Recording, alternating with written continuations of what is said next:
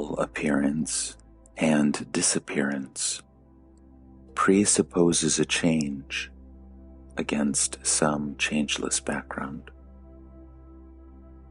Some seed consciousness must be existing even during sleep or swoon. On waking up, the experience runs, I am the body in the world. It may appear to arise in succession, but in fact, it is all simultaneous. A single idea of having a body in a world. Can there be the sense of I am without being somebody or other? Don't you see that all your problems are your body's problems? Food, clothing, shelter, family, friends, name, fame, security, survival. All these lose their meaning the moment you realize that you may not be a mere body. In a way, you are all the bodies, hearts and minds, and much more. Go deep into the sense of I am, and you will find it. How do you find a thing you have mislaid or forgotten? You keep it in your mind until you recall it. The sense of being, of I am, is the first to emerge. Ask yourself whence it comes, or just watch it quietly. When the mind stays in the I am without moving, you enter a state which cannot be verbalized, but which can be experienced. All you need to do is to try, and try again. After all, the sense I am is always with you. Only you have attached all kinds of things to it.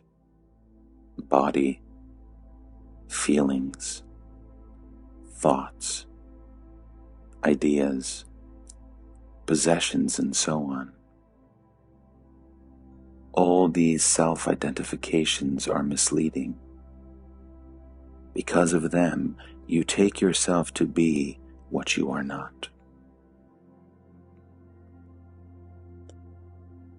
What you are cannot be described, except as total negation. All you can say is, I am not this, I am not that. You are nothing perceivable or imaginable. Yet, without you, there can be neither perception nor imagination. You observe the heart feeling, the mind thinking, the body acting. The very act of perceiving shows that you are not what you perceive. Can there be perception, experience, without you? It is the experiencer that imparts reality to experience. An experience which you cannot have, of what value is it to you?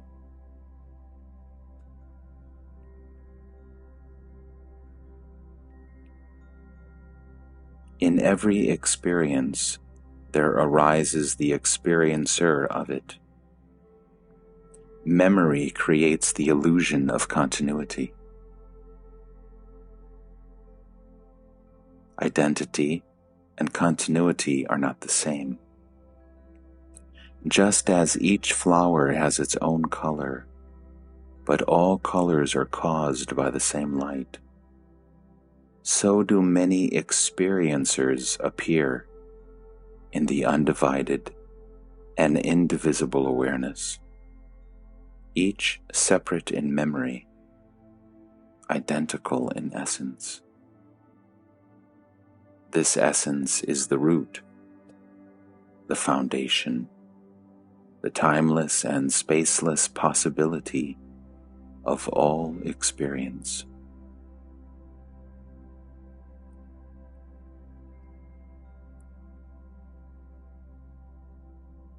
You need not get at it, for you are it. It will get at you if you give it a chance.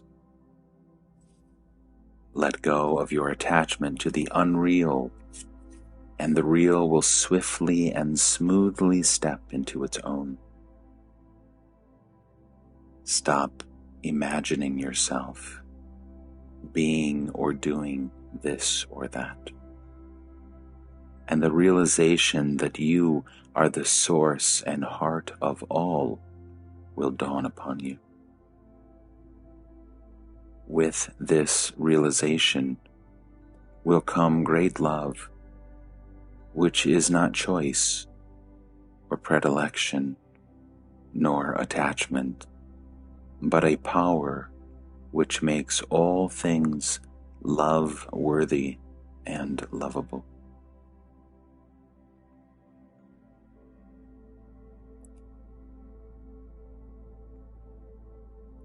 My life is a succession of events, just like yours.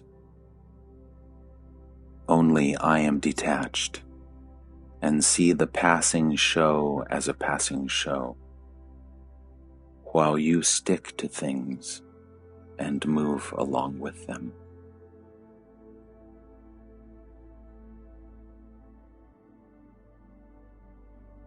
I trusted my guru. He told me, I am nothing but myself, and I believed him.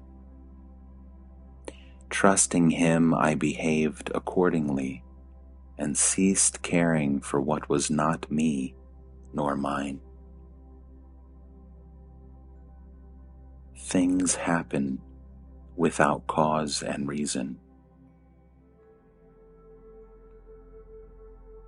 Why attach importance to opinions, even your own?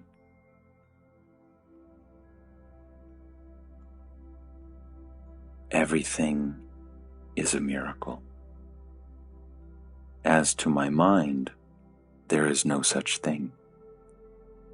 There is consciousness in which everything happens.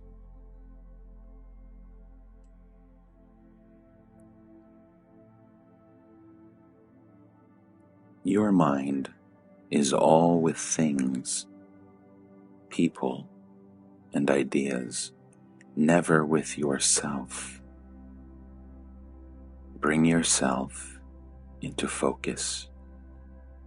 Become aware of your own existence. See how you function.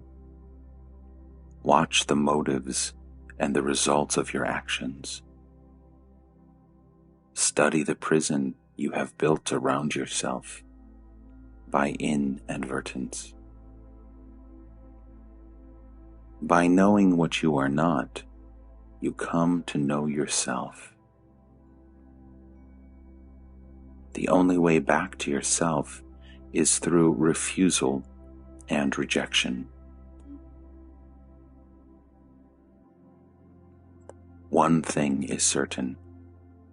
The real is not imaginary. It is not a product of the mind. Even the sense I am is not continuous, though it is a useful pointer. It shows where to seek but not what to seek. Just have a good look at it. Once you are convinced that you cannot say truthfully about yourself anything except I am, and that nothing that can be pointed at can be yourself, the need for the I am is over. You are no longer intent on verbalizing what you are. All you need is to get rid of the tendency to define yourself. All definitions apply to your body only, and to its expressions. Once this obsession with the body goes, you will revert to your natural state, spontaneously and effortlessly.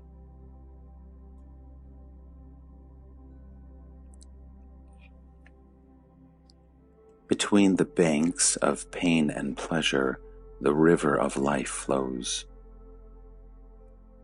It is only when the mind refuses to flow with life and gets stuck at the banks that it becomes a problem. By flowing with life, I mean acceptance, letting come what comes and go what goes. Desire not, fear not, observe the actual as and when it happens. For you are not what happens, you are to whom it happens. Ultimately, even the observer you are not. You are the ultimate potentiality, of which the all-embracing consciousness is the manifestation and expression.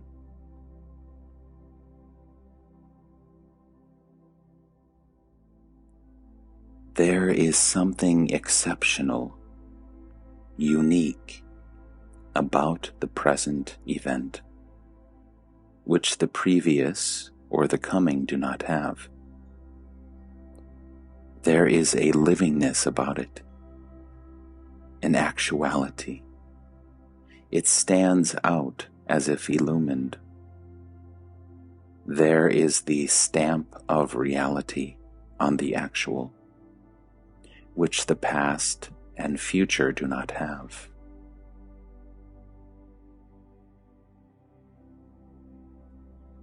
I am real, for I am always now in the present, and what is with me now shares in my reality.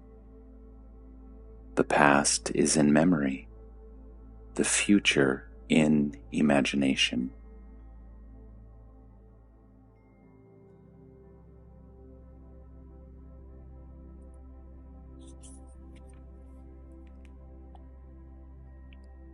It is my own reality that I impart to the present event.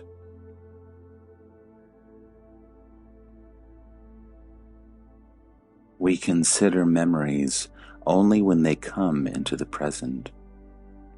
The forgotten is not counted until one is reminded, which implies bringing the past into the now.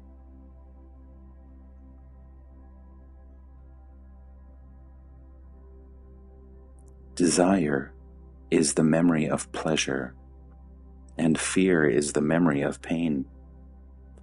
Both make the mind restless. Moments of pleasure are merely gaps in the stream of pain. How can the mind be happy?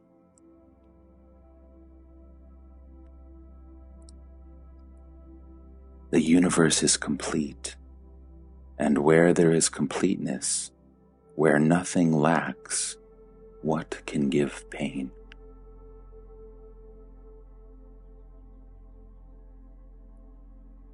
The mind, by its very nature, divides and opposes.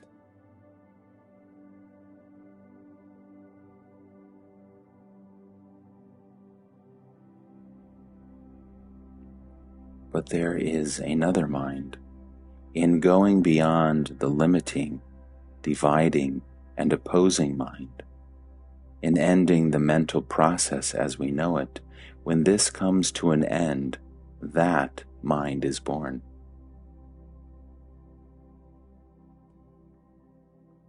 Joy and sorrow exists no longer, not as we know them, as desirable or repugnant. It becomes rather a question of love, seeking expression, and meeting with obstacles.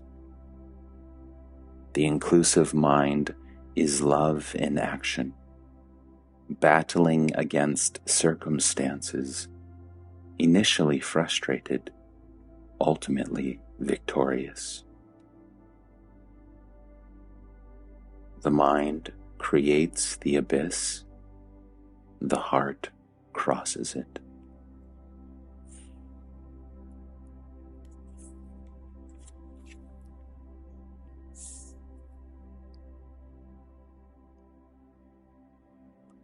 Like everything mental, the so-called law of causation contradicts itself. No thing in existence has a particular cause. The entire universe contributes to the existence of even the smallest thing. Nothing could be as it is without the universe being what it is. When the source and ground of everything is the only cause of everything, to speak of causality as a universal law is wrong. The universe is not bound by its content, because its potentialities are infinite. Besides, it is a manifestation or expression of a principle fundamentally and totally free.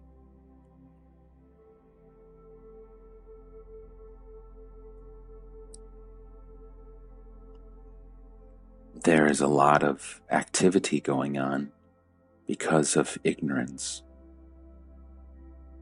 Would people know that nothing can happen unless the entire universe makes it happen?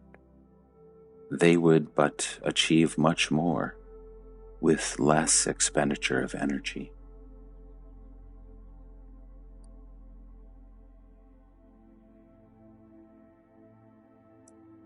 When the past and future are seen in the timeless now as parts of a common pattern, the idea of cause and effect loses its validity, and creative freedom takes its place.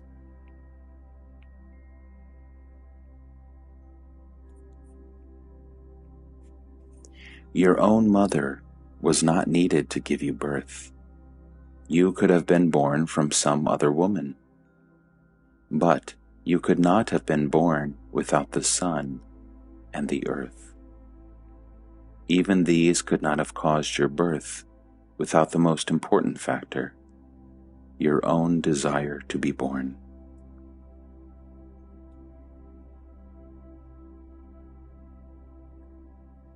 The real world is beyond the mind's ken.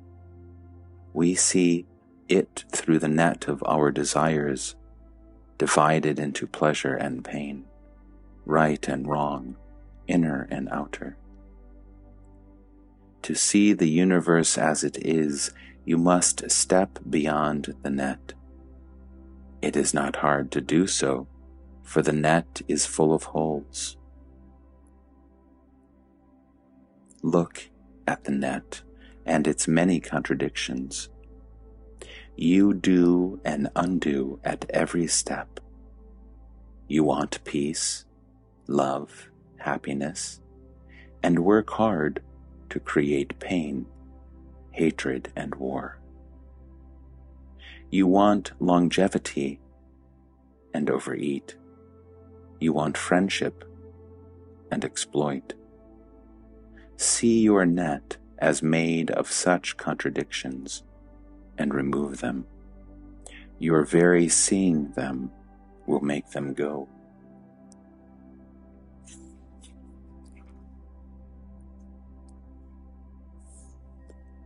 For everything, there are innumerable causal factors, but the source of all that is the infinite possibility, the supreme reality, which is in you and which throws its power and light and love on every experience. But this source is not a cause, and no cause is a source. Because of that, I say everything is uncaused. You may try to trace how a thing happens, but you cannot find out why a thing is as it is. A thing is as it is because the universe is as it is.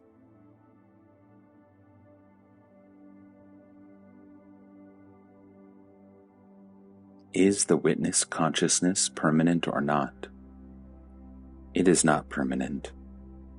The knower rises and sets with the known.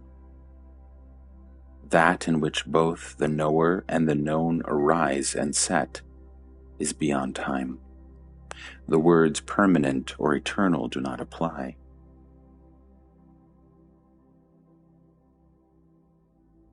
The absence of experience, too, is experience. It is like entering a dark room and saying, "I see nothing."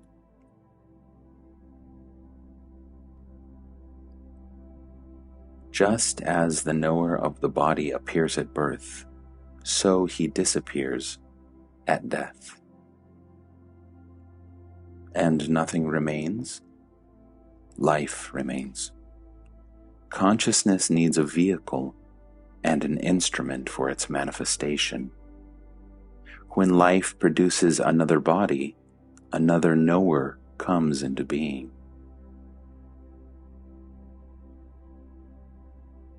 Is there a causal link between the successive body knowers or body minds? Yes. There is something that may be called the memory body or causal body, a record of all that was thought, wanted, and done.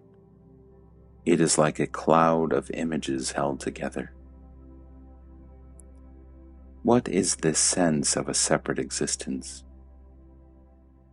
It is a reflection in a separate body of the one reality. In this reflection, the unlimited and the limited are confused and taken to be the same. To undo this confusion is the purpose of yoga. Does not death undo this confusion? In death, only the body dies. Life does not. Consciousness does not. Reality does not die.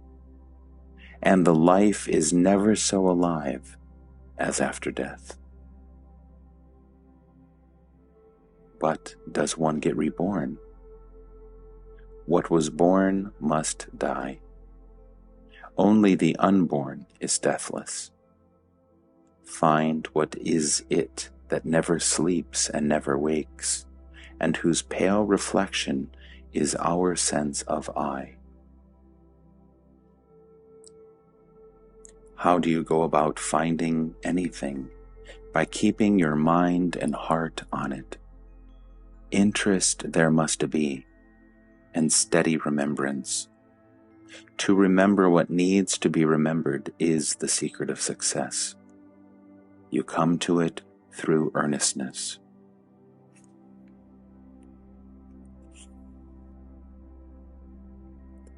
Be free from contradictions. The goal and the way must not be on different levels.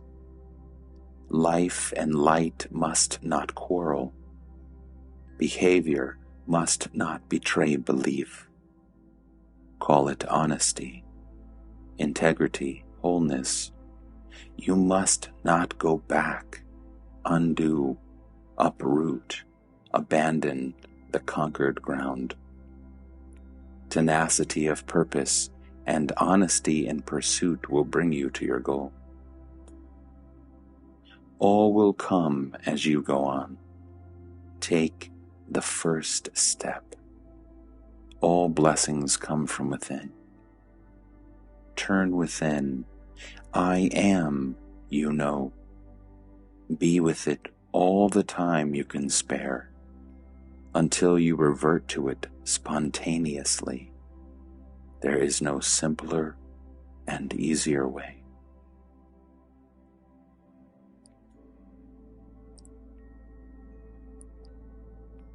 What is the purpose of meditation? We know the outer world of sensations and actions, but of our inner world of thoughts and feelings we know very little. The primary purpose of meditation is to become conscious of and familiar with our inner life. The ultimate purpose is to reach the source of life and consciousness. Incidentally, practice of meditation deeply affects our character. We are slaves to what we do not know. Of what we know, we are masters. Whatever vice or weakness in ourselves we discover and understand its causes and its workings, we overcome it by the very knowing. The unconscious dissolves when brought into the conscious.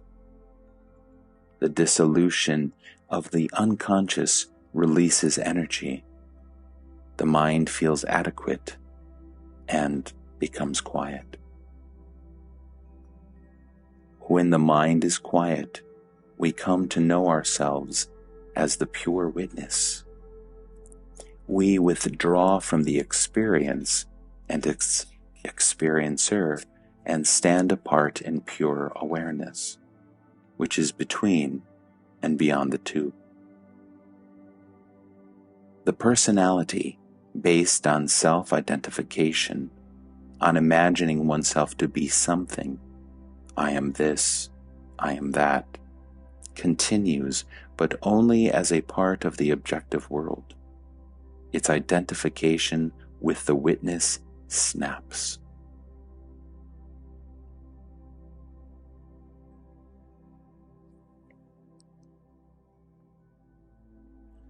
The sattva is pure and strong always. It is like the sun. It may seem obscured by clouds and dust, but only from the point of view of the perceiver. Deal with the causes of obscuration, not with the sun.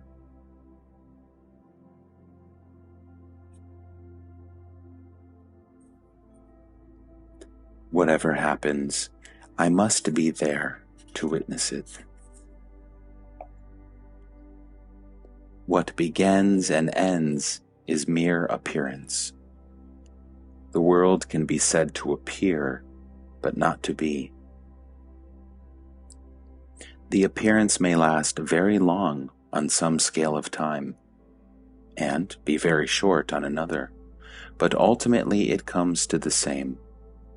Whatever is time-bound is momentary and has no reality. I see the world as it is, a momentary appearance in consciousness.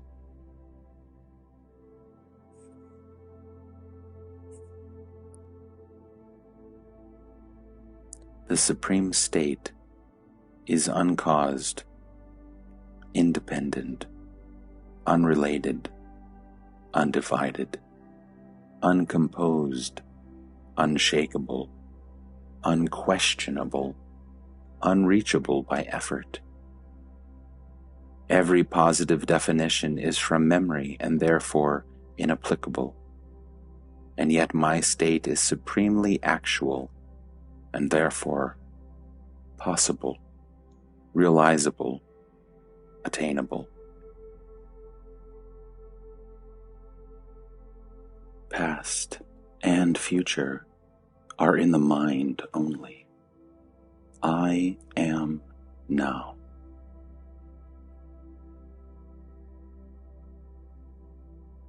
My world is real, true, as as it is perceived, while yours appears and disappears according to the state of your mind. Your world is something alien, and you are afraid of it. My world is myself. I am at home.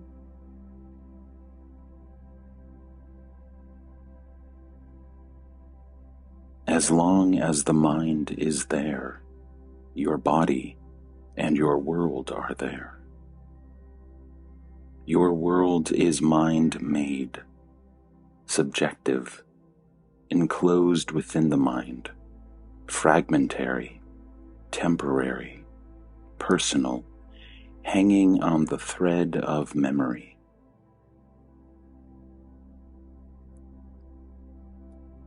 I live in a world of realities, while yours is of imaginings. Your world is personal, private, unshareable, intimately your own. In your world, you are truly alone, enclosed in your ever-changing dream, which you take for life. My world is an open world, common to all, accessible to all. In my world, there is community, insight, love, real quality. All are one, and the one is all.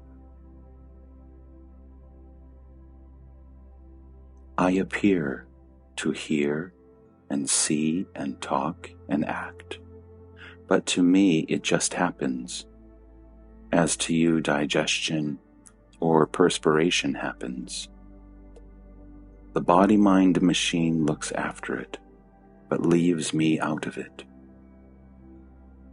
I need not worry about words and actions.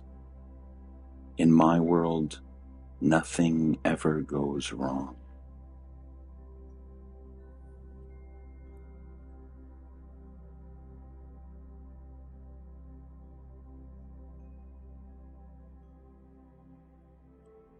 It is the nature of the mind to roam about. All you can do is to shift the focus of consciousness beyond the mind. Refuse all thoughts except one, the thought, I am. The mind will rebel in the beginning, but with patience and perseverance, it will yield and keep quiet.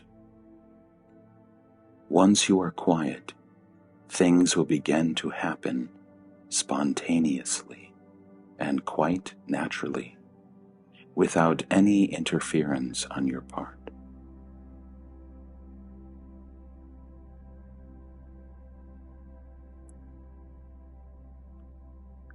Live your life as it comes, but alertly, watchfully, allowing everything to happen as it happens, doing the natural things the natural way, suffering, rejoicing, as life brings. This also is a way.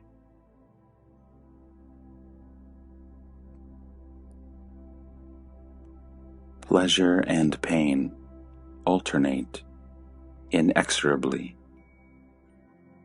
Happiness comes from the self and can be found in the self only. Find your real self, and all else will come with it.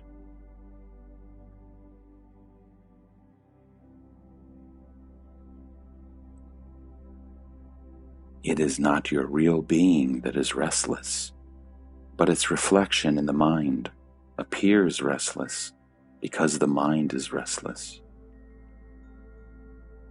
The true self stands beyond the mind, aware but unconcerned.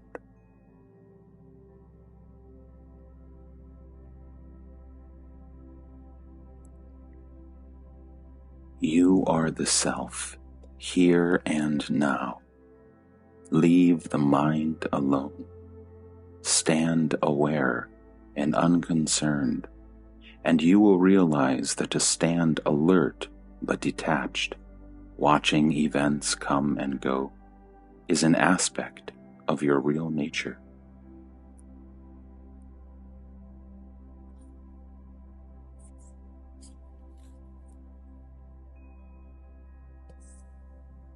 The aspects of your real nature are infinite in number. Realize one, and you will realize all.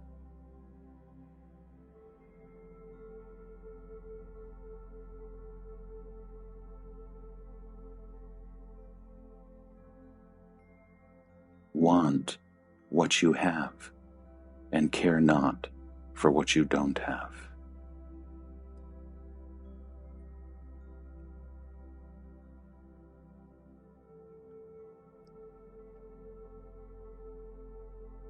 The very search for pleasure is the cause of pain.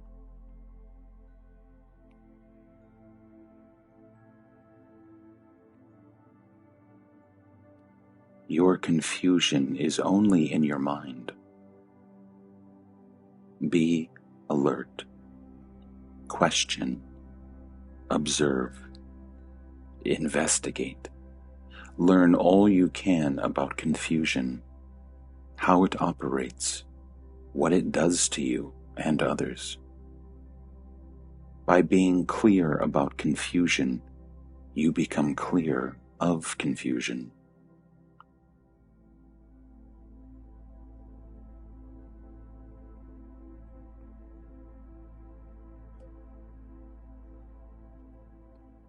Nothing is permanent. All wears out, breaks down, dissolves.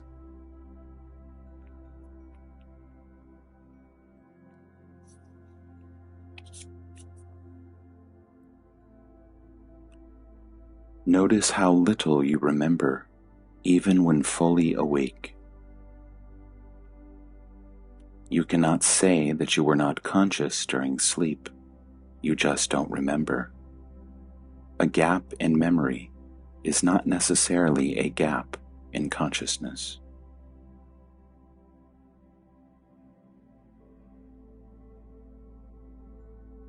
You will be aware that you are asleep.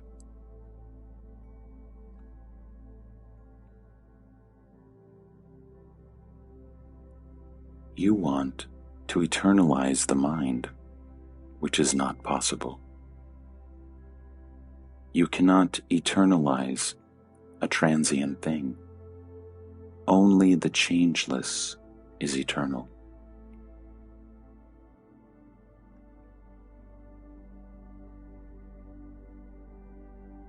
If you want peace, you must ask with an undivided heart and live an integrated life.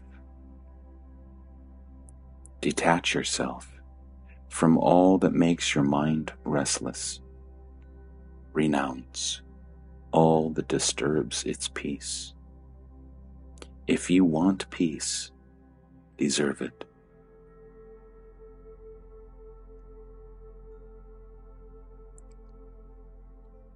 Seek a clear mind and a clean heart. All you need is to keep quietly alert, inquiring into the real nature of yourself. This is the only way to peace. Stay open and quiet. That is all.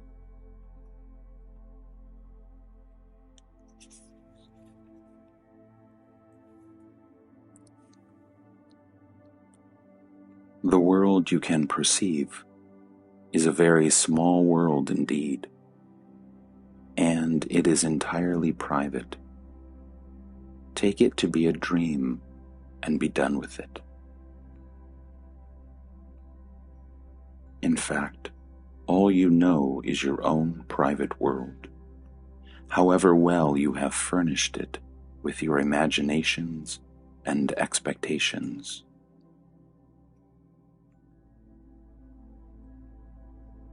perception, imagination, expectation, anticipation, illusion, all are based on memory. There are hardly any borderlines between them. They just merge into each other. All are responses of memory.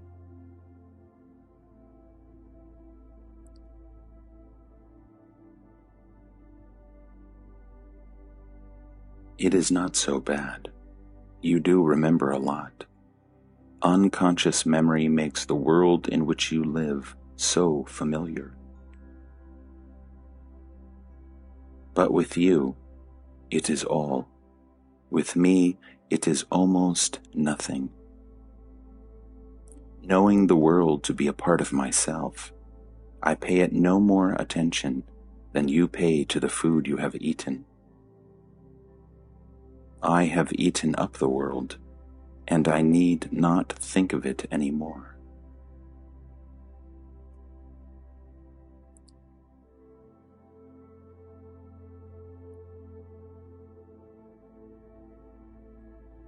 How can I hurt something which is one with me?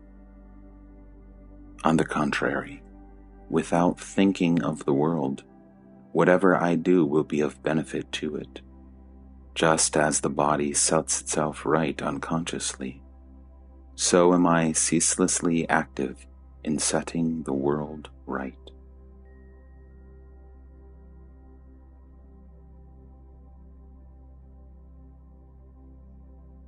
I am aware of the immense suffering of the world, much more than you are.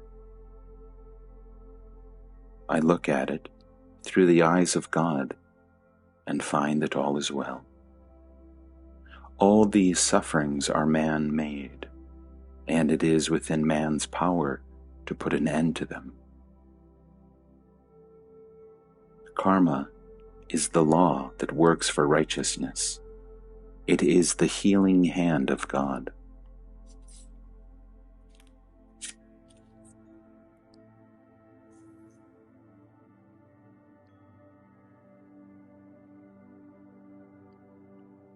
When you desire the common good, the whole world desires with you. Make humanity's desire your own and work for it. There you cannot fail.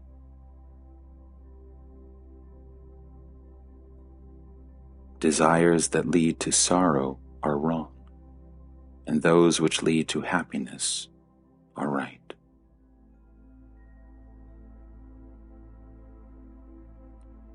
Use your mind. Remember. Observe. You are not different from others. Most of their experiences are valid for you too. Think clearly and deeply. Go into the entire structure of your desires and their ramifications. To go beyond yourself, you must know yourself.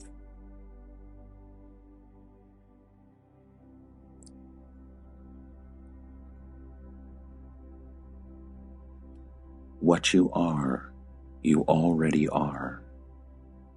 By knowing what you are not, you are free of it and remain in your own natural state.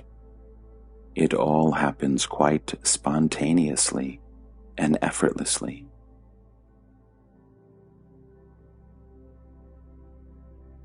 You discover that there is nothing to discover.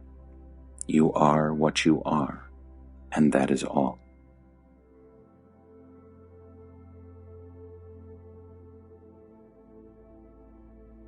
You are the pure awareness that illumines consciousness and its infinite content. Realize this and live accordingly. Focus your mind on I am, which is pure and simple being.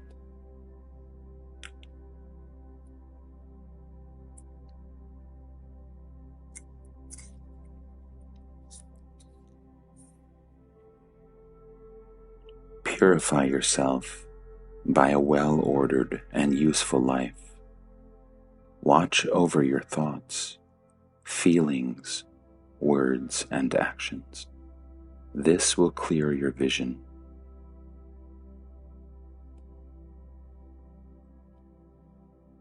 Every grain of sand is God. To know it is important, but that is only the beginning.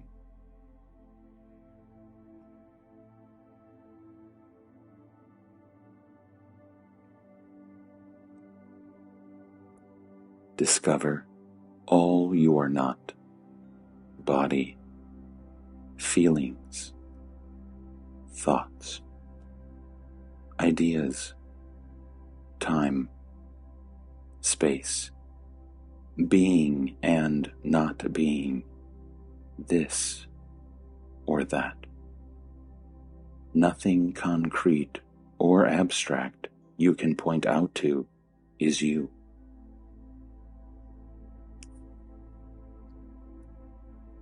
Go within and discover what you are not.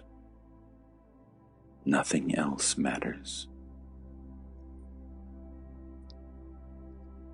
The world is but a reflection of my imagination. The world is in me. The world is myself.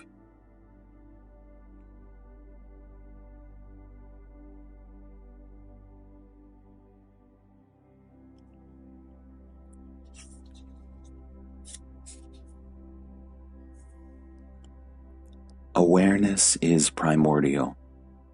It is the original state, beginningless, endless, uncaused, unsupported, without parts, without change. Consciousness is on contact, a reflection against a surface, a state of duality. There can be no consciousness without awareness, but there can be awareness without consciousness, as in deep sleep. Awareness is absolute. Consciousness is relative to its content. Consciousness is always of something. Consciousness is partial and changeful. Awareness is total, changeless, calm, and silent. It is the common matrix of every experience.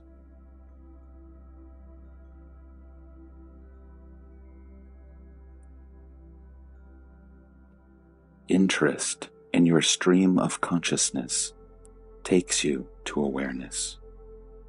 It is not a new state. It is at once recognized as the original, basic existence, which is life itself, and also love and joy.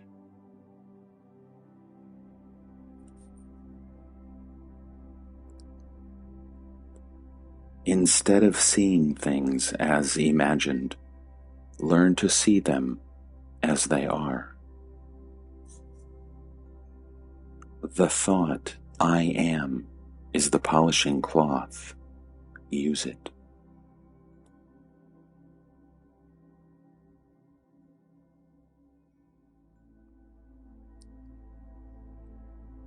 I met my guru when I was 34 and realized by 37.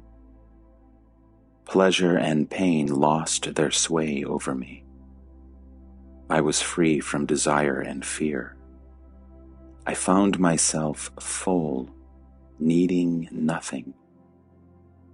I saw that in the ocean of pure awareness, on the surface of the universal consciousness, the numberless waves of the phenomenal worlds arise and subside, beginninglessly and endlessly.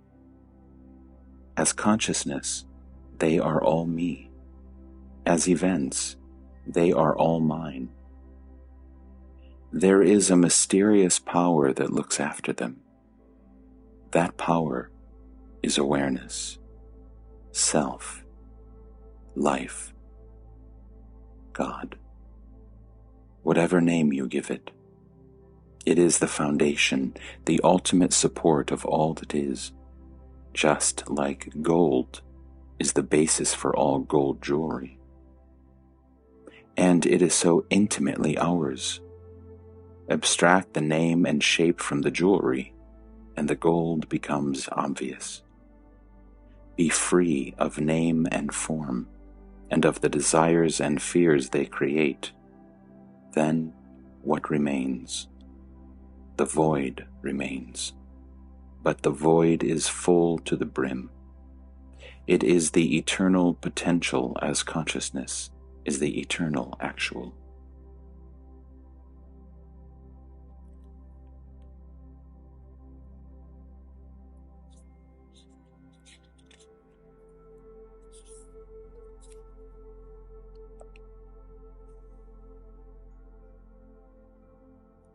When life and death are seen as essential to each other, as two aspects of one being, that is immortality.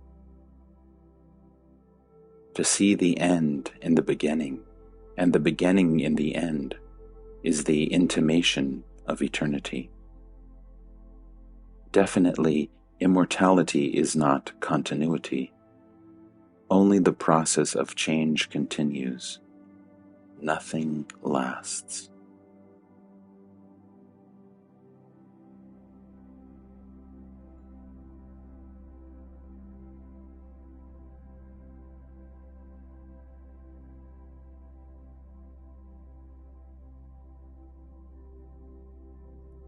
The mind looks after the body.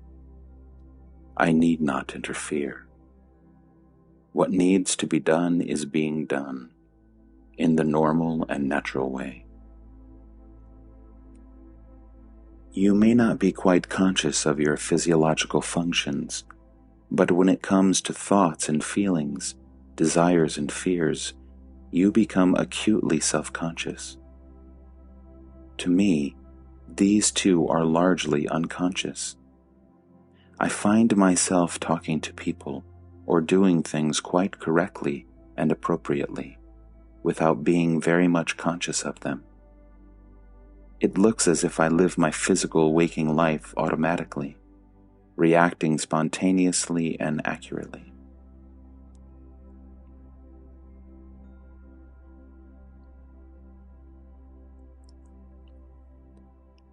Devotion to your goal makes you live a clean and orderly life, given to search for truth and to helping people. And realization makes noble virtue easy and spontaneous, by removing for good the obstacles in the shape of desires and fears and wrong ideas.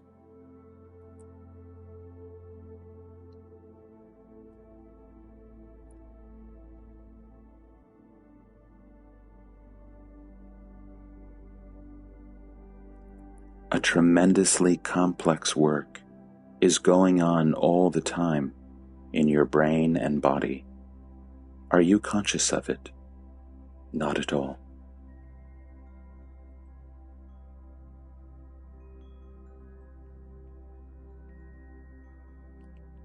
What is normal? Is your life obsessed by desires and fears, full of strife and struggle, meaningless and joyless, normal?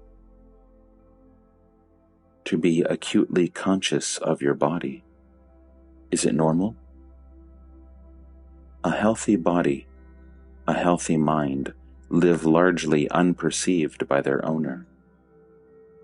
Only occasionally, through pain or suffering, they call for attention and insight.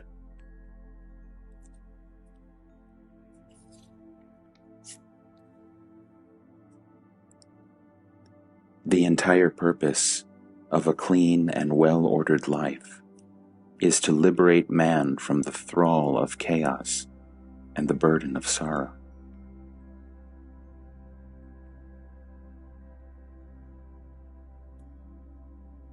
Once you realize that the person is merely a shadow of the reality, but not reality itself, you cease to fret and worry. You agree to be guided from within, and life becomes a journey into the unknown.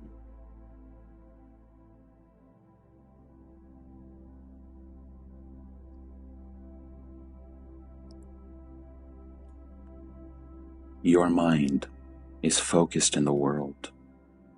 Mine is focused in reality.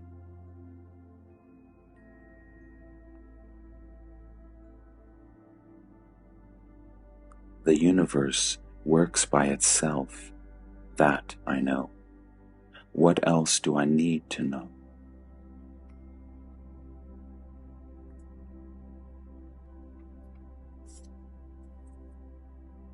The Supreme gives existence to the mind. The mind gives existence to the body.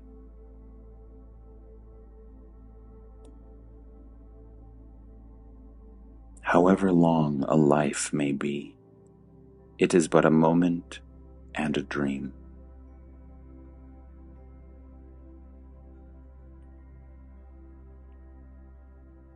I am timeless and spaceless.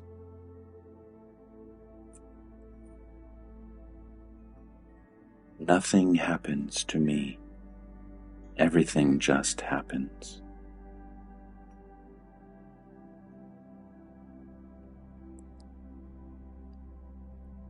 What is beyond both, supporting both, is the supreme state, a state of utter stillness and silence. Whoever goes there disappears. It is unreachable by words or mind. You may call it God, or Parabrahman, or Supreme Reality, but these are names given by the mind. It is the nameless, contentless, effortless and spontaneous state beyond being and not being. The only way of knowing it is to be it.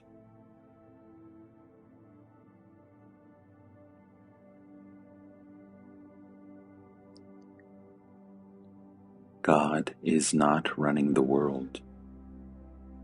All happens by itself. All is a play in consciousness.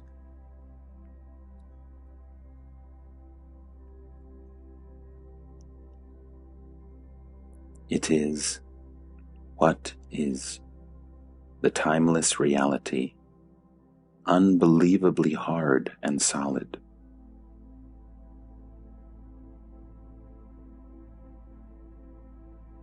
When you believe yourself to be a person, you see persons everywhere. In reality, there are no persons, only threads of memories and habits. At the moment of realization, the person ceases. Identity remains, but identity is not a person. It is inherent in the reality itself. The person has no being in itself. It is a reflection in the mind of the witness, the I am, which again is a mode of being.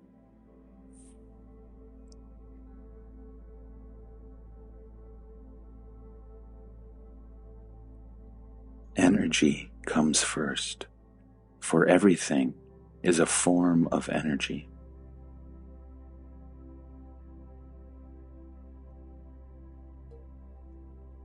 Consciousness itself is the source of everything.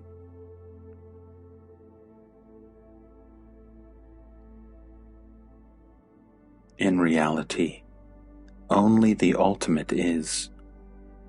The rest is a matter of name and form.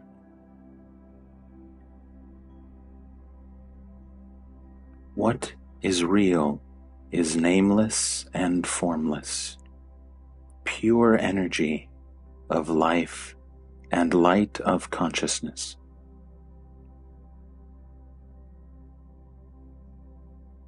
The world and the mind are states of being. The Supreme is not a state. It pervades all states, but it is not a state of something else. It is entirely uncaused, independent, complete in itself, beyond time and space, mind and matter. It leaves no traces. There is nothing to recognize it by. It must be seen directly by giving up all search for signs and approaches. Plurality and diversity are the play of the mind only. Reality is one. It is deep and dark, mystery beyond mystery.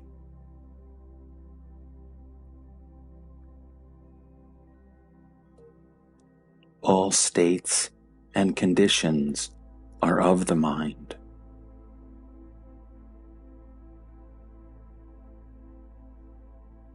Not making use of one's consciousness is samadhi. You just leave your mind alone. You want nothing, neither from your body nor from your mind.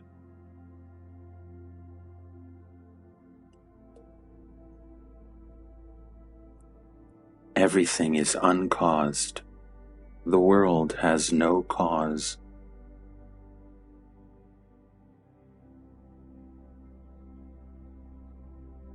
I see only consciousness, and know everything to be but consciousness, as you know the picture on the cinema screen to be but light. The light does not move at all.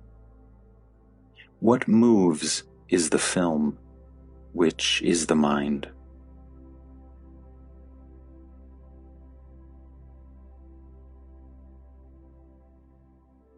Everything is interlinked, and therefore everything has numberless causes. The entire universe contributes to the least thing. A thing is as it is because the world is as it is. You see, you deal in gold ornaments, and I in gold. All is only gold.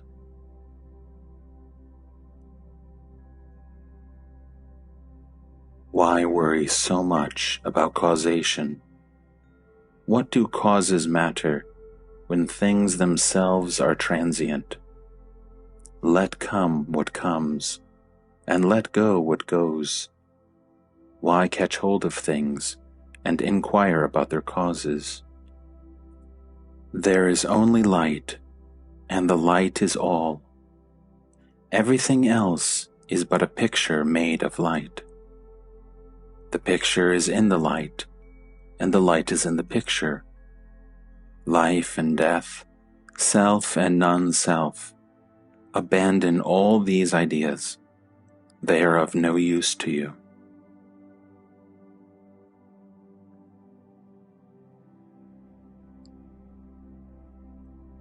When the mind is still, absolutely silent, the waking state is no more.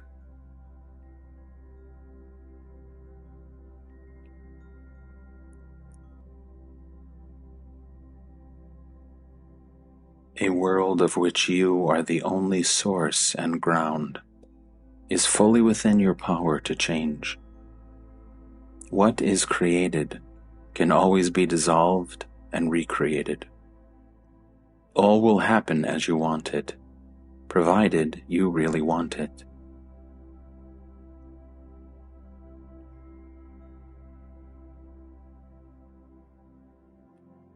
All is due to your having forgotten your own being.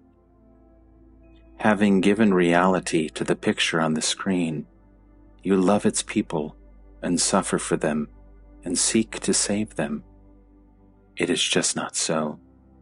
You must begin with yourself. There is no other way.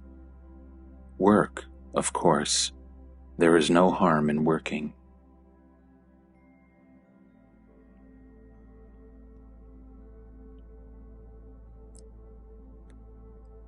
To take appearance for reality is a grievous sin and the cause of all calamities.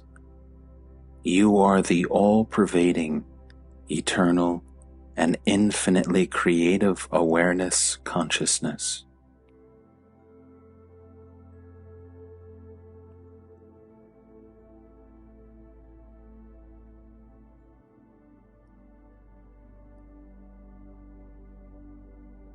You pray to save one while thousands die, and if all stop dying, there will be no space on earth.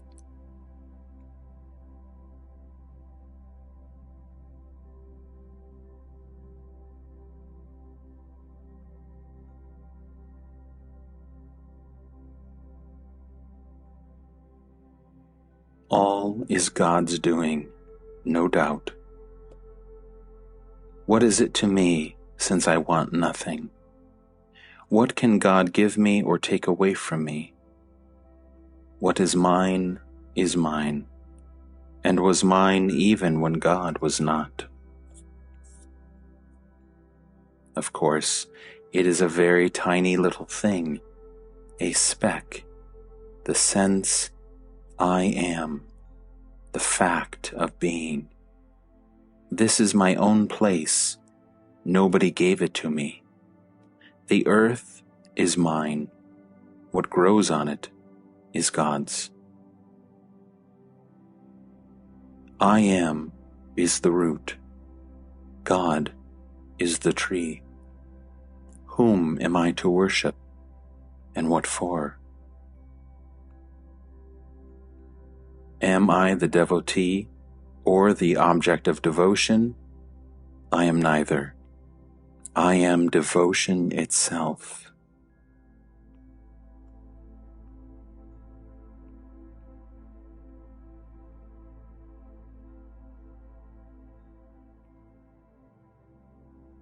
You got into the world by forgetting what you are, and you will get out of it by knowing yourself as you are.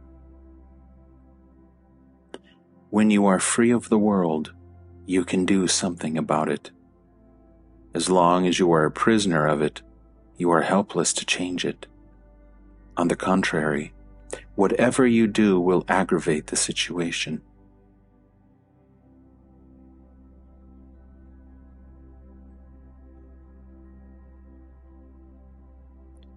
Righteousness will undoubtedly make you and your world a comfortable, even happy place.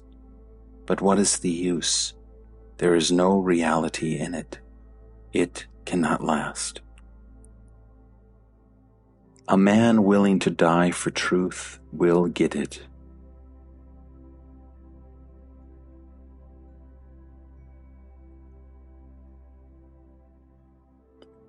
The Jnani is the supreme and also the witness. He is both being and awareness. In relation to consciousness, he is awareness. In relation to the universe, he is pure being.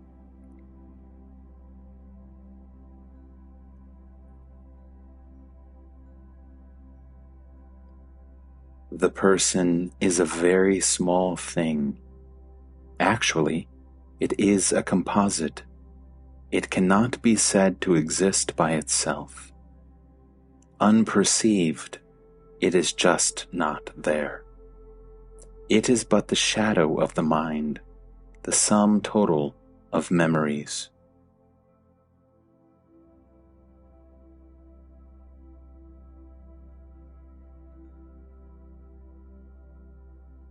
The Supreme is the Sun. It is the life which contains both consciousness and unconsciousness and is beyond both. In reality, there is only consciousness. All life is conscious, all consciousness alive.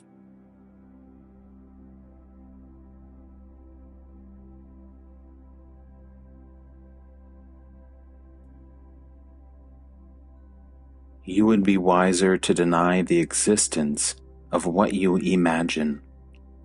It is the imagined that is unreal.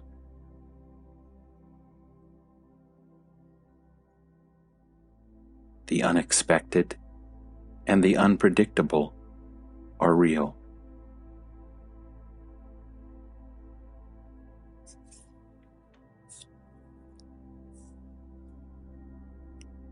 One is always free. You are both conscious and free to be conscious. Nobody can take this away from you. Do you ever know yourself non-existing or unconscious?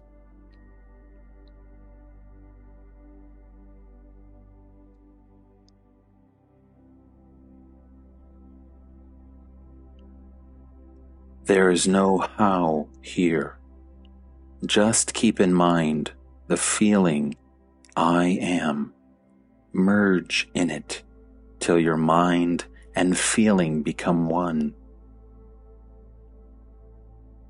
By repeated attempts, you will stumble on the right balance of attention and affection, and your mind will be firmly established in the thought feeling I am.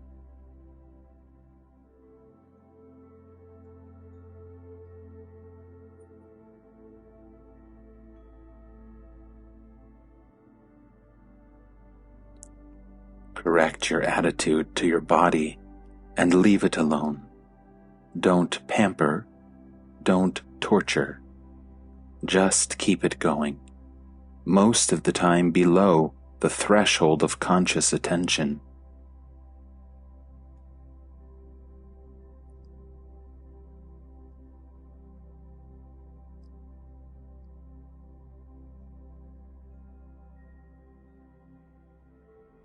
The state of craving for anything blocks all deeper experience. Nothing of value can happen to a mind which knows exactly what it wants, for nothing the mind can visualize and want is of much value. Want the best, the highest happiness, the greatest freedom. Desirelessness is the highest bliss.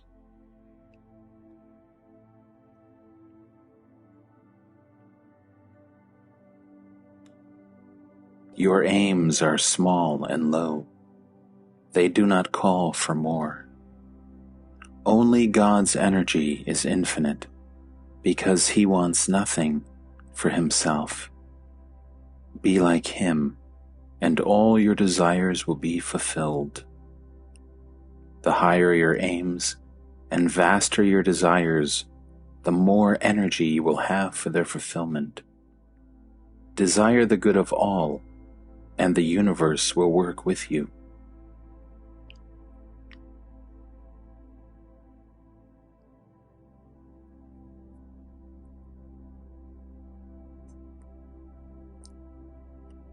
What shall I find beyond the mind? The direct experience of being, knowing, and loving.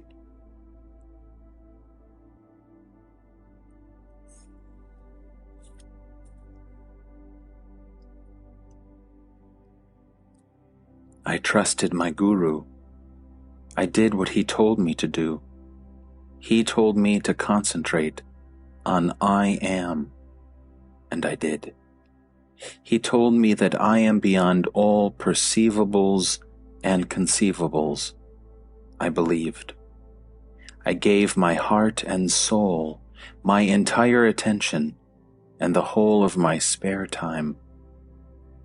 As a result of faith and earnest application, I realized myself within 3 years.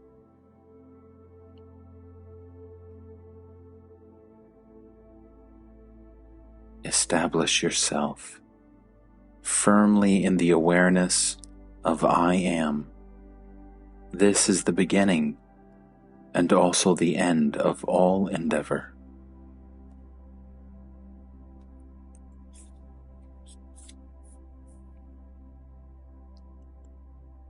Awareness is my nature. Ultimately, I am beyond being and non-being.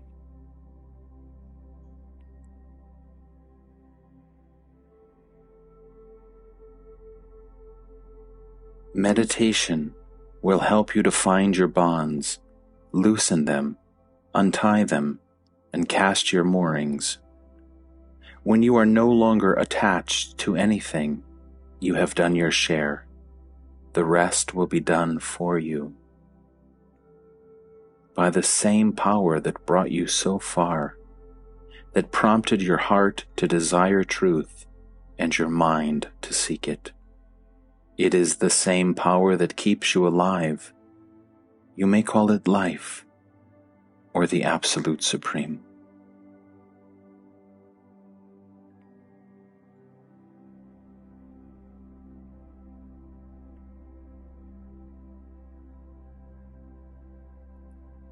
To realize the eternal is to become the eternal, the whole, the universe, with all it contains. Every event is the effect and the expression of the whole, and is in fundamental harmony with the whole. All response from the whole must be right, effortless, and instantaneous.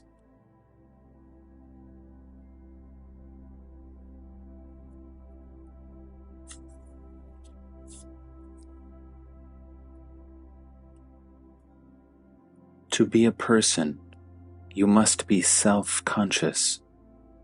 Are you so always? Not when I sleep.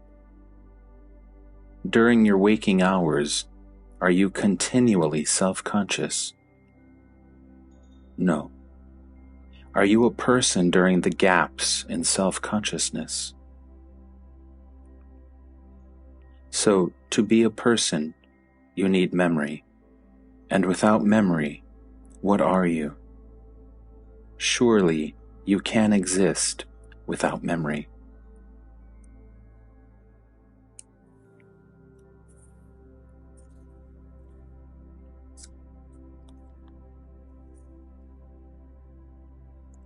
Can you tell me what you are in the intervals in between experiencing yourself as a person? Shall we call it impersonal existence?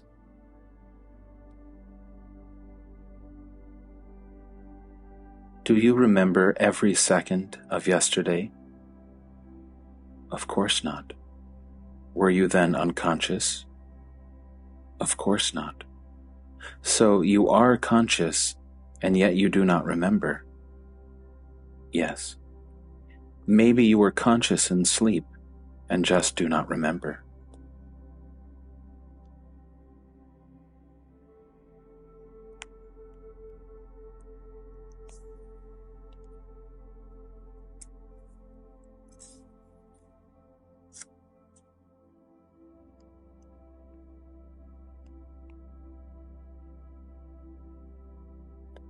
Even a dream has existence when it is cognized and enjoyed or endured. Whatever you think and feel has being, but it may not be what you take it to be. What you think to be a person may be something quite different.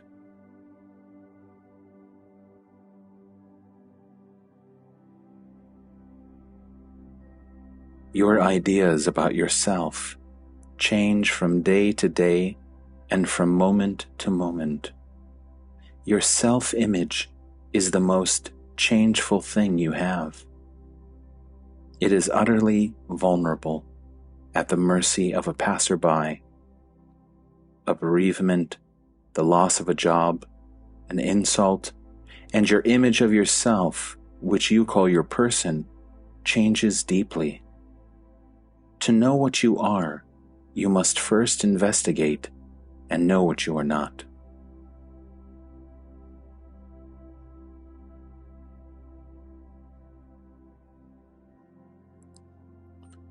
The clearer you understand that on the level of the mind you can be described in negative terms only, the quicker you will come to the end of your search and realize your limitless being.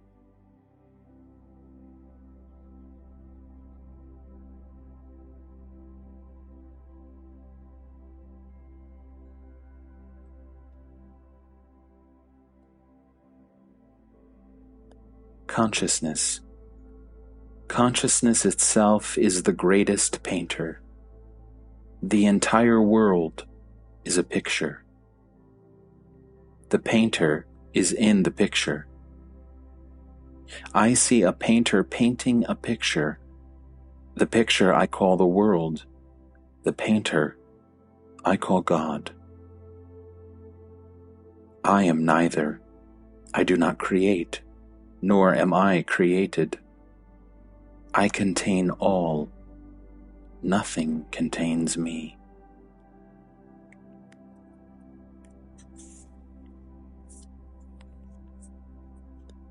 As you learn to watch your mental world, you will find it even more colorful and perfect than what the body can provide.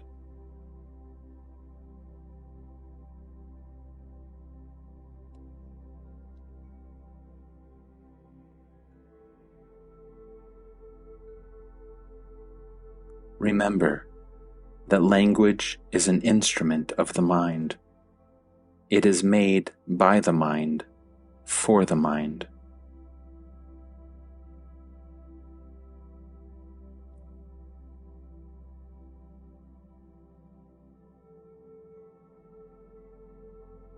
It is like entering a dark room. You see nothing. You may touch, but you do not see. No colors, no outlines. The windows open, and the room is flooded with light. Colors and shapes come into being. The window is the giver of light, but not the source of it. The sun is the source. Similarly, matter is like the dark room. Consciousness, the window, flooding matter with sensations and perceptions. And the Supreme is the sun, the source both of matter and of light. The window may be closed or open. The sun shines all the time. It makes all the difference to the room, but none to the sun. Yet all this is secondary to the tiny little thing which is the I am. Without the I am, there is nothing. All knowledge is about the I am. False ideas about this I am lead to bondage. Right knowledge leads to freedom and happiness.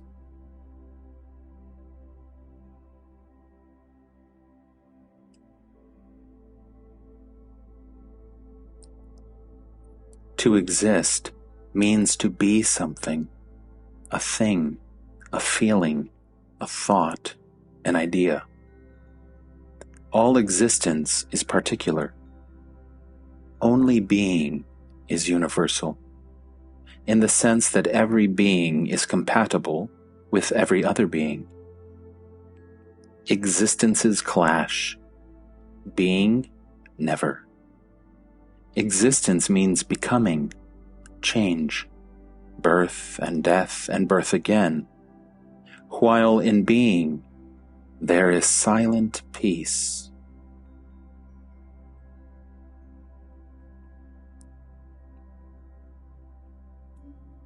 If I create the world, Why have I made it so bad?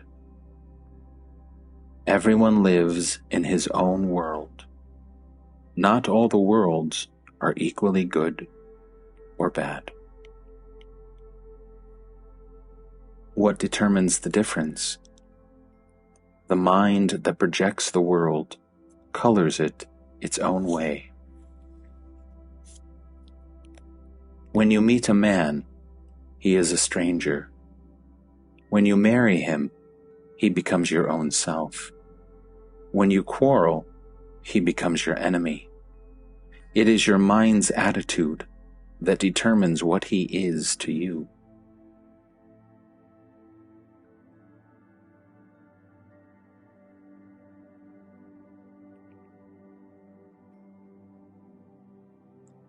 Reality lies in objectivity.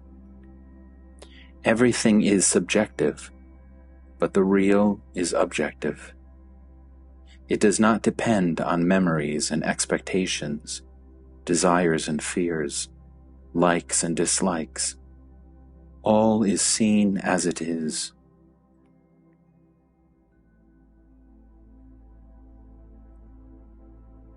The person is never the subject. You can see a person, but you are not the person. You are always the Supreme, which appears at a given point of time and space as the witness, a bridge between the pure awareness of the Supreme and the manifold consciousness of the person.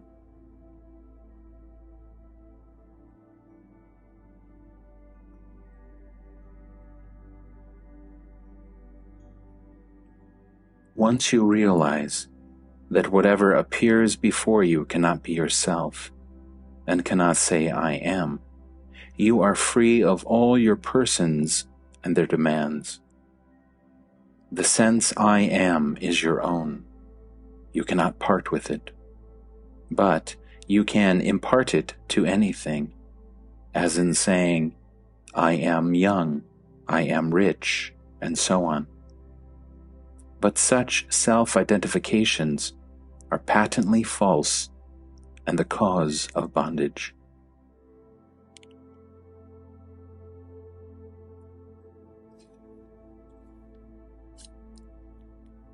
To know the source is to be the source. When you realize that you are not the person, but the pure and calm witness, and that fearless awareness is your very being, you are the being. It is the source, the inexhaustible possibility.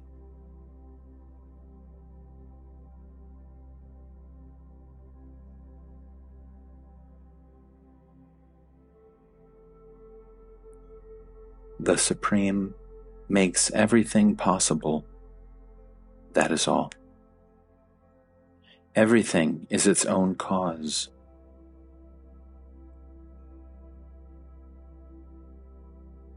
Consciousness contains all. In consciousness, all is possible. The root cause is one, the sense I am.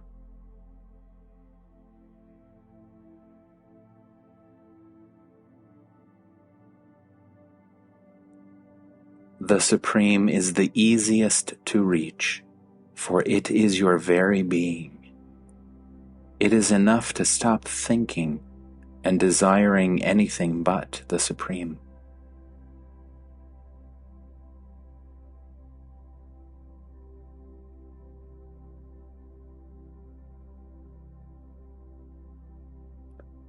The world is full of desires. Everybody wants something or other. Who is the desirer, the person or the self? The self. All desires, holy and unholy, come from the self. They all hang on the sense, I am. All desires aim at happiness.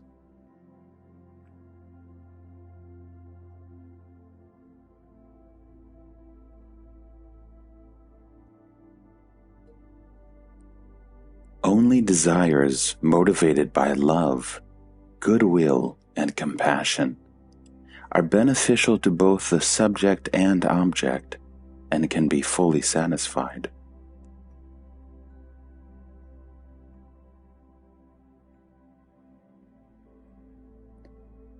Passion is painful, compassion never.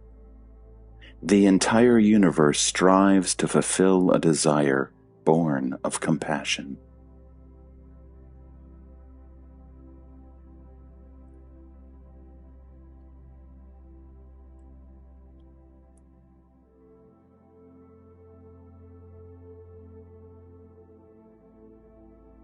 The source of all has all. Whatever flows from it must be there already in seed form. And as a seed is the last of innumerable seeds and contains the experience and the promise of numberless forests, so does the unknown contain all that was or could have been, and all that shall or would be. The entire field of becoming is open and accessible. Past and future coexist in the eternal now.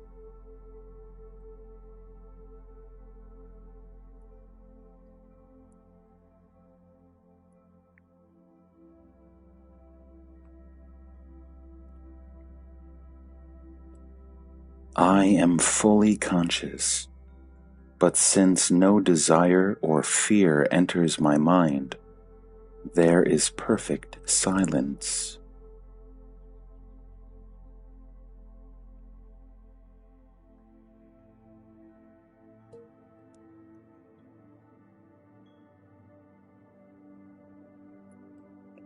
Who knows the silence? Silence knows itself.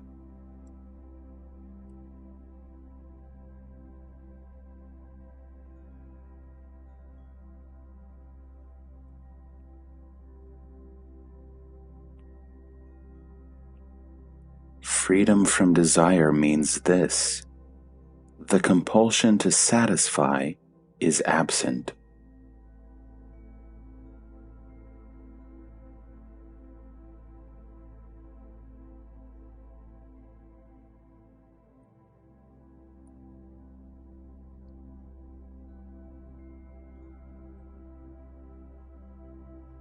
Desires arise because you imagine that you are born and that you will die if you do not take care of your body.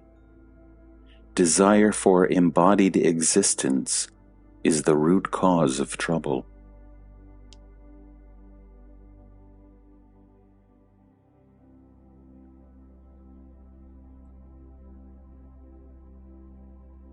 To know itself, the self must be faced with its opposite, the not self.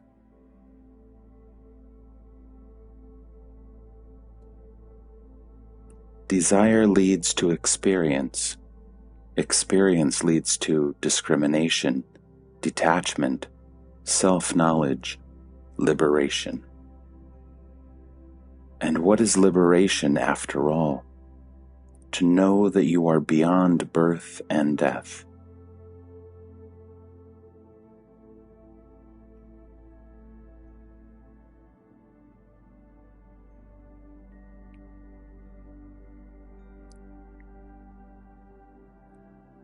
Outside of the self, there is nothing. All is one, and all is contained in I am. In the waking and dream states, it is the person. In deep sleep and turiya, it is the self. All is one in essence and related in appearance.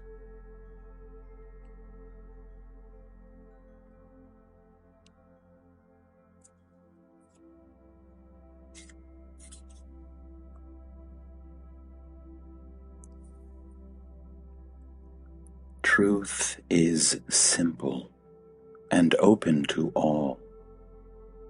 Why do you complicate it? Truth is loving and lovable. It includes all, accepts all, purifies all. It is untruth that is difficult and a source of trouble. It always wants, expects, demands. Being false, it is empty, always in search of confirmation and reassurance. It is afraid of and avoids inquiry.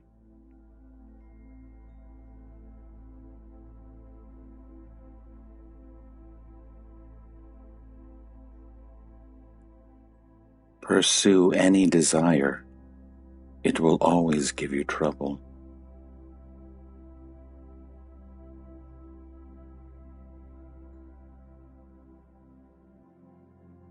Nothing can set you free because you are free. See yourself with desireless clarity. That is all.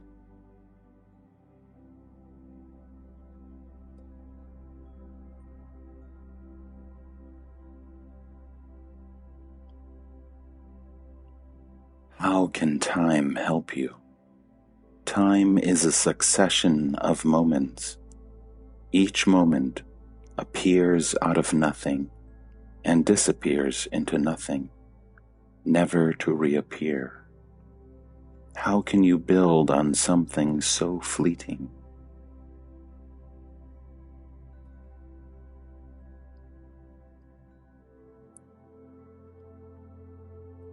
Look to yourself for the permanent.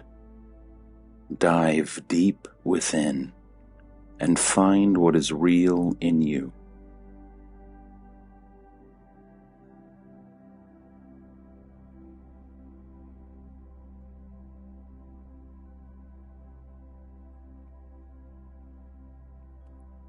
Give up all questions except one. Who am I? After all, the only fact you are sure of is that you are. The I am is certain. The I am this is not. Struggle to find out what you are in reality.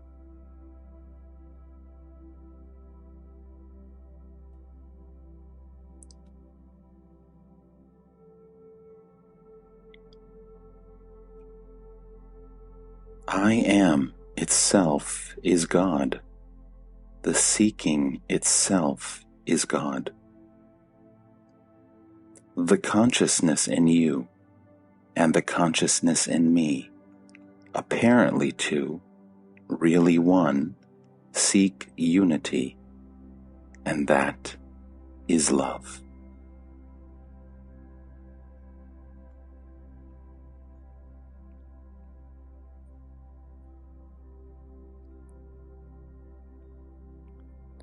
What do you love now?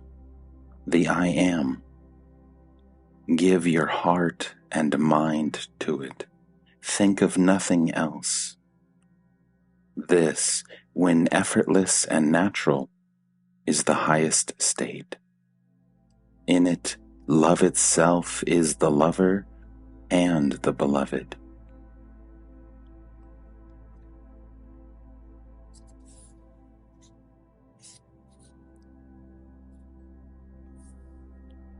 All desire has its source in the self. It is all a matter of choosing the right desire.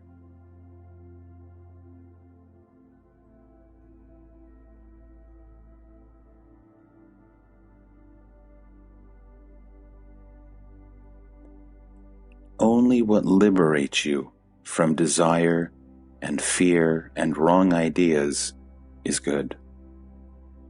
As long as you worry about sin and virtue, you will have no peace.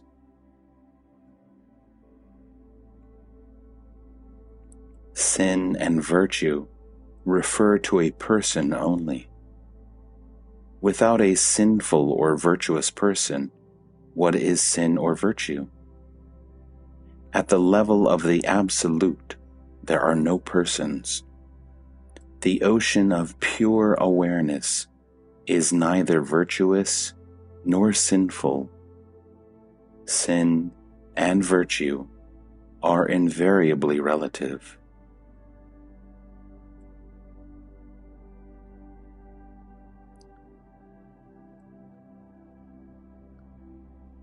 The impersonal is real. The personal appears and disappears. I am is the impersonal being. I am this is the person. The person is relative, and the pure being, the fundamental. Go beyond the personal and see.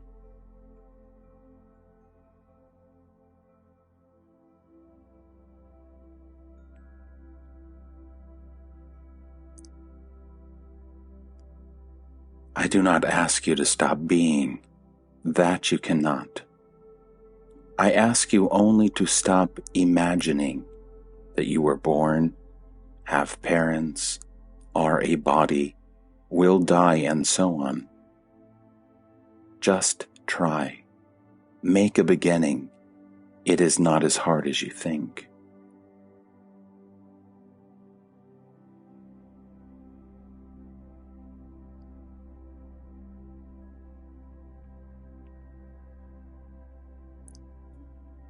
The impersonal cannot be described in terms of good and bad. It is being, wisdom, love, all absolute. Where is the scope for sin there? And virtue is only the opposite of sin.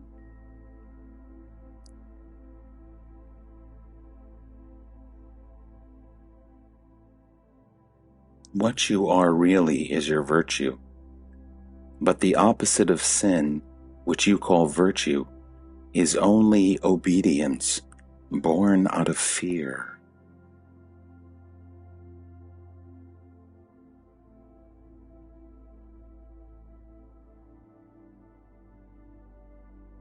Then, why all the effort at being good?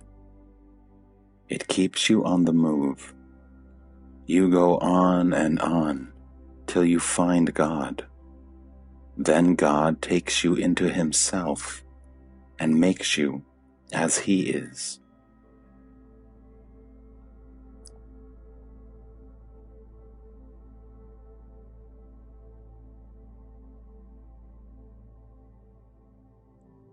Whatever you do against your better knowledge is sin.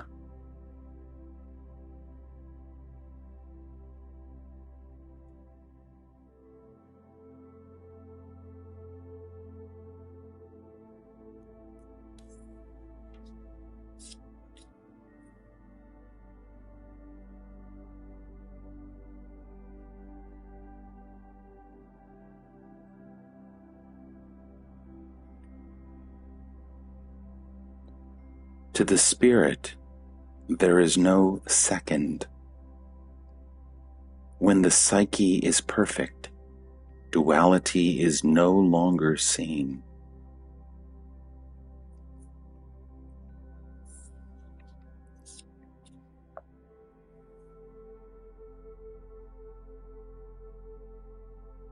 A man who moves with the earth will necessarily experience days and nights. He who stays with the sun will know no darkness. My world is not yours.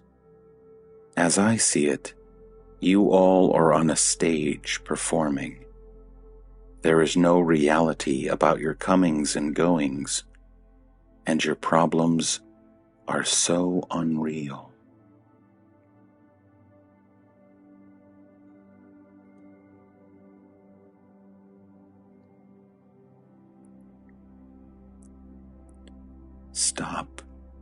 Stop hurting yourself and others. Stop suffering. Wake up.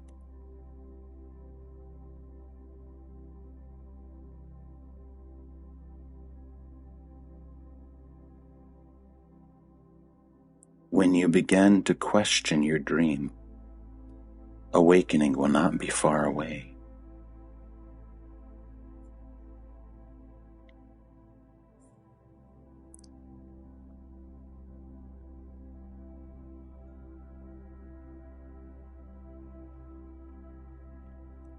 There is nothing to do, just be. Do nothing, be. I do not even say be yourself, since you do not know yourself. Just be. Having seen that you are neither body nor mind, just be.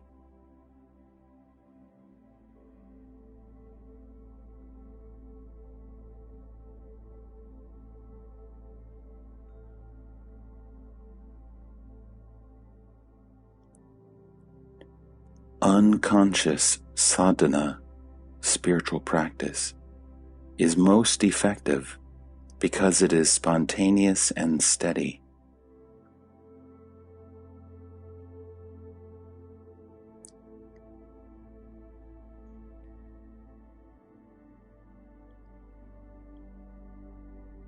What a man appears to do or not to do is often deceptive. His apparent lethargy may be just a gathering of strength. The causes of our behavior are very subtle. One must not be quick to condemn, not even to praise. Remember that yoga is the work of the inner self on the outer self. All that the outer does is merely in response to the inner.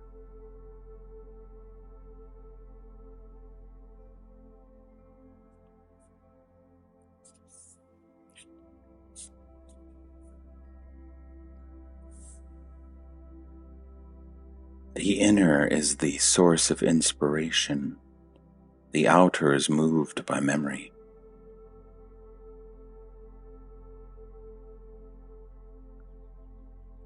The mistake of students consists in their imagining the inner to be something to get hold of, and forgetting that all perceivables are transient and therefore unreal.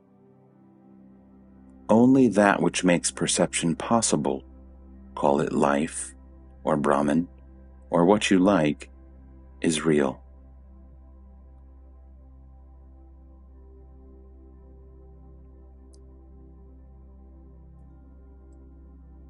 The body seeks to live. It is not life that needs the body. It is the body that needs life.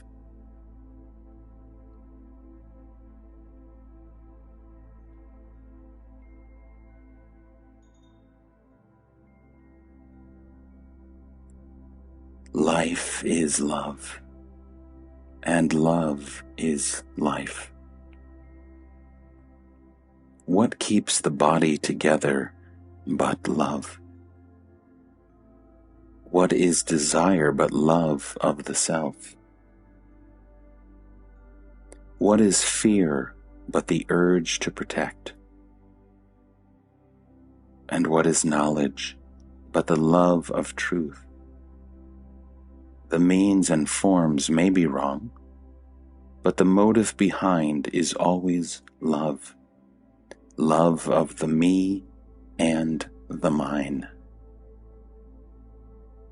The me and the mine may be small, or may explode and embrace the universe, but love remains.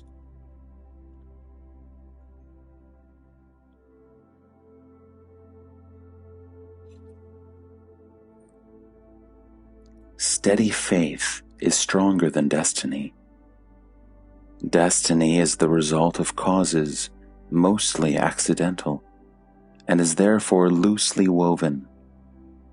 Confidence and good hope will overcome it easily.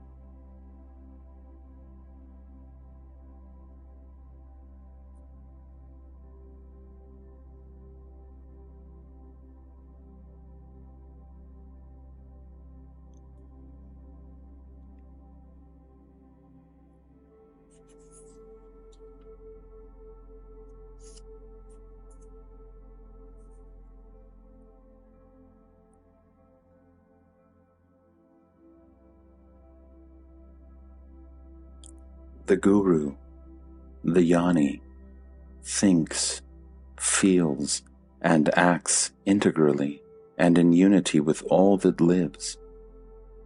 He may not even know the theory and practice of self-realization, and be born and bred free of religious and metaphysical notions, but there will not be the least flaw in his understanding and compassion.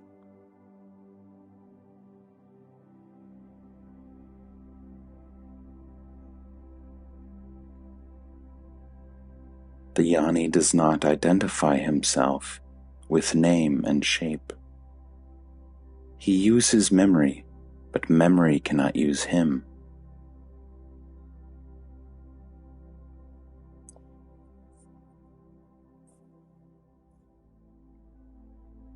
All desire is born from memory and is within the realm of consciousness. What is beyond is clear of all striving. The very desire to go beyond consciousness is still in consciousness.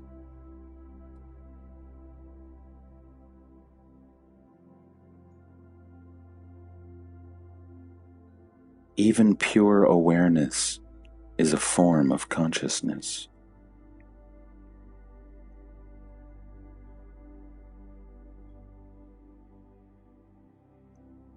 Emptiness refers only to consciousness. Fullness and emptiness are relative terms. The real is really beyond.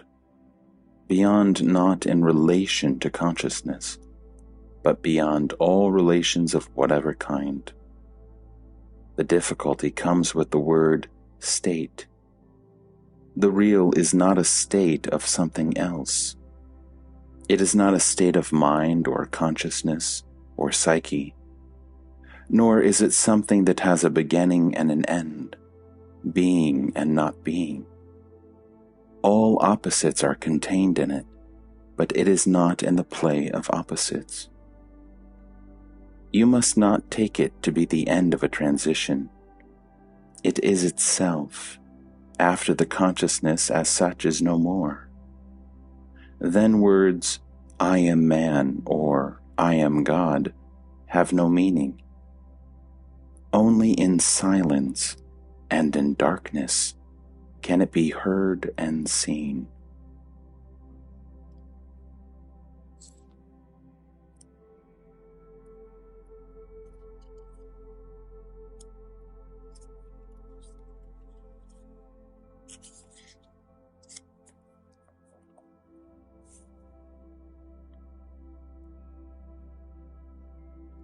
Your world is transient, changeful.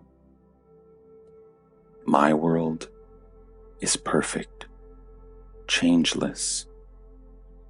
You can tell me what you like about your world. I shall listen carefully, even with interest. Yet, not for a moment shall I forget that your world is not, that you are dreaming.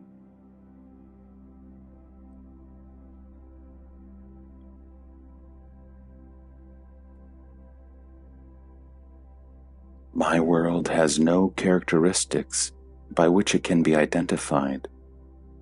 You can say nothing about it. I am my world. My world is myself. It is complete and perfect. Every impression is erased. Every experience rejected. I need nothing. Not even myself, for myself I cannot lose.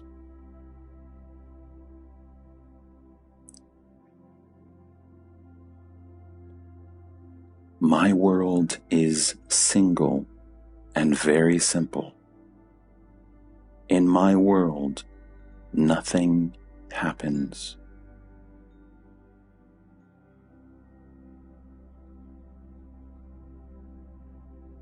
Mine is a non-verbal world. My world is real, while yours is made of dreams.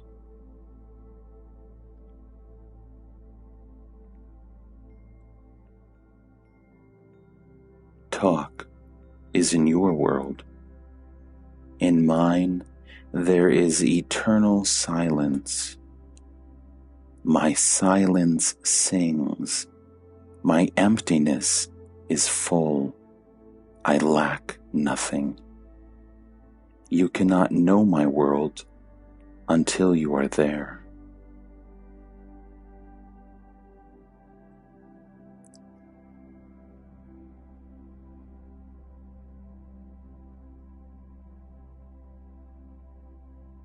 I am alone, for I am all.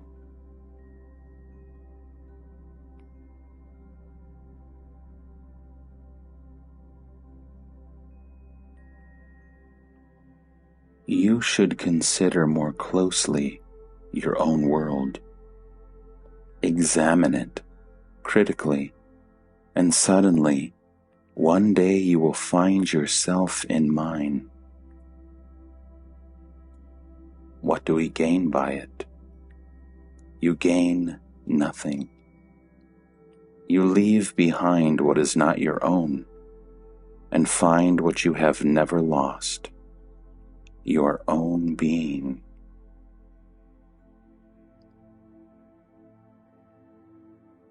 There are no ruler and ruled here. There is no duality whatsoever.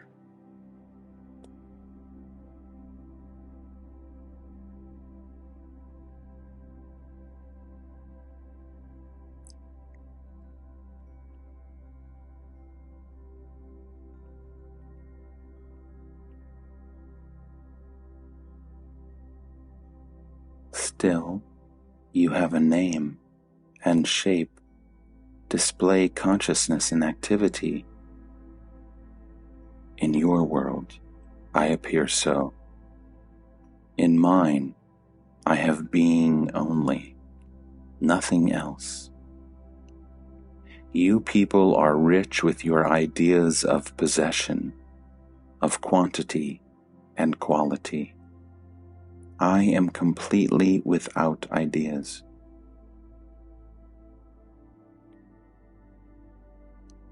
You are free to leave your world for mine.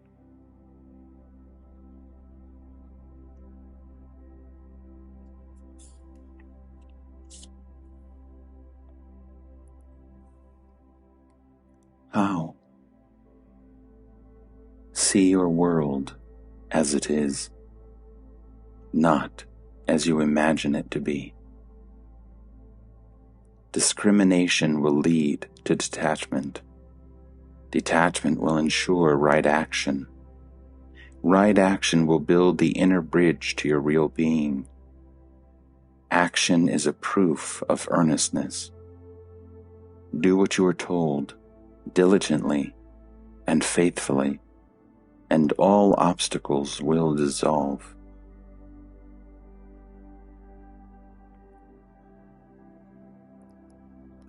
Are you happy? In your world, I would be most miserable. To wake up, to eat, to talk, to sleep again. What a bother. So you do not want to live even. To live, to die. What meaningless words are these? When you see me alive, I am dead. When you think me dead, I am alive.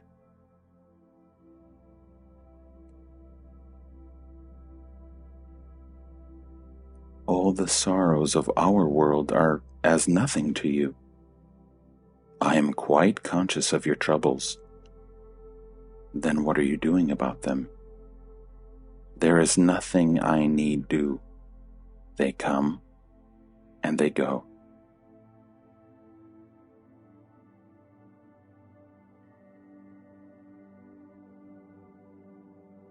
My world is real. Yours is of the mind.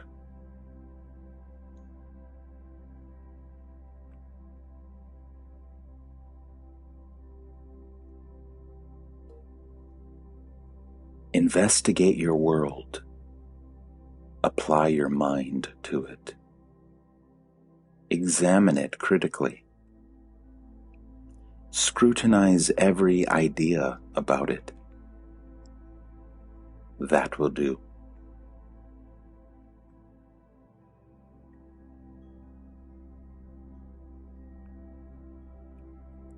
My experience is that everything is bliss, but the desire for bliss creates pain.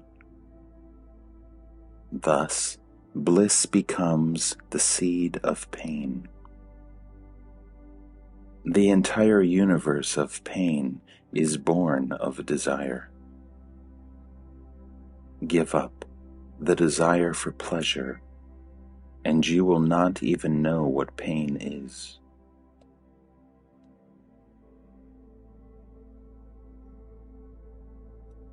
For the sake of pleasure, you are committing many sins, and the fruits of sin are suffering and death.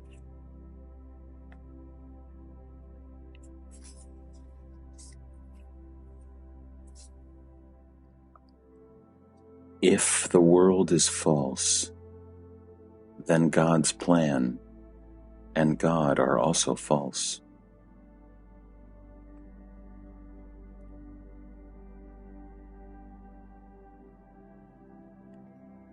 Your mistake lies in your belief that you are born.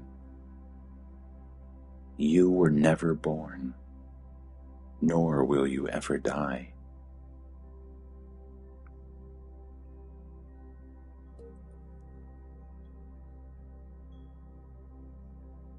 Salvation is to see things as they are.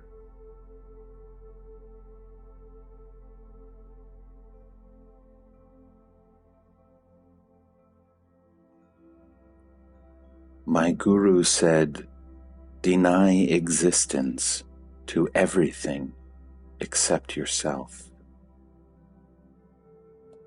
Through desire, you have created the world with its pains and pleasures.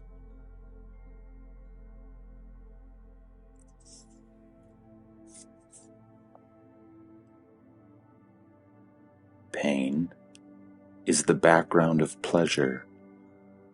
All seeking of pleasure is born in pain and ends in pain.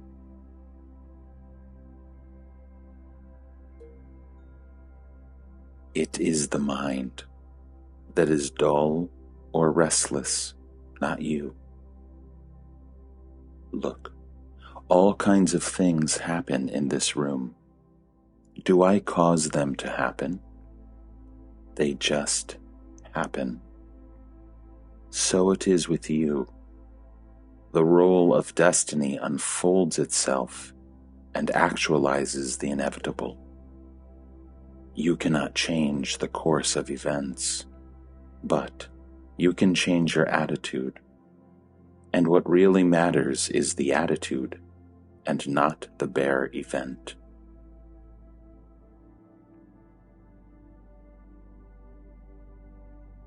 The world is the abode of desires and fears. You cannot find peace in it. For peace, you must go beyond the world. The root cause of the world is self-love. Because of it, we seek pleasure and avoid pain. Replace self-love by love of the self, and the picture changes. Brahma, God the Creator, is the sum total of all desires. The world is the instrument for their fulfillment.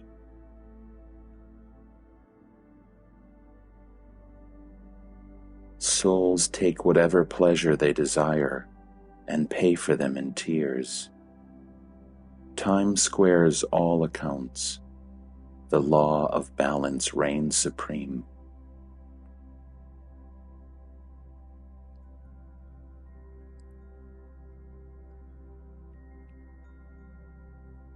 A day will come when you have amassed enough and must begin to build.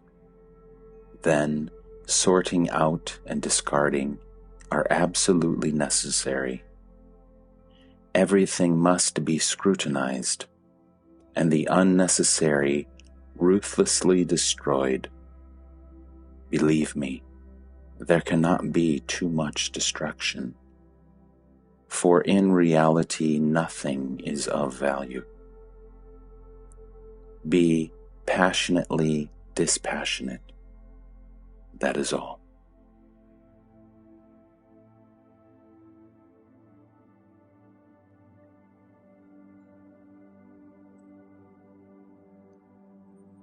My stand I take where nothing is. Words do not reach there, nor thoughts. To the mind it is all darkness and silence. Then consciousness begins to stir and wakes up the mind, which projects the world, built of memory and imagination.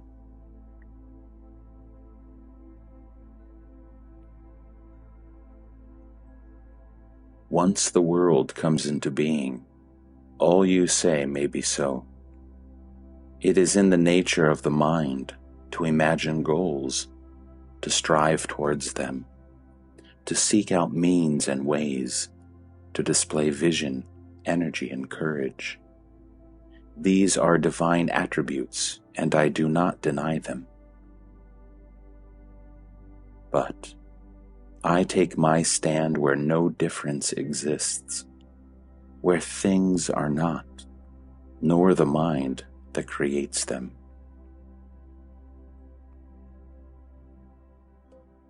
There, I am at home. Whatever happens does not affect me. Things act on things, that is all.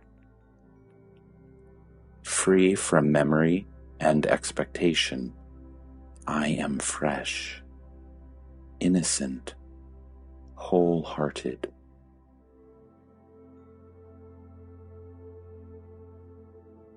Mind is the great worker, and it needs rest. Needing nothing, I am unafraid. Whom to be afraid of? There is no separation. We are not separate selves. There is only one self, the absolute supreme reality, in which the personal and the impersonal are one.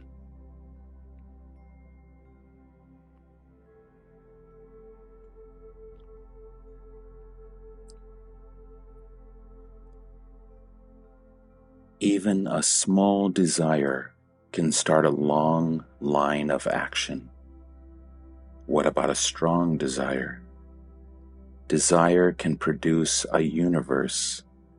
Its powers are miraculous.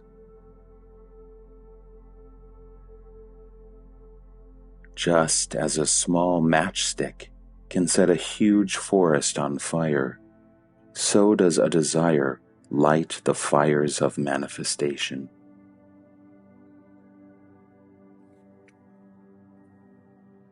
The very purpose of creation is the fulfillment of desire. The desire may be noble or ignoble. Space is very neutral. One can fill it with what one likes.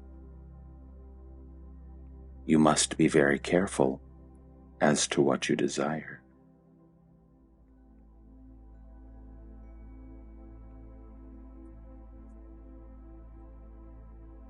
And as to the people you want to help, they are in their respective worlds for the sake of their desires. There is no way of helping them except through their desires. You can only teach them to have right desires, so that they may rise above them and be free from the urge to create and recreate worlds of desires, abodes of pain and pleasure.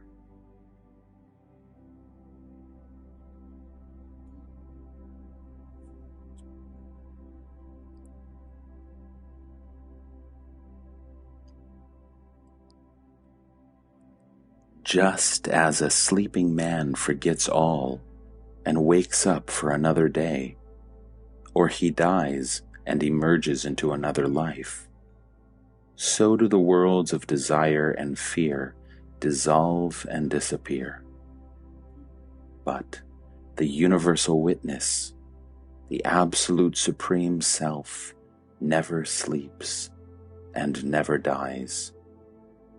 Eternally, the great heart beats, and at each beat, a new universe comes into being.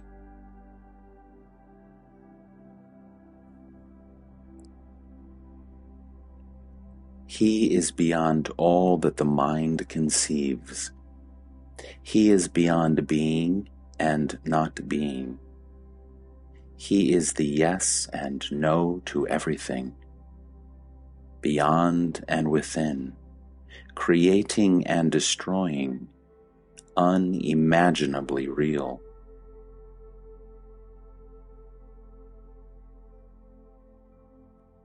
God is the all-doer. The Jnani is a non-doer. God himself does not say, "I am doing all." To him, things happen by their own nature. To the Jnani, all is done by God. He sees no difference between God and nature. Both God and the Jnani know themselves to be the immovable center of the movable, the eternal witness of the transient.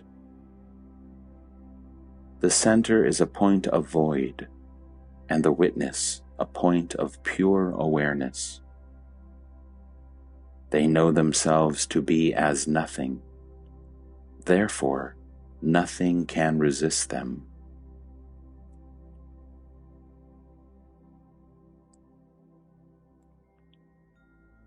Being nothing, I am all. Everything is me. Everything is mine. Just as my body moves by my mere thinking of the movement, so do things happen as I think of them. Mind you, I do nothing. I just see them happen.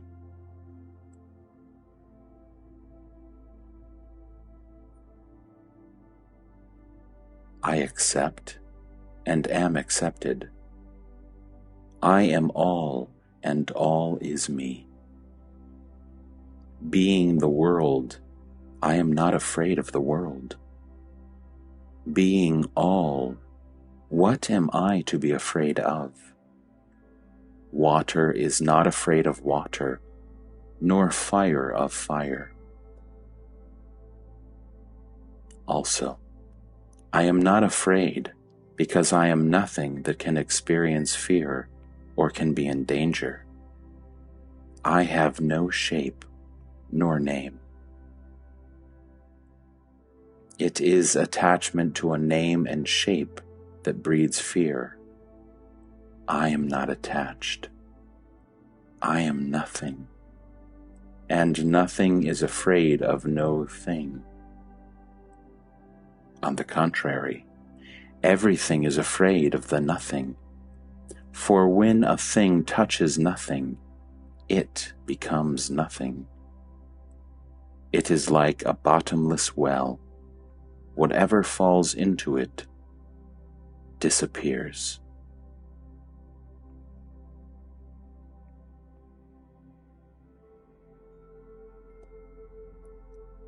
Is God a person? As long as you think yourself to be a person, he too is a person. When you are all, you see Him as all.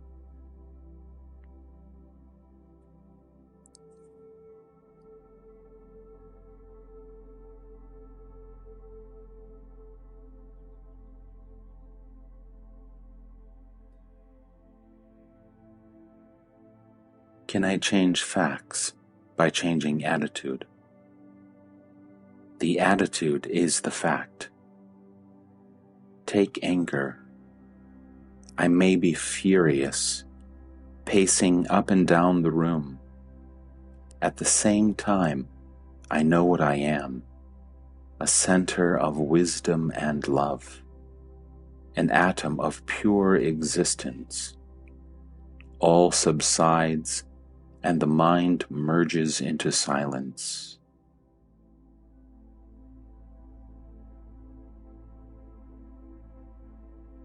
Still, you are angry sometimes.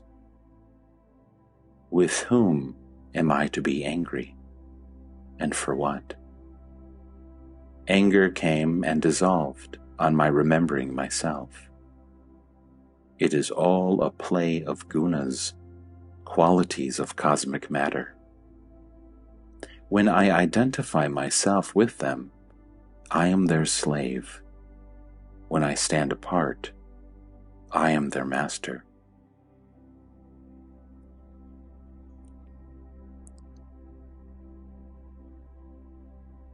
Can you influence the world by your attitude?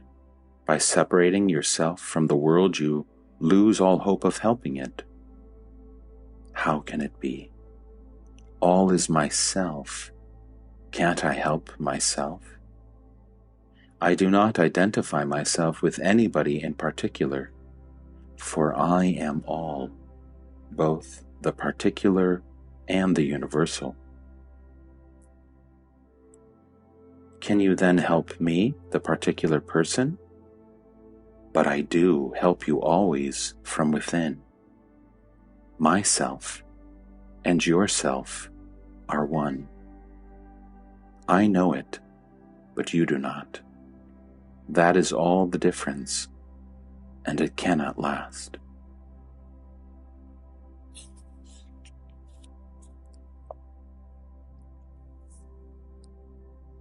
And how do you help the entire world? Mahatma Gandhi is dead, yet his mind pervades the earth. The thought of a Jnani pervades humanity and works ceaselessly for good. Being anonymous, coming from within, it is the more powerful and compelling. That is how the world improves, the inner aiding and blessing the outer. When a Jnani dies, he is no more, in the same sense in which a river is no more when it merges into the sea.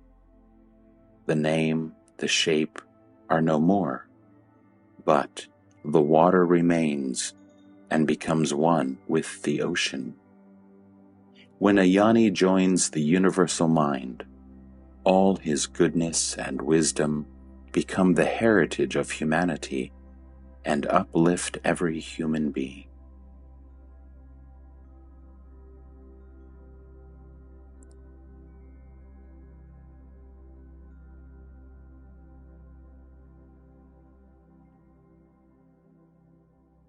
Unmanifested, manifested, individuality, personality, all these are mere words, points of view, mental attitudes. There is no reality in them. The real is experienced in silence.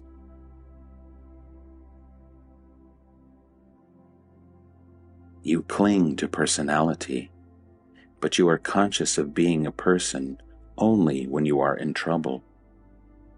When you are not in trouble, you do not think of yourself.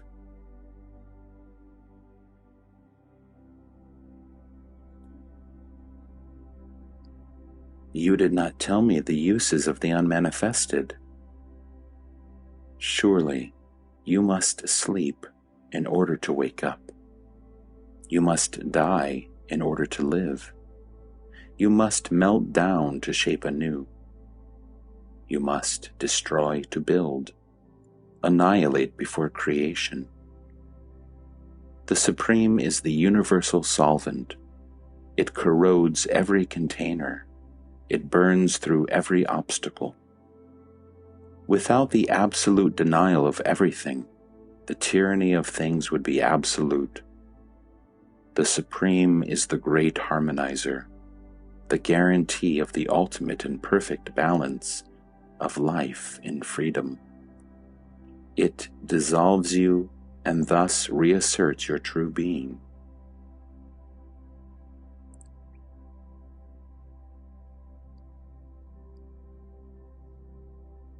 The daily life is a life of action.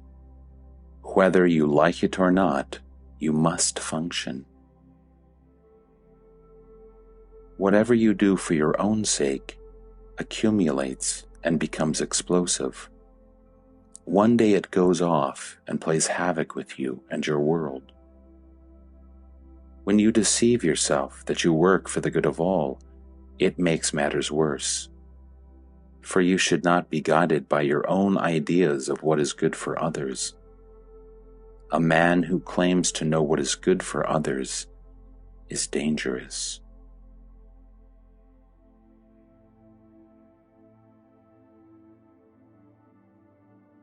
How is one to work then? Neither for yourself nor for others, but for the work's own sake. A thing worth doing is its own purpose and meaning. Make nothing a means to something else. Bind not. God does not create one thing to serve another. Each is made for its own sake. Because it is made for itself, it does not interfere. You are using things and people for purposes alien to them, and you play havoc with the world and yourself.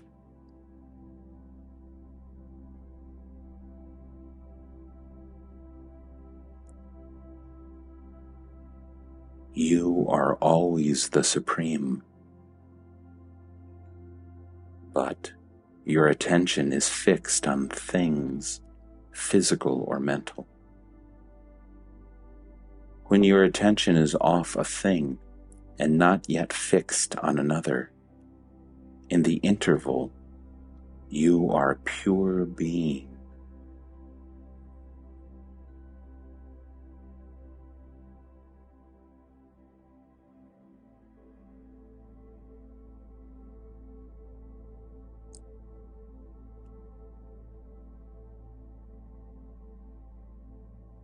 How does one bring to an end this sense of separateness?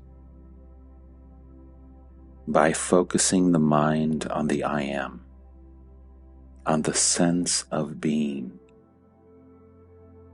I am so-and-so dissolves.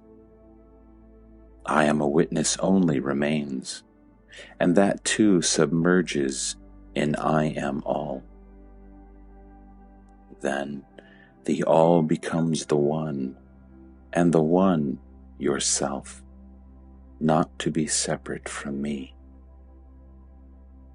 Abandon the idea of a separate I, and the question of whose experience will not arise.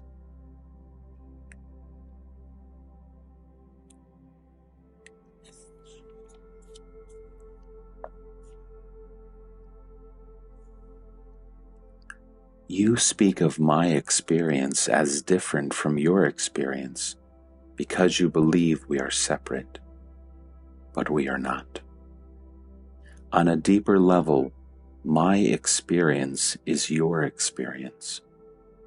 Dive deep within yourself, and you will find it easily and simply.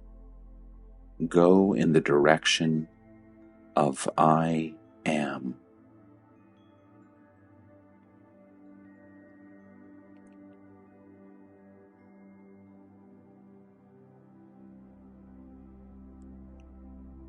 When I see something pleasant, I want it. Who exactly wants it? The self or the mind? The question is wrongly put.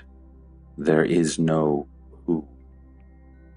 There is desire, fear, anger, and the mind says, "This is me.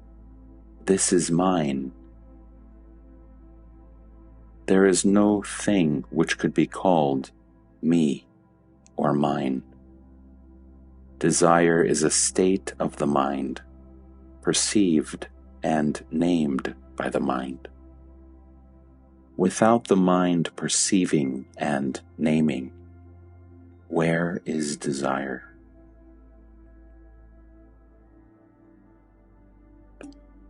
Naming cannot go beyond the mind, while perceiving is consciousness itself.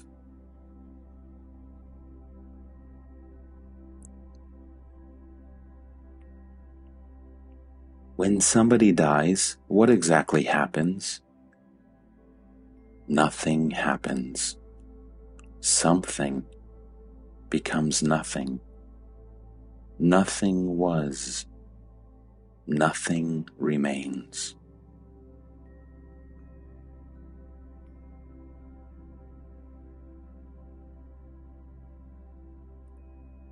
Why do you fret at one man dying and care little for the millions dying every day? Entire universes are imploding and exploding every moment. Am I to cry over them? One thing is quite clear to me. All that is, lives and moves and has its being in consciousness. And I am in and beyond that consciousness. I am in it as the witness. I am beyond it as being.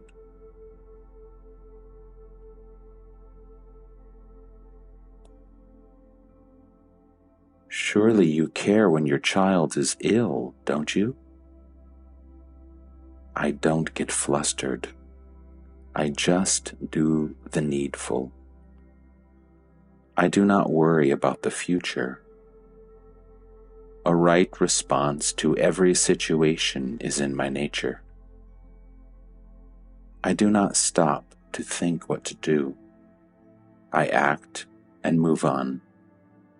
Results do not affect me. I do not even care whether they are good or bad. Whatever they are, they are. If they come back to me, I deal with them afresh. Or rather, I happen to deal with them afresh. There is no sense of purpose in my doing anything.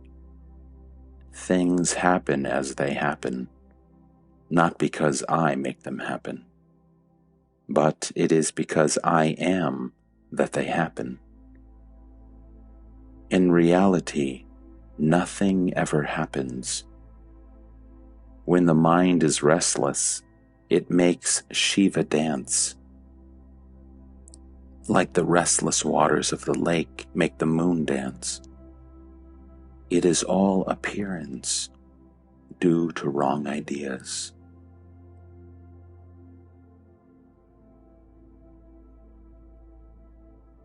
Just as the taste of salt pervades the great ocean, and every single drop of seawater carries the same flavor, so every experience gives me the touch of reality, the ever-fresh realization of my own being.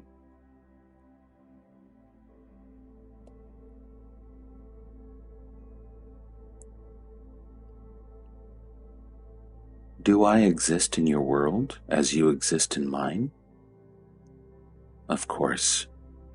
You are, and I am, but only as points in consciousness. We are nothing apart from consciousness. This must be well grasped. The world hangs on the thread of consciousness. No consciousness, no world.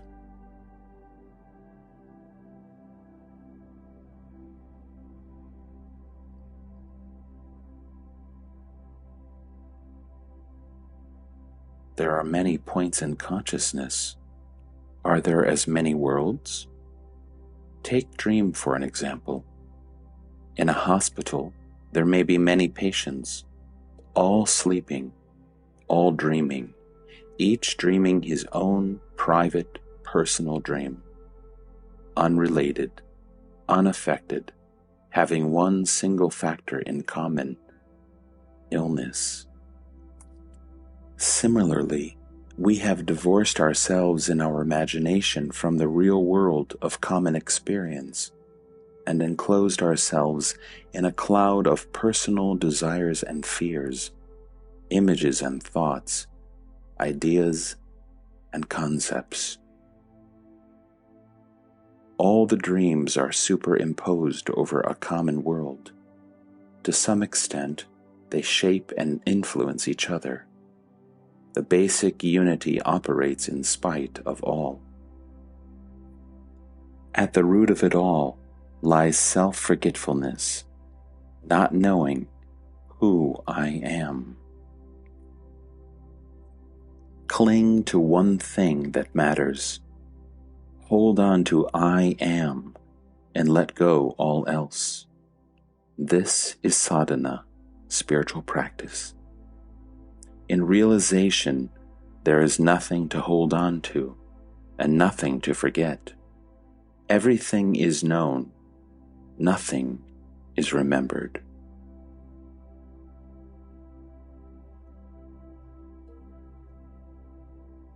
Bodies are born and bodies die. But what is it to me? Bodies come and go in consciousness, and consciousness itself has its roots in me. I am life, and mine are mind and body.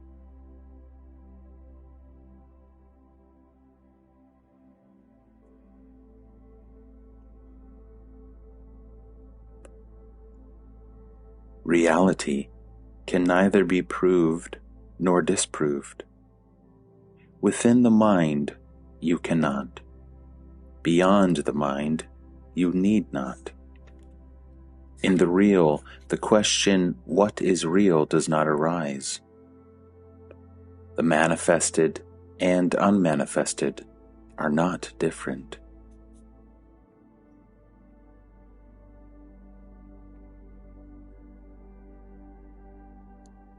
I am all. As myself, all is real. Apart from me, nothing is real.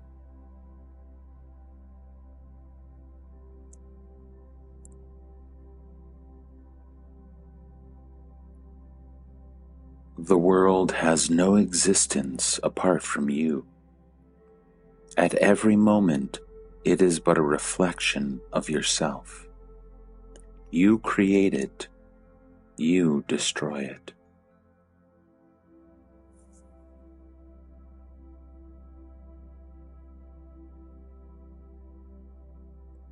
To improve the world, you must disprove it.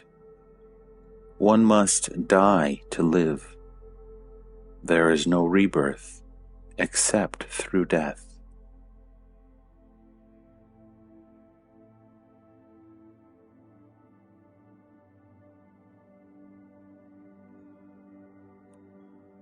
Your personal universe does not exist by itself.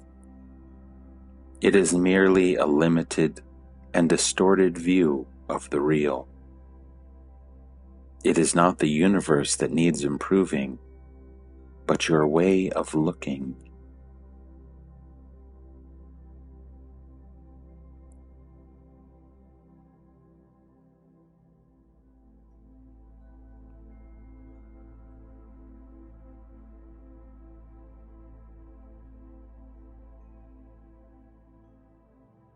The universe is a stage on which a world drama is being played. The quality of the performance is all that matters. Not what the actors say and do, but how they say and do it.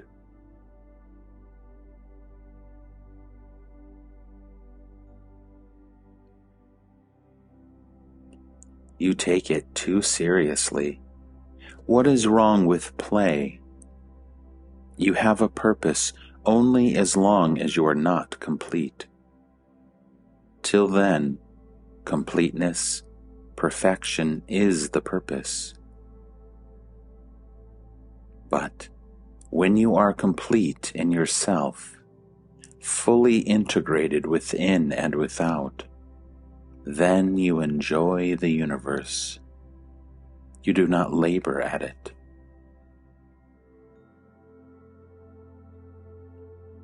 To the disintegrated, you may seem to be working hard, but that is their illusion.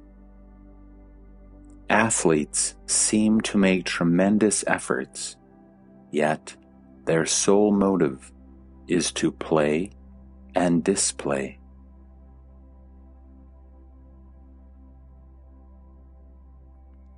God is not only true and good, He is also beautiful. He creates beauty for the joy of it.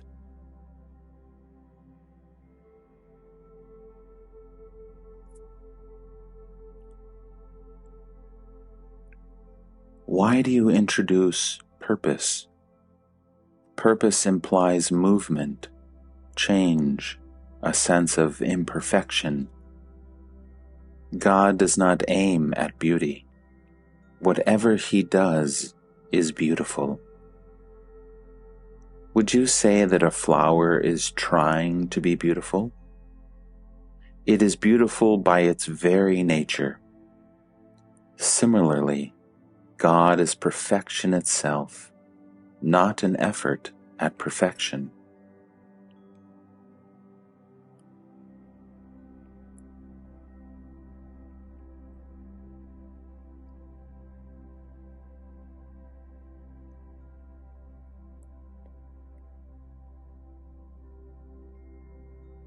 Be fully aware of your own being, and you will be in bliss consciously.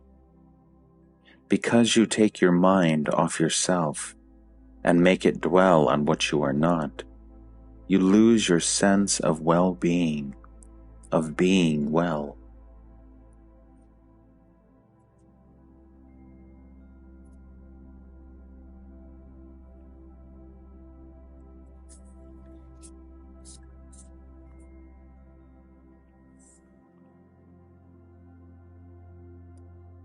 What is your happiness worth when you have to strive and labor for it?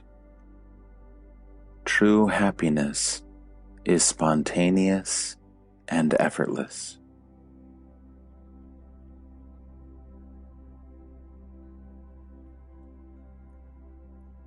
Pleasure and pain alternate. Happiness, joy, is unshakable. What you can seek and find is not the real thing. Find what you have never lost. Find the inalienable.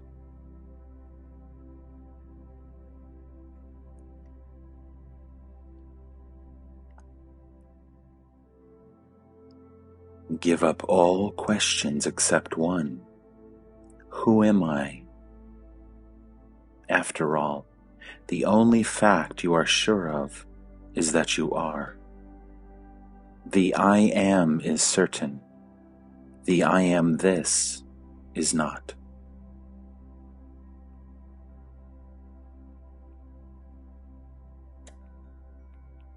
Discover all that you are not: body, feelings, thoughts, time, space, this or that. Nothing, concrete or abstract, which you perceive can be you.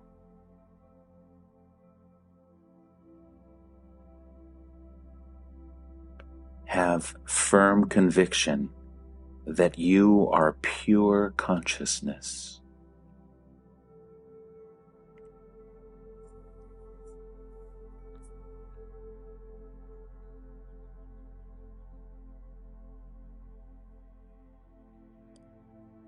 Weak desires can be removed by introspection and meditation, but strong, deep-rooted ones must be fulfilled, and their fruits, sweet or bitter, tasted.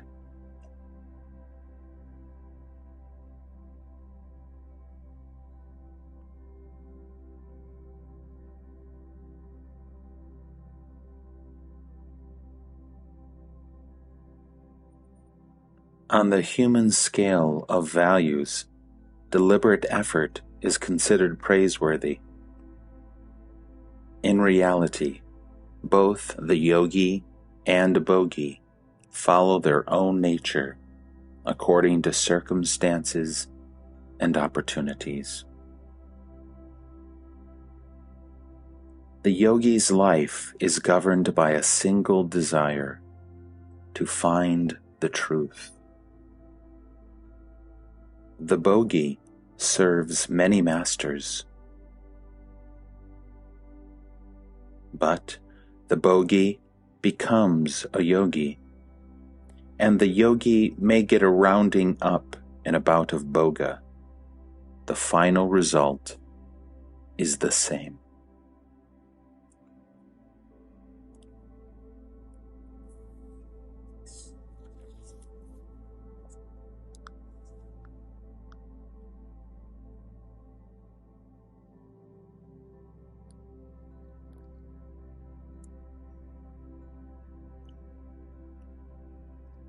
The good news of enlightenment will, sooner or later, bring about a transformation.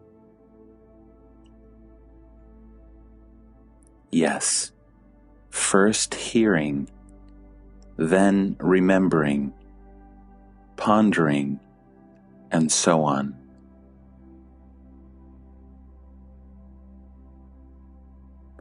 The man who heard the news becomes a yogi, while the rest continue in their boga.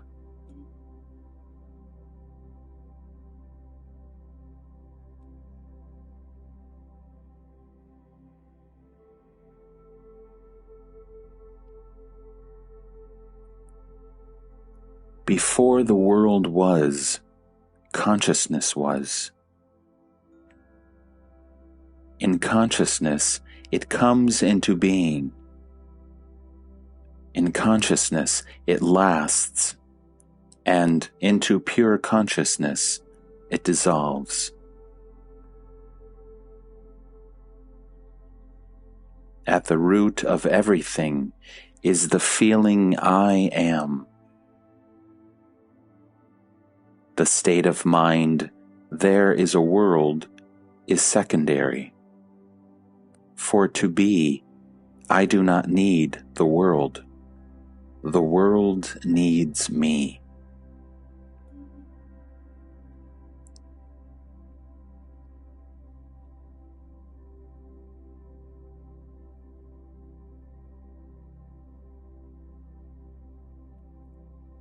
As you are now, the personality is only an obstacle. Self-identification with the body may be good for an infant, but true growing up depends on getting the body out of the way. Normally, one should outgrow body-based desires early in life.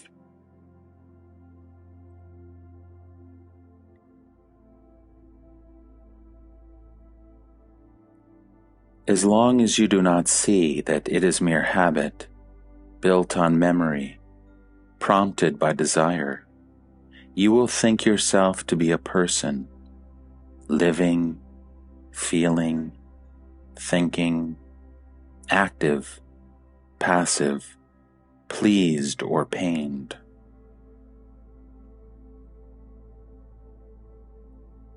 Question yourself. Ask yourself, is it so? Who am I? What is behind and beyond all this? And soon you will see your mistake.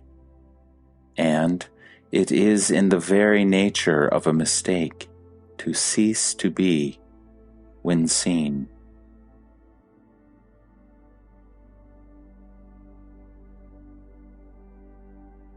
Living in spontaneous awareness, consciousness of effortless living, being fully interested in one's life, all this is implied in the marriage of life and mind.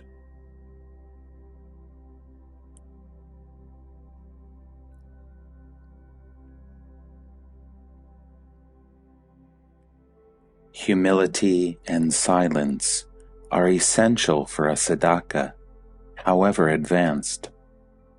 Only a fully ripened jnani can allow himself complete spontaneity.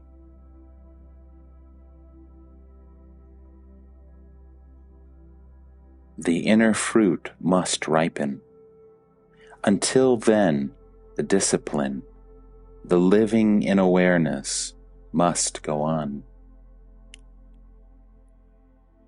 Gradually, the practice becomes more and more subtle until it becomes altogether formless.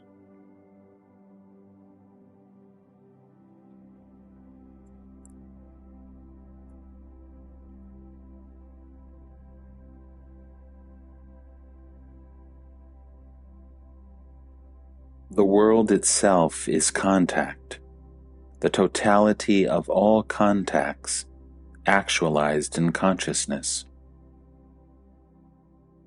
The spirit touches matter, and consciousness results. Such consciousness, when tainted with memory and expectation, becomes bondage.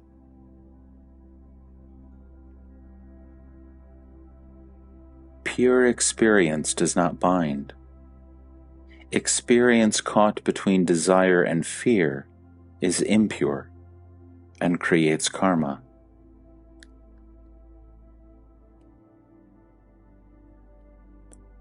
There is nothing wrong with duality as long as it does not create conflict.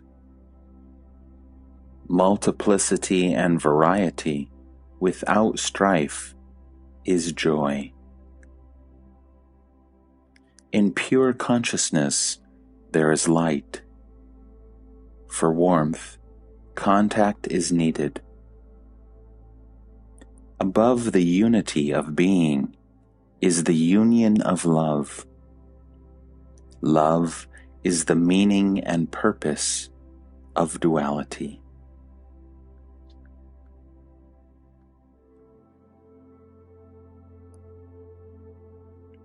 The five senses and the three qualities are your 8 steps in yoga. And I am is the great reminder. You can learn from them all you need to know. Be attentive. Inquire ceaselessly. That is all. All are being liberated. It is not what you live, but how you live that matters. The idea of enlightenment is of utmost importance. Just to know that there is such a possibility changes one's entire outlook. It acts like a burning match in a heap of sawdust. All the great teachers did nothing else. A spark of truth can burn up a mountain of lies. The opposite is also true. The sun of truth remains hidden behind the cloud of self-identification with the body.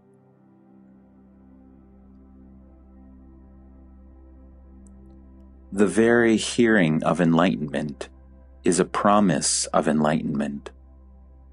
The very meeting with a guru is the assurance of liberation.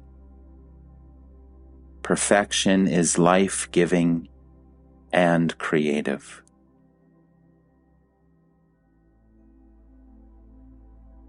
Just Be aware and affectionate intensely. A realized man is not rich, for he has nothing. He is not poor, for he gives abundantly. He is just propertyless. Similarly, the realized man is egoless. He has lost the capacity of identifying himself with anything.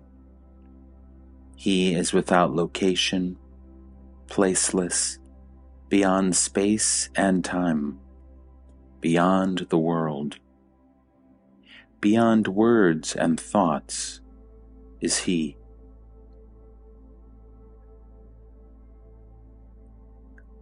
It is you who are deep, complex, mysterious, hard to understand. I am simplicity itself compared to you. I am what is, without any distinction whatsoever, into inner and outer, mine and yours, good and bad. What the world is, I am. What I am, the world is.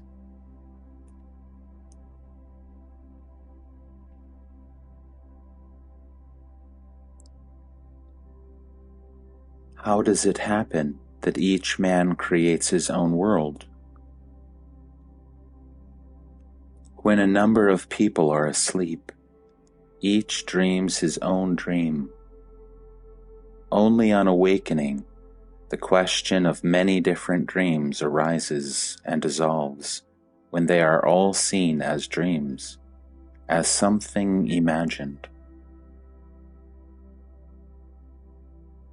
Even dreams have a foundation, in memory. Even then, what is remembered is but another dream. The memory of the false cannot but give rise to the false. There is nothing wrong with memory as such. What is false is its content. Remember facts, forget opinions. What is a fact? What is perceived in pure awareness, unaffected by desire and fear, is fact.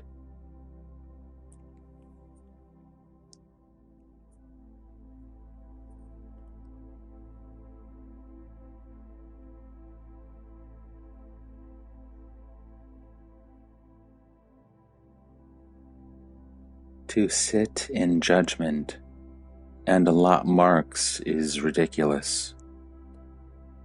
Everything contributes to the ultimate perfection.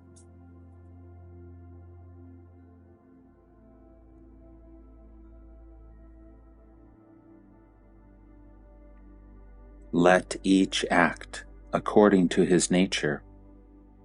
The ultimate purpose will be served in any case.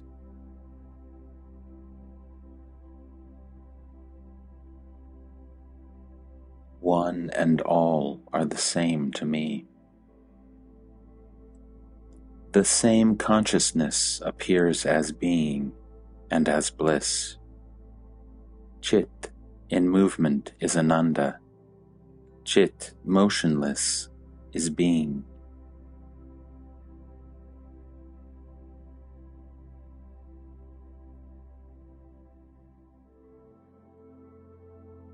Non-distinction speaks in silence. Words carry distinctions. The unmanifested has no name. All names refer to the manifested. It is useless to struggle with words to express what is beyond words. Consciousness is spirit. Consciousness is matter. Imperfect spirit is matter. Perfect matter is spirit. In the beginning as in the end, all is one. All division is in the mind. There is none in reality.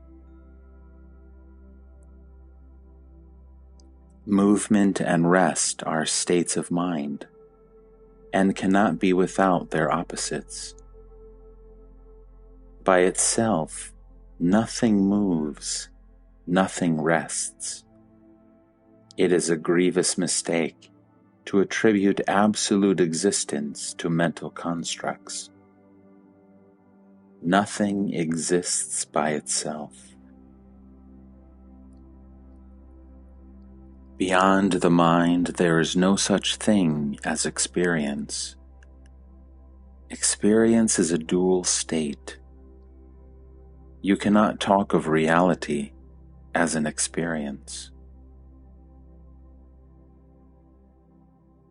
Once this is understood, you will no longer look for being and becoming as separate and opposite.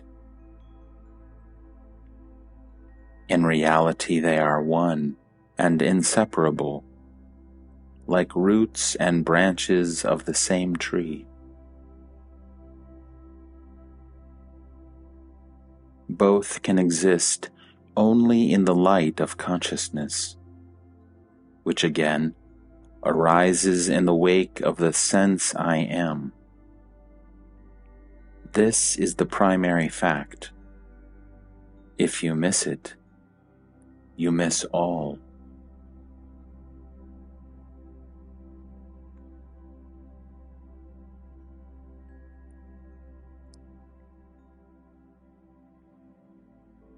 Whatever is spoken is speech only. Whatever is thought only.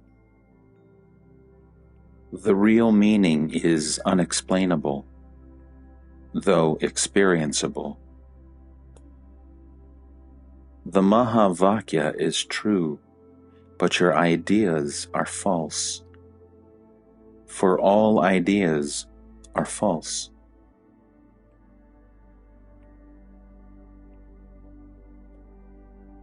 Is the conviction I am that false? Of course. Conviction is a mental state. In that, there is no I am. With the sense I am emerging, that is obscured.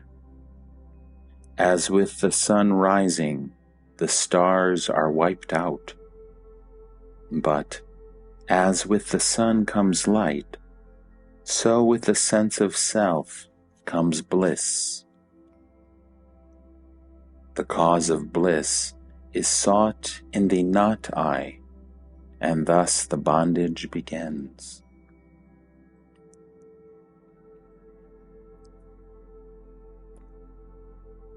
In your daily life, are you always conscious of your real state? Neither conscious nor unconscious. I do not need convictions. I live on courage. Courage is my essence, which is love of life. I am free of memories and anticipations, unconcerned with what I am and what I am not.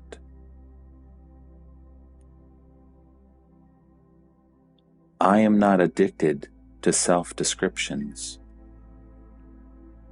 Soham and Brahmasmi, I am He, I am the Supreme, are of no use to me. I have the courage to be as nothing, and to see the world as it is, nothing. It sounds simple. Just try it.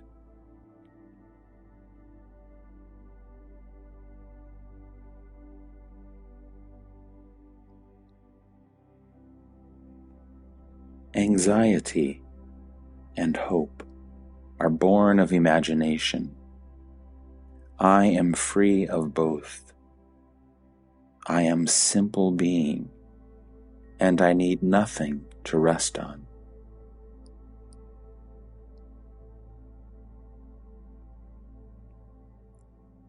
Being shines as knowing.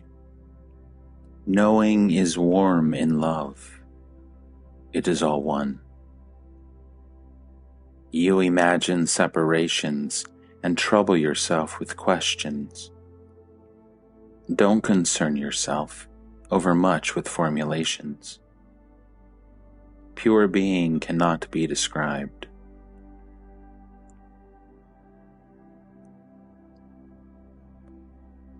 You are dragging down reality to the level of experience. How can reality depend on experience when it is the very ground of experience? Reality is in the very fact of experience, not in its nature. Experience is, after all, a state of mind, while being is definitely not a state of mind.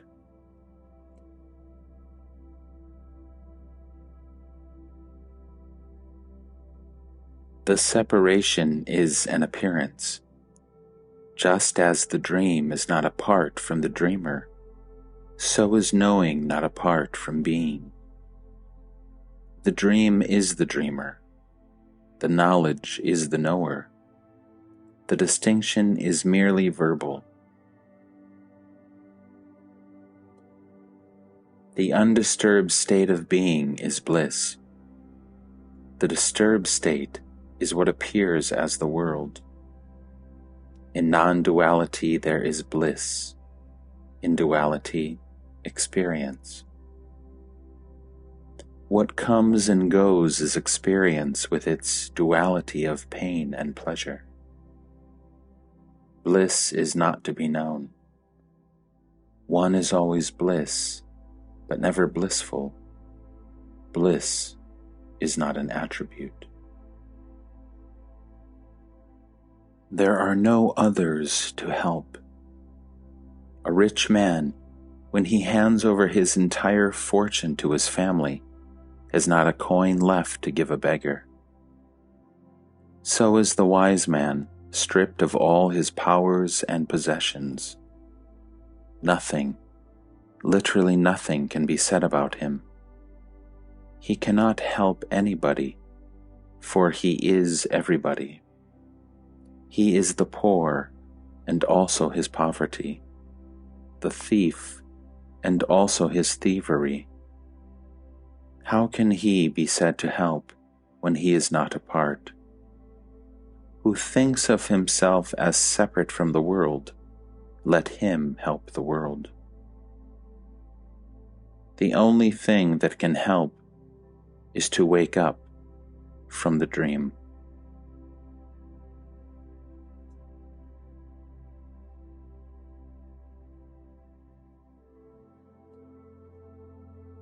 I am self-concerned, but the self is all.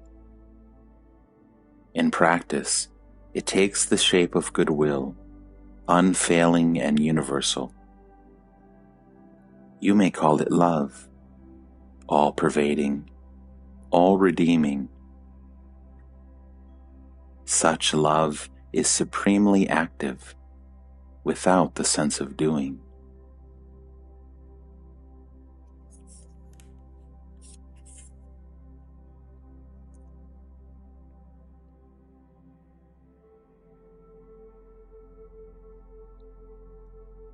What is love? When the sense of distinction and separation is absent, you may call it love.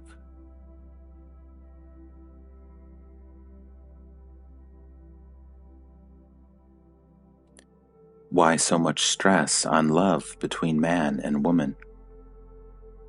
Because the element of happiness in it is so prominent. Is it not so in all love? Not necessarily. Love may cause pain. you then call it compassion. What is happiness? Harmony between the inner and the outer is happiness. On the other hand, self-identification with the outer causes is suffering.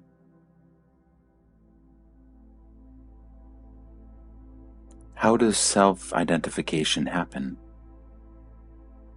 The self, by its nature, knows itself only. For lack of experience, whatever it perceives it takes to be itself. Battered, it learns to look out and to live alone. When right behavior becomes normal, a powerful inner urge makes it seek its source. The candle of the body is lighted, and all becomes clear and bright. What is the real cause of suffering? Self-identification with the limited. Sensations as such, however strong, do not cause suffering. It is the mind, bewildered by wrong ideas, addicted to thinking, I am this, I am that fears loss and craves gain and suffers when frustrated.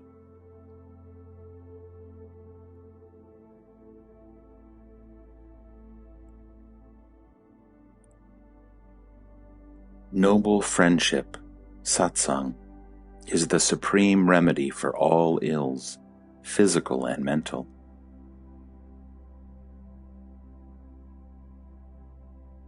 Seek within. Your own self is your best friend.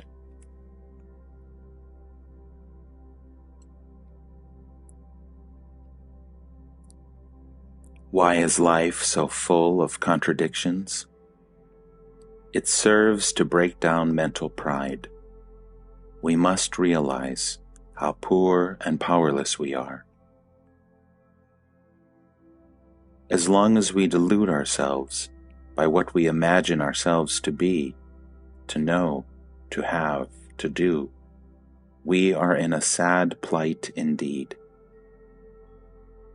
Only in complete self-negation is there a chance to discover our real being.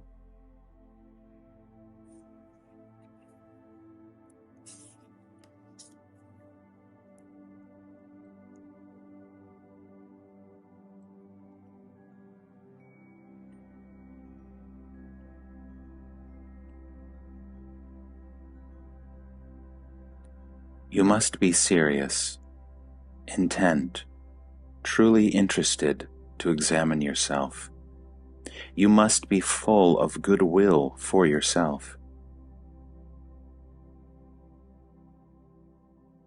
I am selfish, all right. You are not. You are all the time destroying yourself and your own by serving strange gods, inimical and false. By all means, be selfish, the right way. Wish yourself well. Labor at what is good for you. Destroy all that stands between you and happiness. Be all. Love all. Be happy. Make happy. No happiness is greater.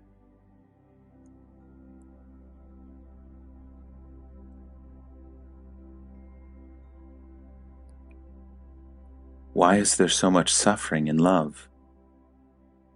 All suffering is born of desire. True love is never frustrated. How can the sense of unity be frustrated? What can be frustrated is the desire for expression. Such desire is of the mind. As with all things mental, frustration is inevitable.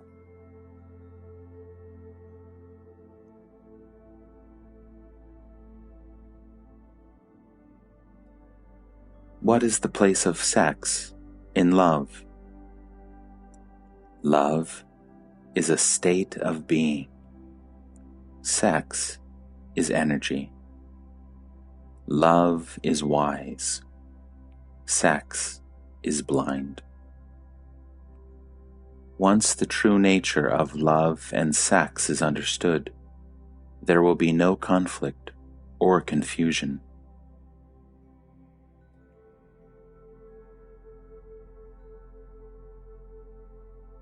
There is so much sex without love.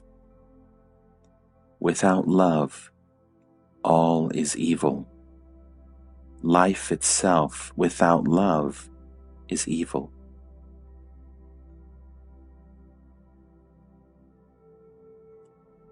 Who can make me love?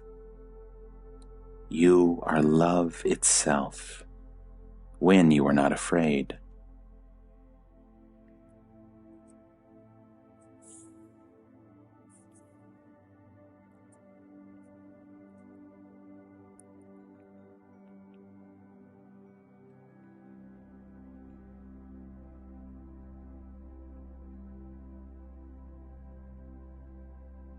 He who could not complete his yoga for some reason is called failed in yoga. Such failure is only temporary, for there can be no defeat in yoga. This battle is always won, for it is a battle between the true and the false. The false has no chance.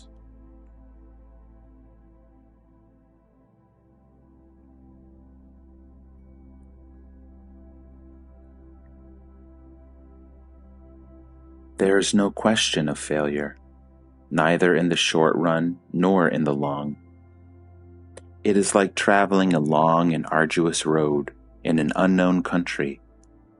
Of all the innumerable steps, there is only the last which brings you to your destination. Yet, you will not consider all previous steps as failures. Each brought you nearer to your goal, even when you had to turn back to bypass an obstacle. In reality, each step brings you to your goal, because to be always on the move, learning, discovering, unfolding, is your eternal destiny.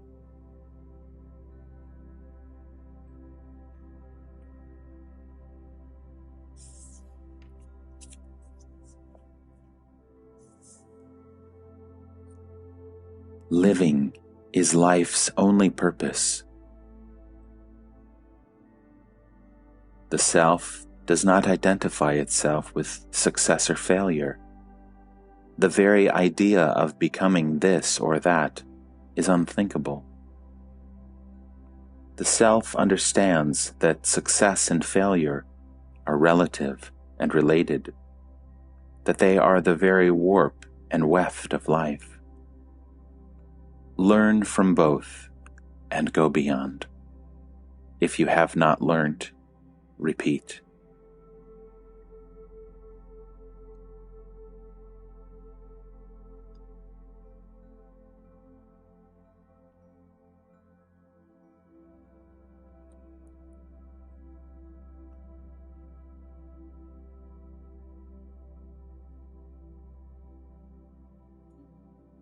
What am I to learn?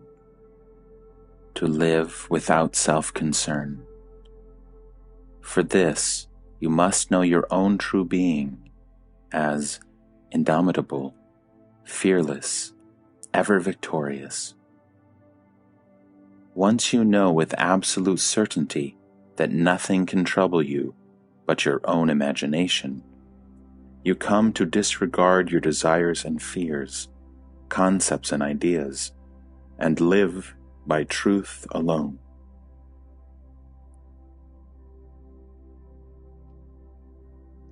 Nobody ever fails in yoga. It is all a matter of the rate of progress. It is slow in the beginning and rapid in the end. When one is fully matured, realization is explosive. It takes place spontaneously or at the slightest hint.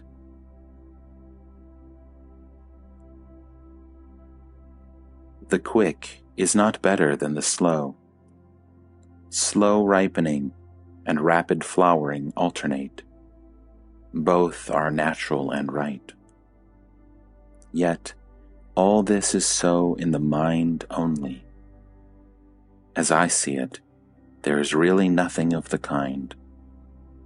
In the great mirror of consciousness, images arise and disappear, and only memory gives them continuity. And memory is material, destructible, perishable, transient. On such flimsy foundations, we build a sense of personal existence.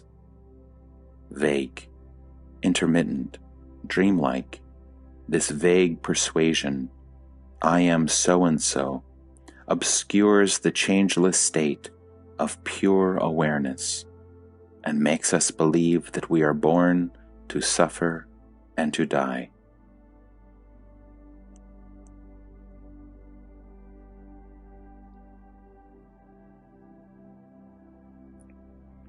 There is progress all the time. Everything contributes to progress.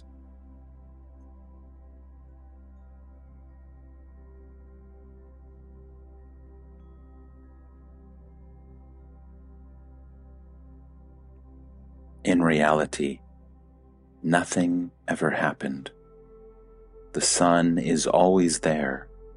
There is no night to it.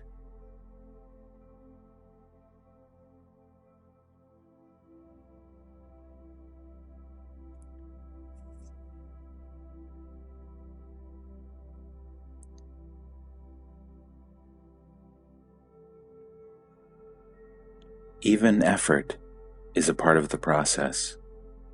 When ignorance becomes obstinate and hard, and the character gets perverted, effort and the pain of it become inevitable. In complete obedience to nature, there is no effort. The seed of spiritual life grows in silence and in darkness until its appointed hour.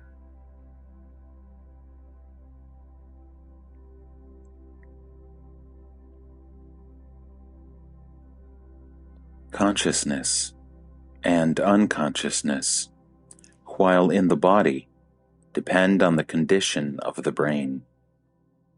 But the self is beyond both, beyond the brain, beyond the mind. The fault of the instrument is no reflection on its user.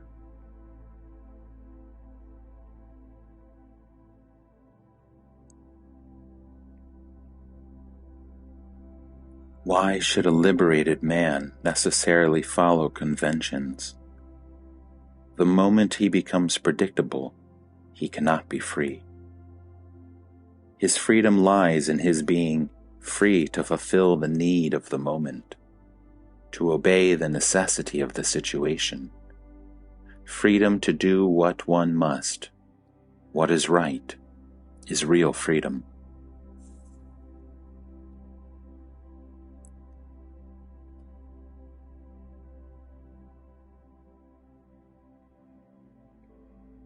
He who knows himself has no doubts about it, nor does he care whether others recognize his state or not.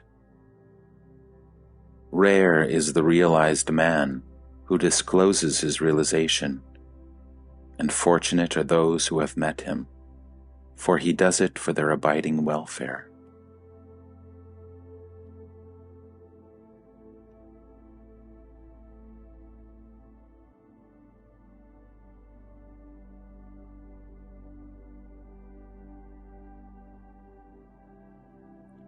People's destiny is what happens. There is no thwarting of destiny.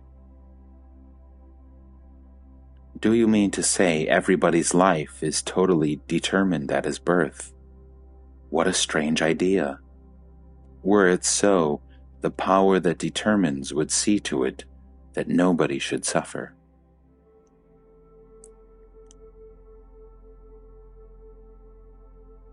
What about cause and effect?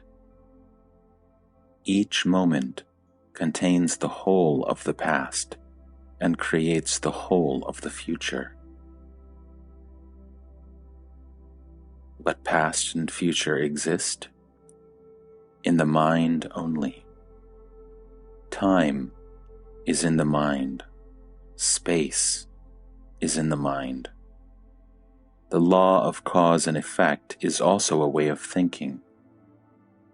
In reality, all is here and now, and all is one. Multiplicity and diversity are in the mind only.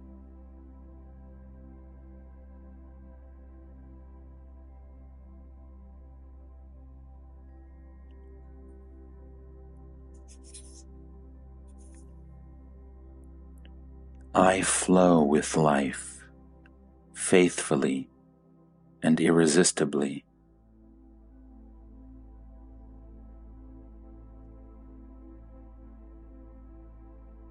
I can help.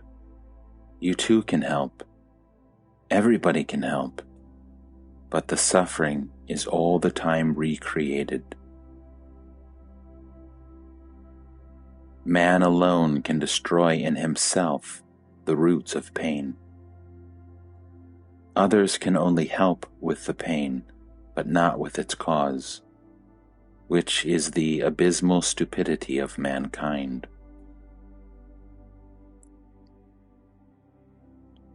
Will this stupidity ever come to an end? In man, of course, any moment. In humanity, as we know it, after very many years. In creation, never, for creation itself is rooted in ignorance. Matter itself is ignorance. Not to know, and not to know that one does not know, is the cause of endless suffering.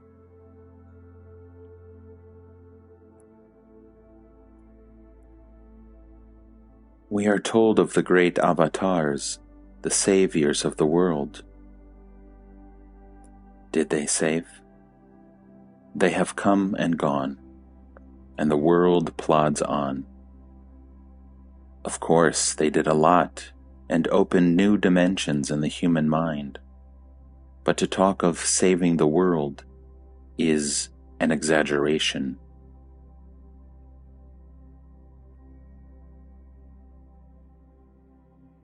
Is there no salvation for the world? Which world do you want to save? The world of your own projection? Save it yourself. My world? Show me my world, and I shall deal with it. I am not aware of any world separate from myself, which I am free to save or not to save. What business have you with saving the world, when all the world needs is to be saved from you? Get out of the picture and see whether there is anything left to save.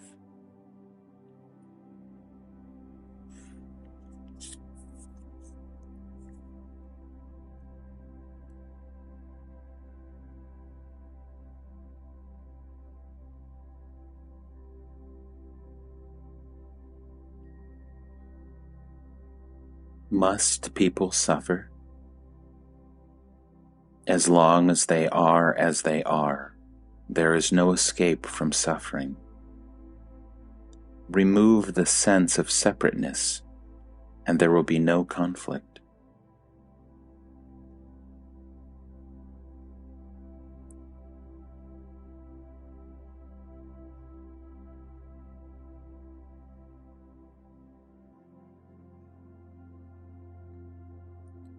The dreams are not equal, but the dreamer is one. I am the insect. I am the poet in dream. But in reality I am neither. I am beyond all dreams. I am the light in which all dreams appear and disappear. I am both inside and outside the dream.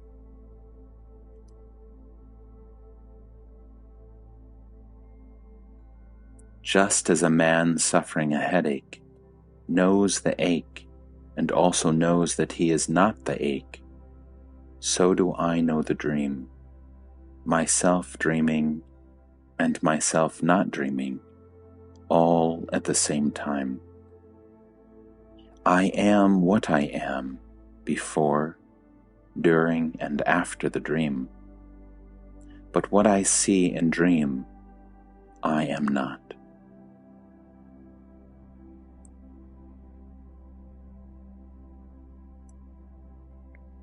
What is the way out of the dream?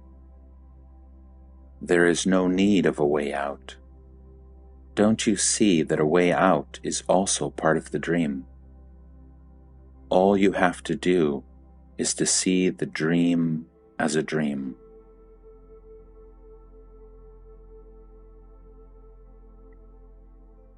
If I start the practice of dismissing everything as a dream, where will it lead me? Wherever it leads you, it will be a dream. The very idea of going beyond the dream is illusory. Why go anywhere? Just realize that you are dreaming a dream you call the world, and stop looking for ways out.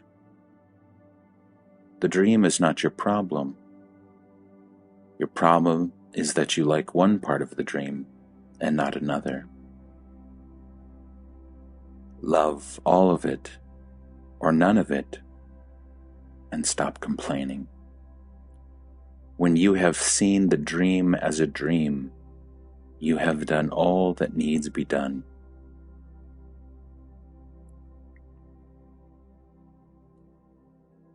Is dreaming caused by thinking? Everything is a play of ideas. In the state free from ideation, nothing is perceived. The root idea is I am. It shatters the state of pure consciousness and is followed by the innumerable sensations and perceptions, feeling and ideas, which in their totality constitute God and His world. The I am remains as the witness, but it is by the will of God that everything happens.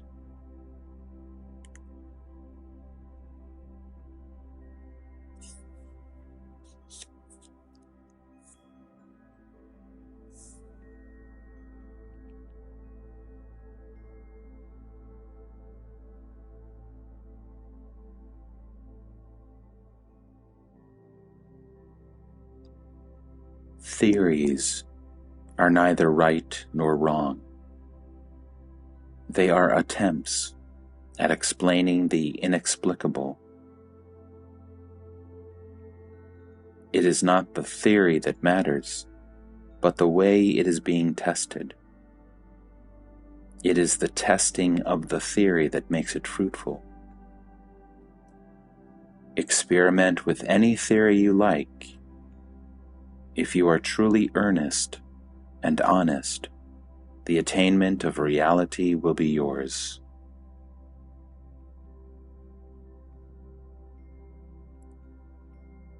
It is the earnestness that liberates, and not the theory.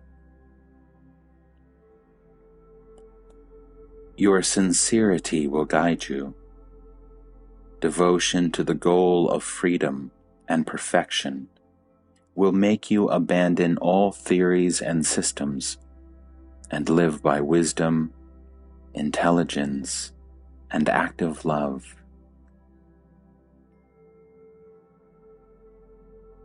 Theories may be good as starting points, but must be abandoned. The sooner, the better.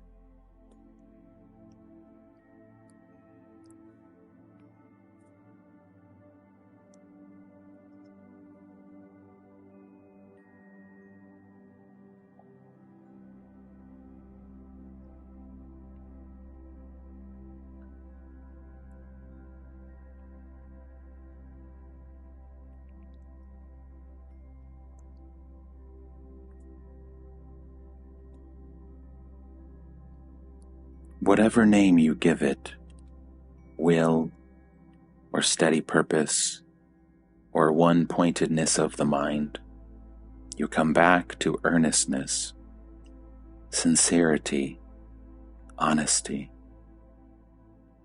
When you are in dead earnest, you bend every incident, every second of your life to your purpose. You do not waste time and energy on other things. You are totally dedicated, call it will, or love, or plain honesty. We are complex beings, at war within and without. We contradict ourselves all the time, undoing today the work of yesterday. No wonder we are stuck. A little bit of integrity would make a lot of difference.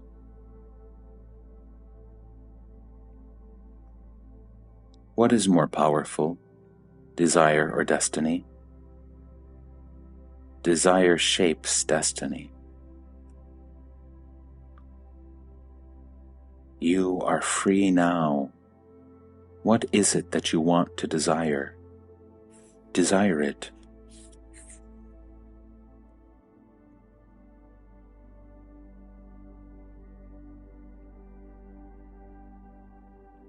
You can start only from where you are. You are here and now. You cannot get out of here and now.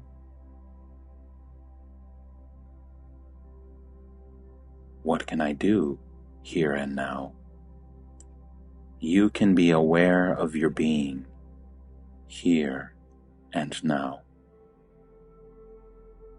That is all. That is all.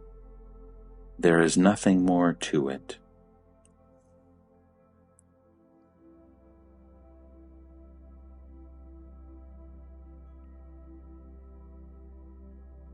All my waking and dreaming, I am conscious of myself. It does not help me much. You were aware of thinking, feeling, doing. You were not aware of your being. What is the new factor you want me to bring in? The attitude of pure witnessing, of watching the events without taking part in them.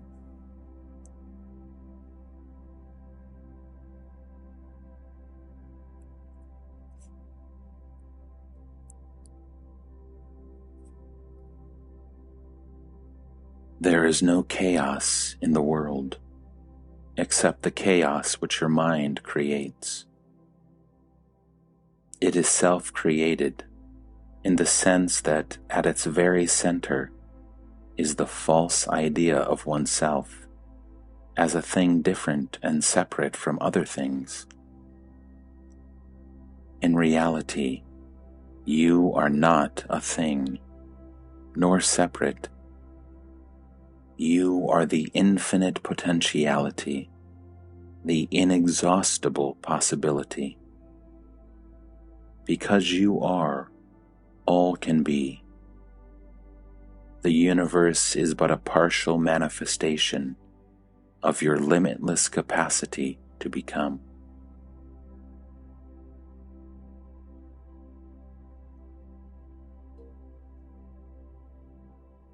To be a living being is not the ultimate state.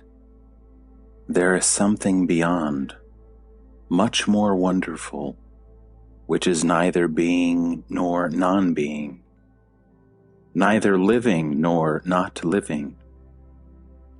It is a state of pure awareness beyond the limitations of space and time. Once the illusion that the body-mind is oneself is abandoned, death loses its terror. It becomes a part of living.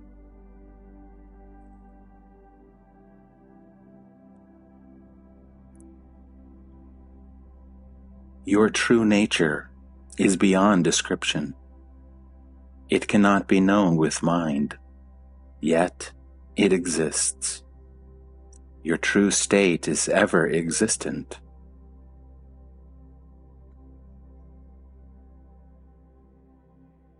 The mind is simply the collection of impressions that have been recorded since birth. It is occupied by thoughts, which are based upon its predominant concept. Be the witness of thoughts. Catch hold of the knower of the mind.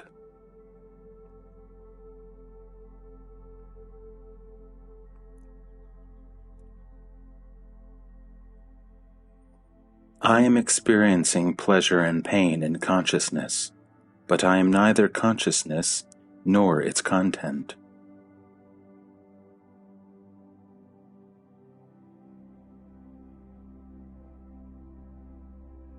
How is it that your experience is so different from ours?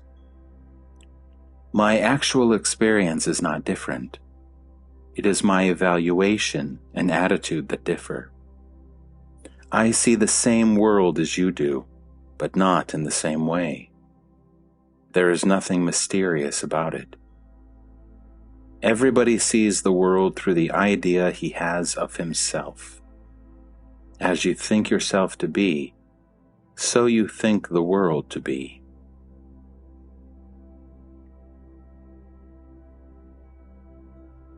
If you imagine yourself as separate from the world will appear as separate from you, and you will experience desire and fear. I do not see the world as separate from me, and so there is nothing for me to desire or fear.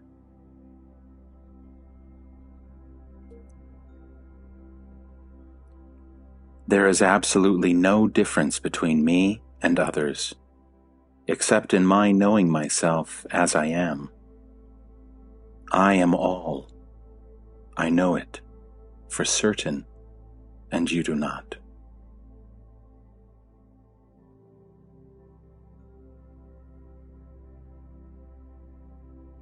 So we differ all the same? No, we do not. The difference is only in the mind, and temporary. I was like you. You will be like me. God made a most diversified world. The diversity is in you only. See yourself as you are, and you will see the world as it is. A single block of reality, indivisible, indescribable. Your own creative power projects upon it a picture, and all your questions refer to the picture.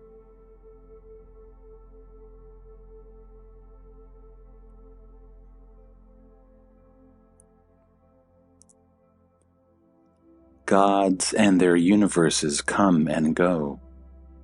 Avatars follow each other in endless succession, and in the end, we are back at the source. I talk only of the timeless source, of all the gods with all their universes, past, present, and future.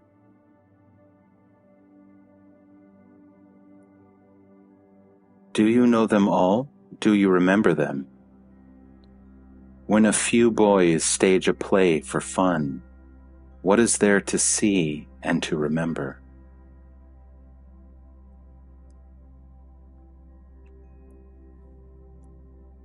Why is half humanity male and half female? For their happiness. The impersonal becomes the personal, for the sake of happiness in relationship. By the grace of my Guru, I can look with equal eye on the impersonal as well as the personal. Both are one to me. In life, the personal merges in the impersonal. The two are but aspects of one reality. It is not correct to talk of one preceding the other. All these ideas belong to the waking state.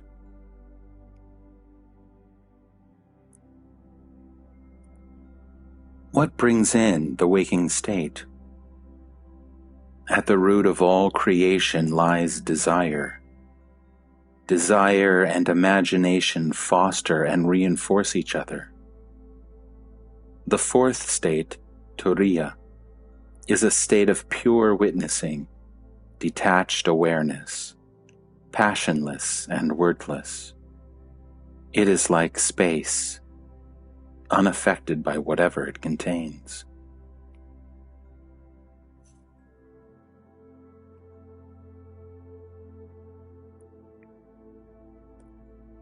Both the subjective and the objective are changeful and transient. There is nothing real about them.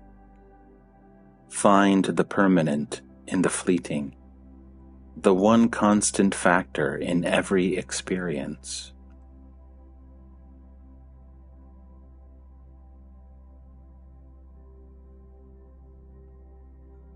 First, purify your vision.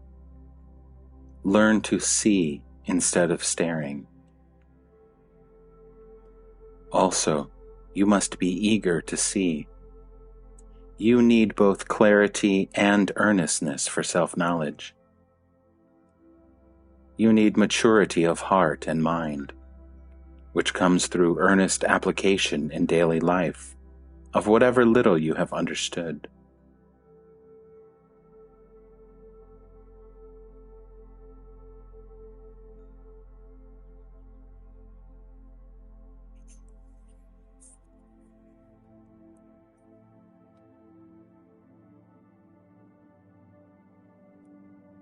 Go on pondering, wondering, being anxious to find a way. Be conscious of yourself. Watch your mind. Give it your full attention.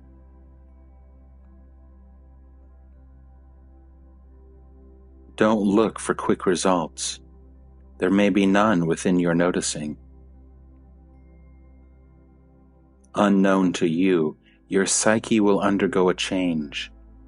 There will be more clarity in your thinking, charity in your feeling, purity in your behavior. You need not aim at these. You will witness a change all the same. For what you are now is the result of inattention, and what you become will be the fruit of attention.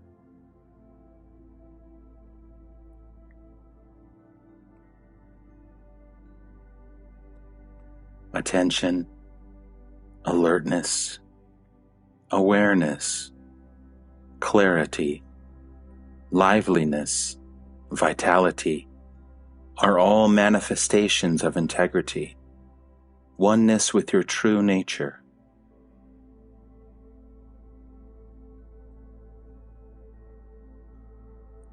Do not undervalue attention. It means interest and also love. To know, to do, to discover, or to create, you must give your heart to it, which means attention. All the blessings flow from it.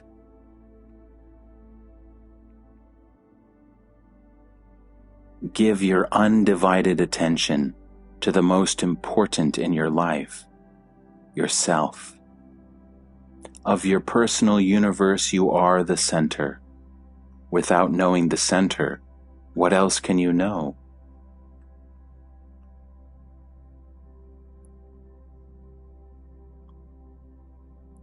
As you cannot see your face, but only its reflection in the mirror, so you can know only your image reflected in the stainless mirror of pure awareness.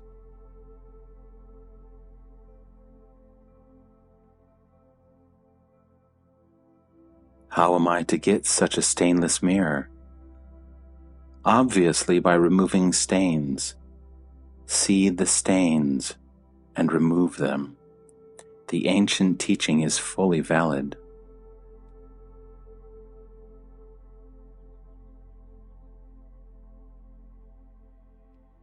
is the universe of value. It is of tremendous value. By going beyond it, you realize yourself. But why did it come into being in the first instance? You will know it when it ends. Will it ever end? Yes, for you. When did it begin? Now. When will it end? Now. It does not end now. You don't let it. I want to let it. You don't. All your life is connected with it. Your past and future, your desires and fears, all have their roots in the world. Without the world, where are you? Who are you?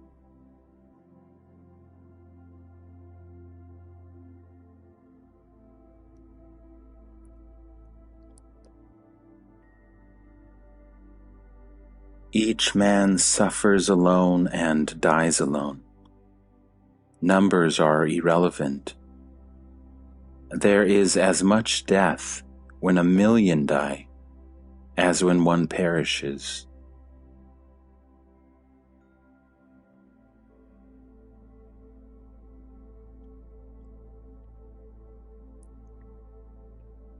Humanity's problem lies in this misuse of the mind only. All the treasures of nature and spirit are open to man who will use his mind rightly.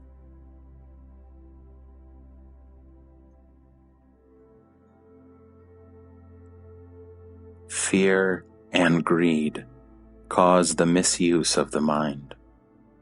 The right use of mind is in the service of love, of life, of truth, of beauty.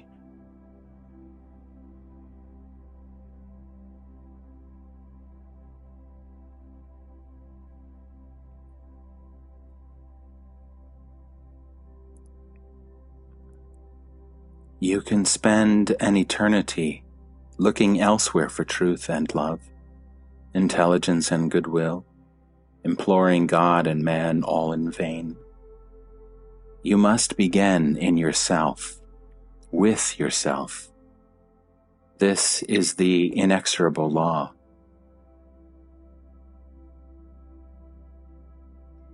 You cannot change the image without changing the face. First, realize that your world is only a reflection of yourself, and stop finding fault with the reflection.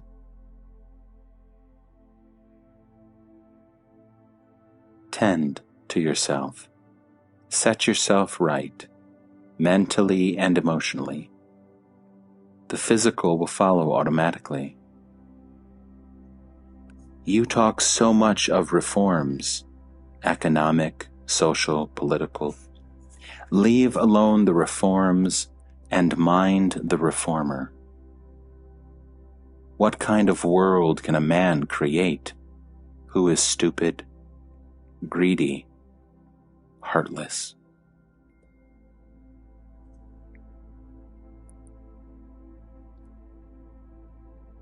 You cannot change the world before changing yourself.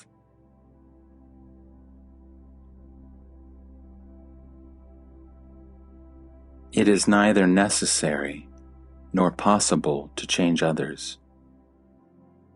But if you can change yourself, you will find that no other change is needed.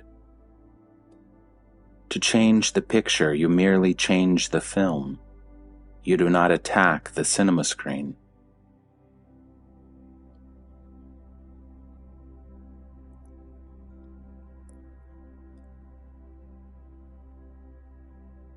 It is not of myself that I am sure. I am assured of you. All you need is to stop searching outside what can be found only within. Set your vision right before you operate. You are suffering from acute misapprehension. Clarify your mind. Purify your heart. Sanctify your life. This is the quickest way to a change of your world.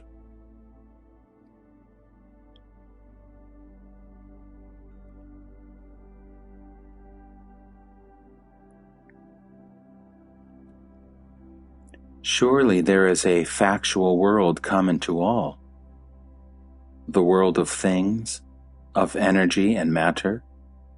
Even if there were such a common world of things and forces, it is not the world in which we live. Ours is a world of feelings and ideas, of attractions and repulsions, of scales of values, of motives and incentives, a mental world altogether. Biologically, we need very little.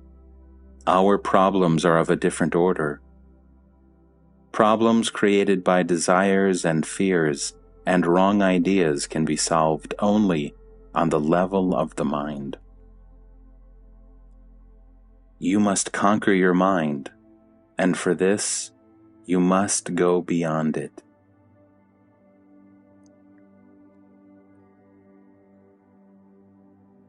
What does it mean to go beyond the mind? You have gone beyond the body, haven't you? You do not closely follow your digestion, circulation, or elimination. These have become automatic. In the same way, the mind should work automatically, without calling for attention. This will not happen unless the mind works faultlessly. We are, most of our time, mind and body conscious, because they constantly call for help. Pain and suffering are only the body and the mind screaming for attention. To go beyond the body, you must be healthy. To go beyond the mind, you must have your mind in perfect order. You cannot leave a mess behind and go beyond. The mess will bog you down. Pick up your rubbish seems to be the universal law, and a just law too.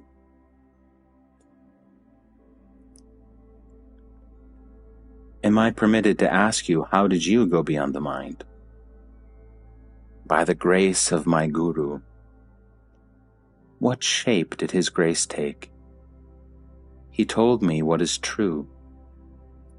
What did he tell you? He told me I am the supreme reality.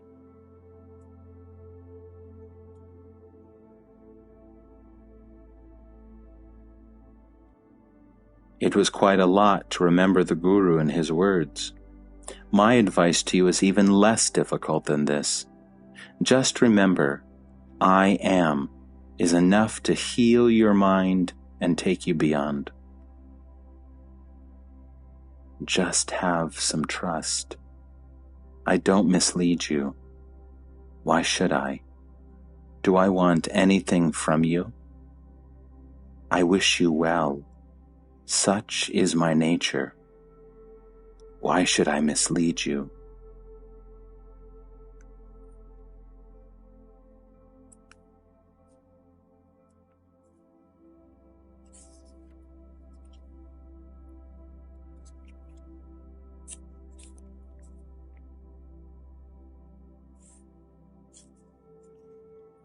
If you want to know your true nature, you must have yourself in mind all the time, until the secret of your being stands revealed.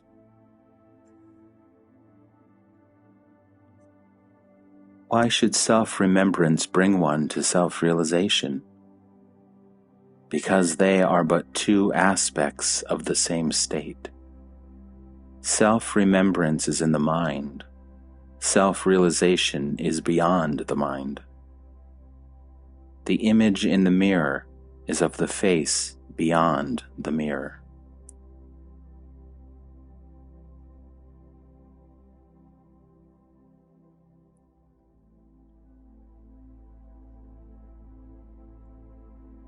It is not the worship of a person or guru that is crucial, but the steadiness and depth of your devotion to the task.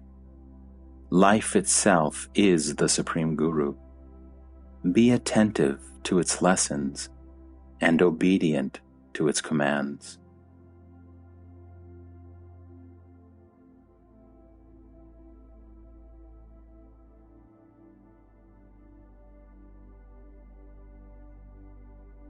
Grow in talent and develop in skill. Desire what is worth desiring and desire it well. Just like you pick your way in a crowd, passing between people, so you find your way between events without missing your general direction. It is easy if you are earnest.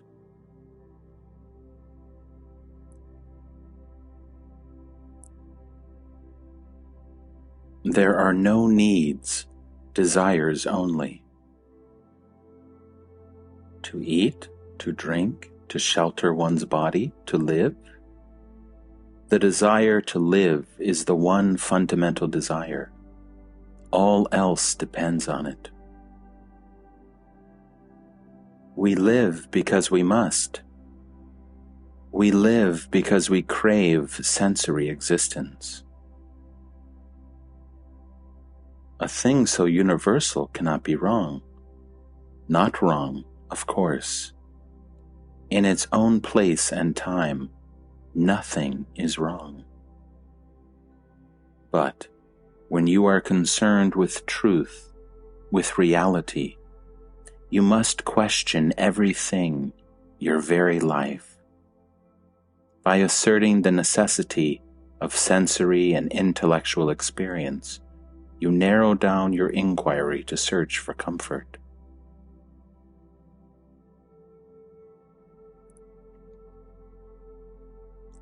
Question every urge. Hold no desire legitimate.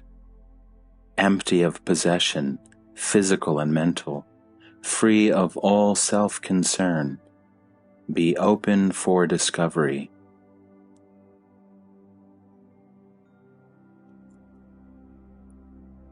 Have your Guru always in your heart and remember his instructions. This is real abidance with the true. Physical proximity is the least important. Make your entire life an expression of your faith and love for your teacher. This is real dwelling with the Guru.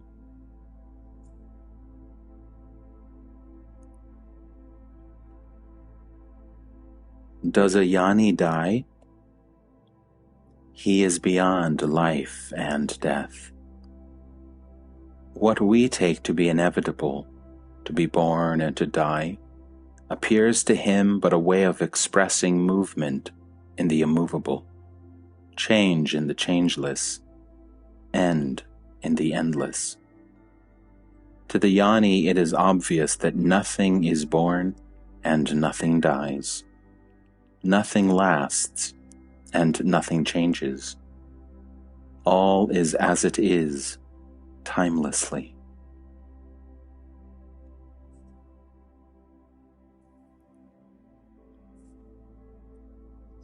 You cannot speak of a beginning of consciousness. The very idea of beginning and time are within consciousness. To talk meaningfully of the beginning of anything, you must step out of it. And the moment you step out, you realize that there is no such thing and never was. There is only reality, in which no thing has any being on its own. Like waves are inseparable from the ocean, so is all existence rooted in being.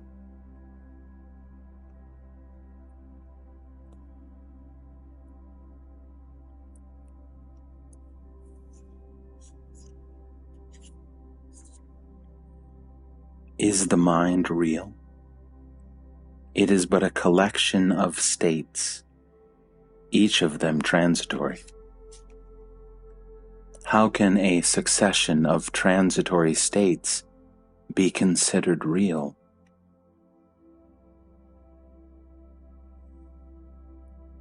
They are all strung on the basic idea, I am the body. But even this is a mental state and does not last.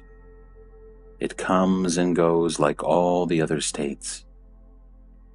The illusion of being the body-mind is there, only because it is not investigated. Non-investigation is the thread on which all the states of mind are strung. It is like darkness in a closed room. It is there, apparently, but when the room is opened, where does it go? It goes nowhere, because it was not there.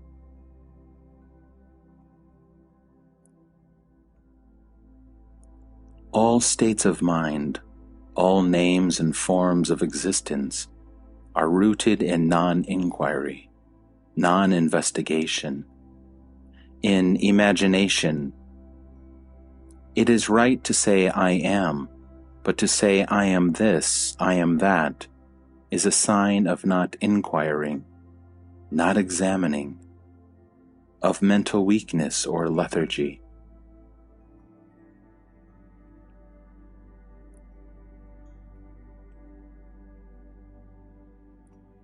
There is no darkness in the midst of light. Self-forgetfulness is the darkness. When we are absorbed in other things, in the not-self, we forget the self. There is nothing unnatural about it.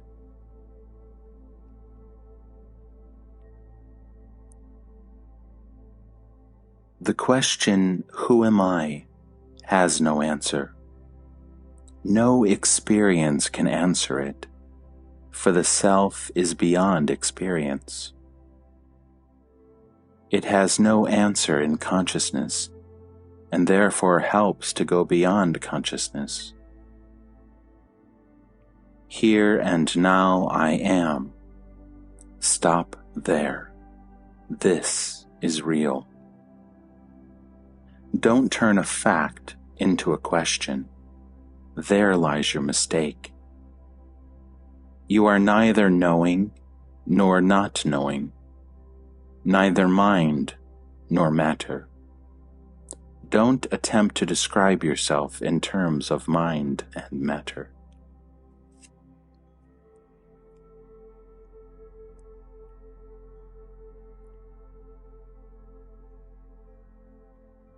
Setting things right lies in my very nature, which is Satyam, Shivam, Sundaram, the true, the good, the beautiful. I am the self. You imagine me as separate, hence your questions. There is no myself and his self. There is the self, the only self of all. Misled by the diversity of names and shapes, minds and bodies, you imagine multiple selves. We both are the self, but you seem to be unconvinced. This talk of personal self and universal self is the learner stage. Go beyond. Don't be stuck in duality.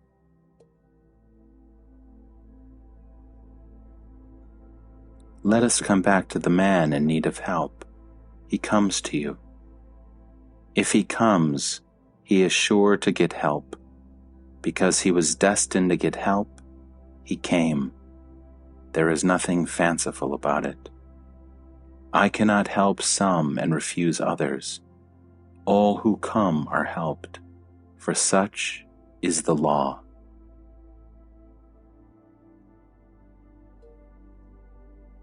Why must a man come here to get advice? Can't he get it from within? He will not listen. His mind is turned outward. But in fact, All experience is in the mind, and even his coming to me and getting help is all within himself. Instead of finding an answer within himself, he imagines an answer from without. To me, there is no me, no man, and no giving. All this is merely a flicker in the mind. I am infinite peace and silence, in which nothing appears, for all that appears disappears. Nobody comes for help. Nobody offers help. Nobody gets help. It is all but a display in consciousness.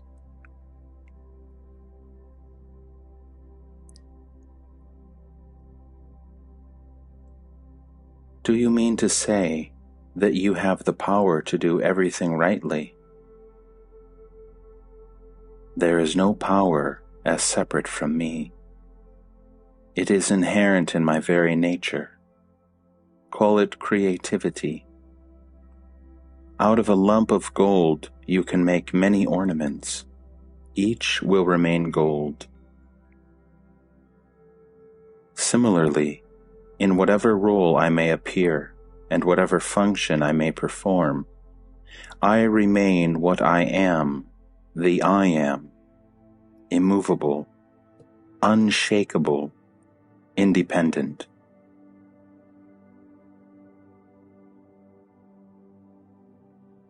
What you call the universe, nature, is my spontaneous creativity.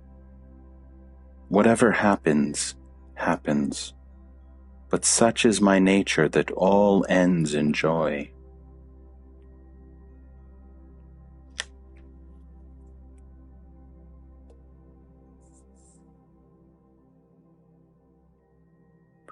All things contain their future. I know that it is in the nature of awareness to set things right. All this is one single fact.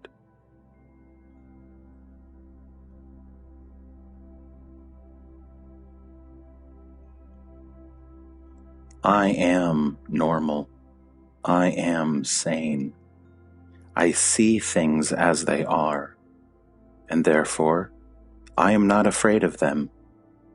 But you are afraid of reality.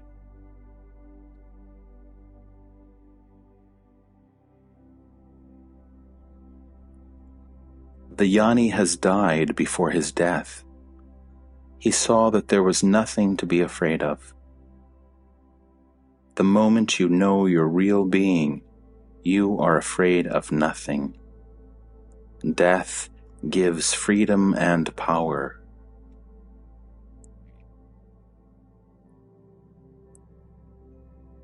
To be free in the world, you must die to the world. Then the universe is your own. It becomes your body, an expression and a tool. The happiness of being absolutely free is beyond description.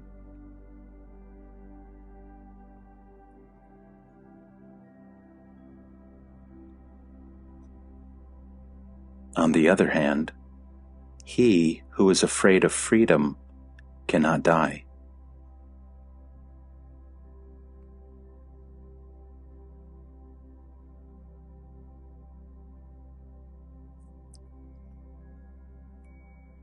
As a whole, the world does not need saving.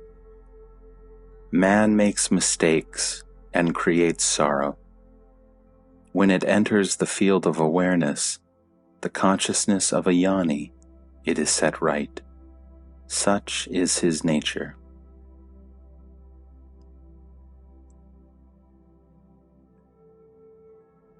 From my point of view, everything happens by itself, quite spontaneously.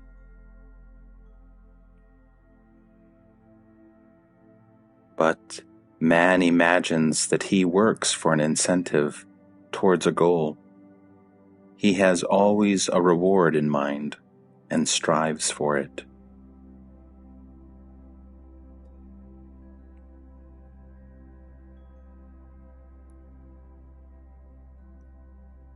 To watch the universe emerging and subsiding in one's heart is a wonder.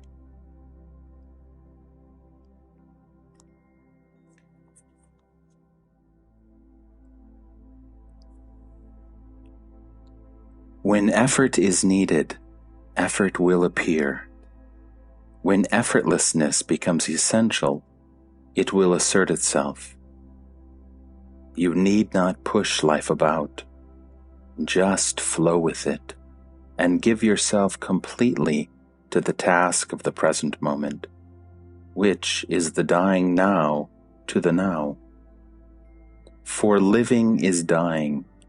Without death, life cannot be.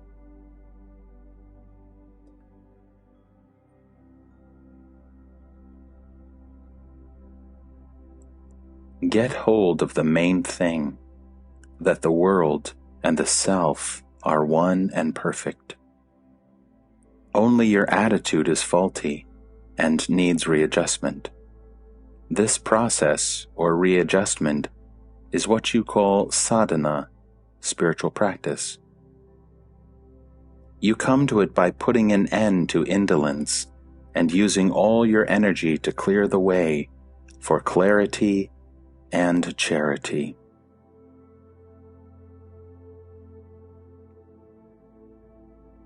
But in reality, these all are signs of inevitable growth.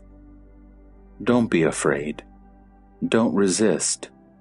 Don't delay. Be what you are. There is nothing to be afraid of. Trust and try. Experiment honestly. Give your real being a chance to shape your life. You will not regret it.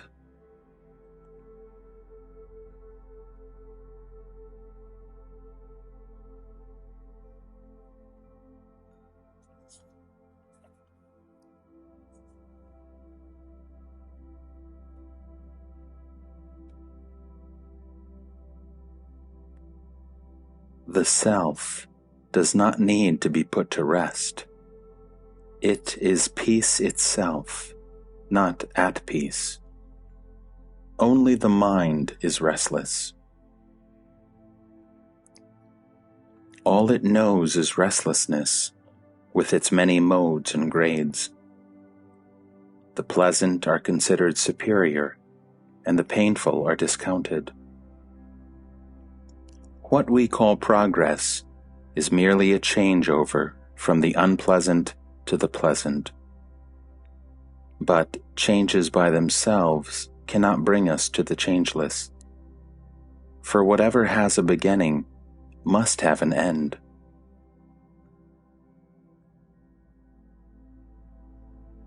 The real does not begin. It only reveals itself as beginningless and endless, all-pervading, all-powerful, immovable prime mover, timelessly changeless.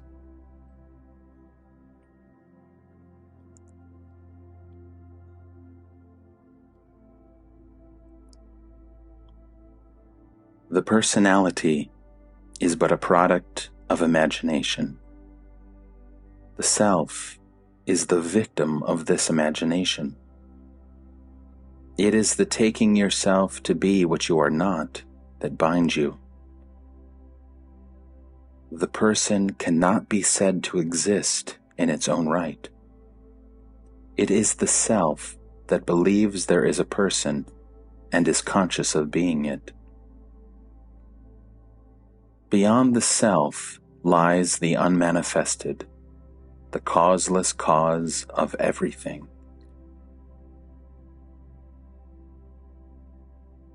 Even to talk of reuniting the person with the self is not right, because there is no person, only a mental picture, given a false reality by conviction.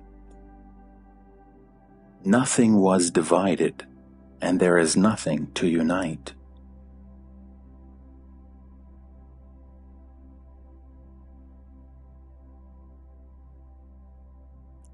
Knowledge is but a memory, a pattern of thought, a mental habit.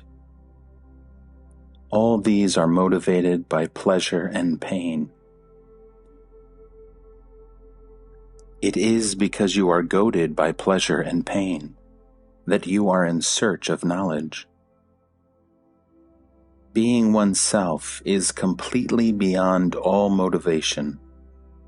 You cannot be yourself for some reason. You are yourself, and no reason is needed.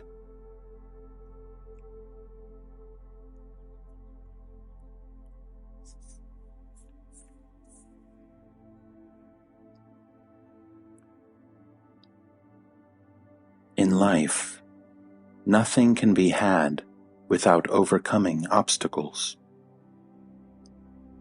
The obstacles to the clear perception of one's true being are desire for pleasure and fear of pain. It is the pleasure-pain motivation that stands in the way. The very freedom from all motivation, the state in which no desire arises, is the natural state.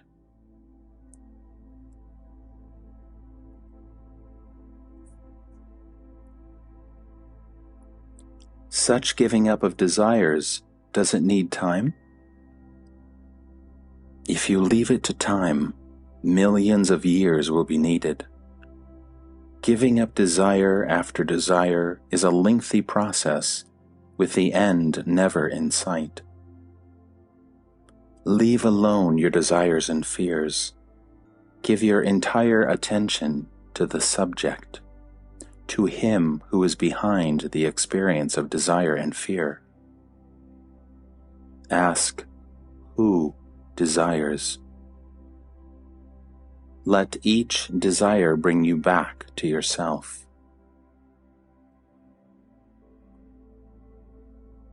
A man who is given a stone and assured that it is a priceless diamond will be mightily pleased until he realizes his mistake.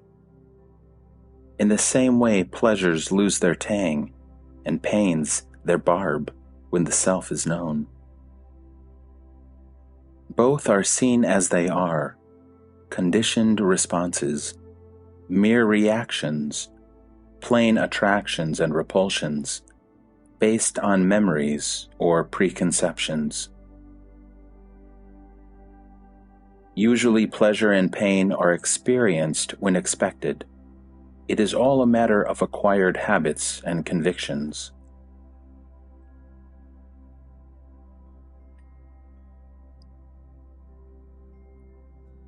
Pain and pleasure go always together. Freedom from one means freedom from both. If you do not care for pleasure, you will not be afraid of pain.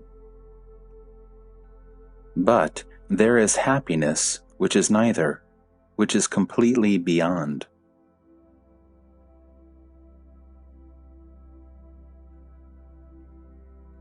Reality is beyond the subjective and objective, beyond all levels, beyond every distinction. Most definitely, it is not their origin, source, or root. These come from ignorance of reality, not from reality itself, which is indescribable, beyond being and not being.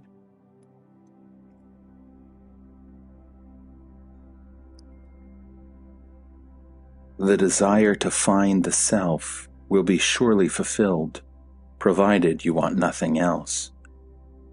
But you must be honest with yourself and really want nothing else.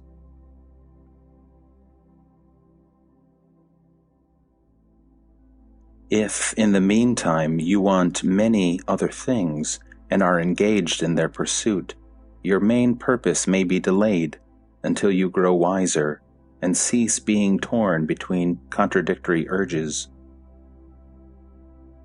Go within, without swerving, without ever looking outward.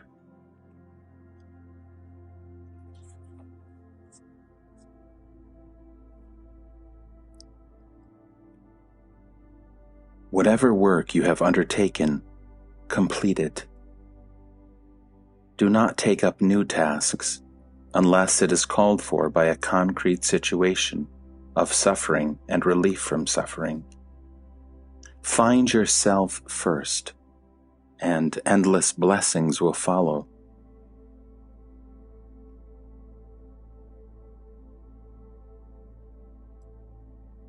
Do not talk of helping another unless you can put him beyond all need of help.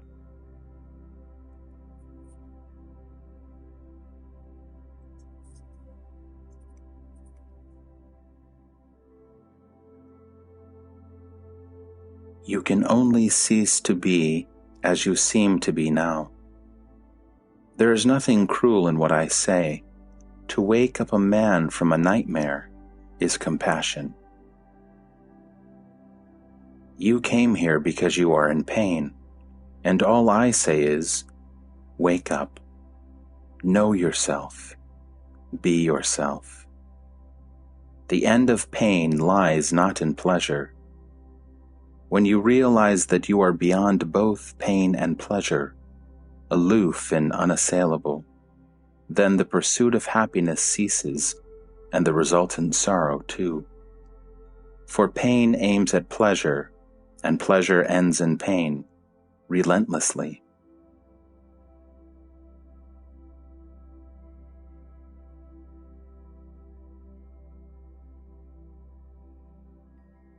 Freedom from sorrow has no cause, and therefore cannot be destroyed.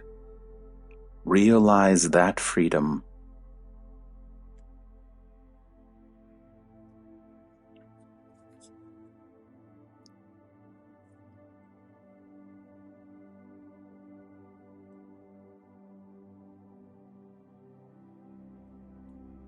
Have your being outside this body of birth and death, and all your problems will be solved. They exist because you believe yourself born to die. Undeceive yourself and be free. You are not a person.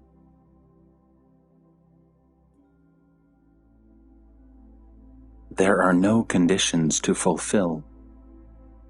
There is nothing to be done, nothing to be given up. Just look and remember, whatever you perceive is not you, not yours. It is there in the field of consciousness, but you are not the field and its contents.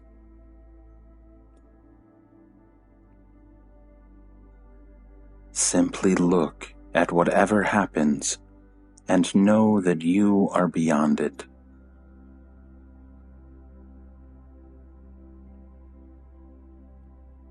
Does it mean I should abstain from doing anything? You cannot. What goes on must go on. If you stop suddenly, you will crash.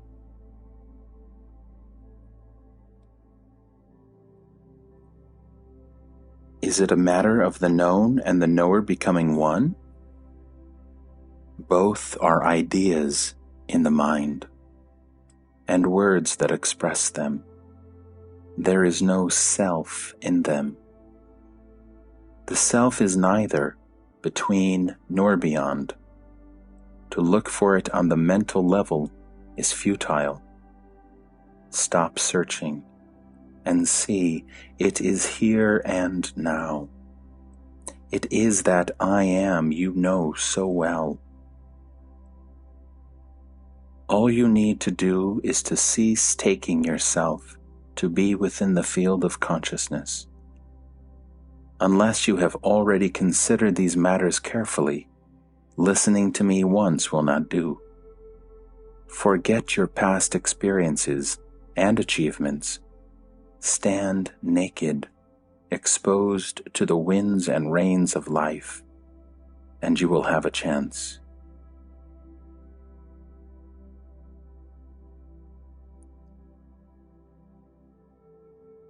The greatest guru is helpless as long as the disciple is not eager to learn.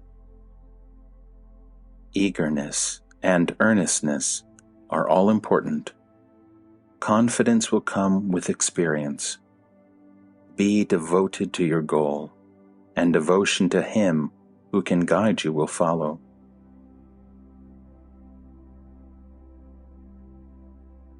The greatest guru is your inner self. Truly, He is the supreme teacher. He alone can take you to your goal, and He alone meets you at the end of the road. Confide in Him, and you need no outer guru.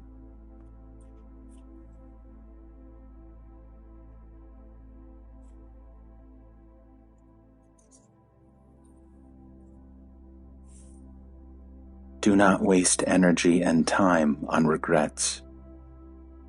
Learn from your mistakes and do not repeat them.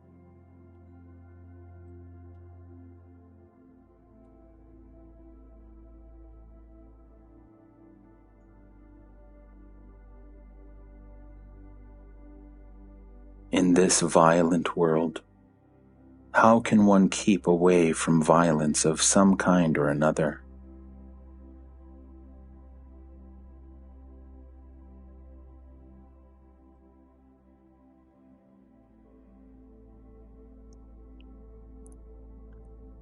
Forgetting yourself is the greatest injury. All the calamities flow from it. Take care of the most important. The lesser will take care of itself. You do not tidy up a dark room. You open the windows first. Letting in the light makes everything easy. So let us wait to improve others until we have seen ourselves as we are and have changed. There is no need to turn round and round in endless questioning. Find yourself, and everything will fall into its proper place.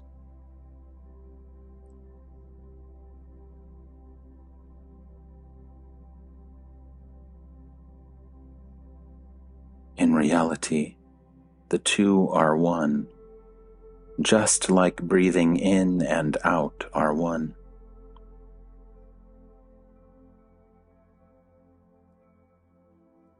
The body exists in time and space, transient and limited, while the dweller is timeless and spaceless, eternal and all-pervading.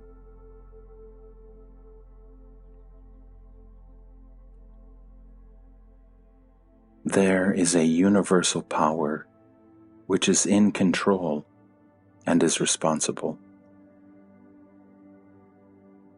Just realize the one mover behind all that moves and leave all to Him. If you do not hesitate or cheat, this is the shortest way to reality. Stand without desire and fear, relinquishing all control and all responsibility.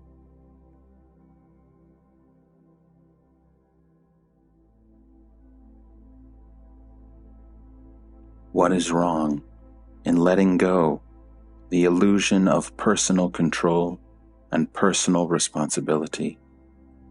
Both are in the mind only.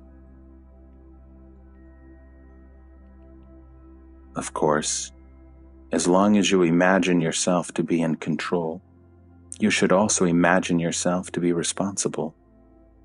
One implies the other.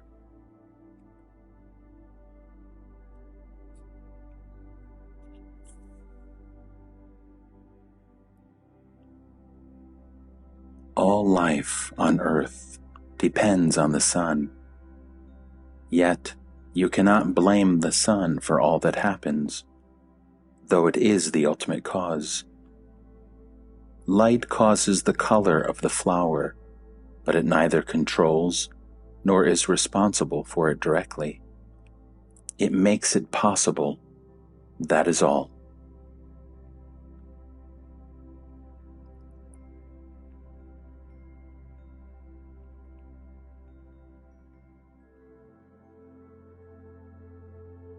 You cannot deny my facts, for you do not know them. Could you know them, you would not deny them. Here lies the trouble. You take your imagining for facts, and my facts for imagination. I know for certain that all is one. Differences do not separate. Either you are responsible for nothing or for everything. To imagine that you are in control and responsible for one body is the aberration of the body-mind.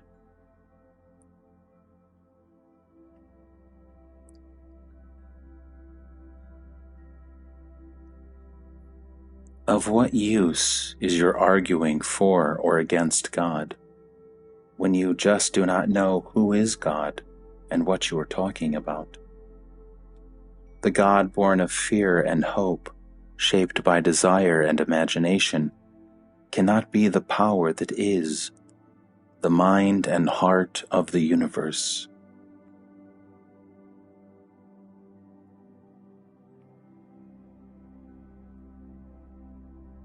When I say I am free, I am merely stating a fact. If you are an adult, you are free from infancy. I am free from all description and identification. Whatever you may hear, see, or think of, I am not that. I am free from being a precept or a concept.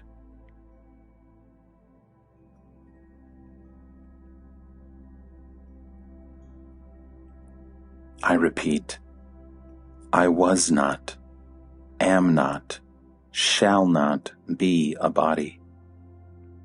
To me, this is a fact.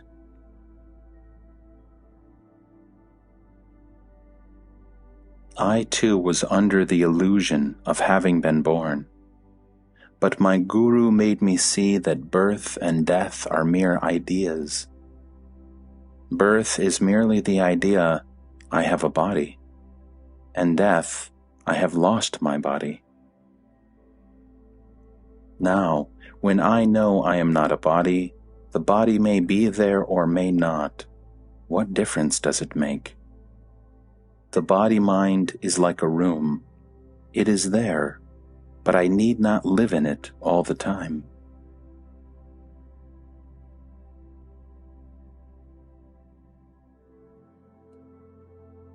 The power that created the body takes care of the body.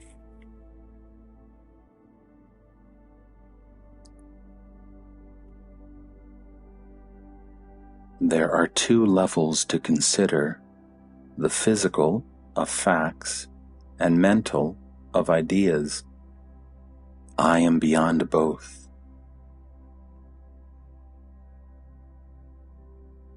Neither your facts nor ideas are mine. What I see is beyond.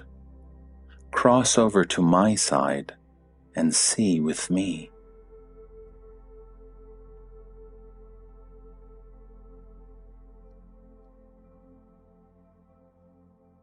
Because you think you are the body, you want it indestructible.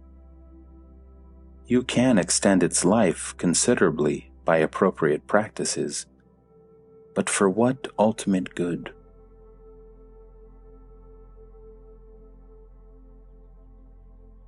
By all means, live long, but you are not the master.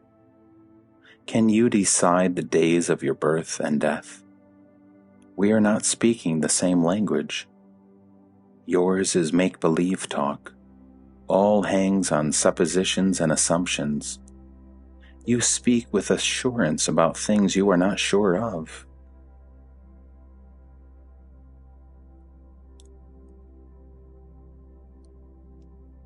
You must come to me. Words are of the mind, and the mind obscures and distorts. Hence the absolute need to go beyond words and to move over to my side. Take me over. I am doing it, but you resist. You give reality to concepts, while concepts are distortions of reality. Abandon all conceptualization and stay silent and attentive. Be earnest about it, and all will be well with you.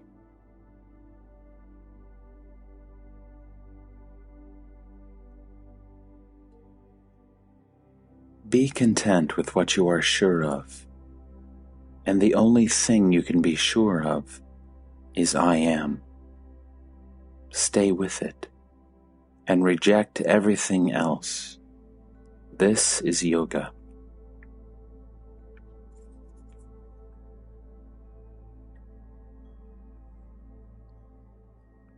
All you need is to listen, remember, and ponder.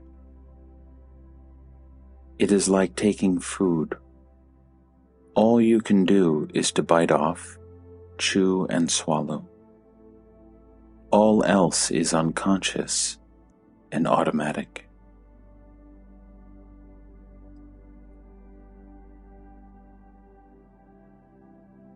All is of the mind, and you are not the mind. The mind is born and reborn, not you.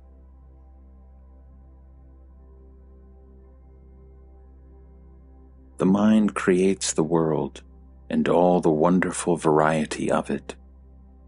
Just like in a good play, you have all sorts of characters and situations, so you need a little of everything to make a world.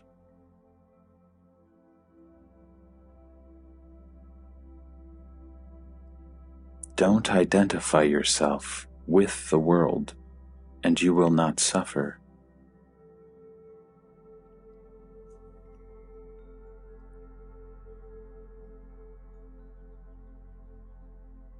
Make your world perfect by all means.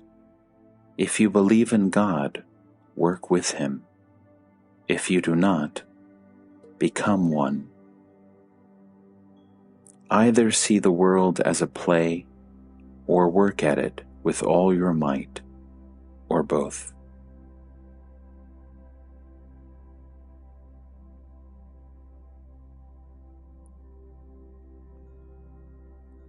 Identity, individuality, uniqueness. They are the most valuable aspects of the mind, yet of the mind only. I am all there is, too, is an experience equally valid. The particular and the universal are inseparable. They are the two aspects of the nameless, as seen from without and from within. Unfortunately, words only mention, but don't convey. Try to go beyond the words.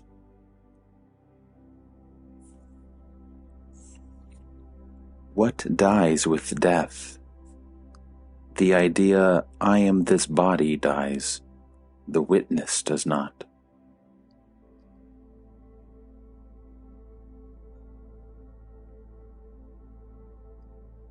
A liberated man is extremely law-abiding, but his laws are the laws of his real self, not of his society. These he observes or breaks according to circumstances and necessity, but he will never be fanciful and disorderly.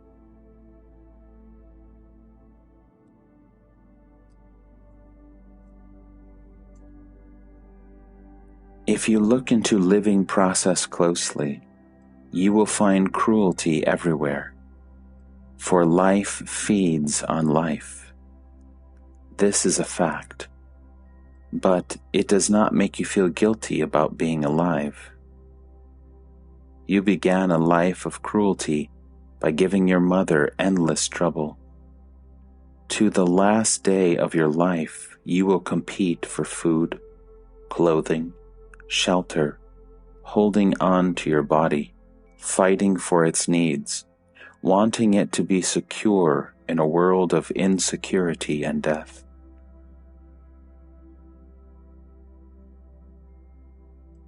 From the animal's point of view, being killed is not the worst form of dying, surely preferable to sickness and senile decay. The cruelty lies in the motive, not in the fact.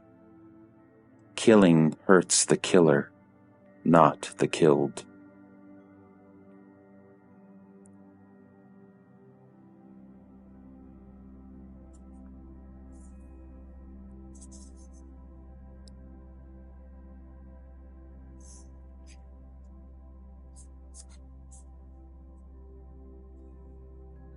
All happens according to your faith, and your faith is the shape of your desire. When I say I am, I do not mean a separate entity with a body as its nucleus. I mean the totality of being, the ocean of consciousness, the entire universe of all that is and knows. I have nothing to desire, for I am complete forever. Can you touch the inner life of other people? I am the people. All beings are in me.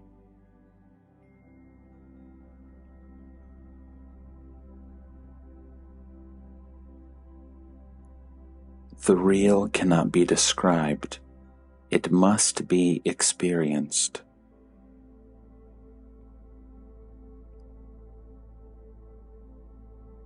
All is one, however much we quibble, and all is done to please the one source and goal of every desire, whom we all know as the I Am.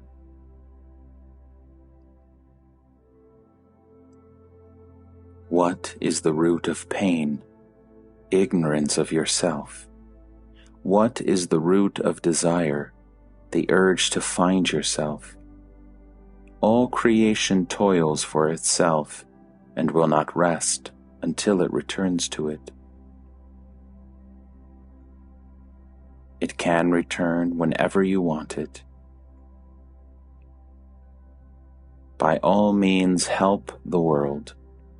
You will not help much, but the effort will make you grow. There is nothing wrong in trying to help the world. When the time comes for the world to be helped, some people are given the will, the wisdom, and the power to cause great changes.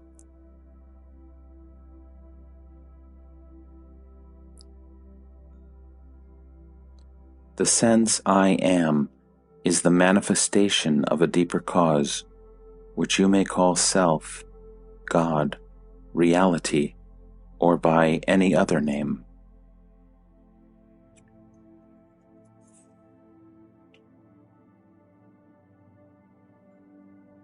You must realize first of all that you are the proof of everything, including yourself. None can prove your existence, because his existence must be confirmed by you first. Your being and knowing you owe nobody. Remember, you are entirely on your own. You do not come from somewhere. You do not go anywhere. You are timeless being and awareness.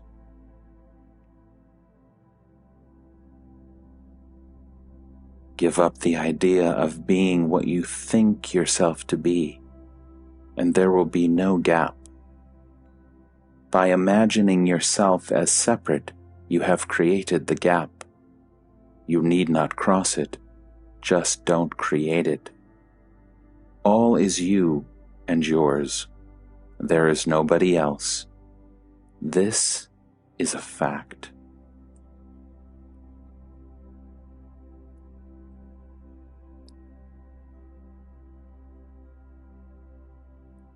Words don't matter. What matters is the idea you have of yourself, for it blocks you. Give it up.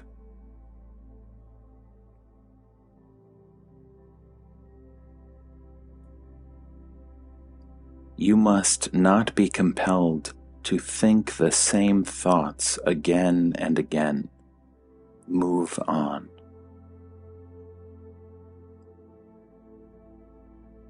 Don't be childish. It's easier to change than to suffer.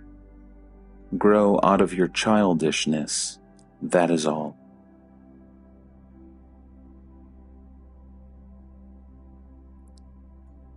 Everything happens all the time, but you must be ready for it. Readiness is ripeness. You do not see the real because your mind is not ready for it. Unready means afraid. You are afraid of what you are. Your destination is the whole, but you are afraid that you will lose your identity. This is childishness, clinging to the toys, to your desires and fears, opinions and ideas. Give it all up and be ready for the real to assert itself.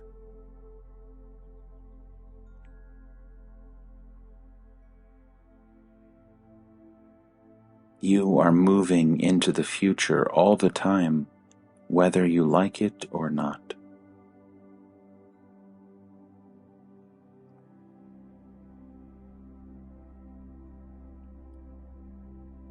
Your mind does move. In the now, you are both the movable and the immovable. So far, you took yourself to be the movable and overlooked the immovable. Turn your mind inside out. Overlook the movable, and you will find yourself to be the ever-present, changeless reality, inexpressible, but solid like a rock.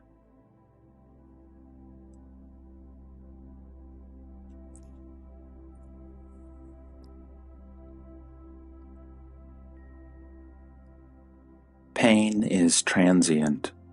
You are not.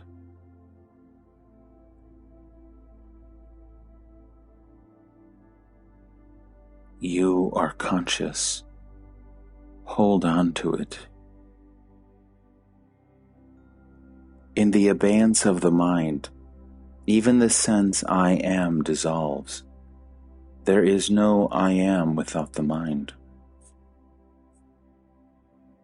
All experience subsides with the mind. Without the mind, there can be neither experiencer nor experience.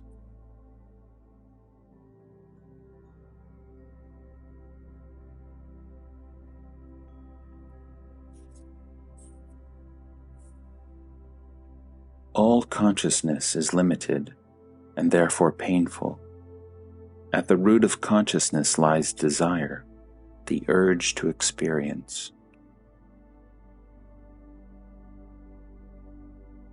Beyond pain and pleasure, there is bliss.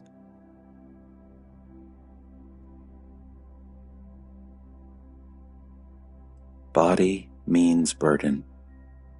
Sensations, desires, thoughts, these are all burdens.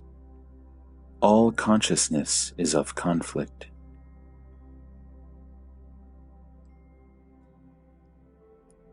To know that pain and pleasure are one is peace.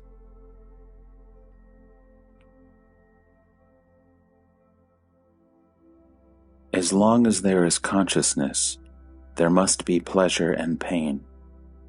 It is in the nature of the I am of consciousness to identify itself with the opposites.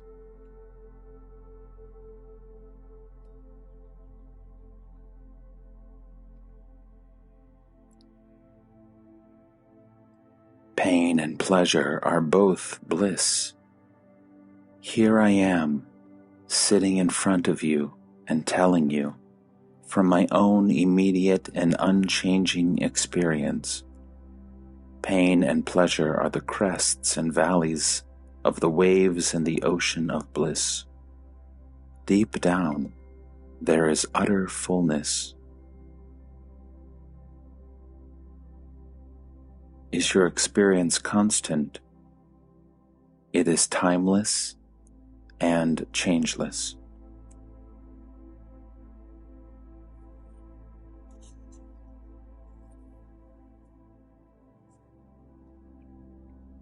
What the mind created, the mind must destroy.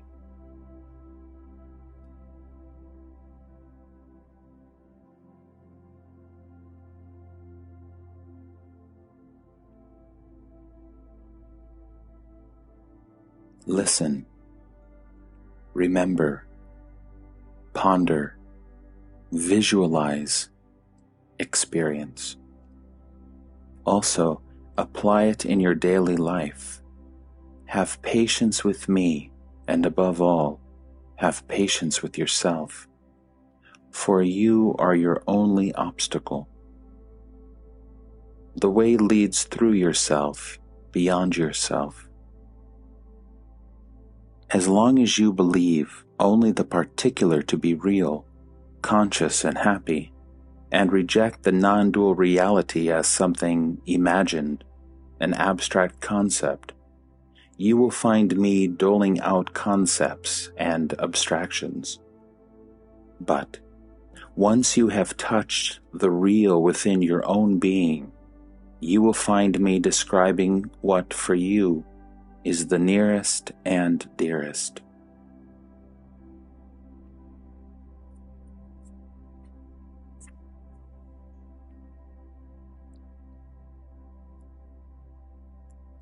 The Jnani belongs to all. He gives himself tirelessly and completely to whoever comes to him. If he is not a giver, he is not a Jnani. Whatever he has, he shares.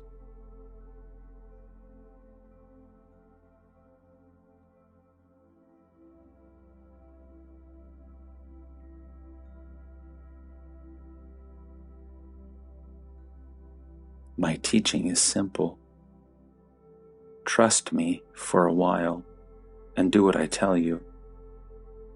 If you persevere, you will find that your trust was justified.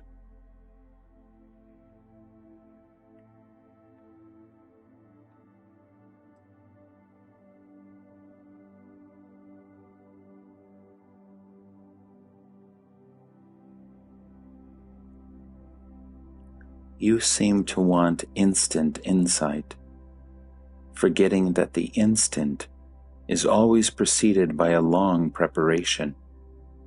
The fruit falls suddenly, but the ripening takes time.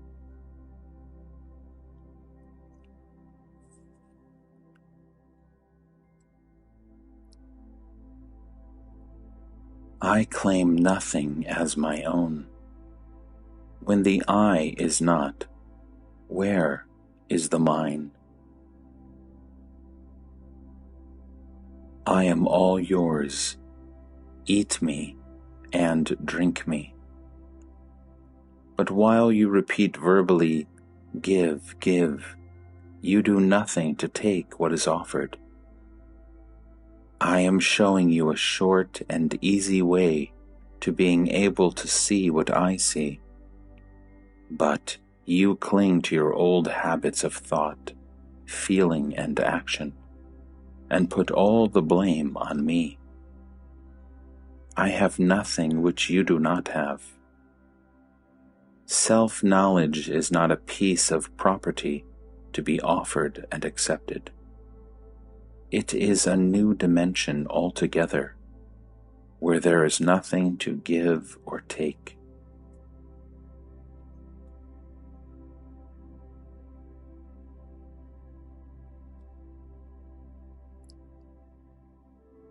How does it feel at your end? the common things of life. I experience them just as you do. The difference lies in what I do not experience. I do not experience fear or greed, hate or anger. I ask nothing, refuse nothing, keep nothing. In these matters I do not compromise. Maybe this is the outstanding difference between us. I will not compromise.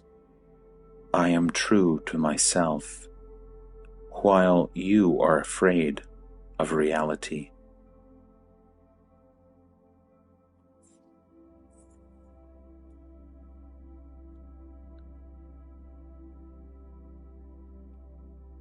Whatever you do for the sake of truth will take you to truth. Only be earnest and honest. The shape it takes hardly matters.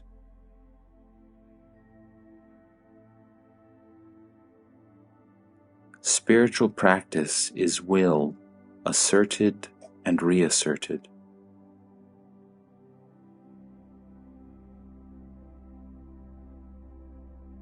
Mine is a silent language. Learn to listen and understand. Meet your own self. Be with your own self. Listen to it. Obey it. Cherish it. Keep it in mind ceaselessly. You need no other guide. As long as your urge for truth affects your daily life, all is well with you. Live your life without hurting anybody. Harmlessness is a most powerful form of yoga, and it will take you speedily to your goal. This is what I call Nisarga Yoga, the natural yoga. It is the art of living in peace and harmony, in friendliness and love. The fruit of it is happiness, uncaused and endless. Turn within, and you will come to trust yourself. In everything else, confidence comes with experience.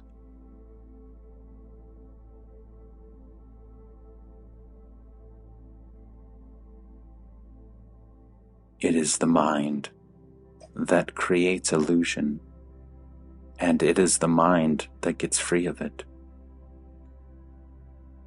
Words may aggravate illusion. Words may also help dispel it. There is nothing wrong in repeating the same truth again and again until it becomes reality. The mother's work is not over with the birth of the child. She feeds it day after day, year after year, until it needs her no longer. People need hearing words until facts speak to them louder than words.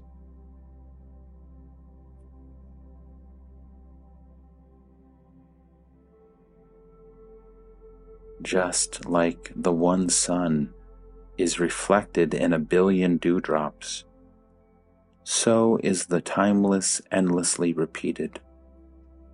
When I repeat, I am, I merely assert and reassert an ever-present fact. You get tired of my words because you do not see the living truth behind them. Contact it, and you will find the full meaning of words and of silence, both.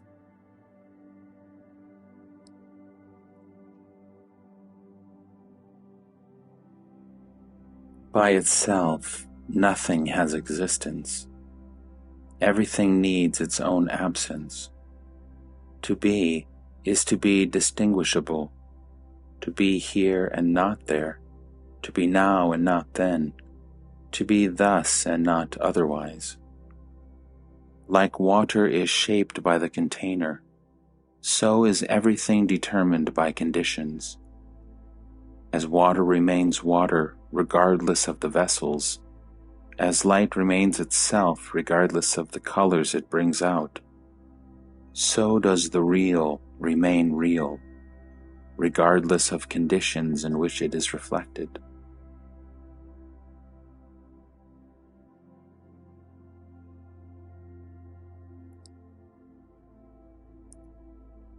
We can talk of the unreal, the illusory, the transient, the conditioned. To go beyond, we must pass through total negation of everything as having independent existence. All things depend. On what do they depend? On consciousness. And consciousness depends on the witness. The witness is the reflection of the real in all its purity. It depends on the condition of the mind. Without the witness, it becomes unconsciousness, just living. The witness is latent in every state of consciousness, just like light in every color.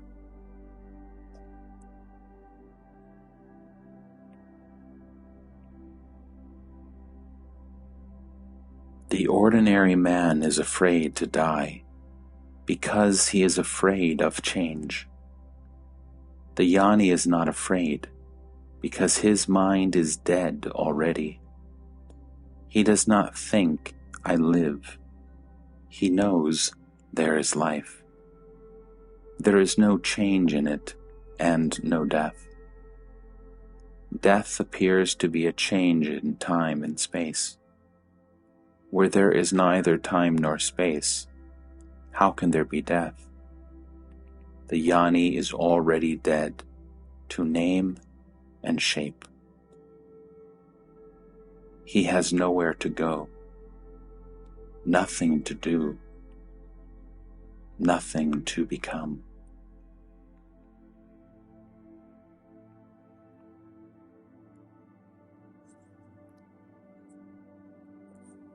Do you know God, that you talk of Him so freely? What is God to you? A sound? A word on paper? An idea in the mind?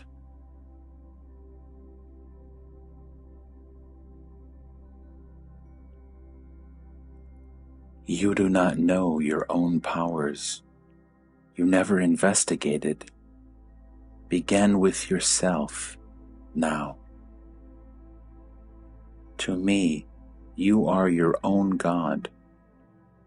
But if you think otherwise, think to the end. If there be God, then all is God's, and all is for the best. Welcome all that comes with a glad and thankful heart, and love all creatures. This too will take you to yourself.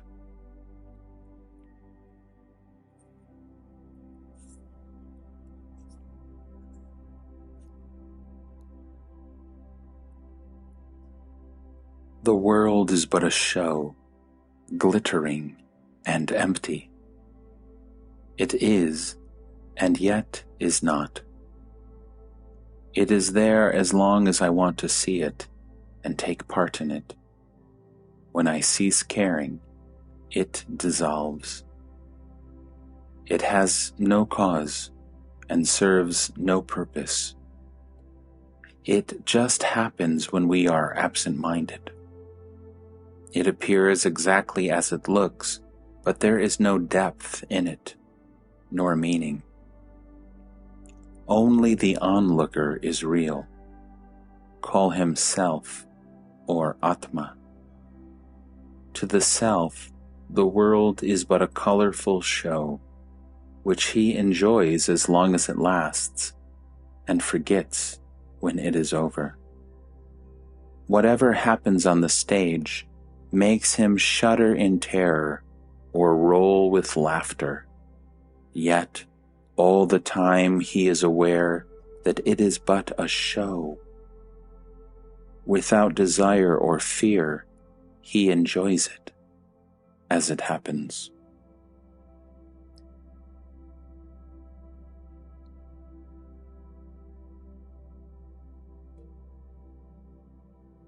He is happy and fully aware that happiness is his very nature, and that he need not do anything, nor strive for anything to secure it.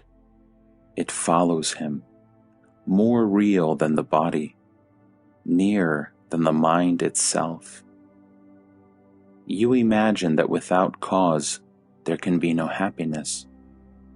To me, dependence on anything for happiness is utter misery. Pleasure and pain have causes, while my state is my own, totally uncaused, independent, unassailable. The world just sprouts into being out of nothing and returns to nothing.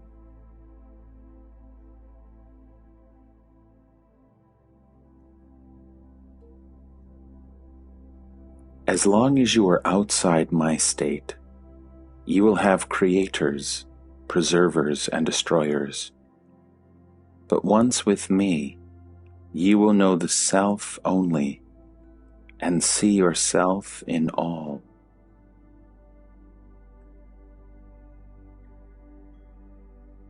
In reality, I only look.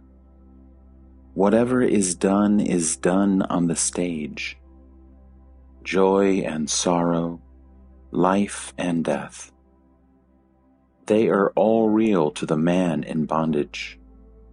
To me, they are all in the show, as unreal as the show itself.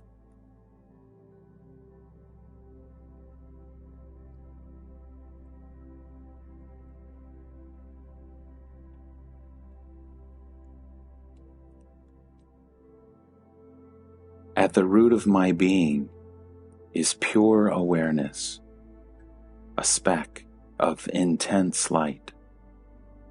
This speck, by its very nature, radiates and creates pictures in space and events in time, effortlessly and spontaneously. As long as it is merely aware, there are no problems. But when the discriminative mind comes into being and creates distinctions, pleasure and pain arise.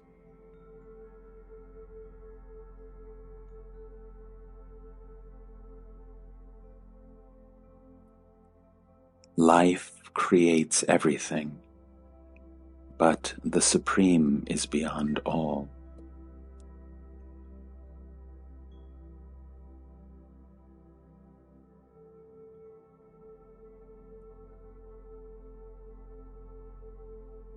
The Yoni seems to be a very lonely being, all by himself. He is alone, but he is all. He is not even a being. He is the beingness of all beings. Not even that. No words apply. He is what he is, the ground from which all grows.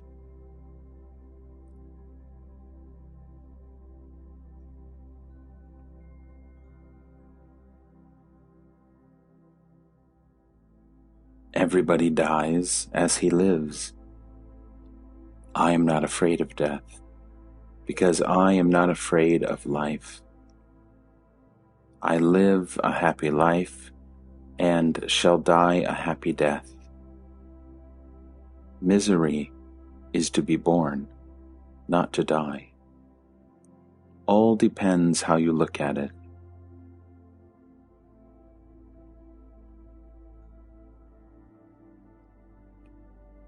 In my world, nobody is born and nobody dies. Some people go on a journey and come back. Some never leave. What difference does it make, since they travel in dreamlands, each wrapped up in his own dream? Only the waking up is important. It is enough to know the I am as reality and also love.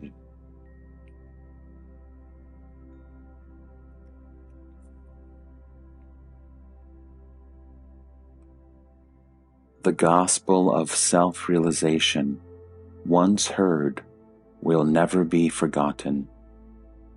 Like a seed left in the ground, it will wait for the right season and sprout and grow into a mighty tree.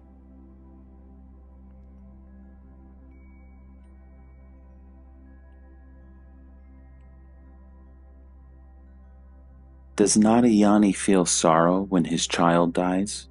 Does he not suffer? He suffers with those who suffer. The event itself is of little importance, but he is full of compassion for the suffering being, whether alive or dead, in the body or out of it.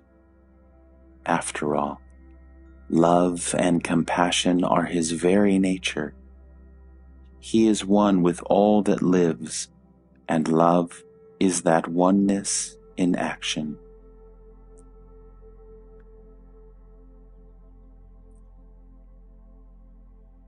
The Jnani is afraid of nothing, but he pities the man who is afraid.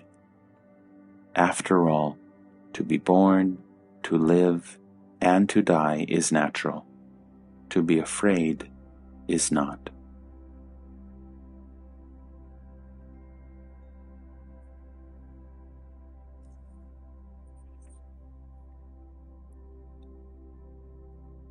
What about the prayers for the dead?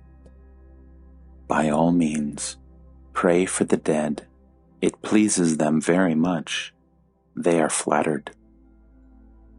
The Jnani does not need your prayers. He is himself the answer to your prayers. How does the Jnani fare after death? The Jnani is dead already. Do you expect him to die again?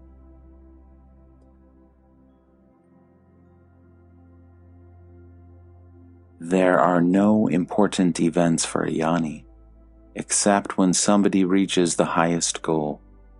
Then only his heart rejoices. All else is of no concern. The entire universe is his body. All life is his life. As in a city of lights, when one bulb burns out, it does not affect the network. So the death of a body does not affect the whole.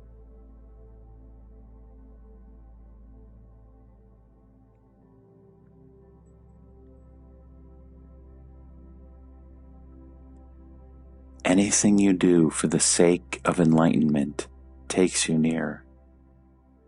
Anything you do without remembering enlightenment puts you off. But why complicate? Just know that you are above and beyond all things and thoughts. What you want to be, you are it already. Just keep it in mind.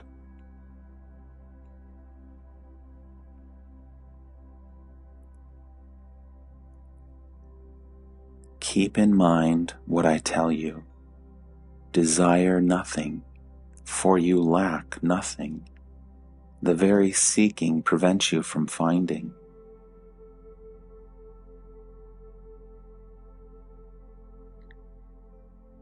Life and death are all the same to me.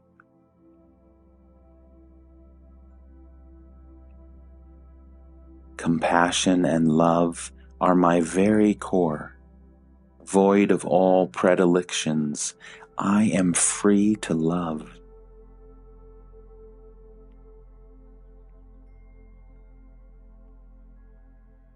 One can give food, clothes, shelter, knowledge, affection, but the highest gift is the gospel of enlightenment. Once you have it, nobody can take it away from you.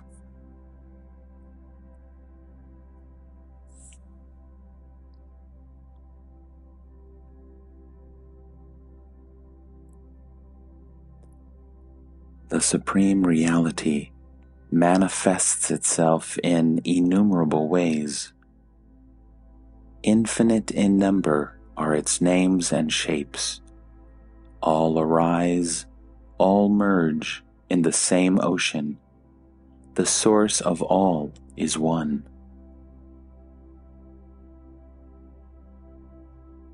Looking for causes and results is but the pastime of the mind. What is lovable. Love is not a result. It is the very ground of being. Wherever you go, you will find being, consciousness, and love. Why and what for make preferences?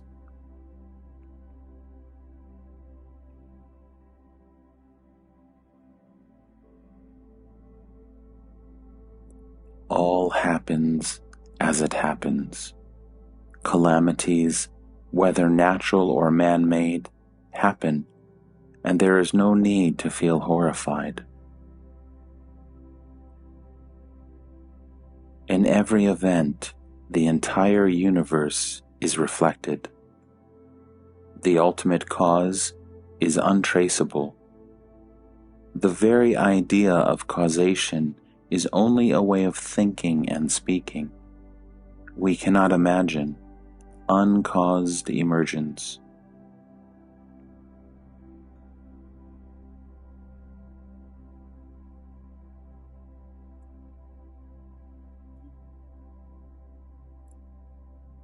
The causes of perversity are also natural: heredity, environment, and so on. You are too quick to condemn. Do not worry about others. Deal with your own mind first. When you realize that your mind too is a part of nature, the duality will cease. Develop the witness attitude, and you will find in your own experience that detachment brings control. The state of witnessing is full of power. There is nothing passive about it.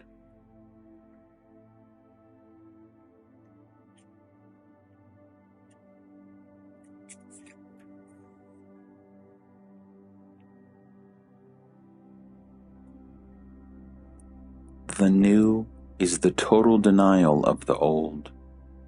The permissive new is not really new. It is but a new attitude of the old. The really new obliterates the old completely. The two cannot be together.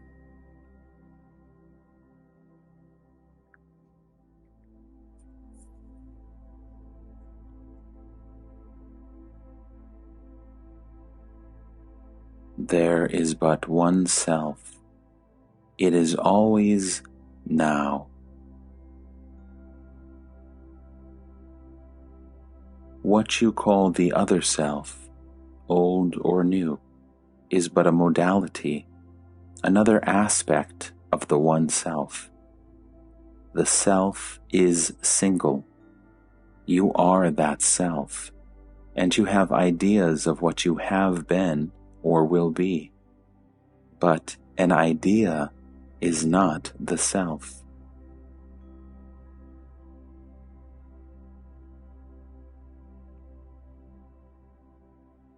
How can there be conflict between what is and what is not? Conflict is the characteristic of the old. When the new emerges, the old is no longer.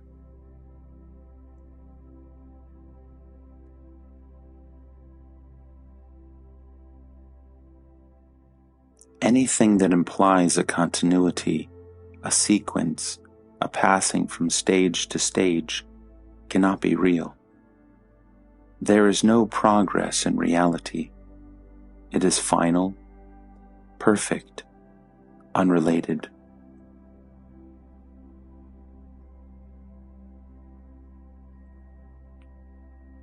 You can do nothing to bring it about, but you can avoid creating obstacles. Watch your mind, how it comes into being, how it operates. As you watch your mind, you discover yourself as the watcher. When you stand motionless, only watching, you discover yourself as the light behind the watcher. The source of light is dark. Unknown is the source of knowledge. That source alone is. Go back to that source and abide there. It is neither in the sky nor in the all-pervading ether. God is all that is great and wonderful. I am nothing, have nothing, can do nothing. Yet all comes out of me. The source is me. The root, the origin is me.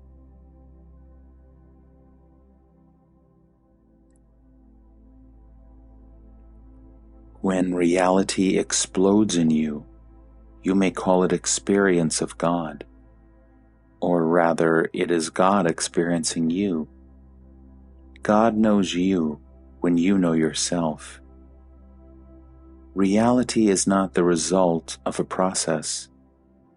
It is an explosion.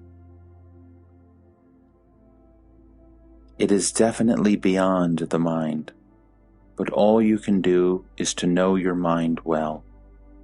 Not that the mind will help you, but by knowing your mind, you may avoid your mind disabling you. You have to be very alert, or else your mind will play false with you. It is like watching a thief. Not that you expect anything from a thief, but you do not want to be robbed. In the same way, you give a lot of attention to the mind without expecting anything from it.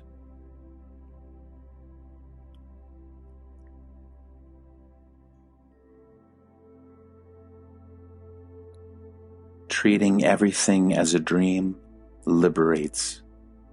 As long as you give reality to dreams, you are their slave.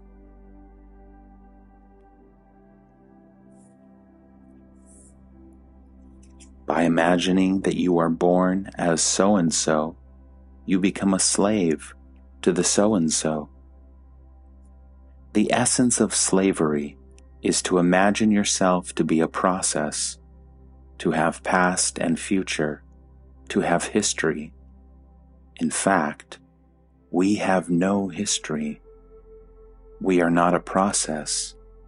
We do not develop nor decay. Also, see all as a dream and stay out of it.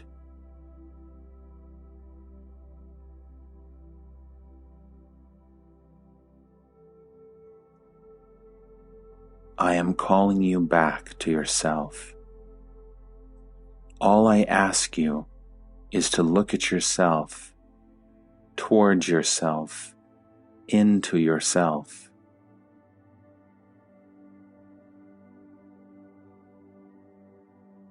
To what purpose? You live, you feel, you think. By giving attention to your living, feeling, and thinking, you free yourself from them and go beyond them. Your personality dissolves and only the witness remains. Then you go beyond the witness. Do not ask how it happens.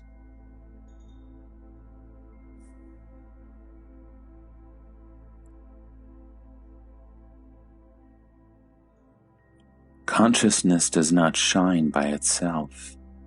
It shines by a light beyond it.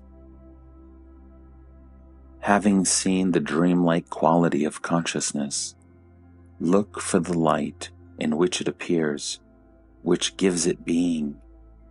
There is the content of consciousness, as well as the awareness of it.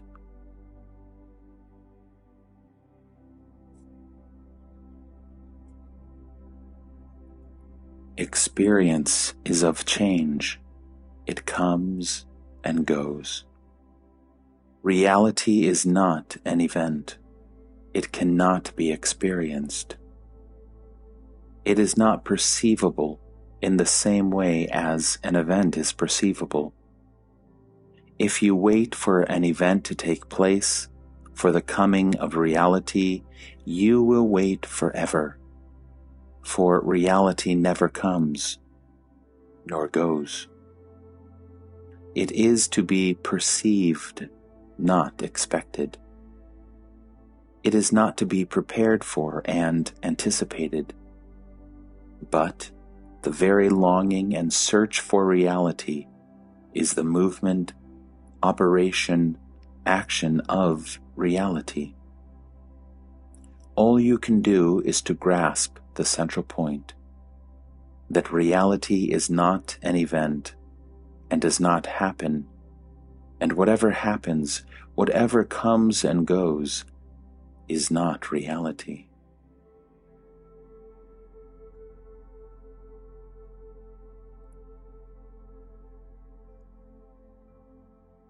Neither action, nor feeling, nor thought express reality. There is no such thing as an expression of reality. You are introducing a duality where there is none. Only reality is. There is nothing else.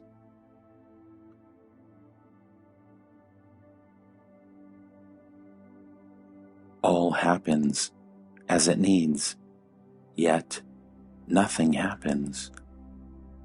I do what seems to be necessary, but at the same time I know that nothing is necessary, that life itself is only make-believe.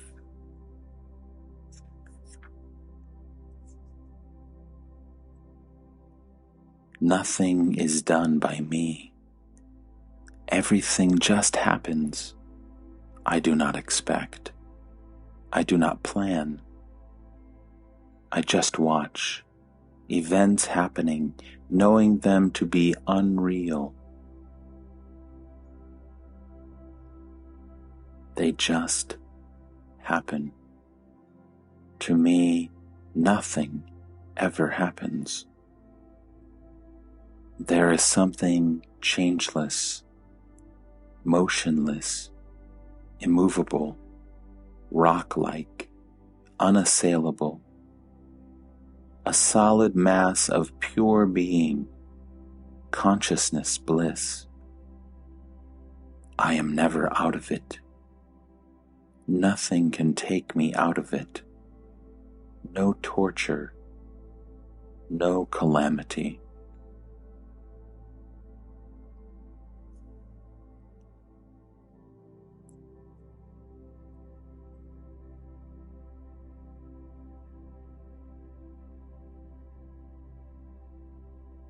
If I understand you rightly, this state did not come by cultivation.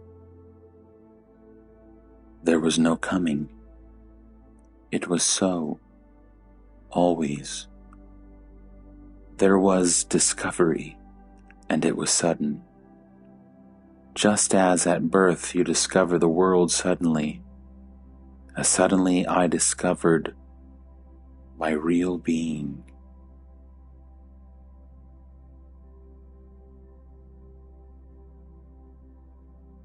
Is your condition permanent or intermittent? Absolutely steady.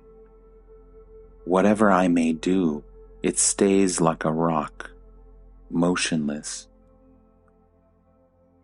Once you have awakened into reality, you stay in it. A child does not return to the womb. It is a simple state, smaller than the smallest, bigger than the biggest. It is self-evident and yet beyond description. Is there a way to it? Everything can become a way, provided you are interested. Just puzzling over my words and trying to grasp their full meaning is a sadhana quite sufficient for breaking down the wall. You are quite capable of crossing over. Only be sincere.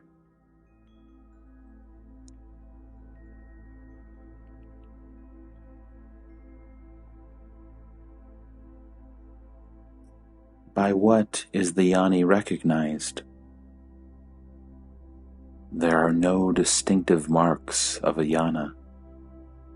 Only ignorance can be recognized, not jnana.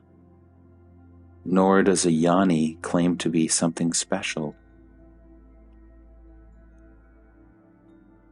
All those who proclaim their own greatness and uniqueness are not jnanis. They are mistaking some unusual development for realization. The jnani shows no tendency to proclaim himself to be a jnani. He considers himself to be perfectly normal, true to his real nature. Proclaiming oneself to be an omnipotent, omniscient, and omnipresent deity is a dear sign of ignorance.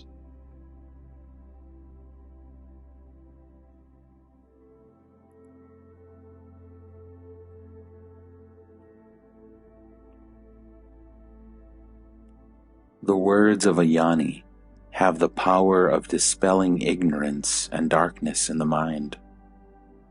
It is not the words that matter, but the power behind them.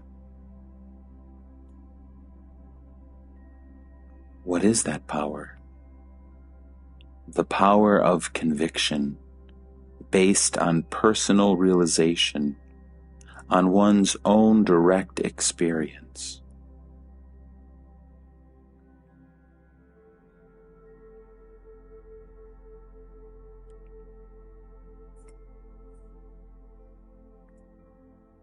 If the seeker is earnest, the light can be given.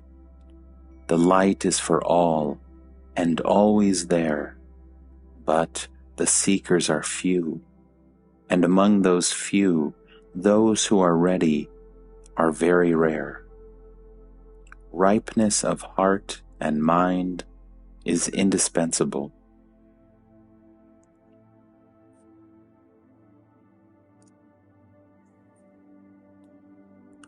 You see, I was so attuned to my guru, so completely trusting him. There was so little of resistance in me that it all happened easily and quickly. But not everybody is so fortunate. Laziness and restlessness often stand in the way, and until they are seen and removed, the progress is slow. All those who have realized on the spot, by mere touch, look, or thought, have been ripe for it, but such are very few. The majority needs some time for ripening. Sadhana is accelerated ripening.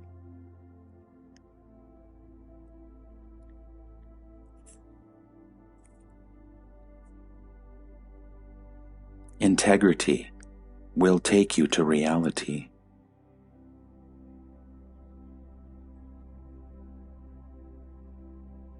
When all the false self-identifications are thrown away, What remains is all-embracing love. Get rid of all ideas about yourself, even of the idea that you are God. No self-definition is valid.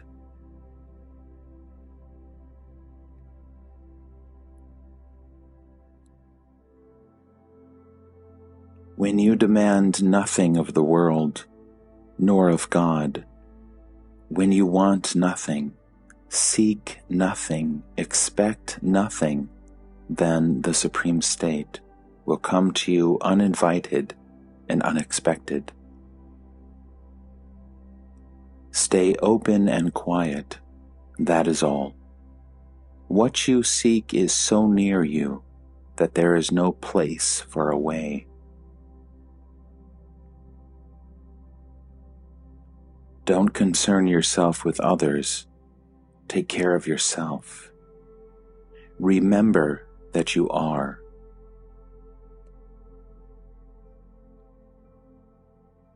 Life is seeking. One cannot help seeking. When all search ceases, it is the Supreme State. It is a timeless state, ever present. Sadhana is a search for what to give up. Empty yourself completely.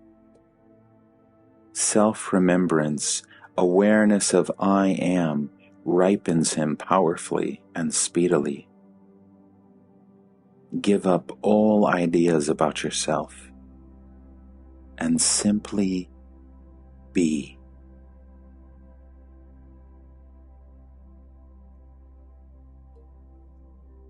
In the light of consciousness, all sorts of things happen, and one need not give special importance to any. The sight of a flower is as marvelous as the vision of God. Let them be. Why remember them and then make memory into a problem? Be bland about them.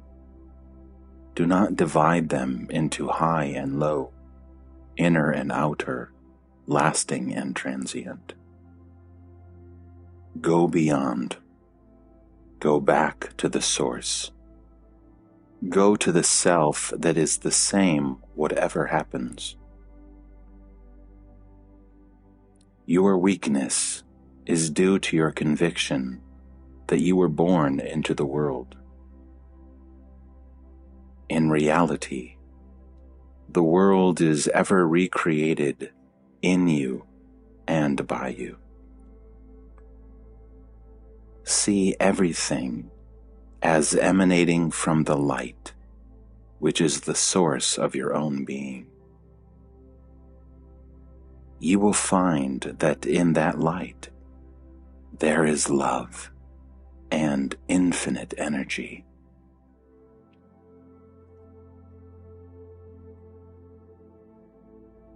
See what you are.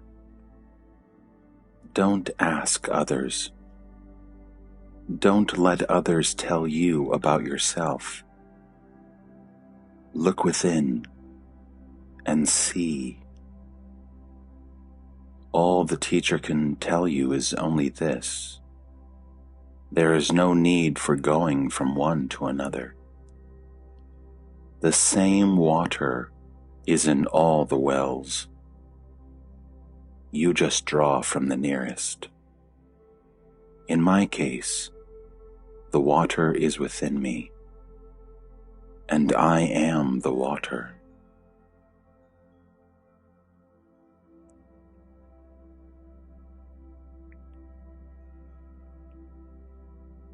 The body appears in your mind. Your mind is the content of your consciousness. You are the motionless witness of the river of consciousness, which changes eternally without changing you in any way. Your own changelessness is so obvious that you do not notice it. have a good look at yourself, and all these misapprehensions and misconceptions will dissolve. Just as all the little watery lives are in water and cannot be without water, so all the universe is in you and cannot be without you.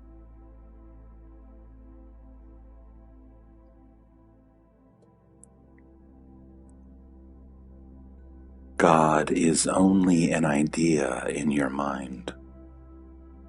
The fact is you. The only thing you know for sure is here and now I am. Remove the here and now. The I am remains unassailable.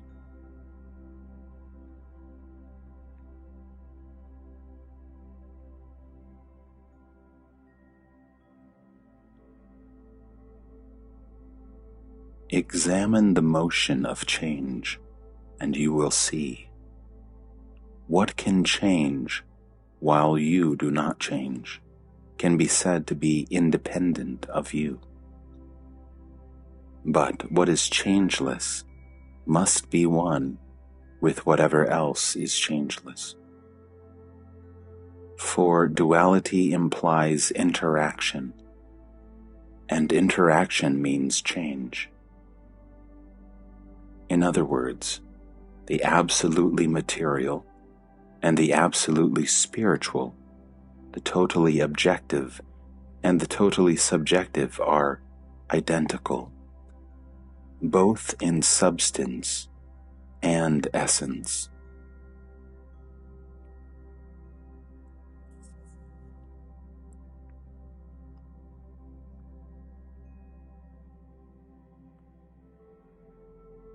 The main point to grasp is that you have projected onto yourself a world of your own imagination, based on memories, on desires and fears, and that you have imprisoned yourself in it.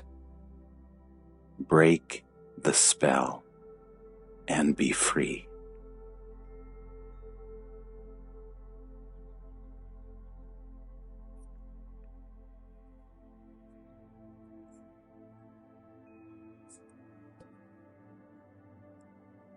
See the imaginary as imaginary, and be free of fear.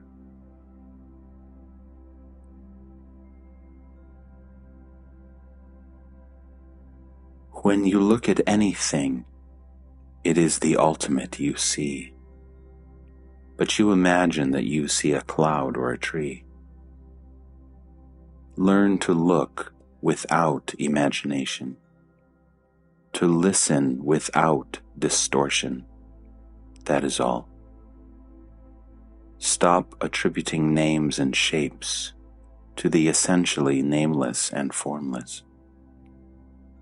Realize that every mode of perception is subjective, that what is seen or heard, touched or smelt, felt or thought, expected or imagined, is in the mind and not in reality.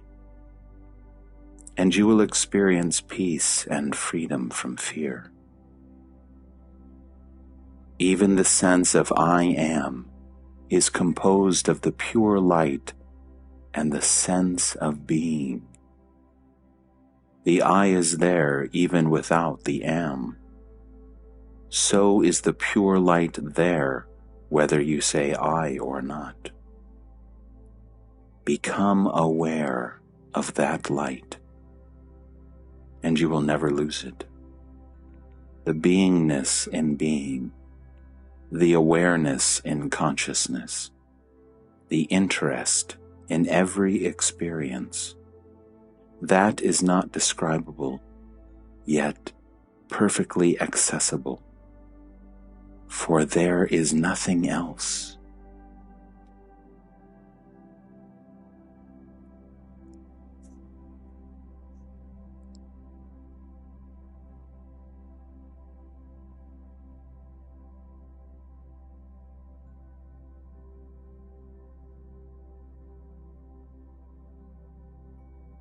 When you realize that you are the light of the world, you will also realize that you are the love of it, that to know is to love, and to love is to know. Of all the affections, the love of oneself comes first. Your love of the world is the reflection of your love of yourself, for your world is of your own creation. Light and love are impersonal, but they are reflected in your mind as knowing and wishing oneself well. We are always friendly towards ourselves, but not always wise. A yogi is a man whose goodwill is allied to wisdom.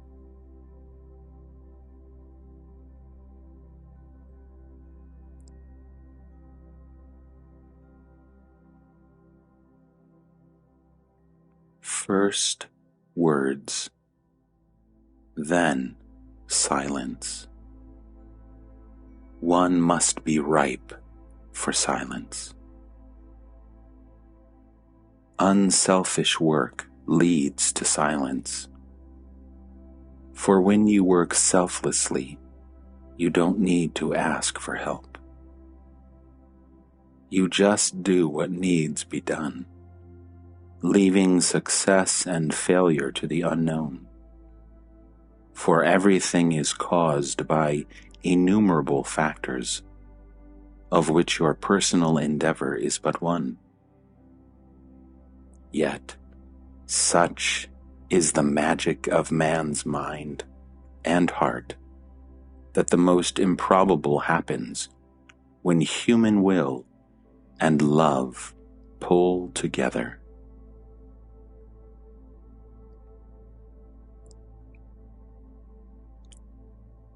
Work on, and the universe will work with you. After all, the very idea of doing the right comes to you from the unknown. Leave it to the unknown as far as the results go.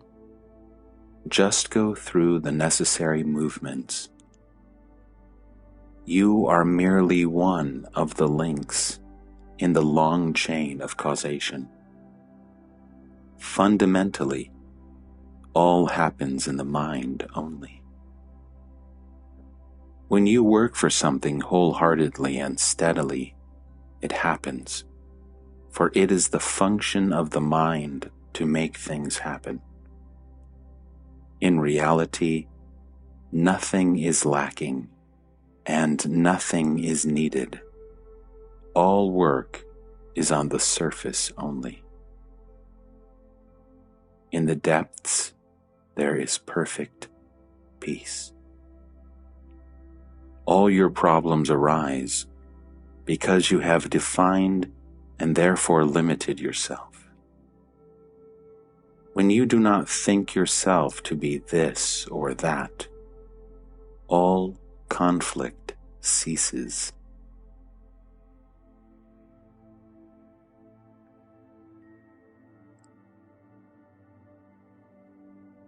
There is no such thing as a person. There are only restrictions and limitations. The sum total of these defines the person. You think you know yourself when you know what you are, but you never know who you are. The person merely appears to be, like the space within the pot appears to have the shape and volume and smell of the pot. See that you are not what you believe yourself to be. Fight with all the strength at your disposal against the idea that you are nameable and describable. You are not.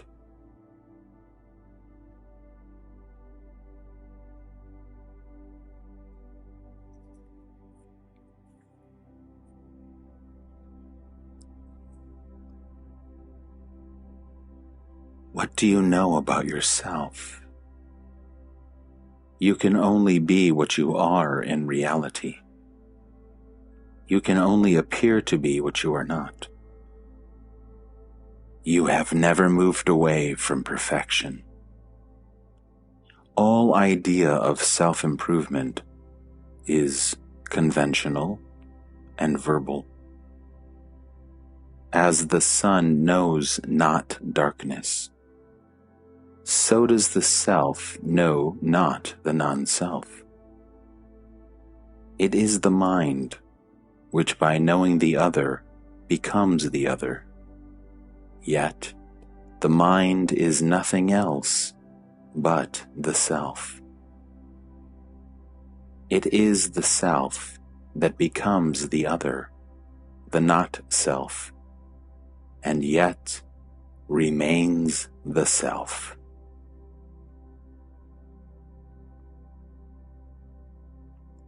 Reality is the ultimate destroyer.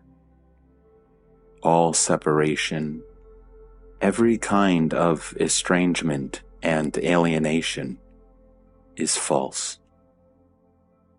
All is one. This is the ultimate solution of every conflict.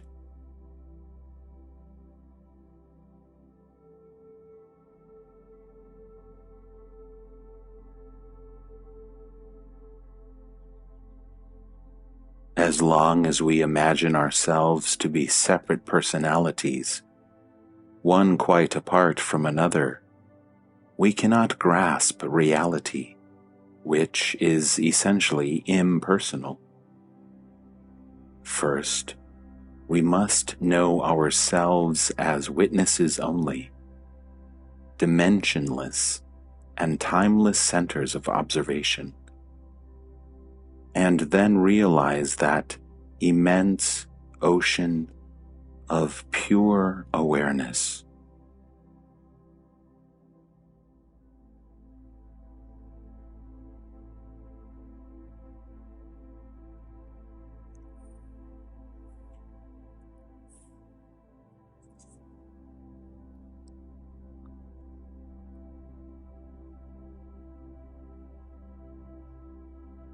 Time and space are like words written on paper. The paper is real, the words merely a convention.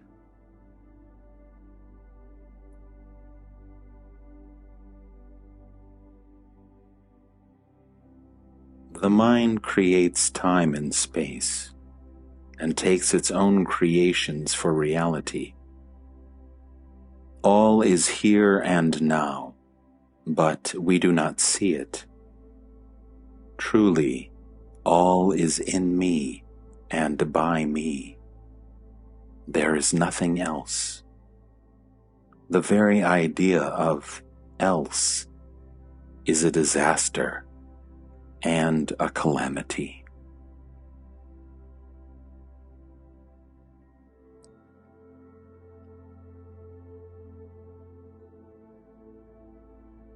That which does not exist cannot have a cause. There is no such thing as a separate person. Even taking the empirical point of view, it is obvious that everything is the cause of everything, that everything is as it is, because the entire universe is as it is.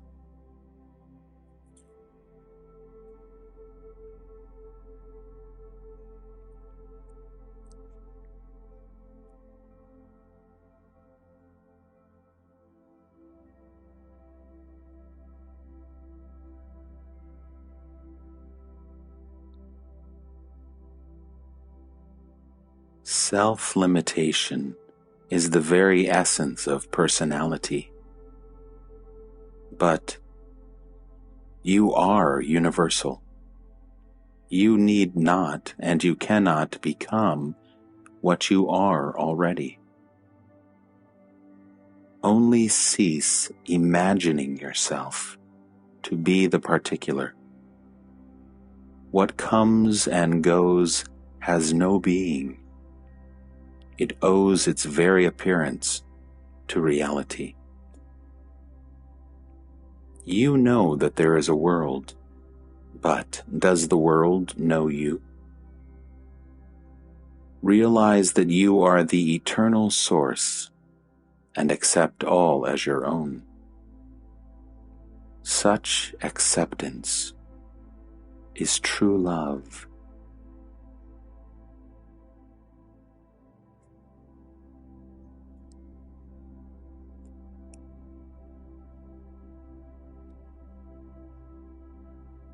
Having never left the house, you are asking for the way home. Get rid of wrong ideas, that is all. Collecting right ideas also will take you nowhere. Just cease imagining.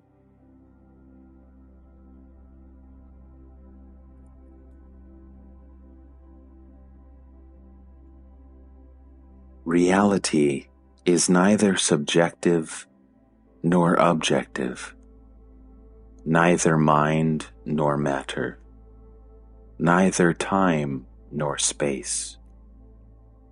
These divisions need somebody to whom they happen, a conscious, separate center. But reality is all and nothing, the totality and the exclusion, the fullness and the emptiness, fully consistent, absolutely paradoxical. You cannot speak about it. You can only lose yourself in it. When you deny reality to anything, you come to a residue which cannot be denied.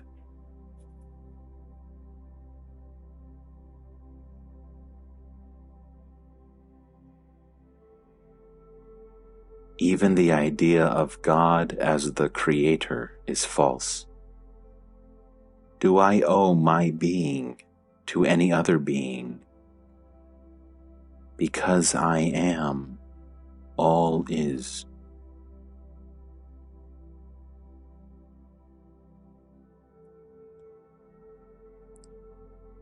Everyone creates a world for himself and lives in it, imprisoned by one's ignorance. All we have to do is to deny reality to our prison.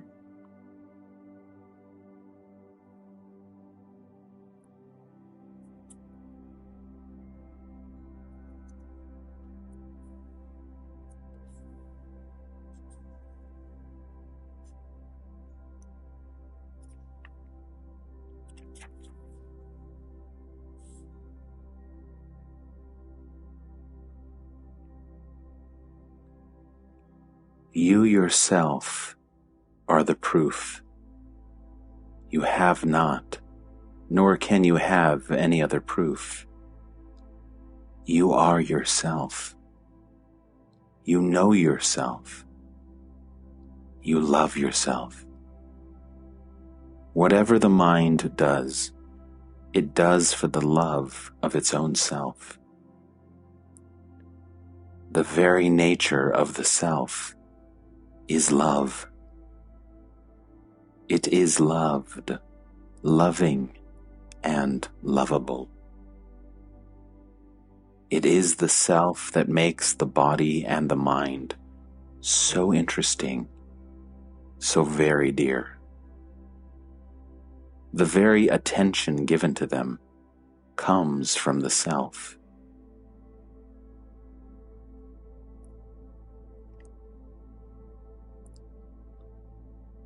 Awareness of being is bliss.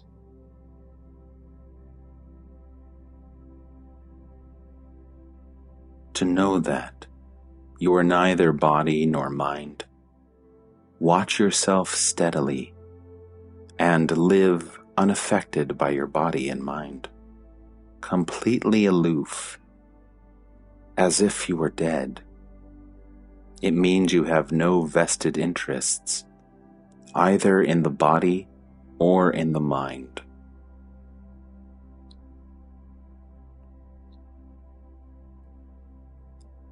I am not asking you to commit suicide, nor can you. You can only kill the body. You cannot stop the mental process, nor can you put an end to the person you think you are. Just remain unaffected. This complete aloofness, unconcern with mind and body, is the best proof that at the core of your being, you are neither mind nor body. What happens to the body and the mind may not be within your power to change, but you can always put an end to your imagining yourself to be body and mind. Whatever happens, remind yourself that only your body and mind are affected, not yourself. The more earnest you are at remembering what needs to be remembered, the sooner will you be aware of yourself as you are. For memory will become experience. Earnestness reveals being. What is imagined and willed becomes actuality. Here lies the danger, as well as the way out.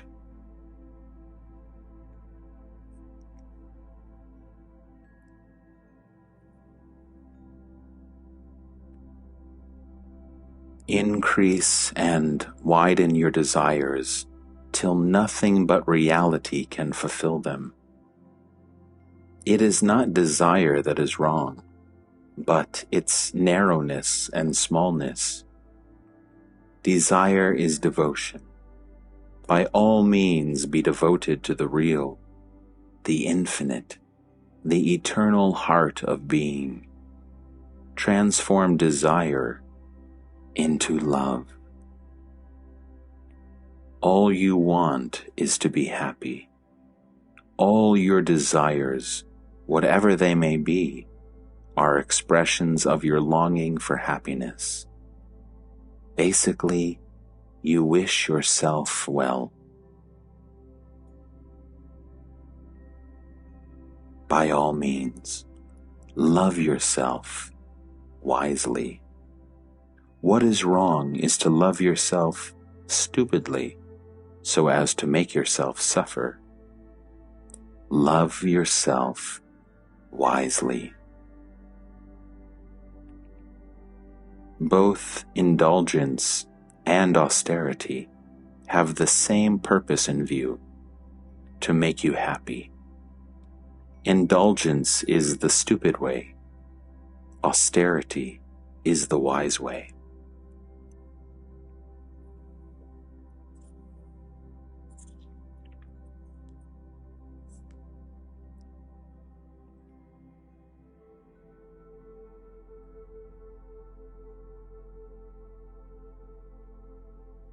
It is the choices you make that are wrong. To imagine that some little thing, food, sex, power, fame, will make you happy is to deceive yourself. Only something as vast and deep as your real self can make you truly and lastingly happy.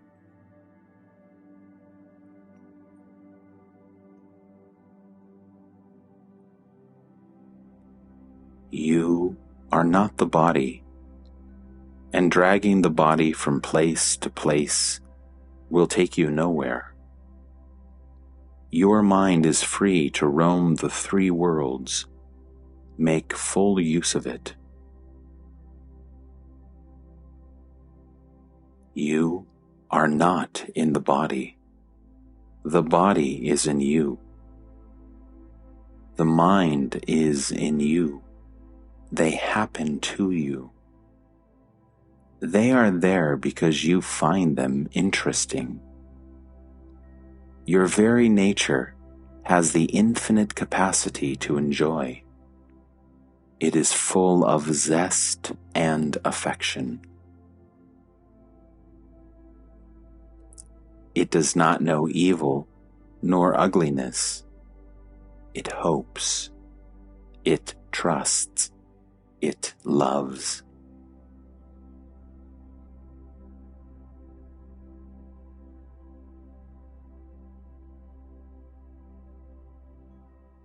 That which you are, your true self, you love it, and whatever you do for your own happiness.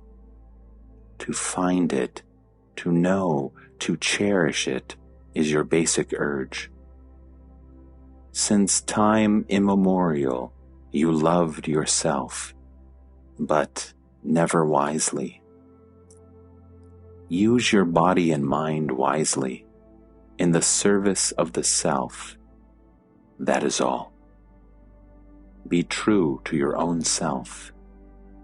Love yourself absolutely.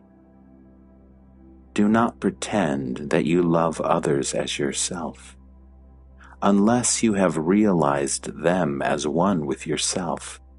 You cannot love them. Don't pretend to be what you are not. Don't refuse to be what you are. Your love of others is the result of self-knowledge, not its cause. Without self-realization, no virtue is genuine. When you know beyond all doubting that the same life flows through all that is, and you are that life, you will love all naturally and spontaneously. When you realize the depth and fullness of your love of yourself, you know that every living being and the entire universe are included in your affection. But when you look at anything as separate from you, you cannot love it, for you are afraid of it. Alienation causes fear, and fear deepens alienation. It is a vicious cycle. Only self-realization can break it. Go for it, resolutely.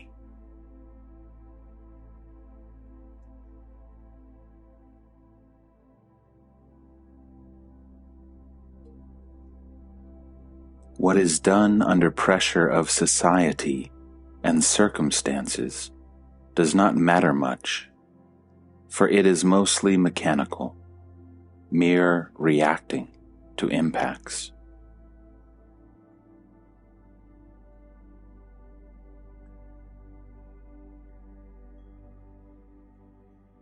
The Guru demands one thing only: clarity and intensity of purpose, a sense of responsibility for oneself.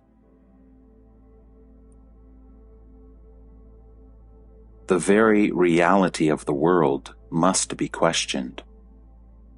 Who is the Guru after all? He who knows the state in which there is neither the world nor the thought of it. He is the supreme teacher. To find him means to reach the state in which imagination is no longer taken for reality. Please, understand that the Guru stands for reality, for truth, for what is. He is a realist in the highest sense of the term. He cannot and shall not come to terms with the mind and its delusions. He comes to take you to the real. Don't expect him to do anything else.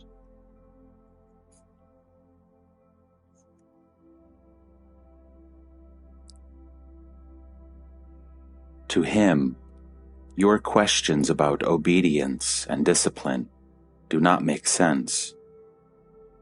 For in his eyes, the person you take yourself to be does not exist. Your questions are about a non-existing person. What exists for you does not exist for him. What you take for granted, he denies absolutely. He wants you to see yourself as he sees you. Then, you will not need a guru to obey and follow, for you will obey and follow your own reality. Realize that whatever you think yourself to be is just a stream of events. That while all happens, comes and goes, you alone are, the changeless among the changeful, the self-evident among the inferred. Separate the observed from the observer and abandon false identifications.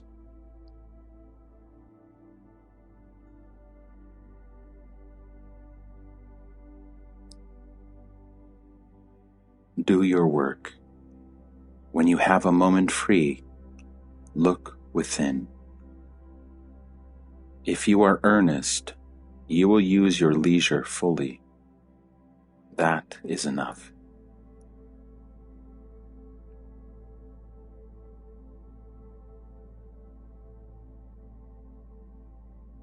Your difficulty lies in your wanting reality and being afraid of it at the same time. You are afraid of it because you do not know it. The familiar things are known, you feel secure with them. The unknown is uncertain and therefore dangerous. But to know reality is to be in harmony with it, and in harmony there is no place for fear.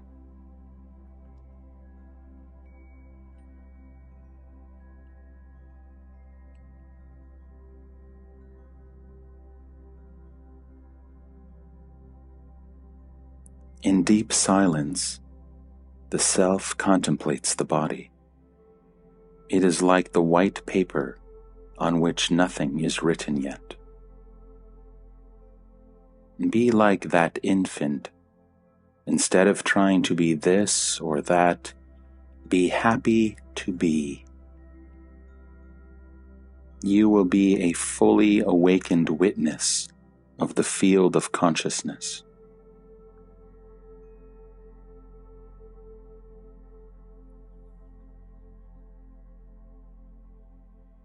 When you love the self and nothing else, you go beyond the selfish and the unselfish. All distinctions lose their meaning. Love of one and love of all merge together in love, pure and simple, addressed to none, denied to none. Stay in that love. Go deeper and deeper into it. Investigate yourself and love the investigation, and you will solve not only your own problems, but also the problems of humanity.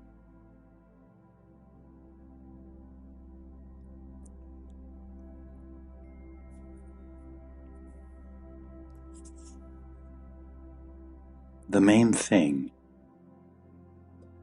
is earnestness. Be honest with yourself, and nothing will betray you.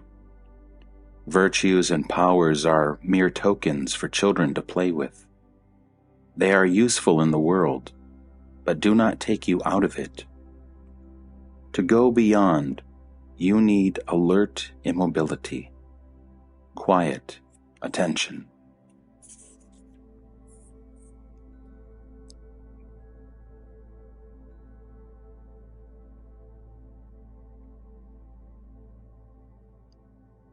Your body is food transformed.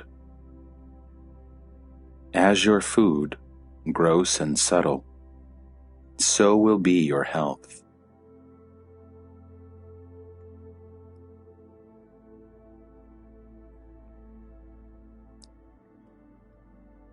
Sex is an acquired habit.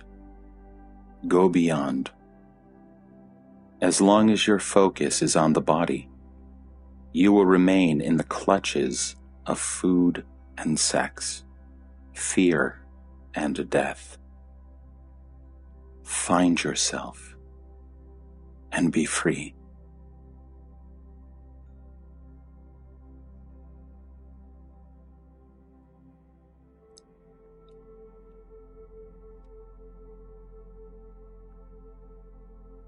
When you sit quiet and watch yourself, all kinds of things may come to the surface. Do nothing about them. Don't react to them. As they have come, so will they go, by themselves. All that matters is mindfulness, total awareness of oneself, or rather, of one's mind.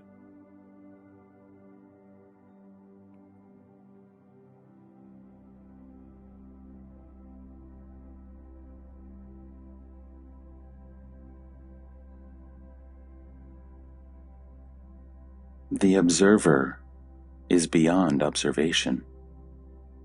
What is observable is not the real self.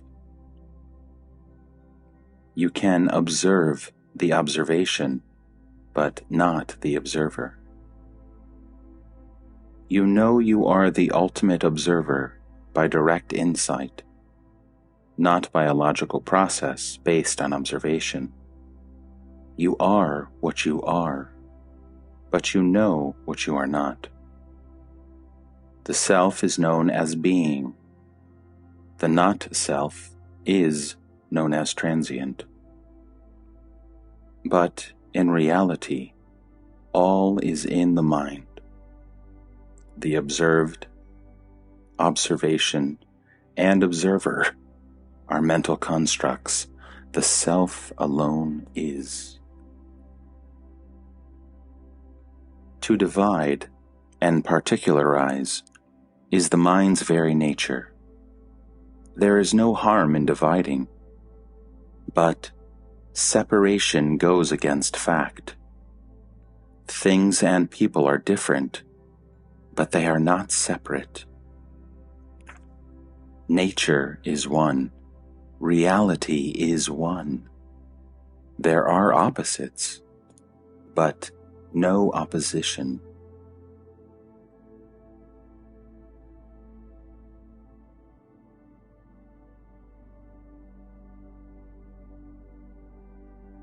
There is a difference between work and mere activity.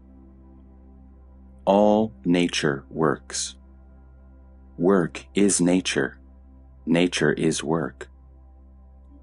On the other hand, activity is based on desire and fear, on longing to possess and enjoy, on fear of pain and annihilation. Work is by the whole, for the whole. Activity is by oneself, for oneself.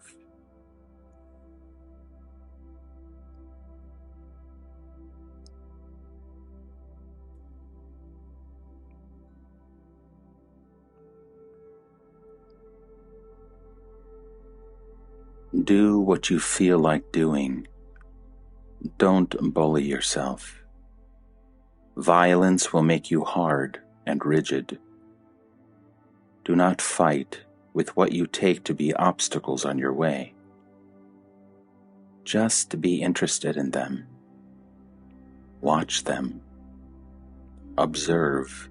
Inquire. Let anything happen, good or bad. But don't let yourself be submerged.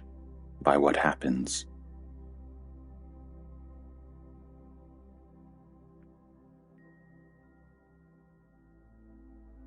The mind must learn that beyond the moving mind, there is the background of awareness, which does not change. The mind must come to know the true self and respect it and cease covering it up, like the moon which obscures the sun during a solar eclipse. Just realize that nothing observable or experienceable is you or binds you. Take no notice of what is not yourself.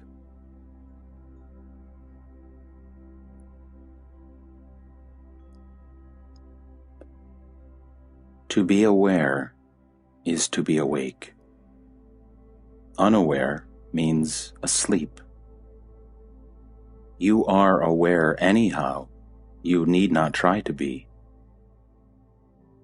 What you need is to be aware of being aware. Be aware deliberately and consciously. Broaden and deepen the field of awareness. You are always conscious of the mind, but you are not aware of yourself as being conscious.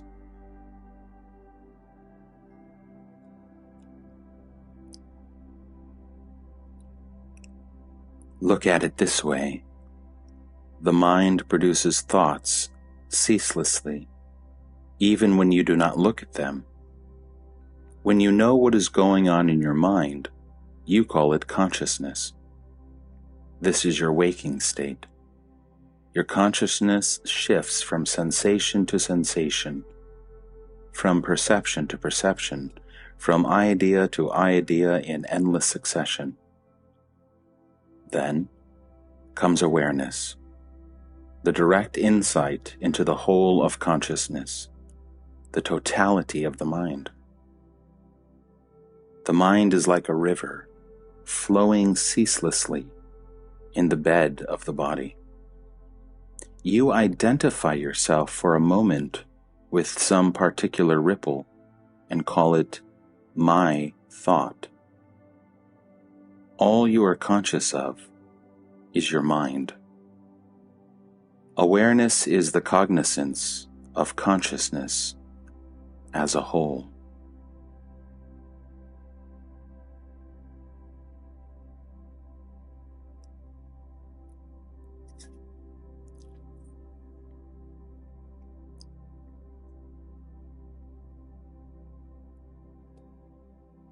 Don't say, everybody is conscious. Say, there is consciousness, in which everything appears and disappears. Our minds are just waves on the ocean of consciousness.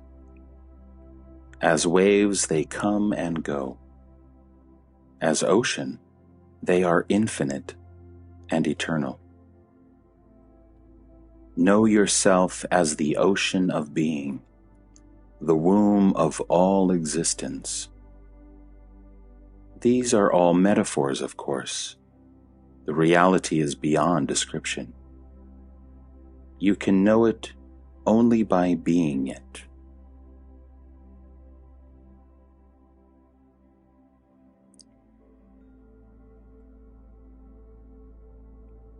While the mind is centered in the body and consciousness is centered in the mind, awareness is free.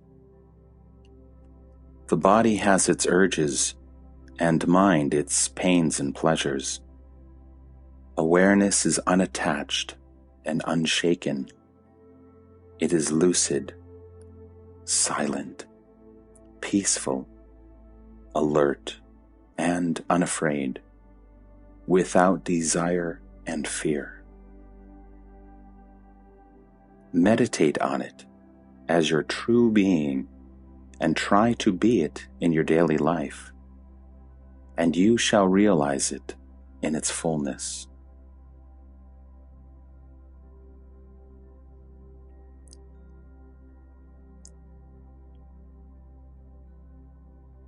Mind is interested in what happens, while awareness is interested in the mind itself. The child is after the toy, but the mother watches the child, not the toy.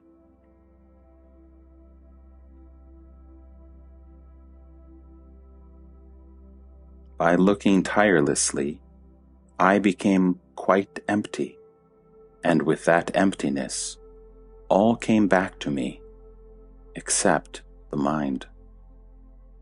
I find I have lost the mind irretrievably.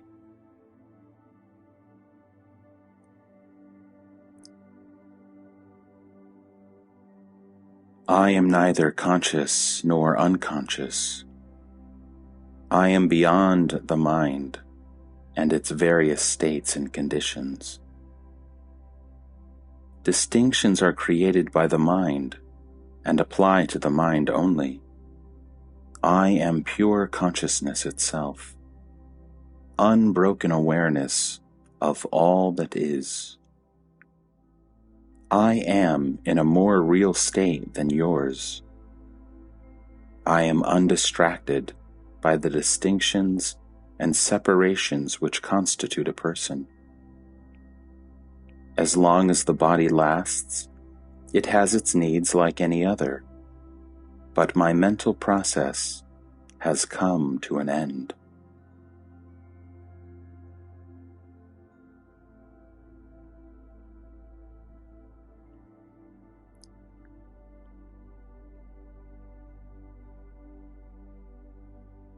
I am not a person in your sense of the word, though I may appear a person to you.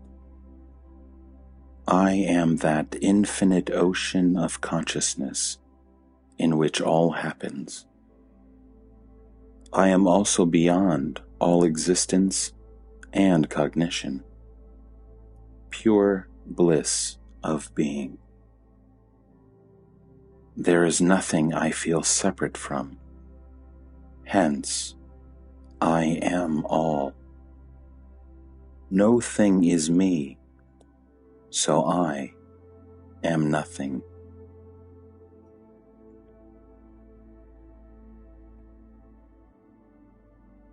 The same power that makes the fire burn and the water flow, the seeds sprout and the trees grow, makes me answer your questions. There is nothing personal about me, though the language and the style may appear personal. A person is a set pattern of desires and thoughts and resulting actions. There is no such pattern in my case. There is nothing I desire or fear. How can there be a pattern?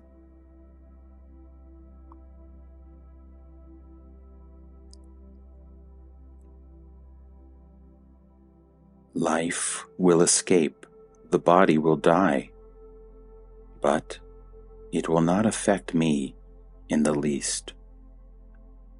Beyond space and time, I am.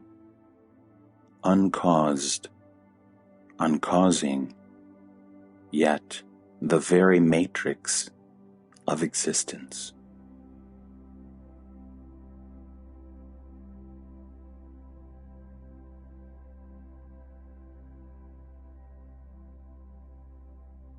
My teacher told me to hold on to the sense I am tenaciously, and not to swerve from it for even a moment. I did my best to follow his advice, and in a comparatively short time, I realized within myself the truth of his teaching. All I did was to remember his teaching, his face, his words constantly. This brought an end to the mind. In the stillness of the mind, I saw myself as I am, unbound.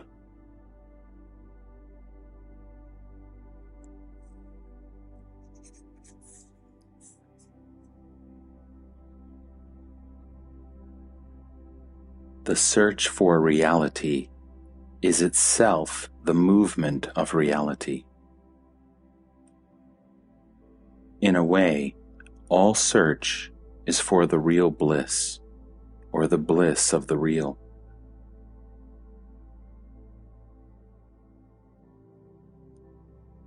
One has to understand that the search for reality, or God, or Guru, and the search for the self are the same.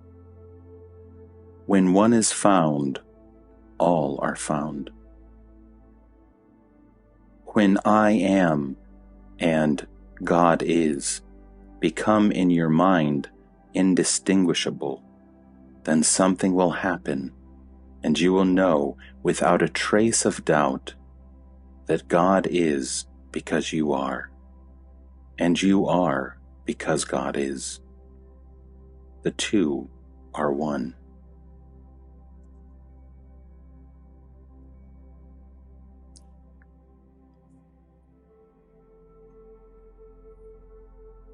Destiny refers only to name and shape. Since you are neither body nor mind, destiny has no control over you. You are completely free. The cup is conditioned by its shape, material use, and so on. But the space within the cup is free. It happens to be in the cup only when viewed in connection with the cup. Otherwise, it is just space.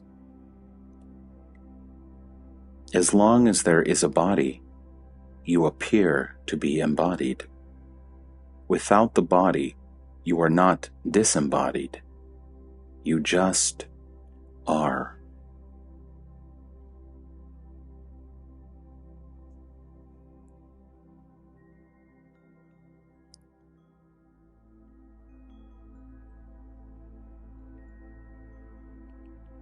To be free from thoughts is itself meditation. You begin by letting thoughts flow and watching them. The very observation slows down the mind till it stops altogether. Once the mind is quiet, keep it quiet. Don't get bored with peace. Be in it. Go deeper into it.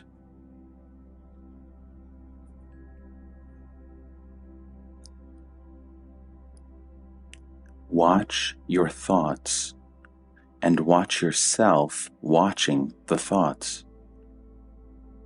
The state of freedom from all thoughts will happen suddenly, and by the bliss of it, you shall recognize it.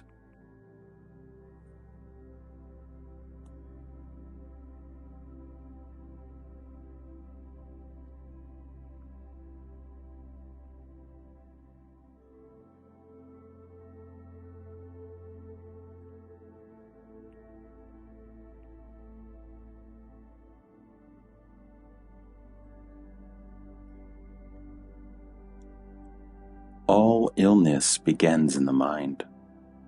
Take care of the mind first, by tracing and eliminating all wrong ideas and emotions. Then live and work, disregarding illness, and think no more of it. With the removal of causes, the effect is bound to depart. Man becomes what he believes himself to be. Abandon all ideas about yourself, and you will find yourself to be the pure witness, beyond all that can happen to the body or the mind.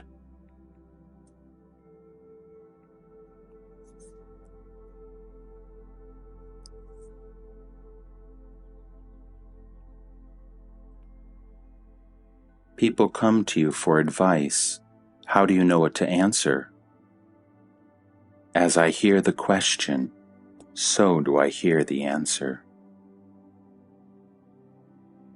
And how do you know that your answer is right? Once I know the true source of the answers, I need not doubt them. From a pure source, only pure water will flow.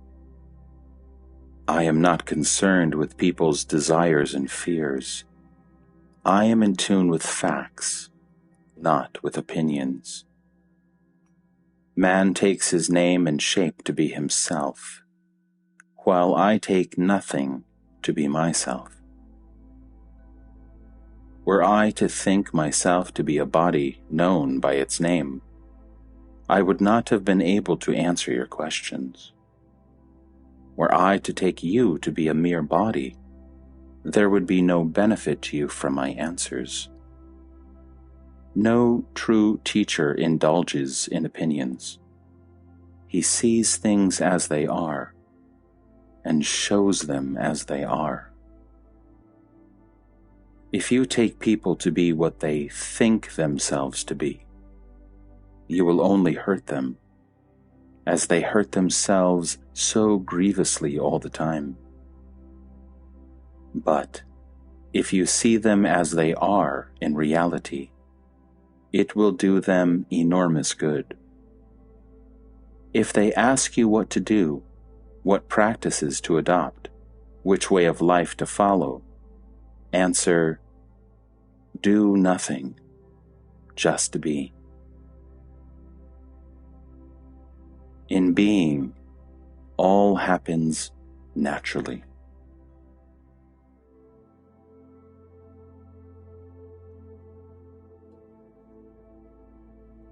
Science deals with names and shapes, quantities and qualities, patterns and laws. It is all right in its own place. But life is to be lived. There is no time for analysis. The response must be instantaneous. Hence, the importance of the spontaneous, the timeless. It is in the unknown that we live and move. The known is the past.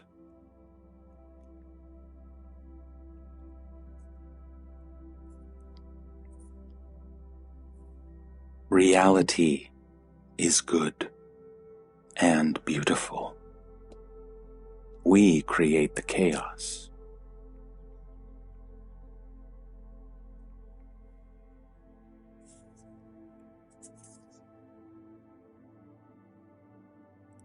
What was never lost can never be found. Your very search for safety and joy keeps you away from them. Stop searching. Cease losing. The disease is simple, and the remedy equally simple. It is your mind only that makes you insecure and unhappy.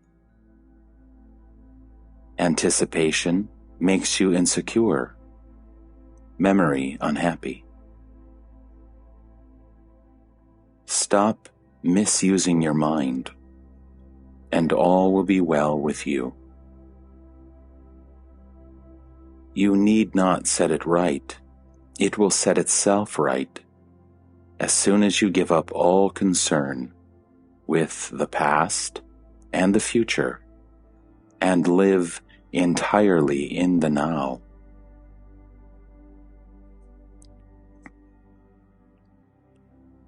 As nothing and nobody, you are safe and happy.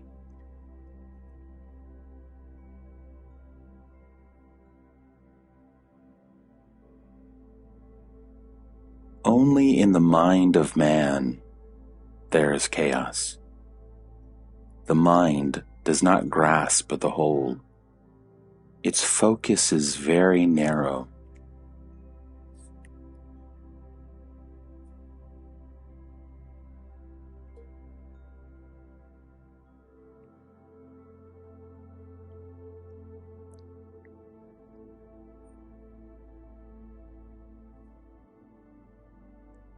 all must change. You are what does not change.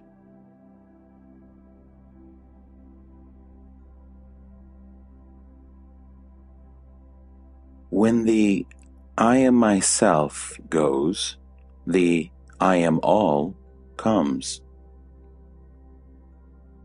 When the I am all goes, I am comes. When even I am goes, reality alone is, and in it, every I am is preserved and glorified.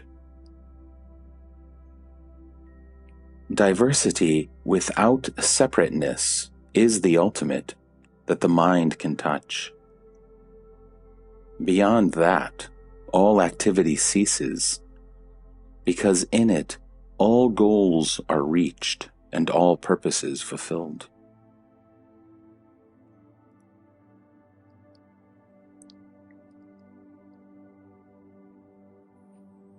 The supreme state is universal, here and now. Everybody already shares in it. It is the state of being, knowing, and liking. Who does not like to be, or does not know his own existence? But we take no advantage of this joy of being conscious. We do not go into it and purify it of all that is foreign to it. This work of mental self-purification, the cleansing of the psyche, is essential. Just as a speck in the eye, by causing inflammation, may wipe out the world, so the mistaken idea, I am the body-mind, causes the self-concern, which obscures the universe. It is useless to fight the sense of being a limited and separate person, unless the roots of it are laid bare. Selfishness is rooted in the mistaken ideas of oneself. Clarification of the mind is yoga.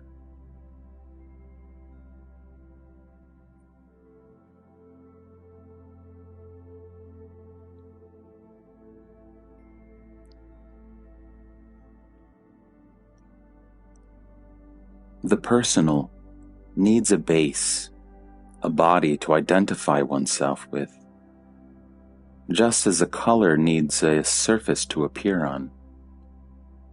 The seeing of the color is independent of the color. It is the same whatever the color. One needs an eye to see a color. The colors are many. The eye is single.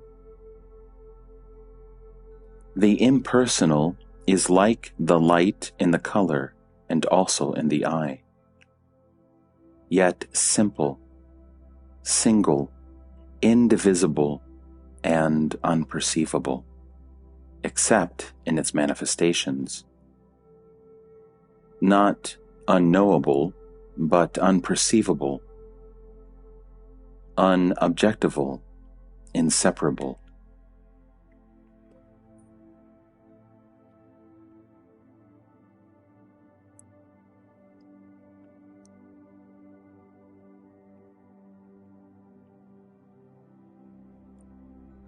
The absolute or life you talk about, is it real or a mere theory to cover up our ignorance? Both.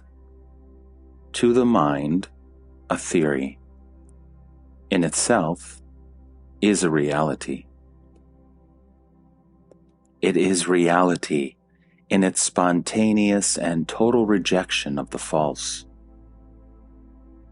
Just as light destroys darkness by its very presence, so does the absolute destroy imagination. To see that all knowledge is a form of ignorance is itself a movement of reality.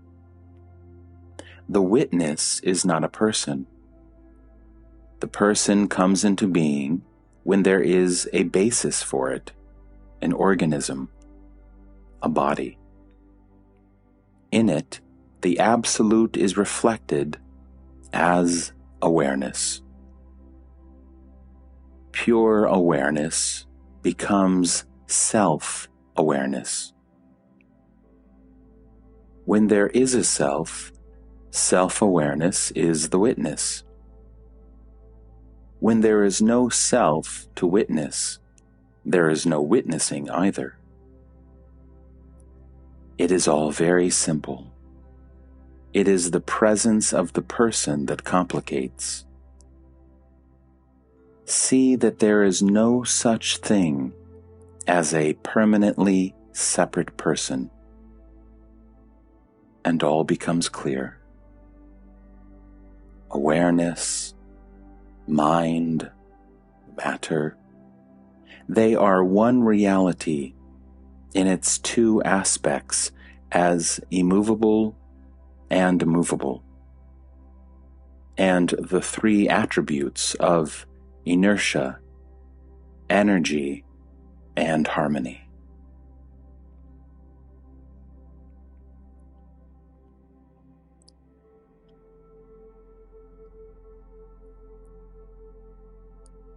What comes first, consciousness or awareness?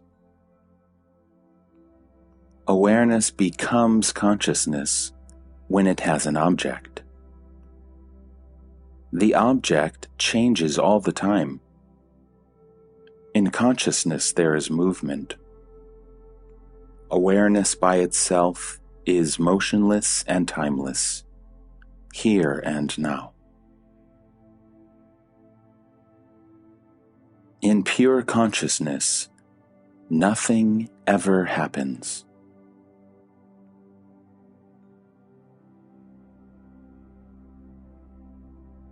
Nothing is happening.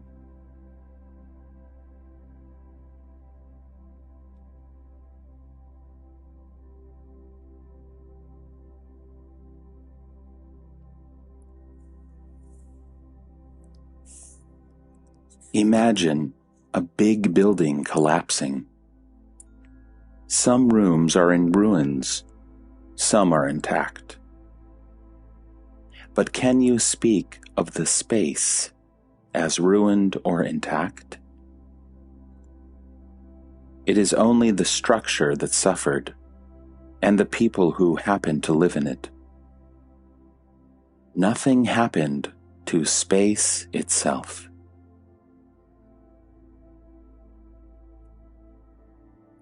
Similarly, nothing happens to life when forms break down and names are wiped out.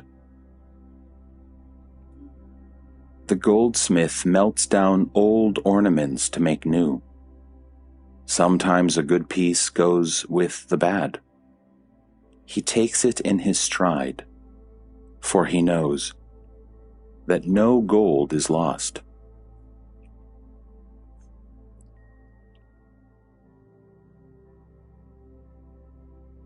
Death is natural. The manner of dying is man-made. Separateness causes fear and aggression, which again cause violence. Do away with man-made separations, and all this horror of people killing each other will surely end. But, in reality, there is no killing, and there is no dying. The real does not die. The unreal never lived. Set your mind right, and all will be right. When you know that the world is one, that humanity is one, you will act accordingly. But first of all, you must attend to the way you feel, think, and live. Unless there is order in yourself, there can be no order in the world. In reality, nothing happens.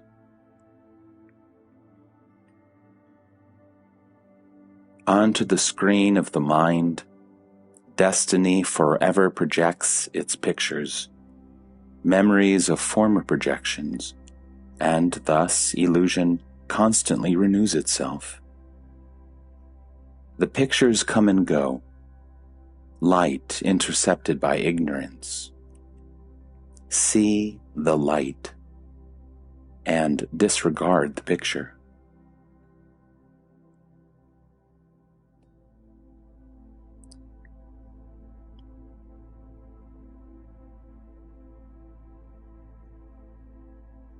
Evil is the stench of a mind that is diseased. Heal your mind, and it will cease to project distorted, ugly pictures.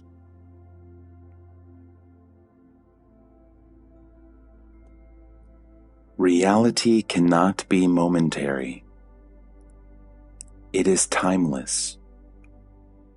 But timelessness is not duration.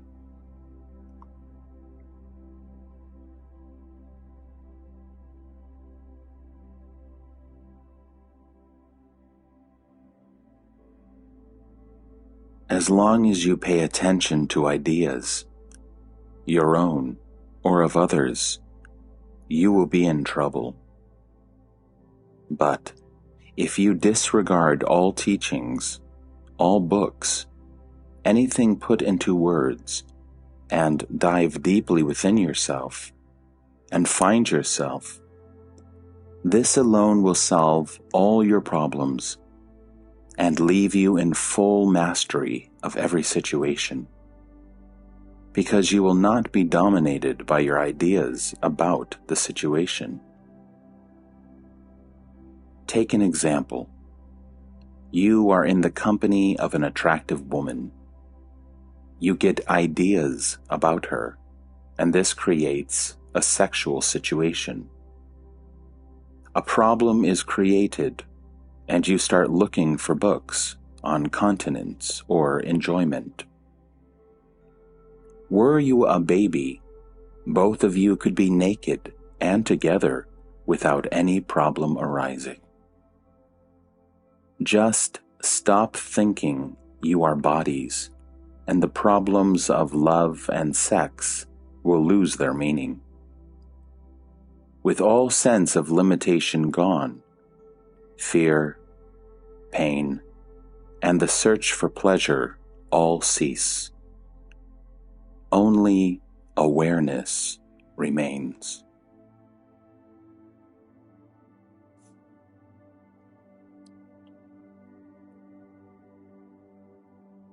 The self is near, and the way to it is easy.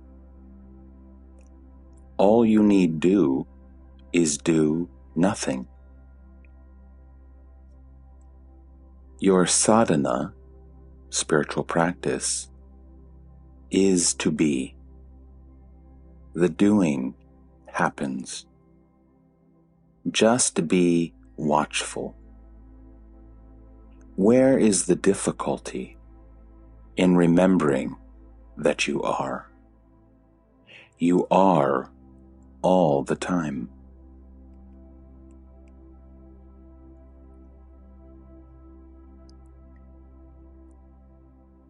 What is your procedure for clearing the mind of the unnecessary?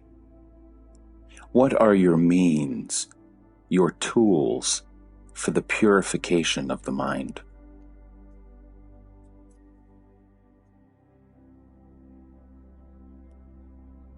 The mind exists in two states, as water and as honey.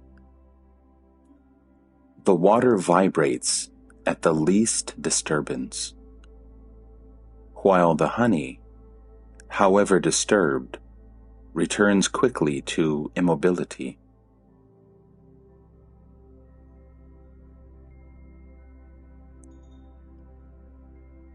You may have chronic fever and shiver all the time.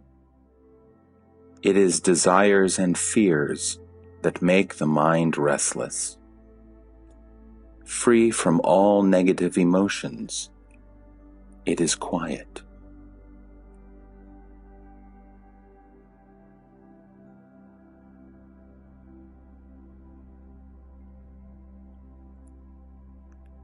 You think you are coming and going, passing through various states and moods.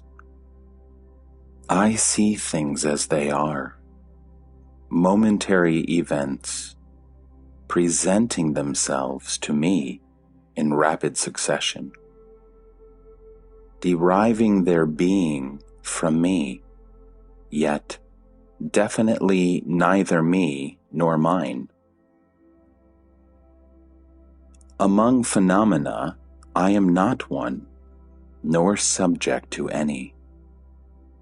I am independent, so simply and totally, that your mind, accustomed to opposition and denial, cannot grasp it.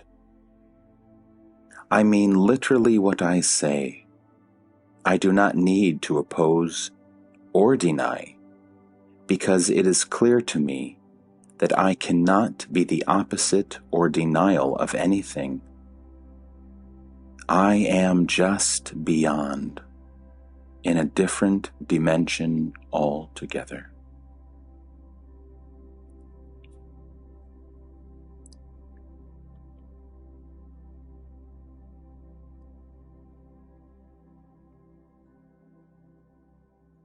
Set your intellect aside. Don't use it in these matters.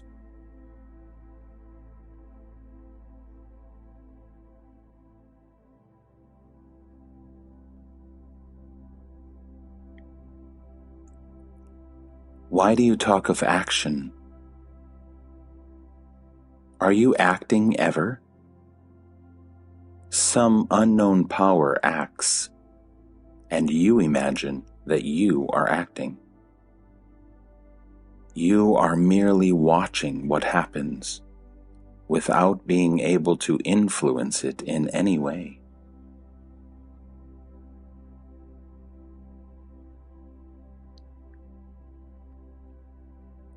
You are like a patient under anesthesia on whom a surgeon performs an operation. When you wake up, you find the operation over. Can you say you have done something?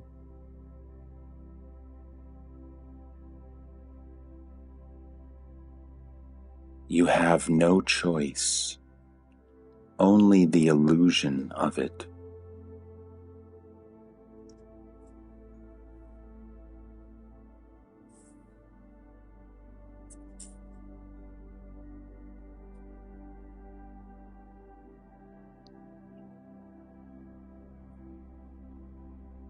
My guru told me, trust me. I tell you, you are divine. Take it as the absolute truth. Your joy is divine. Your suffering is divine too. All comes from God. Remember it. Always. You are God. Your will alone is done.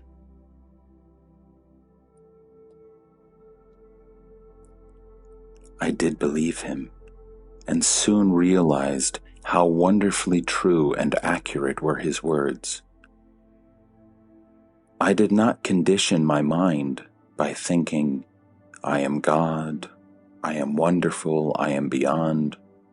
I simply followed his instruction, which was to focus the mind on pure being. I am and stay in it. I used to sit for hours with nothing but the I am in my mind. And soon peace and joy and a deep, all-embracing love became my normal state. In it, all disappeared. Myself, my guru, the life I lived, the world around me. Only peace remained, and unfathomable silence.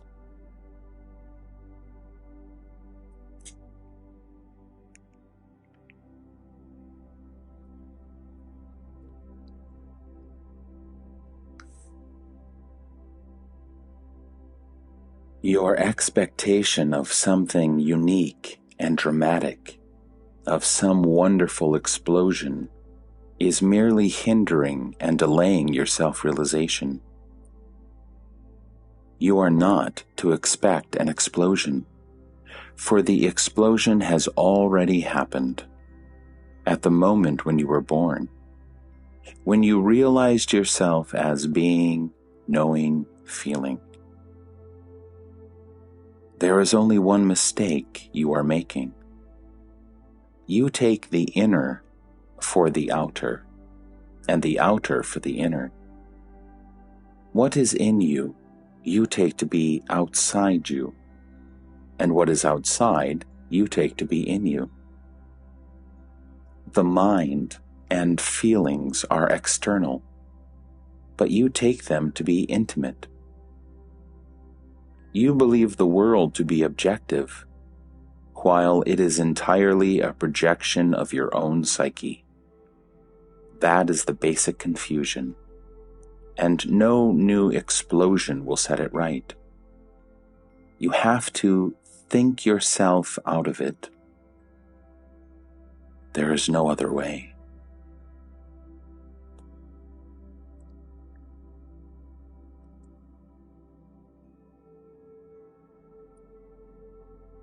Watch your thoughts as you watch the street traffic. People come and go. You register without response. It may not be easy in the beginning, but with some practice, you will find that your mind can function on many levels at the same time, and you can be aware of them all. It is only when you have a vested interest in any particular level that your attention gets caught in it, and you black out on other levels. Even then, the work on the blacked out levels goes on, outside the field of consciousness. Do not struggle with your memories and thoughts. Try only to include in your field of attention the other, more important questions, like, who am I? How did I happen to be born? Whence this universe around me? What is real and what is momentary?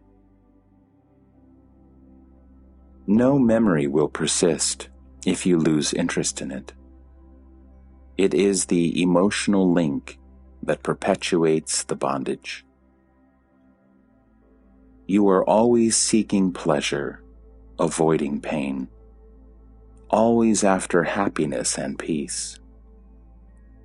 Don't you see that it is your very search for happiness that makes you feel miserable? Try the other way. Indifferent to pain and pleasure, neither asking nor refusing, give all your attention to the level on which I am is present. Soon you will realize that peace and happiness are in your very nature, and it is only seeking them through some particular channels that disturbs. Avoid the disturbance, that is all. To seek, there is no need. You would not seek what you already have. You yourself are God, the supreme reality. To begin with, trust me. Trust the teacher. It enables you to make the first step, and then your trust is justified by your own experience. In every walk of life, initial trust is essential. Without it, little can be done. Every undertaking is an act of faith. Even your daily bread you eat on trust. By remembering what I told you, you will achieve everything. I am telling you again. You are the all-pervading, all-transcending reality. Behave accordingly. Think, feel, and act in harmony with the whole, and the actual experience of what I say will dawn upon you in no time. No effort is needed. Have faith and act on it. Please see that I want nothing from you. It is in your own self-interest that I speak, because above all, you love yourself. You want yourself secure and happy. Don't be ashamed of it. Don't deny it. It is natural and good to love oneself. Only you should know exactly what you love. It is not the body that you love. It is life.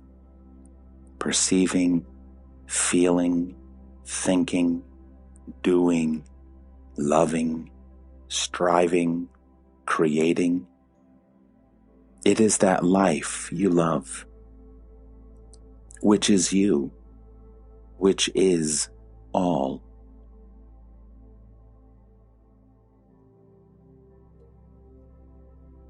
Pay no attention to thoughts.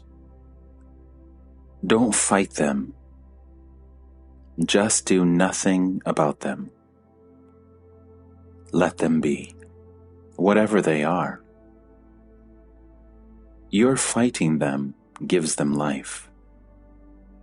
Just disregard. Look through.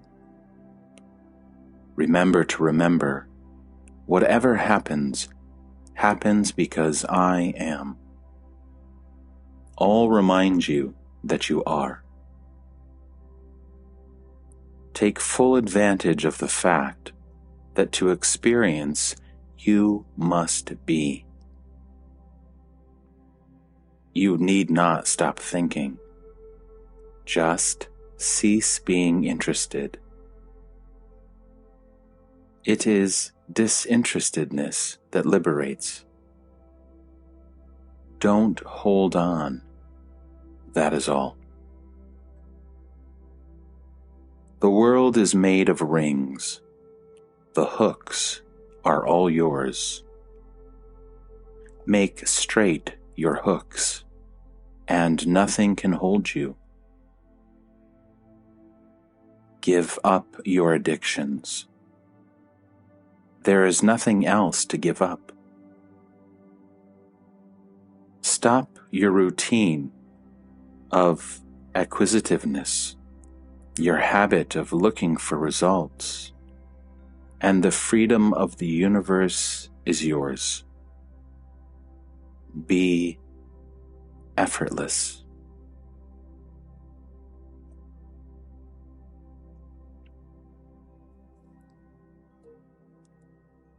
What needs doing, do it. Don't resist. Your balance must be dynamic, based on doing just the right thing, from moment to moment. Don't be a child, unwilling to grow up.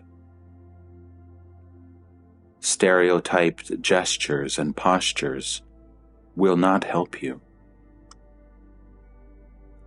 Rely entirely on your clarity of thought, purity of motive, and integrity of action. You cannot possibly go wrong. Go beyond and leave all behind.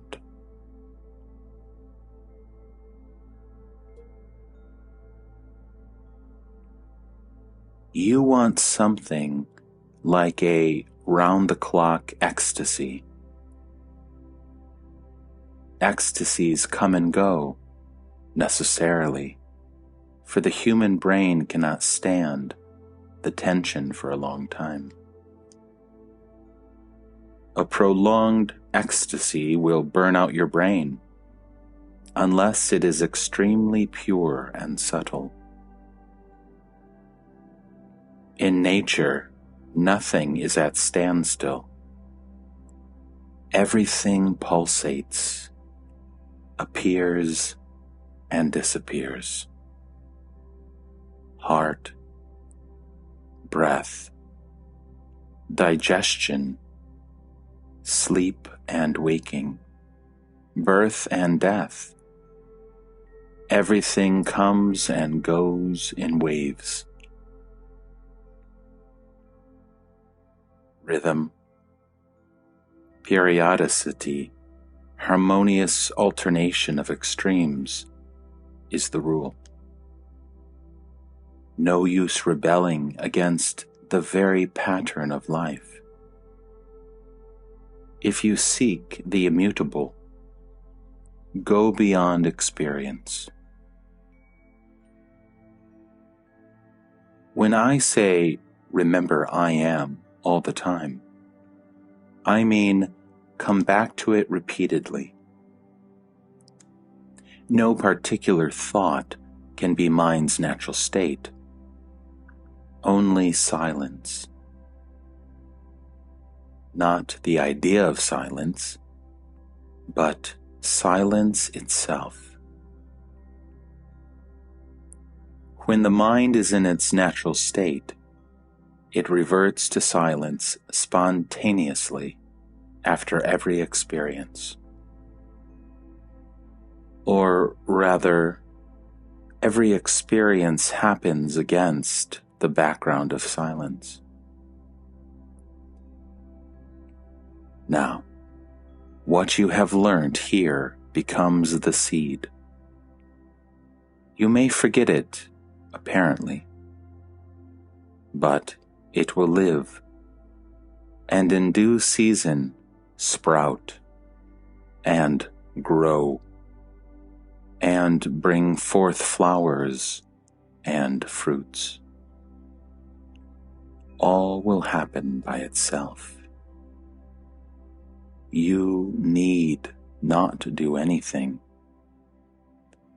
Only don't prevent it.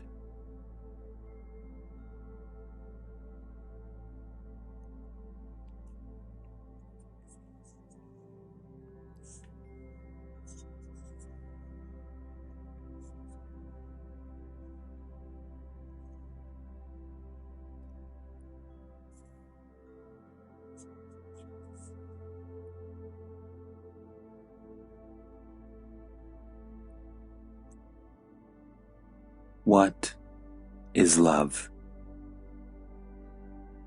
Is it not a state of being rather than a state of mind? Must you know that you love in order to love? Did you not love your mother unknowingly? Your craving for her love, for an opportunity to love her, is it not the movement of love?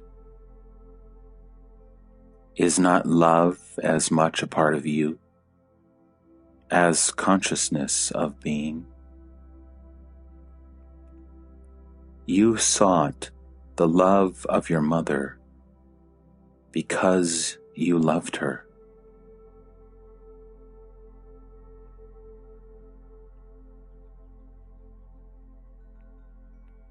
But she would not let me. She could not stop you. Then why was I unhappy all my life? Because you did not go down to the very roots of your being. It is your complete ignorance of yourself that covered up your love and happiness and made you seek for what you have never lost. Love is will. The will to share your happiness with all. Being happy. Making happy. This is the rhythm of love.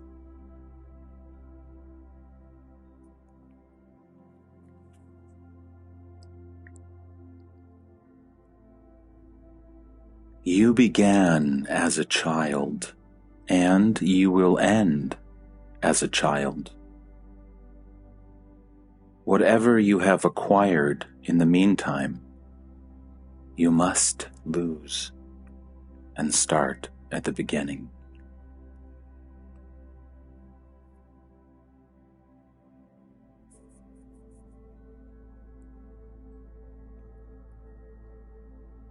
A child kicks. Let it kick. Just look at the kicking. And if you are too afraid of society to kick convincingly, look at that too. I know, it is a painful business. But there is no remedy except one. The search for remedies must cease. If you are angry or in pain, separate yourself from anger and pain and watch them. Externalization is the first step to liberation. Step away and look. The physical events will go on happening, but by themselves, they have no importance. It is the mind alone that matters. Whatever happens, you cannot kick and scream in an airline office or in a bank. Society does not allow it.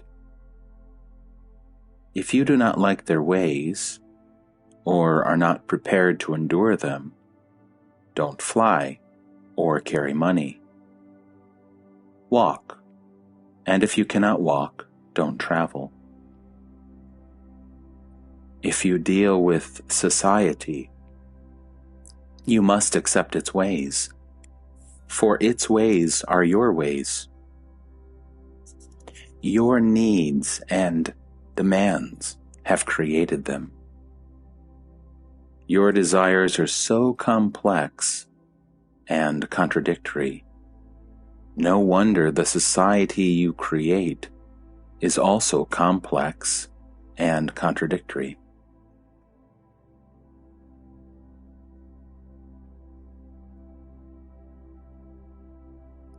If you could only keep quiet, clear of memories and expectations, you would be able to discern the beautiful pattern of events.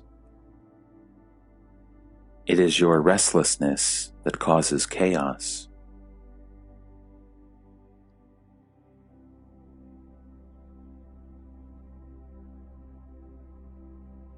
You want immediate results.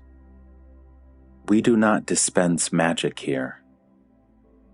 Everybody makes the same mistake, refusing the means, but wanting the ends. You want peace and harmony in the world, but refuse to have them in yourself. Follow my advice implicitly and you will not be disappointed. I cannot solve your problem by mere words. You have to act on what I told you and persevere. It is not the right advice that liberates, but the action based on it. Just like a doctor who, after giving the patient an injection, tells him, "Now, keep quiet. Do nothing more, just keep quiet." I am telling you, you have got your injection. Now, keep quiet. Just keep quiet.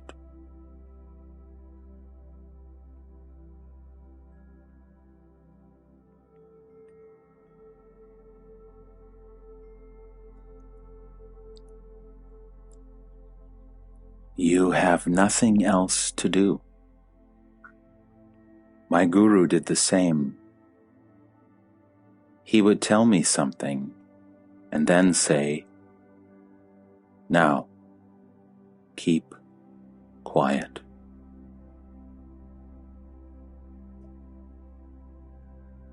Don't go on ruminating all the time.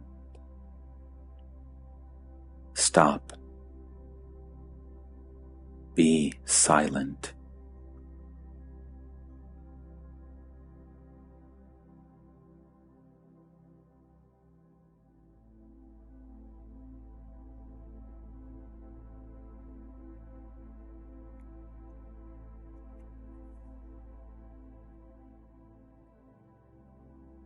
All that needs doing can be done in peace and silence. There is no need to get upset. If you just try to keep quiet, all will come.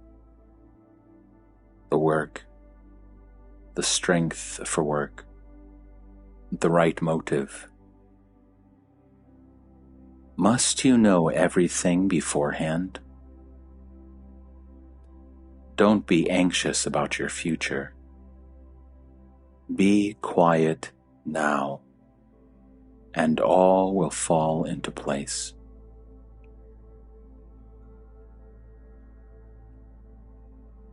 The unexpected is bound to happen, while the anticipated may never come.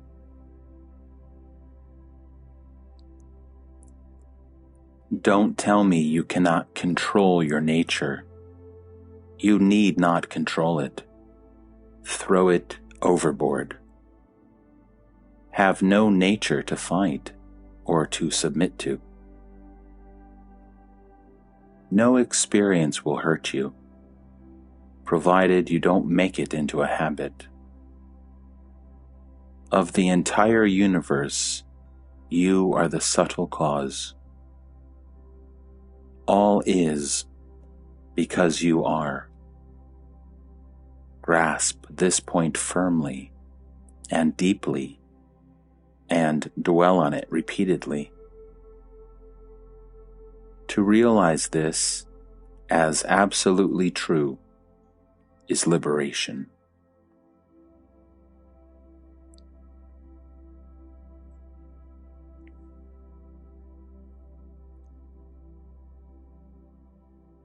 Nature is neither pleasant nor painful. It is all intelligence and beauty. Pain and pleasure are in the mind. Change your scale of values, and all will change. Pleasure and pain are mere disturbances of the senses. Treat them equally, and there will be only bliss.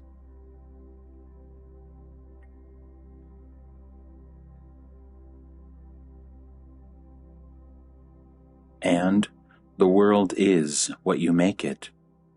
By all means, make it happy. Only contentment can make you happy. Desires fulfilled breed more desires. Keeping away from all desires and contentment in what comes by itself is a very fruitful state, a precondition to the state of fullness. Don't distrust its apparent sterility and emptiness. Believe me, it is the satisfaction of desires that breeds misery. Freedom from desires is bliss.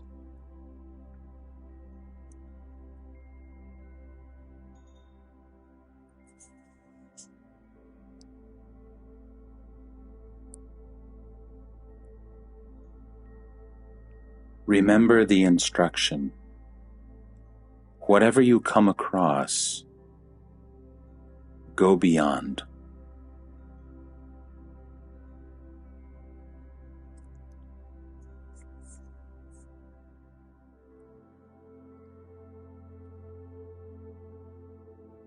It is like climbing a mountain. Not a step can be missed. One step less, and the summit is not reached.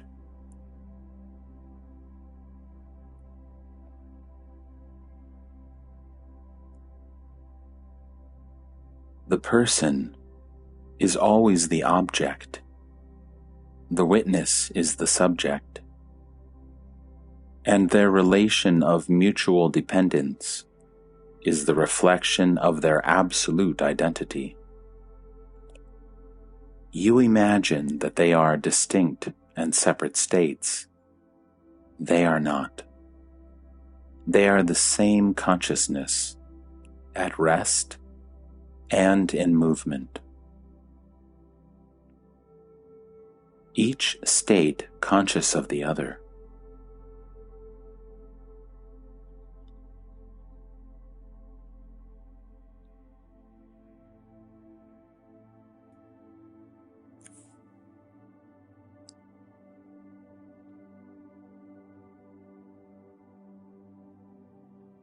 Beyond the mind, all distinctions cease.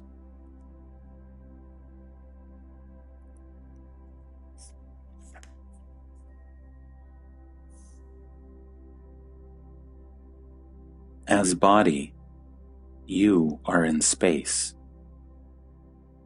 As mind, you are in time. But are you mere body with a mind in it? Have you ever investigated?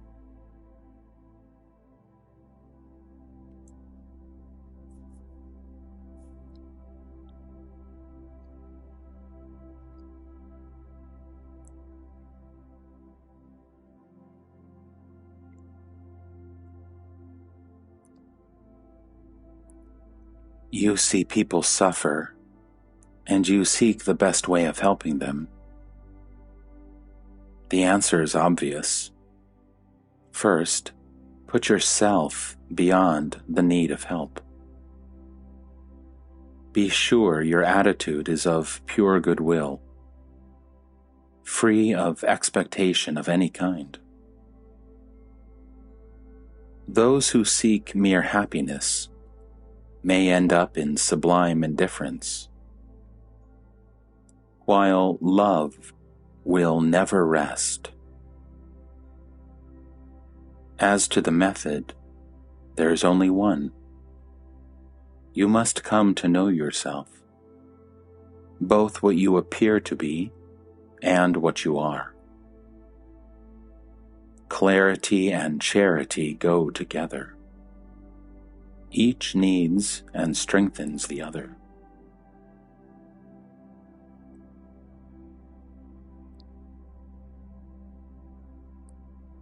The world is not objective, and the sorrow of it is not avoidable.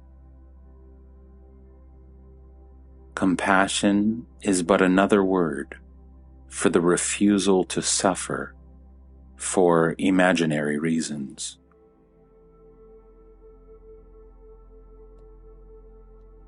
It is always the false that makes you suffer. The false desires and fears. The false values and ideas. The false relationships between people. Abandon the false, and you are free of pain. Truth makes happy. Truth liberates.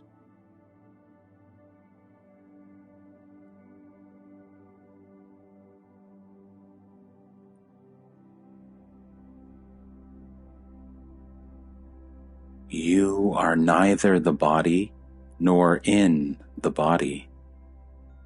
There is no such thing as body. You have grievously misunderstood yourself. To understand rightly, investigate.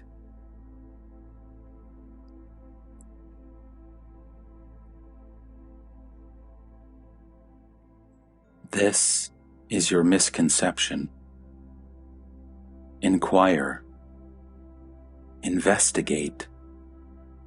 Doubt yourself and others. To find truth, you must not cling to your convictions. If you are sure of the immediate, you will never reach the ultimate. Your idea that you were born and that you will die is absurd. Both logic and experience contradict it.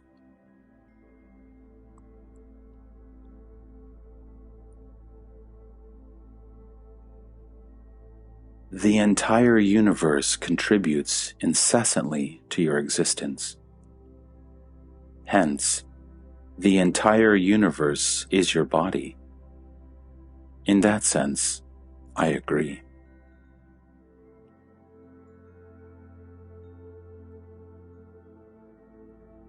Realize your real self, and even drugs will have no power over you.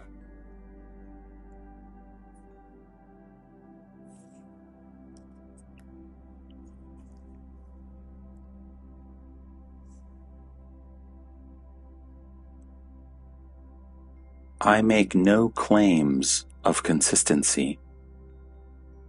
You think absolute consistency is possible. Prove it by example. Do not preach what you do not practice.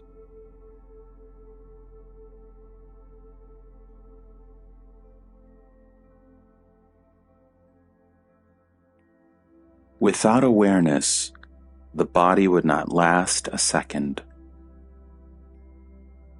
There is in the body a current of energy, affection, and intelligence, which guides, maintains, and energizes the body. Discover that current and stay with it. Find the spark of life. Life itself is timeless.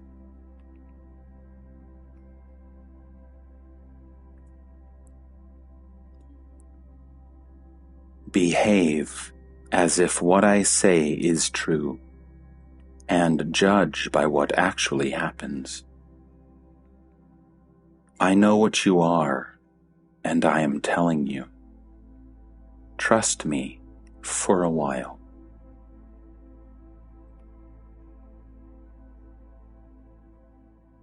The body and the mind are only symptoms of ignorance, of misapprehension. Behave as if you were pure awareness, bodiless and mindless, spaceless and timeless, beyond where and when and how. Dwell on it. Think of it. Learn to accept its reality. Don't oppose it and deny it all the time. keep an open mind at least. Yoga is bending the outer to the inner. Make your mind and body express the real, which is all and beyond all.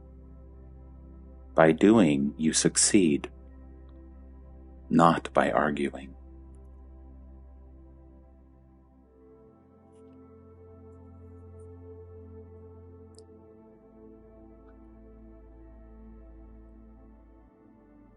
The Absolute precedes time. Awareness comes first.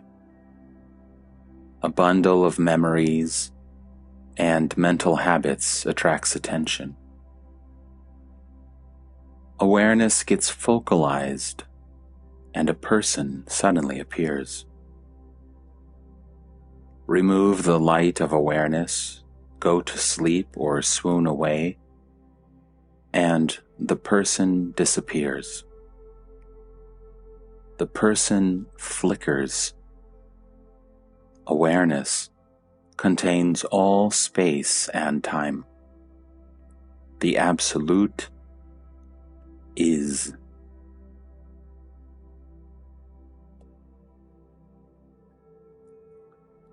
I know the source of all experience. From moment to moment, the little I need to know to live my life, I somehow happen to know.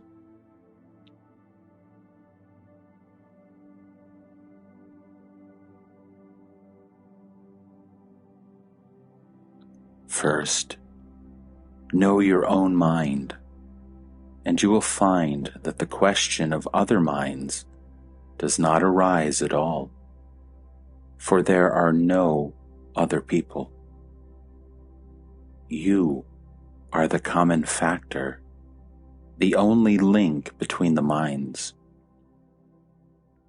Being is consciousness. I am applies to all.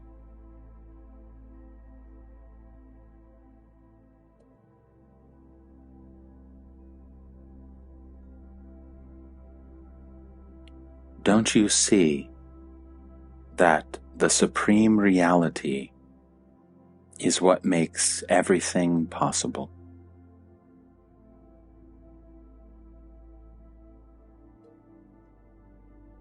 There is trouble only when you cling to something. When you hold on to nothing, no trouble arises. The relinquishing of the lesser is the gaining of the greater. Give up all, and you gain all. Then life becomes what it was meant to be. Pure radiation from an inexhaustible source. In that light, the world appears dimly, like a dream.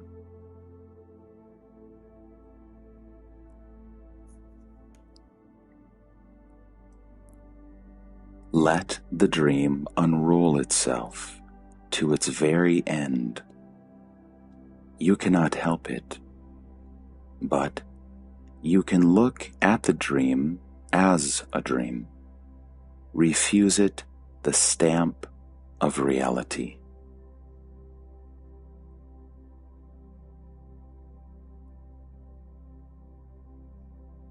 My heart wants you awake.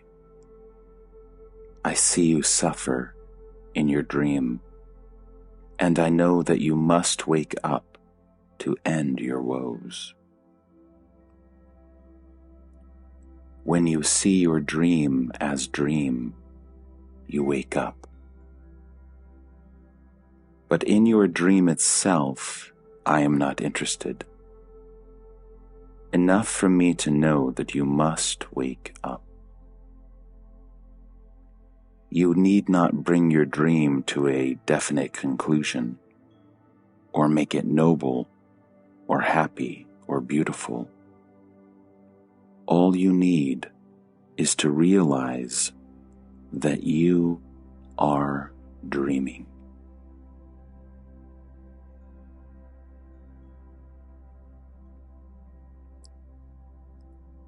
Stop imagining. Stop believing. See the contradictions, the incongruities, the falsehood, and the sorrow of the human state, the need to go beyond. Within the immensity of space floats a tiny atom of consciousness, and in it, the entire universe is contained.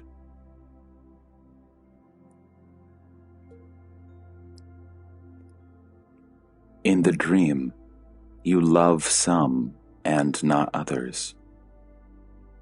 On waking up, you find you are love itself, embracing all. Personal love, however intense and genuine, invariably binds. Love in freedom is love of all.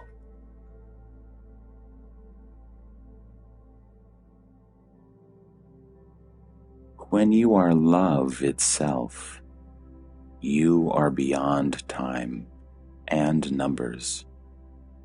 In loving one, you love all. In loving all, you love each. One and all are not exclusive.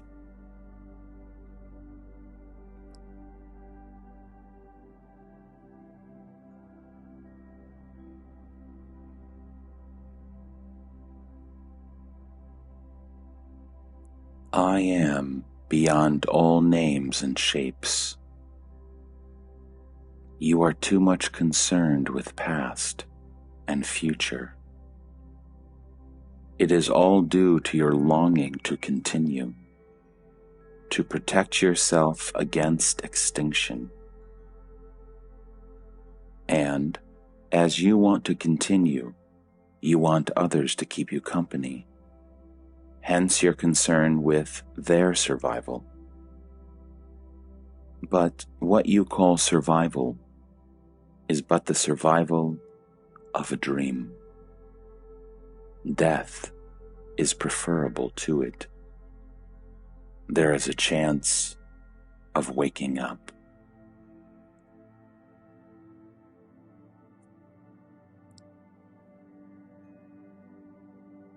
Freedom from all desire is eternity. All attachment implies fear, for all things are transient, and fear makes one a slave.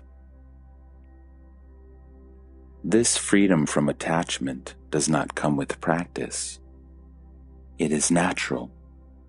When one knows one's true being, love does not cling. Clinging is not love.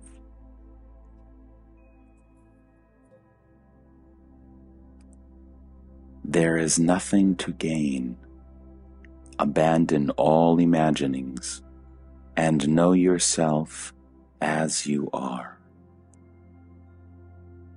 Self-knowledge is detachment.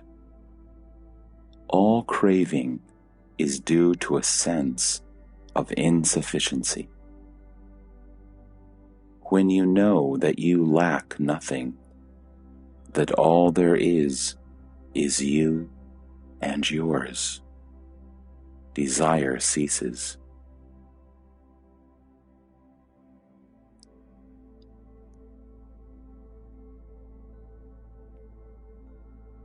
There is nothing to practice. To know yourself, be yourself. To be yourself, stop imagining yourself to be this or that. Just be. Let your true nature emerge. Don't disturb your mind with seeking.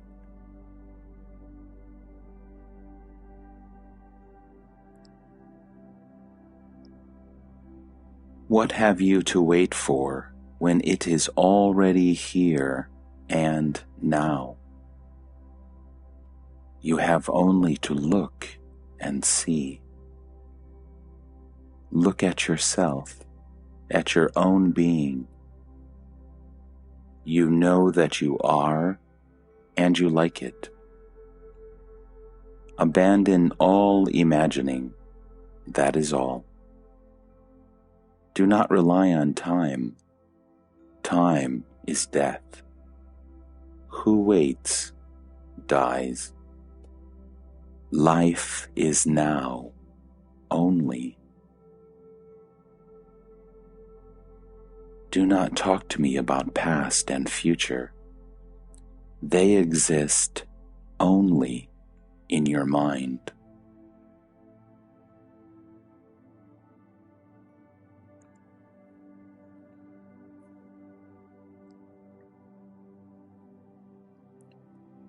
Where action is needed, action happens. Man is not the actor. His is to be aware of what is going on. His very presence is action. The window is the absence of the wall, and it gives air and light because it is empty. Be empty of all mental content, of all imagination and effort, and the very absence of obstacles will cause reality to rush in. If you really want to help a person, keep away.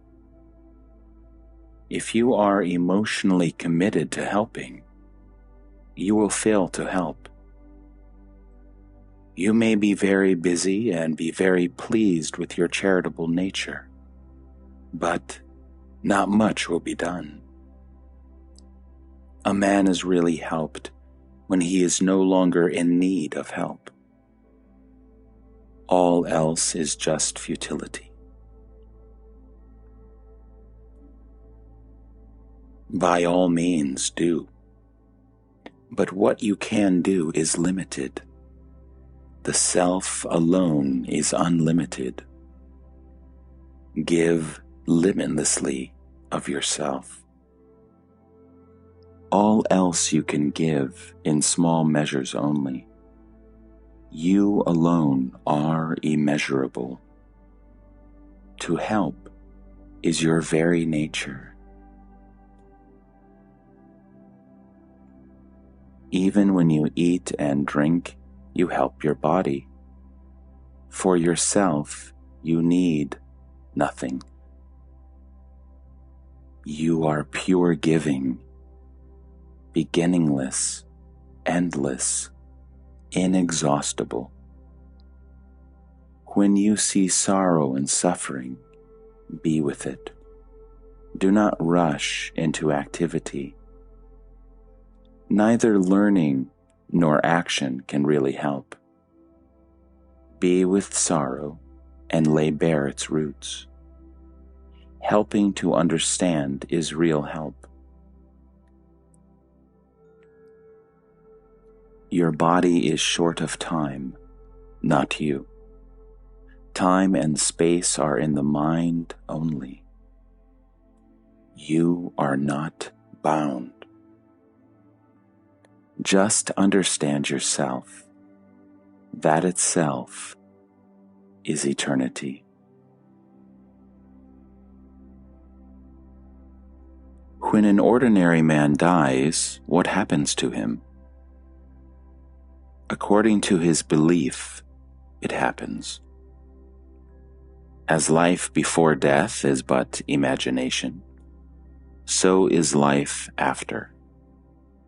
The dream continues. And what about the Jnani? The Jnani does not die because he was never born.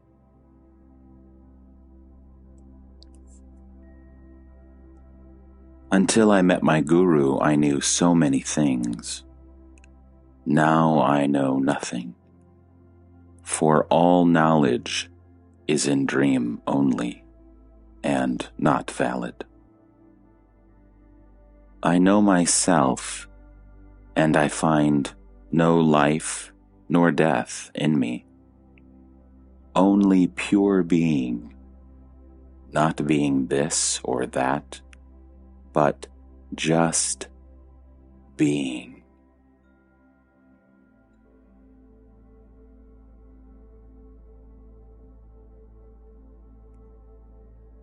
As all waves are in the ocean, so are all things, physical and mental, in awareness. Hence, awareness itself is all important, not the content of it. Deepen and broaden your awareness of yourself, and all the blessings will flow. You need not seek anything. All will come to you most naturally and effortlessly. The 5 senses and the 4 functions of the mind, memory, thought, understanding, and selfhood. The 5 elements, earth, water, fire, air, and ether. The 2 aspects of creation, matter and spirit. All are contained in awareness.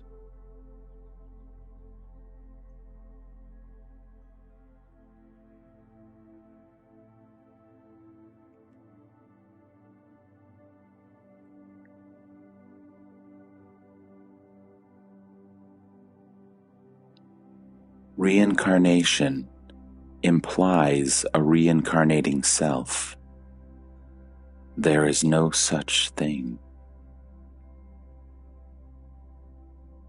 The bundle of memories and hopes, called the I, imagines itself existing everlastingly and creates time to accommodate its false eternity. To be, I need no past or future. All experience is born of imagination. I do not imagine, so no birth or death happens to me. Only those who think themselves born can think themselves reborn. You are accusing me of having been born. I plead not guilty. All exists in awareness, and awareness neither dies nor is reborn. It is the changeless reality itself.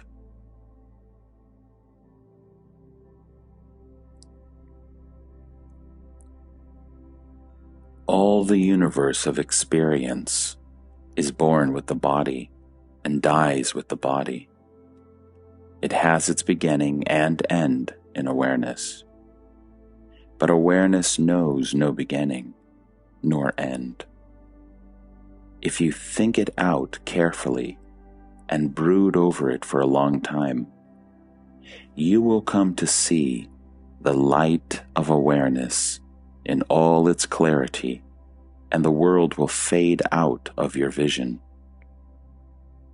It is like looking at a burning incense stick.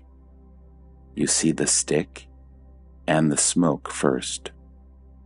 When you notice the fiery point, you realize that it has the power to consume mountains of sticks and fill the universe with smoke.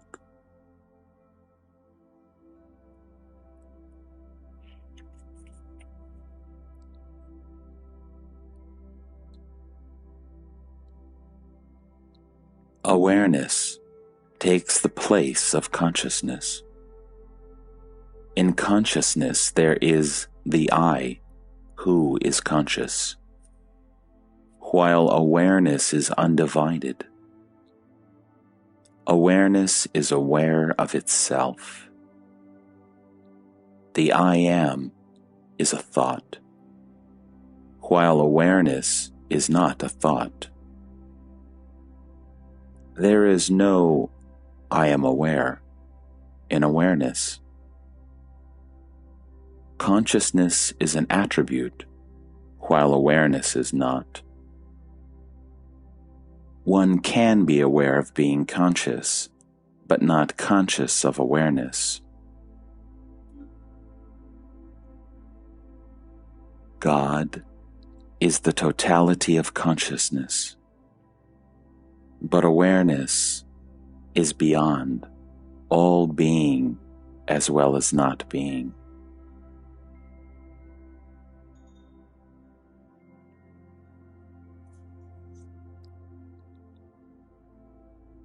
There can be no transition from consciousness to awareness, for awareness is not a form of consciousness.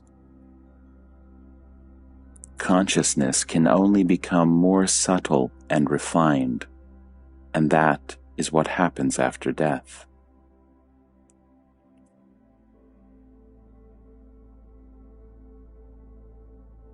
There is no such thing as unconsciousness, for unconsciousness is not experienceable.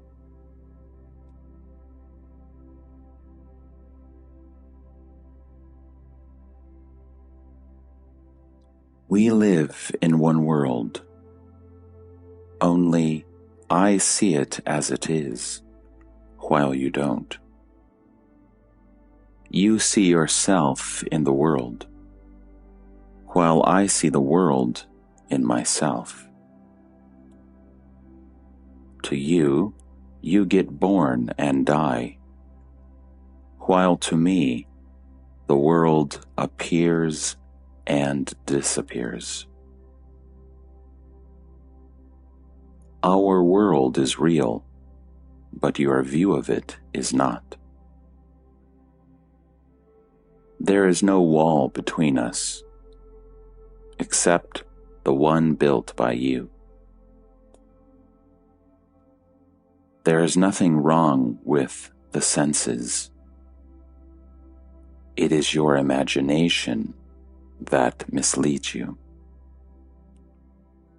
It covers up the world as it is, with what you imagine it to be. Something existing independently of you, and yet closely following your inherited or acquired patterns. There is a deep contradiction in your attitude, which you do not see, and which is the cause of sorrow.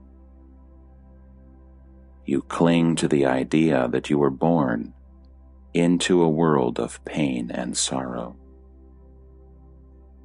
I know that the world is a child of love,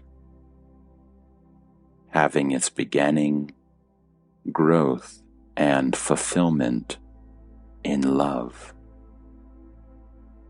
But I am beyond love even.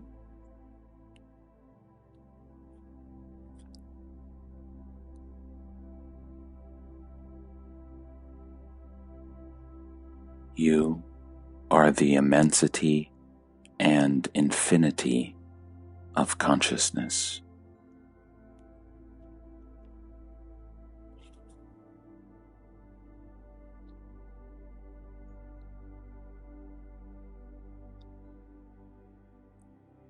With the enlightened man, the content of his consciousness undergoes a radical transformation. But he is not misled. He knows the changeless.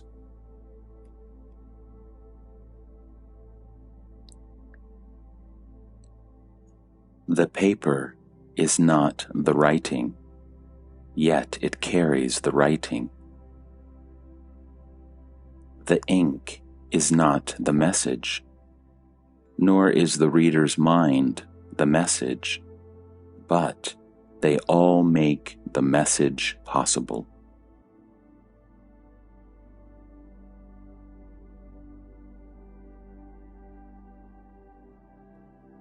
There is only seeing.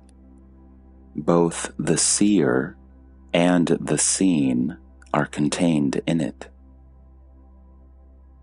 Don't create differences where there are none.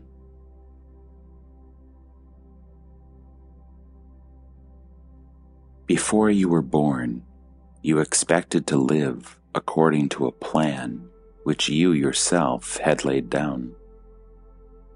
Your own will was the backbone of your destiny.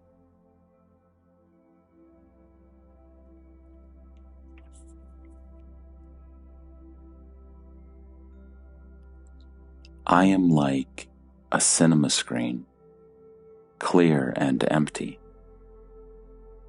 The pictures pass over it and disappear, leaving it as clear and empty as before. In no way is the screen affected by the pictures, nor are the pictures affected by the screen. The screen intercepts and reflects the pictures. It does not shape them. It has nothing to do with the rolls of films. These are as they are, lumps of destiny, Prarabdha, but not my destiny, the destinies of the people on the screen.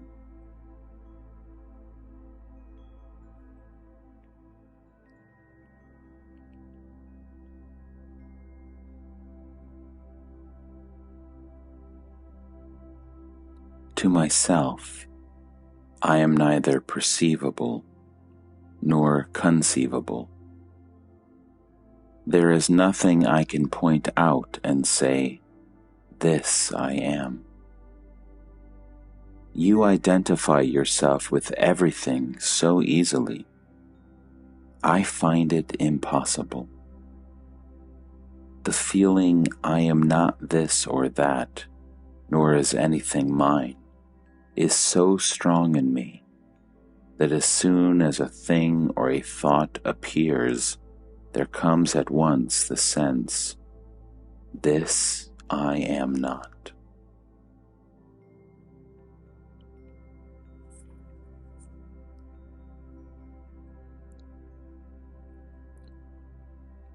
I find that somehow, by shifting the focus of attention, I become the very thing I look at and experience the kind of consciousness it has. I become the inner witness of the thing. I call this capacity of entering other focal points of consciousness love. You may give it any name you like. Love says, "I am everything," and wisdom says, "I am nothing." Between the two, my life flows. Since at any point of time and space, I can be both the subject and the object of experience, I express it by saying that I am both, and neither, and beyond both.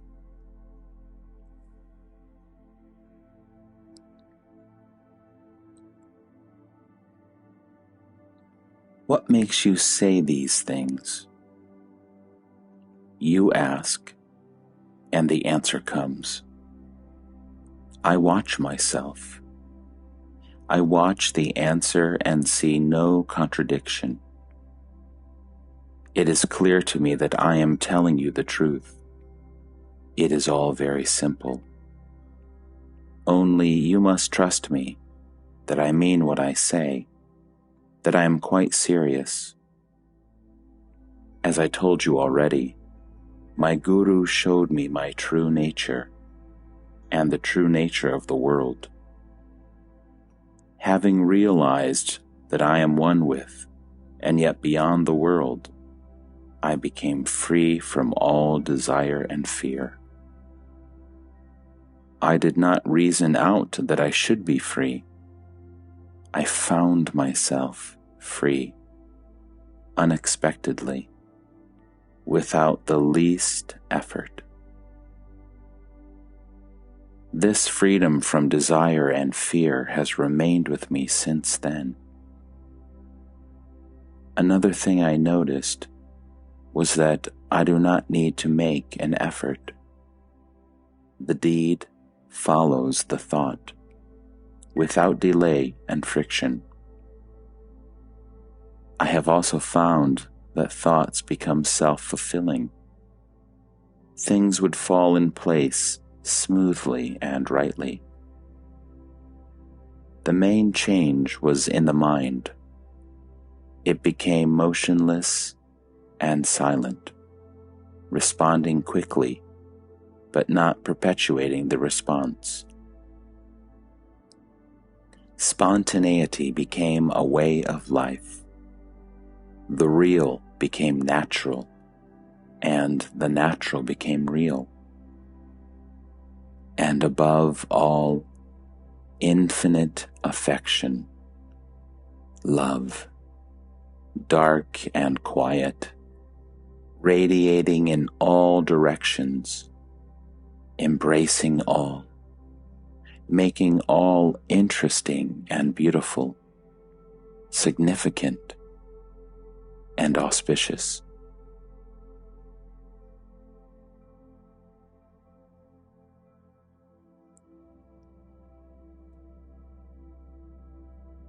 Man's fivefold body has potential powers beyond our wildest dreams.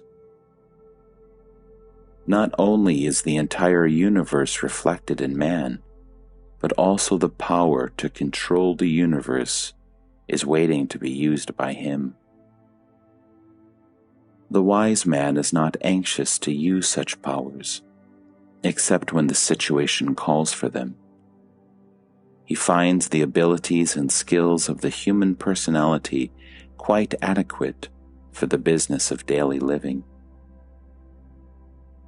Some of the powers can be developed by specialized training, but the man who flaunts such powers is still in bondage. The wise man counts nothing as his own.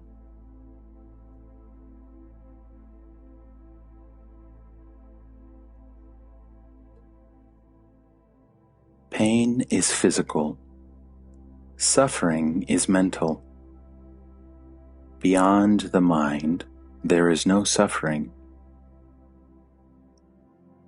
Pain is merely a signal that the body is in danger and requires attention. Similarly, suffering warns us that the structure of memories and habits, which we call the person, is threatened by loss or change. Pain is essential for the survival of the body, but none compels you to suffer. Suffering is due entirely to clinging or resisting. It is a sign of our unwillingness to move on, to flow with life. As a sane life is free of pain, so is a saintly life free from suffering.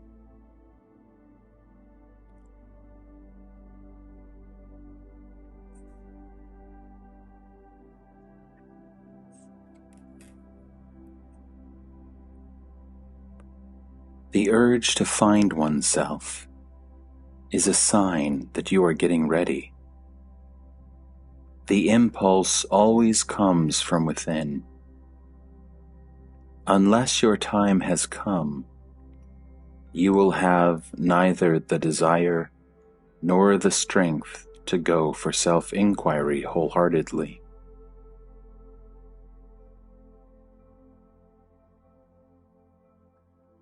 How do I find a guru whom I can trust?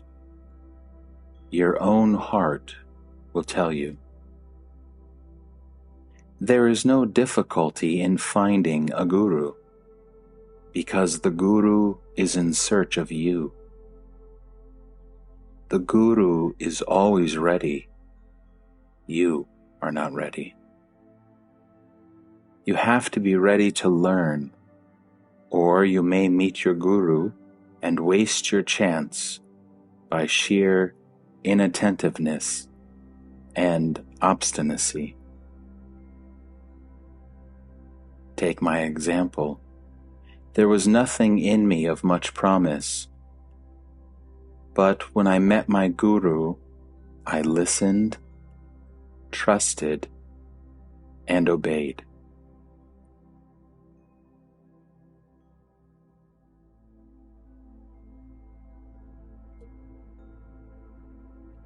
The only way you can judge is by the change in yourself when you are in his company. If you feel more at peace and happy, if you understand yourself with more than usual clarity and depth, it means you have met the right person. Take your time, but once you have made up your mind to trust him absolutely, and follow every instruction fully and faithfully. It does not matter much if you do not accept him as your guru and are satisfied with his company only. Satsang alone can also take you to your goal, provided it is unmixed and undisturbed. But once you accept somebody as your guru, listen, remember, obey.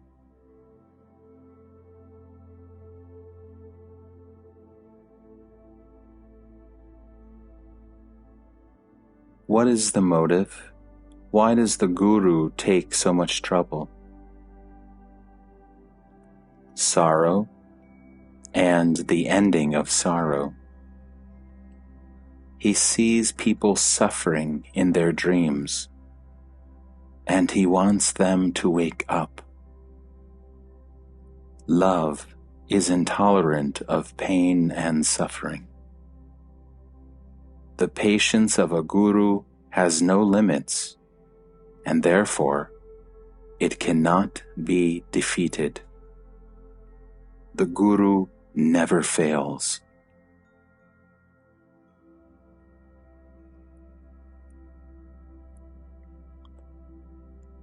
The entire universe is your guru.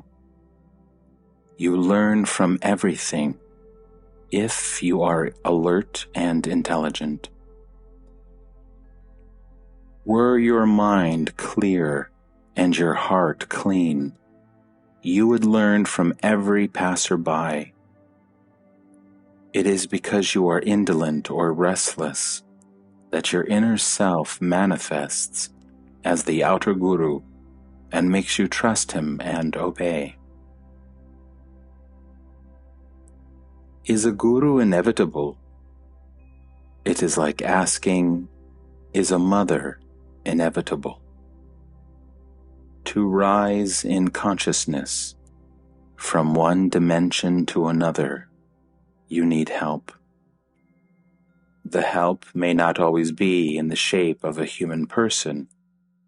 It may be a subtle presence or a spark of intuition, but help must come. The inner self is watching and waiting for the son to return to his father. At the right time, he arranges everything affectionately and effectively. Where a messenger is needed or a guide, he sends the Guru to do the needful.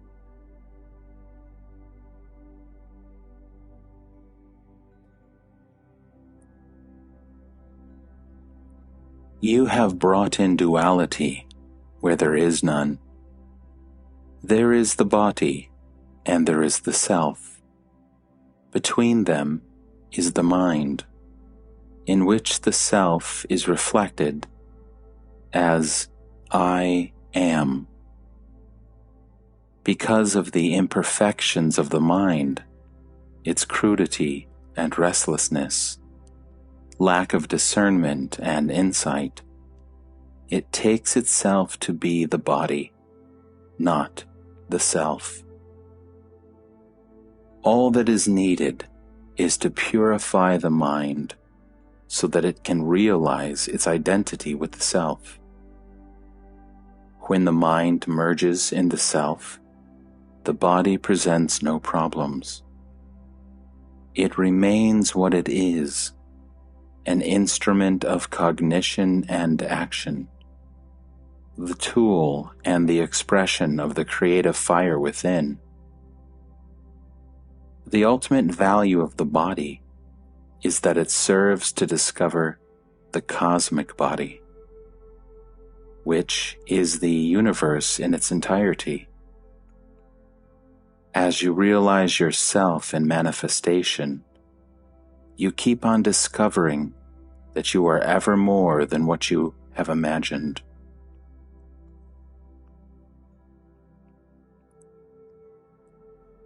Is there no end to self-discovery? As there is no beginning, there is no end. But what I have discovered by the grace of my Guru is, I am nothing that can be pointed at. I am neither of this nor of that. This holds absolutely.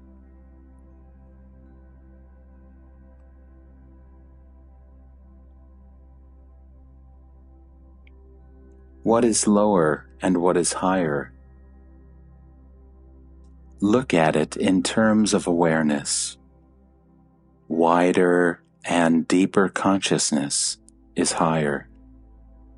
All that lives works for protecting, perpetuating, and expanding consciousness. This is the world's sole meaning and purpose. It is the very essence of yoga, ever raising the level of consciousness, discovery of new dimensions with their properties, qualities, and powers. In that sense, the entire universe becomes a school of yoga. Is perfection the destiny of all human beings? Of all living beings, ultimately.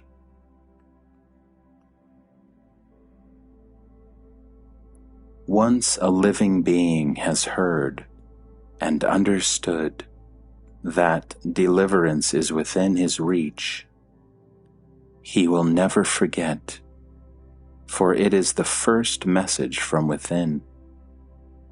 It will take root and grow, and in due course take the blessed shape of the Guru. The mind goes astray, the mind returns home. Even the word astray is not proper. The mind must know itself in every mood. Nothing is a mistake unless repeated.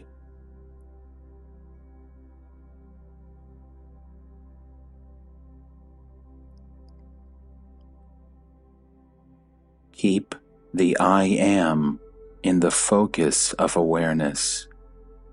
Remember that you are. Watch yourself ceaselessly, and the unconscious will flow into the conscious without any special effort on your part. There are no steps, to self-realization.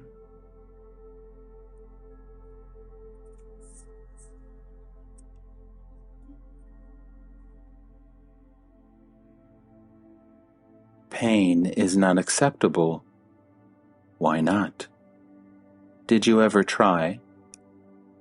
Do try, and you will find in pain a joy which pleasure cannot yield, for the simple reason that acceptance of pain takes you much deeper than pleasure does.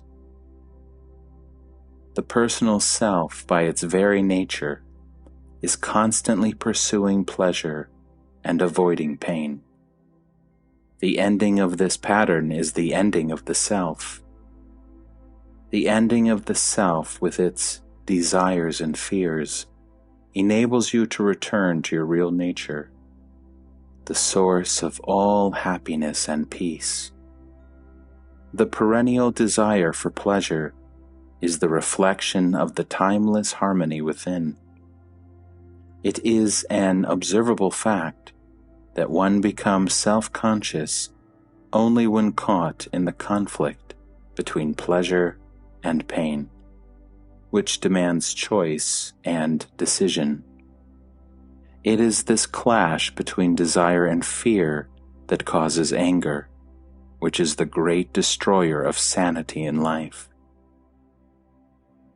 When pain is accepted for what it is, a lesson and a warning, and deeply looked into and heeded, the separation between pain and pleasure breaks down. Both become experience, painful when resisted, joyful when accepted.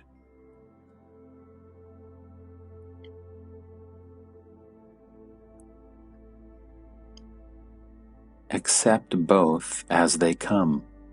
Enjoy both while they last. Let them go as they must.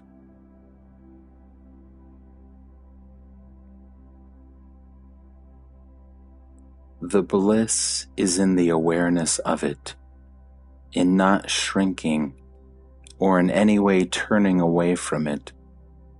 All happiness comes from awareness. The more we are conscious, the deeper the joy.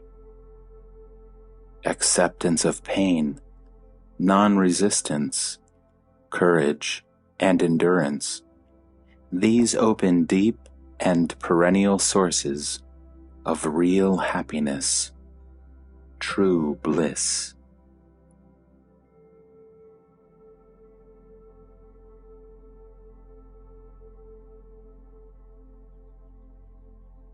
This is the great work of awareness. It removes obstacles and releases energies by understanding the nature of life and mind. Intelligence is the door to freedom, and alert attention is the mother of intelligence.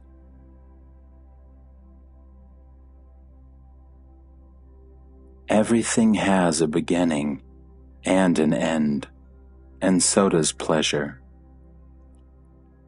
Don't anticipate and don't regret, and there will be no pain. It is memory and imagination that cause suffering.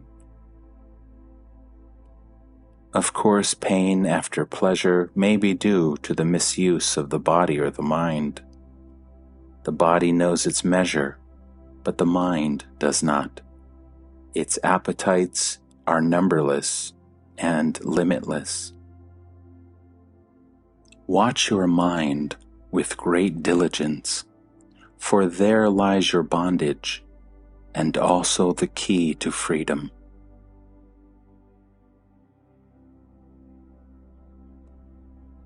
When the mind takes over, remembers and anticipates, it exaggerates, it distorts, it overlooks. The past is projected into the future, and the future betrays the expectations. The organs of sensation and action are stimulated beyond capacity, and they inevitably break down. The objects of pleasure cannot yield what is expected of them, and get worn out or destroyed by misuse. It results in excess of pain where pleasure was looked for.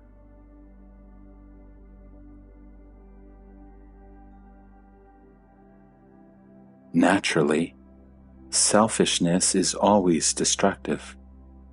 Desire and fear both are self-centered states.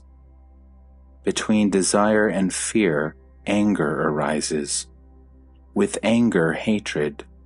With hatred, passion for destruction. War is hatred in action, organized and equipped with all the instruments of death. Is there a way to end these horrors? When more people come to know their real nature, their influence, however subtle, will prevail, and the world's emotional atmosphere will sweeten up. People follow their leaders, and when among the leaders appear some great in heart and mind, and absolutely free from self-seeking, their impact will be enough to make the crudities and crimes of the present age impossible.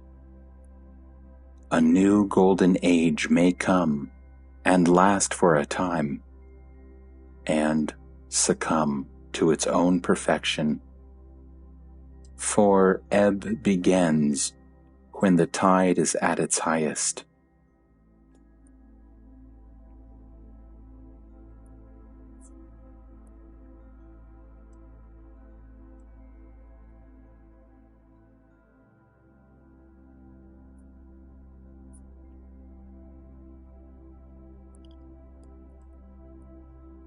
Which world do you have in mind? Our common world in which we live. Are you sure we live in the same world? I do not mean nature, the sea and the land, plants and animals. They are not the problem, nor the endless space, the infinite time, the inexhaustible power. Do not be misled by my eating and smoking, reading and talking. My mind is not here. My life is not here.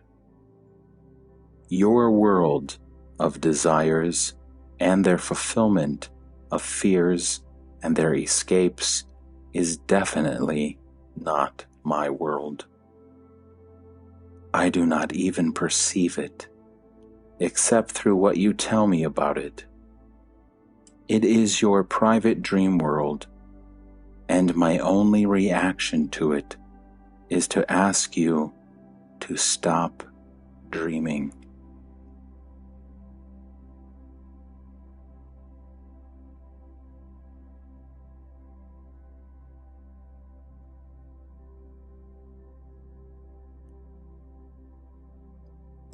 Of course, facts are real. I live among them. But you live with fancies, not with facts. Facts never clash, while your life and world are full of contradictions. Contradiction is the mark of the false. The real never contradicts itself. For instance, you complain that people are abjectly poor, yet you do not share your riches with them. You mind the war next door, but you hardly give it a thought when it is in some far-off country. The shifting fortunes of your ego determine your values. I think, I want, I must, are made into absolutes.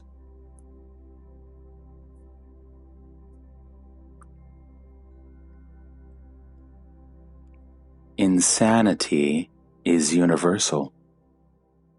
Sanity is rare. Yet there is hope, because the moment we perceive our insanity, we are on the way to sanity. This is the function of the Guru, to make us see the madness of our daily living. Life makes you conscious, but the teacher makes you aware.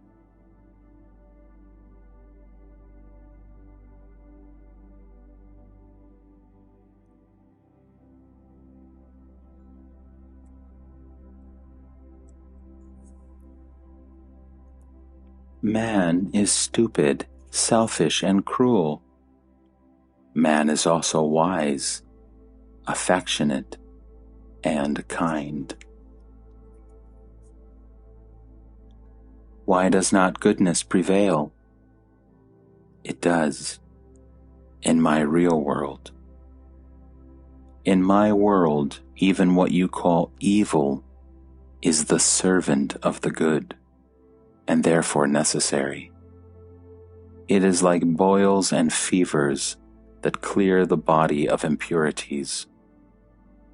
Disease is painful, even dangerous, but if dealt with rightly, it heals or kills. In some cases, death is the best cure. A life may be worse than death, which is but rarely an unpleasant experience, whatever the appearances. Therefore, pity the living, never the dead. This problem of things, good and evil in themselves, does not exist in my world. The needful is good, and the needless is evil. In your world, the pleasant is good, and the painful is evil. What is necessary? To grow is necessary. To outgrow is necessary. To leave behind the good for the sake of the better is necessary. To what end? The end is in the beginning. You end where you start, in the Absolute.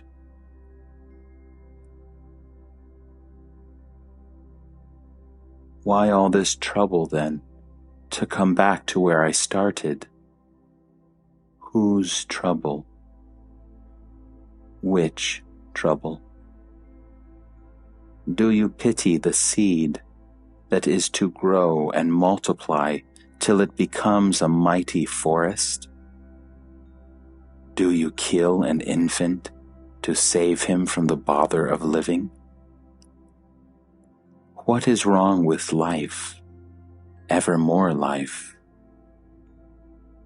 Remove the obstacles to growing, and all your personal, social, economic, and political problems will just dissolve. The universe is perfect as a whole, and the parts striving for perfection is a way of joy.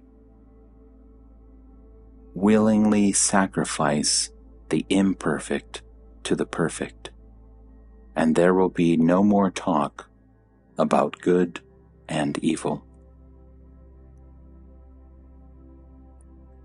Yet we are afraid of the better and cling to the worse. This is our stupidity, verging on insanity.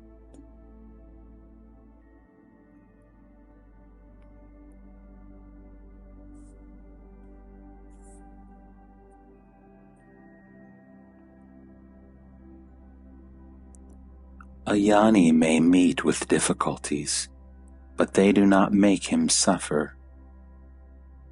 Bringing up a child from birth to maturity may seem a hard task, but to a mother, the memories of hardships are a joy.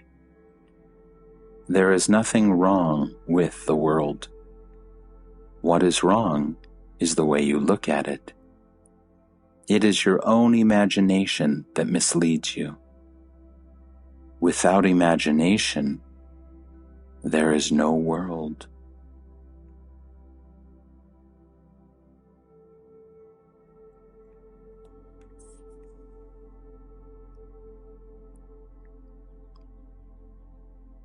You are the space, Akash, in which it moves, the time in which it lasts, the love that gives it life. Cut off imagination and attachment, and what remains?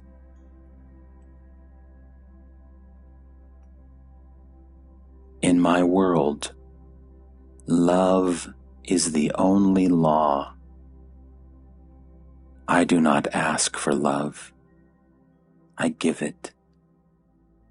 Such is my nature.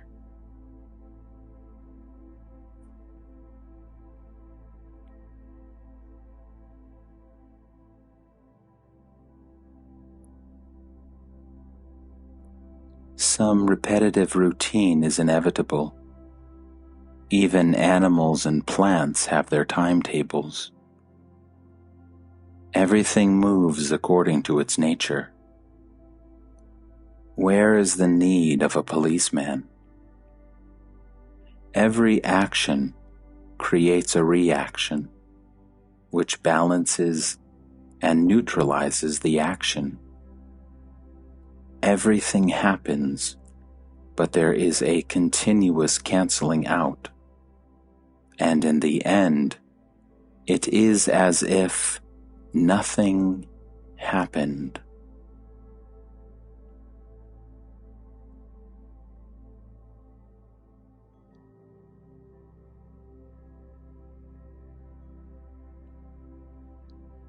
Explanations are meant to please the mind.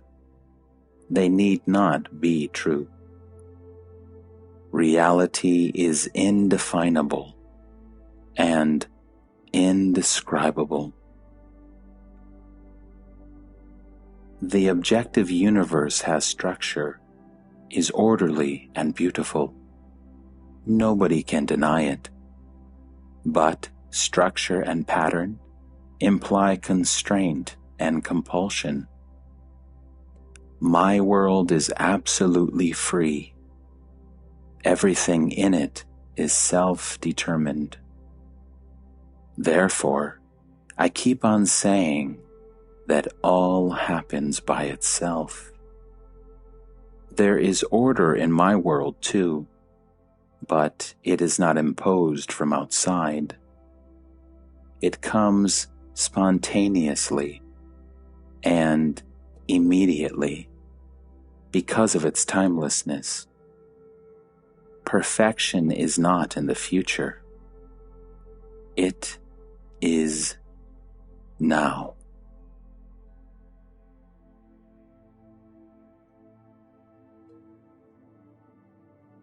There is nothing wrong with your world. It is your thinking yourself to be separate from it that creates disorder.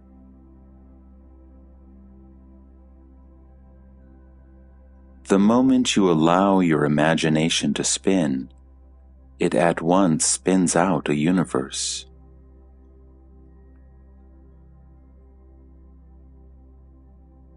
There is only imagination. The intelligence and power are all used up in your imagination. It has absorbed you so completely that you just cannot grasp how far from reality you have wandered. No doubt, imagination is richly creative. Universe within universe are built on it. Yet, they are all in space and time, past and future, which just do not exist.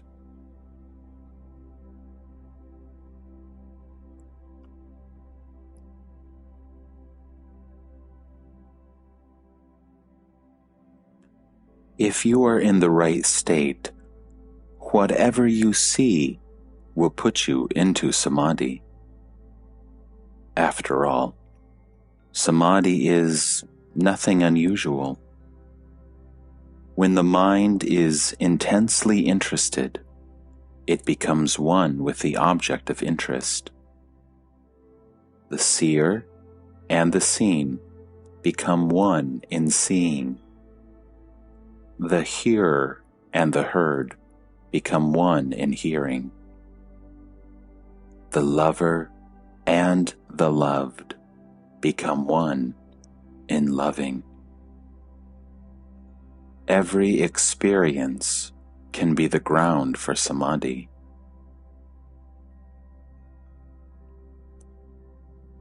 Are you always in a state of samadhi? Of course not. Samadhi is a state of mind, after all. I am beyond all experience, even of samadhi. I am the great devourer and destroyer. Whatever I touch dissolves into void.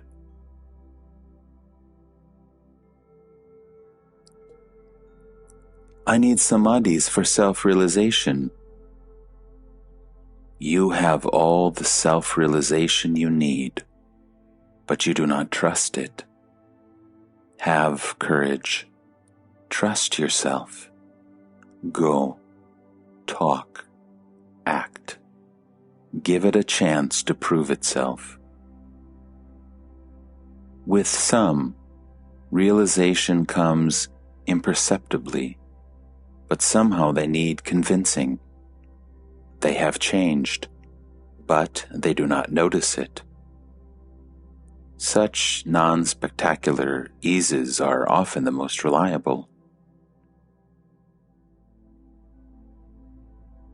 Can one believe himself to be realized and be mistaken? Of course. The very idea, I am self-realized, is a mistake. There is no, I am this, I am that, in the natural state.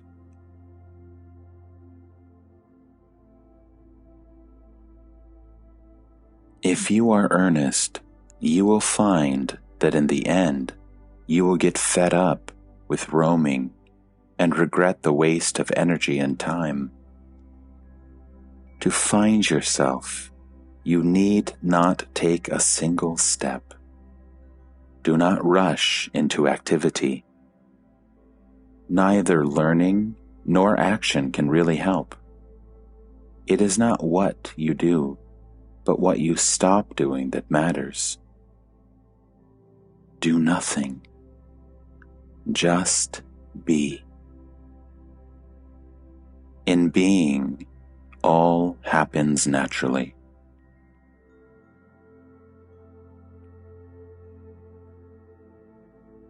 The present I am is as false as the I was and I shall be. It is merely an idea in the mind, an impression left by memory, and the separate identity it creates is false. This habit of referring to a false center must be done away with. The notion I see, I feel, I think, I do, must disappear from the field of consciousness. What remains when the false is no more is real.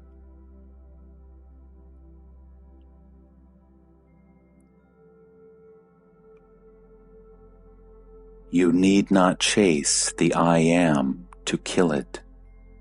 You cannot.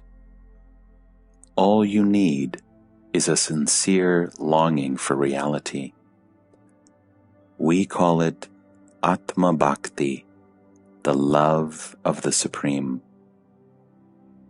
or Moksha Sankalpa, the determination to be free from the false. Without love and will inspired by love, nothing can be done.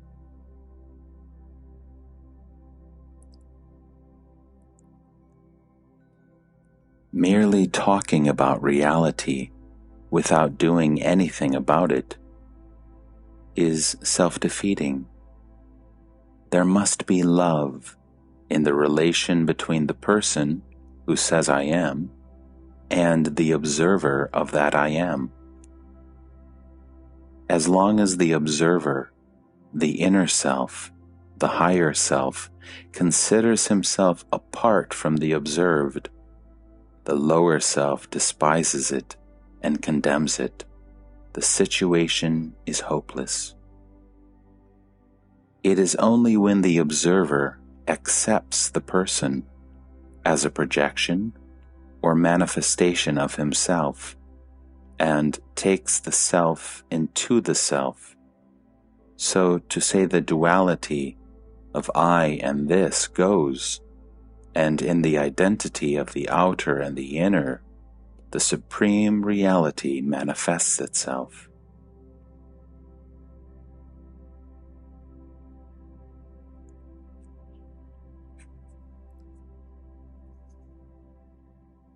Affectionate awareness is the crucial factor that brings reality into focus.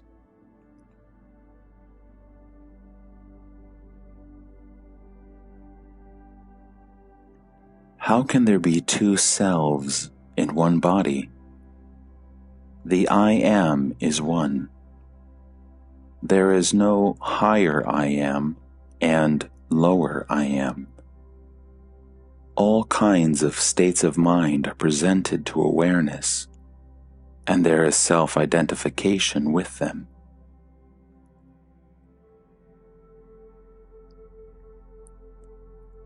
One may be conscious, for every being is conscious, but one is not aware. What is included in awareness becomes the inner and partakes of the inner. You may put it differently. The body defines the outer self, consciousness the inner, and in pure awareness, the Supreme is contacted.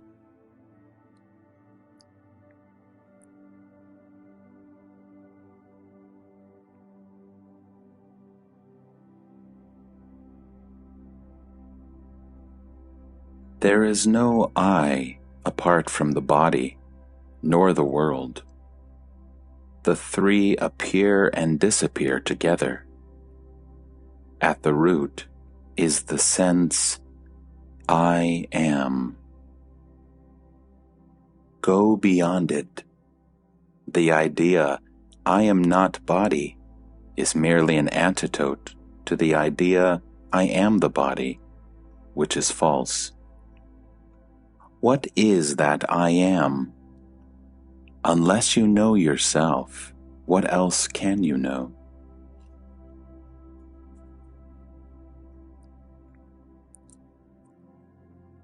Find out the I am common to both and go beyond. Go beyond your concepts and ideas. In the silence, free of desire and thought, the truth is found. Again, earnestness is the golden key.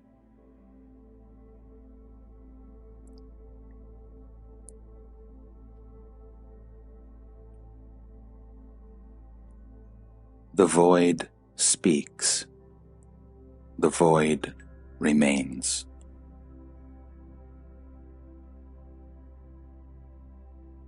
Reality is one for both of us, but for you, it is a prison, and for me, it is a home.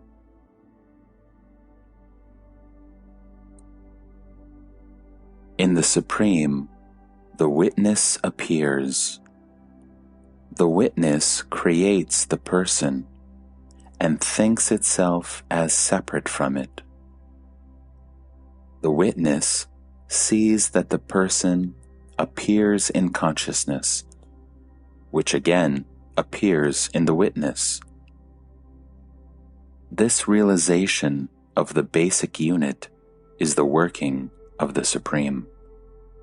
It is the power behind the witness, the source from which all flows. It cannot be contacted unless there is unity and love and mutual help between the person and the witness. Unless the doing is in harmony with the being and the knowing. The Supreme is both the source and the fruit of such harmony. As I talk to you, I am in the state of detached but affectionate awareness, turiya. When this awareness turns upon itself, you may call it the Supreme state. But the fundamental reality is beyond awareness, beyond the three states of becoming, being, and not being.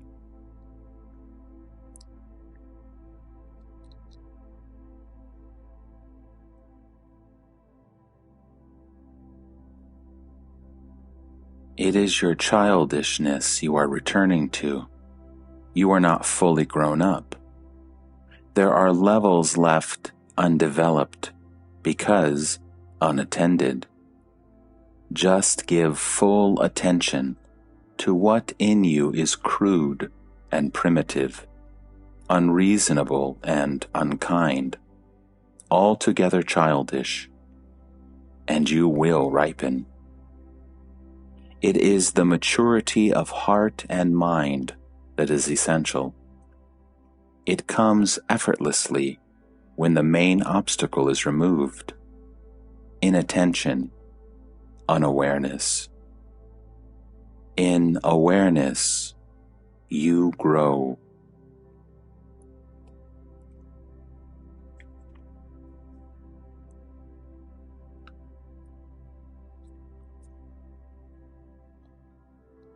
There is only life. There is nobody who lives a life. Life itself is desireless, but the false self wants to continue pleasantly. Therefore, it is always engaged in ensuring one's continuity.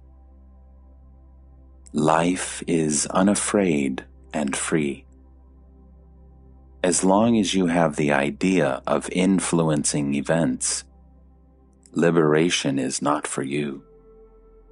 The very notion of doership, of being a cause, is bondage.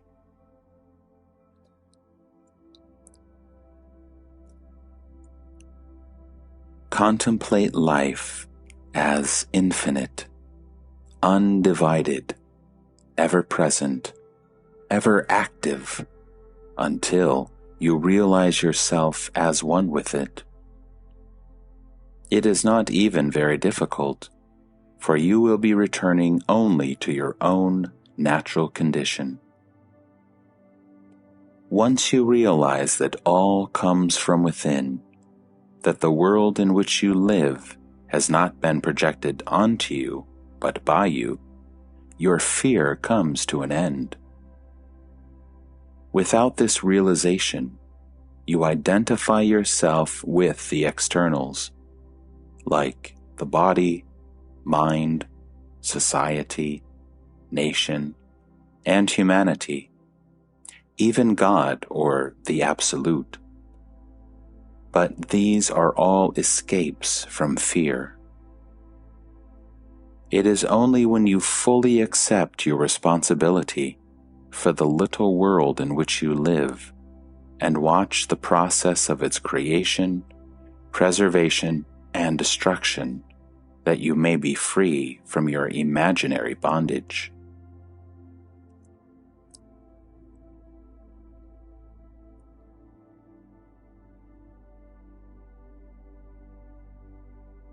Why should I imagine myself so wretched?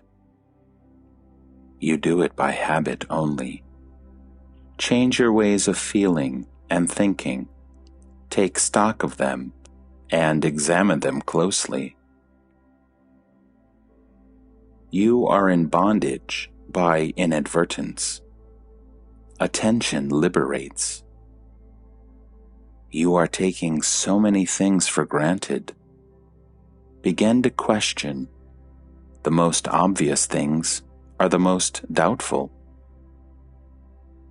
Ask yourself such questions as, was I really born? Am I really so-and-so? How do I know that I exist? Who are my parents? Have they created me, or have I created them?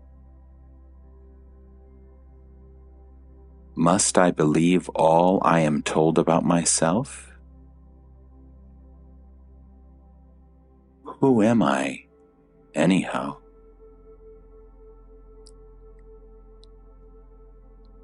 You have put so much energy into building a prison for yourself.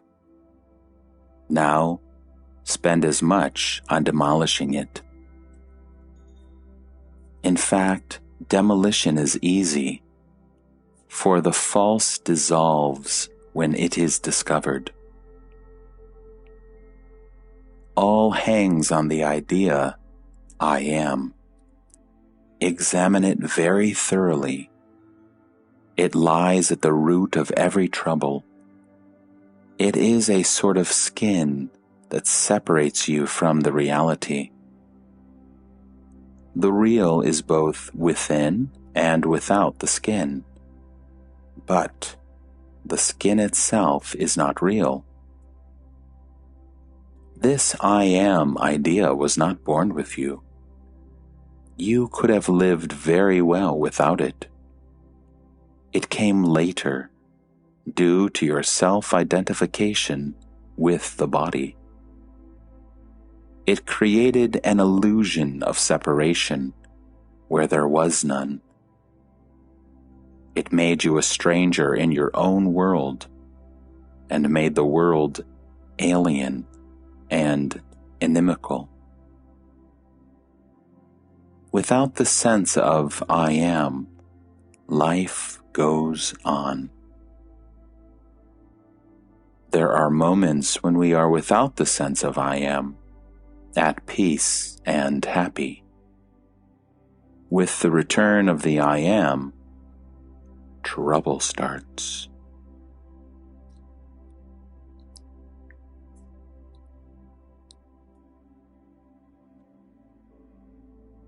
You must deal with the I sense if you want to be free of it.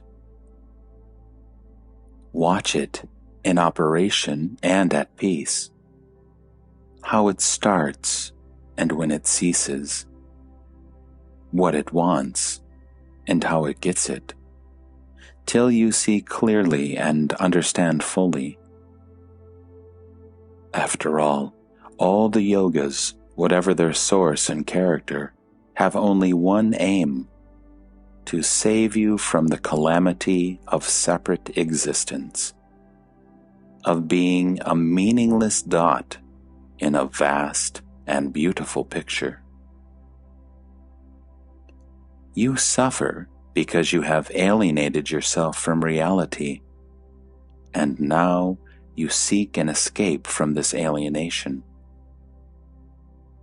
You cannot escape from your own obsessions. You can only cease nursing them. It is because the I am is false that it wants to continue. Reality need not continue. Knowing itself indestructible, it is indifferent to the destruction of forms and expressions. To strengthen and stabilize the I am, we do all sorts of things, all in vain. For the I am is being rebuilt from moment to moment. It is unceasing work, and the only radical solution is to dissolve the separative sense of I am such and such a person, once and for good. Being remains, but not self-being.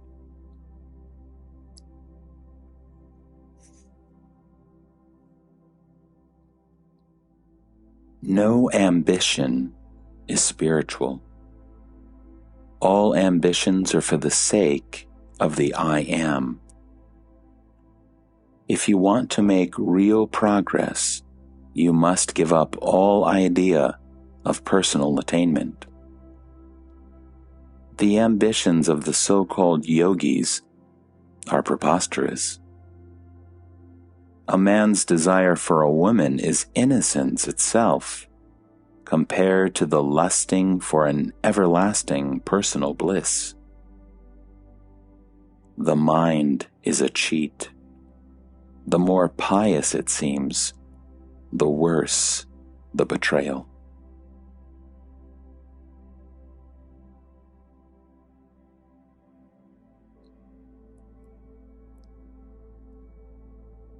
If your awareness is clear and full, a mistake is less probable.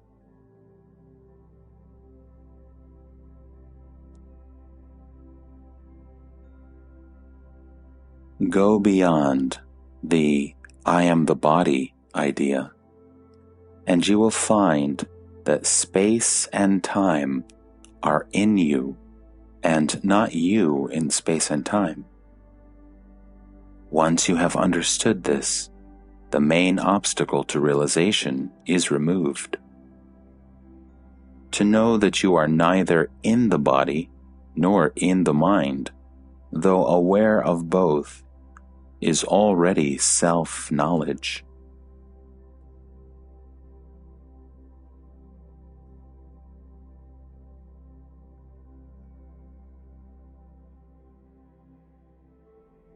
All effort leads to more effort.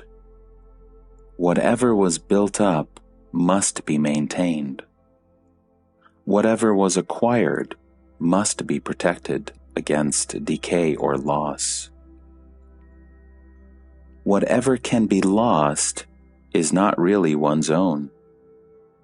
And what is not your own, of what use can it be to you? In my world, nothing is pushed about. All happens by itself. All experience is in space and time, limited and temporary. He who experiences existence is also limited and temporary. I am not concerned either with what exists or with who exists. I take my stand beyond, where I am both and neither.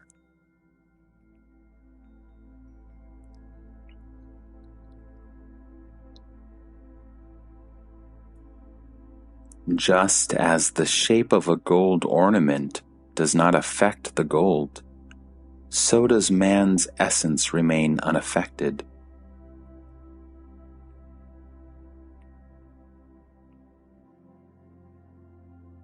Mere knowledge is not enough.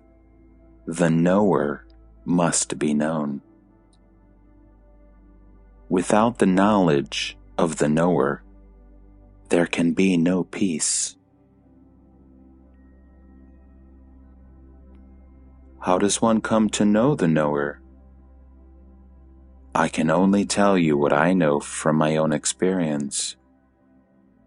When I met my guru, he told me, "You are not what you take yourself to be. Find out what you are. Watch the sense, I am. Find your real self."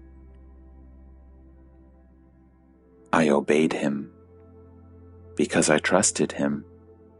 I did as he told me. All my spare time I would spend looking at myself in silence. And what a difference it made, and how soon. It took me only 3 years to realize my true nature. My guru died soon after I met him, but it made no difference.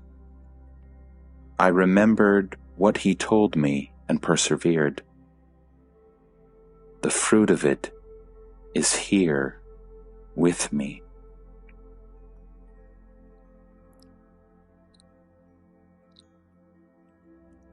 I know myself as I am in reality.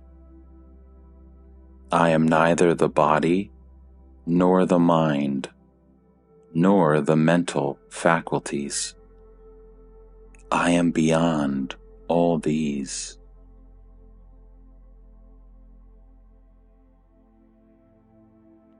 Are you just nothing? Come on, be reasonable. Of course I am, most tangibly. Only I am not what you may think me to be. This tells you all. It tells me nothing, because it cannot be told. You must gain your own experience. You are accustomed to dealing with things, physical and mental. I am not a thing, nor are you. We are neither matter nor energy, neither body nor mind. Once you have a glimpse of your own being, you will not find me difficult to understand.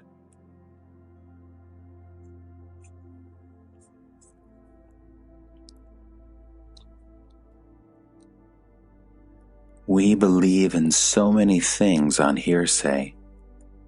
We believe in distant lands and people, in heavens and hells, in gods and goddesses, because we were told. Similarly, we were told about ourselves, our parents, name, position, duties, and so on. We never cared to verify. The way to truth lies through the destruction of the false. To destroy the false, you must question your most inveterate beliefs. Of these, the idea that you are the body is the worst.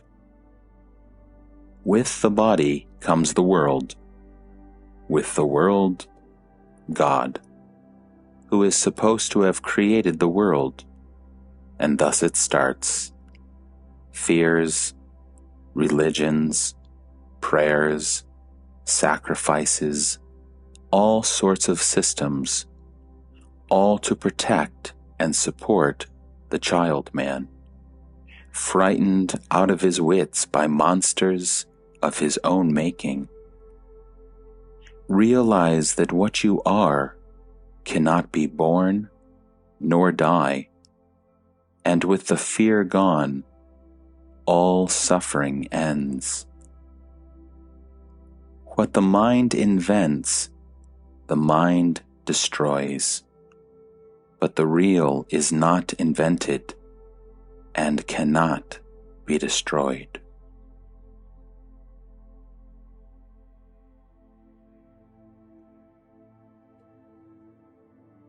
The witness attitude is also faith. It is faith in oneself. You believe that you are not what you experience, and you look at everything as from a distance. There is no effort in witnessing. You understand that you are the witness only, and the understanding acts. You need nothing more.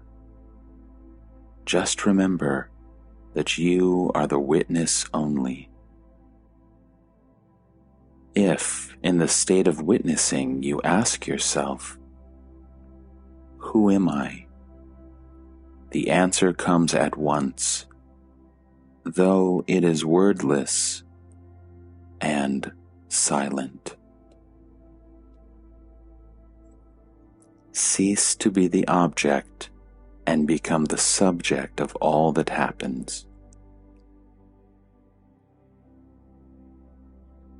Once having turned within, you will find yourself beyond the object.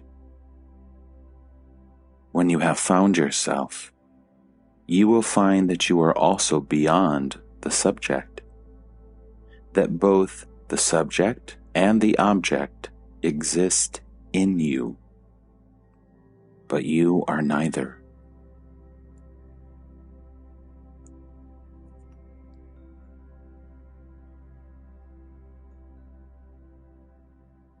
As long as you deal in terms, real, unreal, awareness is the only reality that can be. But the Supreme is beyond all distinctions, and to it the term real does not apply. For in it all is real, and therefore need not be labeled as such. It is the very source of reality.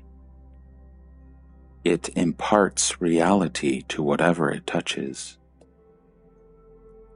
It just cannot be understood through words. Even a direct experience, however sublime, merely bears testimony, nothing more.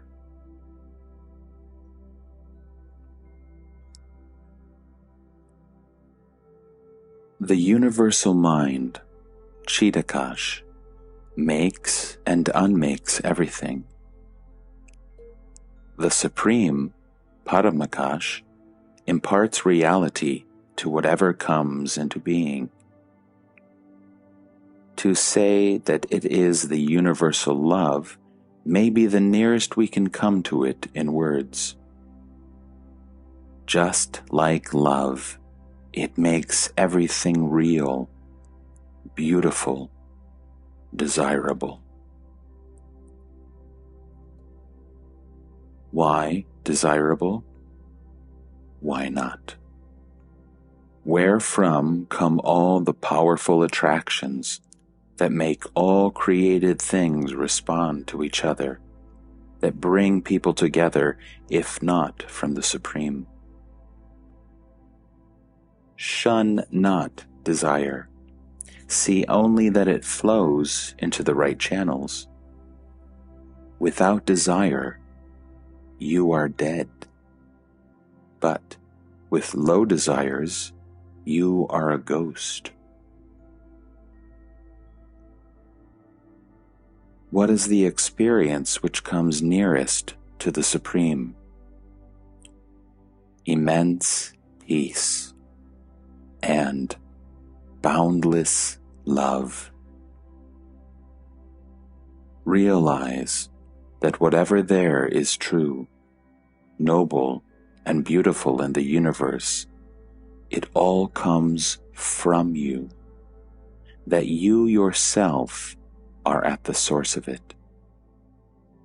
The gods and goddesses that supervise the world may be most wonderful and glorious beings, yet they are like the gorgeously dressed servants who proclaim the power and the riches of their master.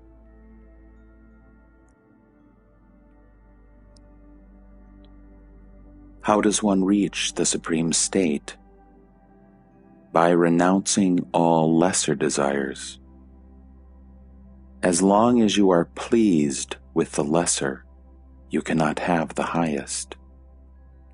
Whatever pleases you keeps you back, until you realize the unsatisfactoriness of everything, its transiency and limitation, and collect your energies in one great longing. Even the first step is not made. On the other hand, the integrity of the desire for the Supreme is by itself a call from the Supreme.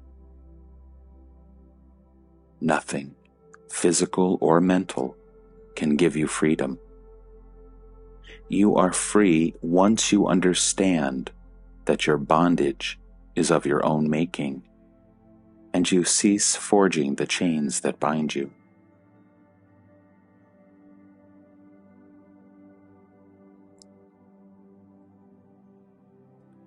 Krishnamurti says that a guru is not needed. Somebody must tell you about the supreme reality and the way that leads to it.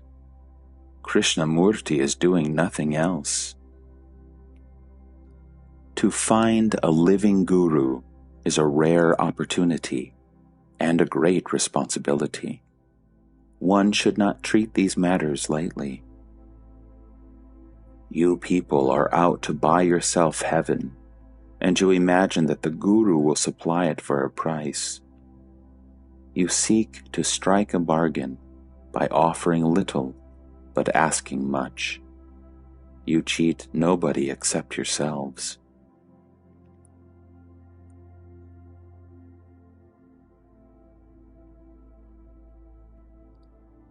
Just sitting near you, can it be considered spiritual practice?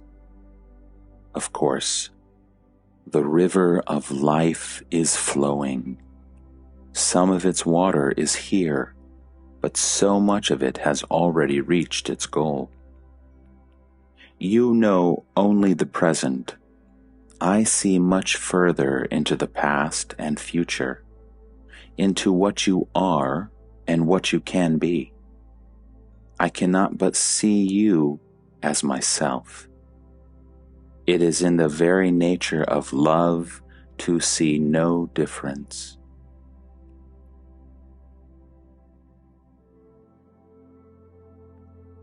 How can I come to see myself as you see me? It is enough if you do not imagine yourself to be the body. It is the I am the body idea that is so calamitous. It blinds you completely to your real nature. Even for a moment, do not think that you are the body. Give yourself no name, no shape. In the darkness and the silence, reality is found.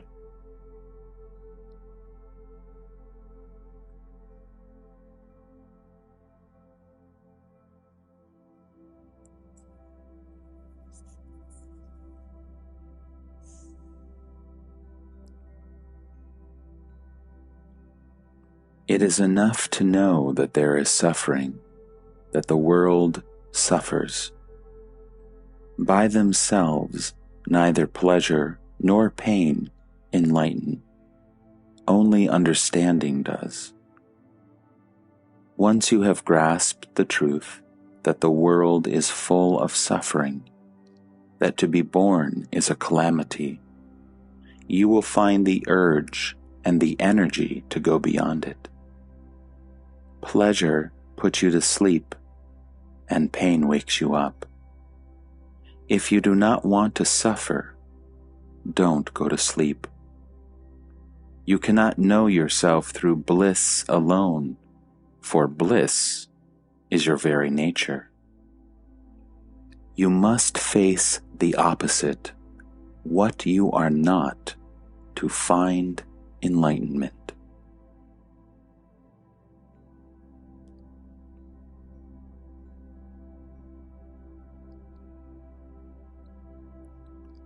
Does not the knower know itself? The mind is discontinuous. Again and again it blanks out, like in sleep or swoon or distraction. There must be something continuous to register discontinuity. Memory is always partial, unreliable, and evanescent. It does not explain the strong sense of identity pervading consciousness, the sense I am. Find out what is at the root of it.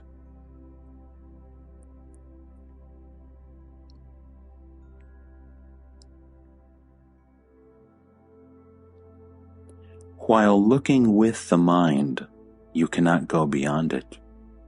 To go beyond, you must look away from the mind and its contents. In what direction am I to look? All directions are within the mind. I am not asking you to look in any particular direction. Just look away from all that happens in your mind and bring it to the feeling, I am. The I am is not a direction.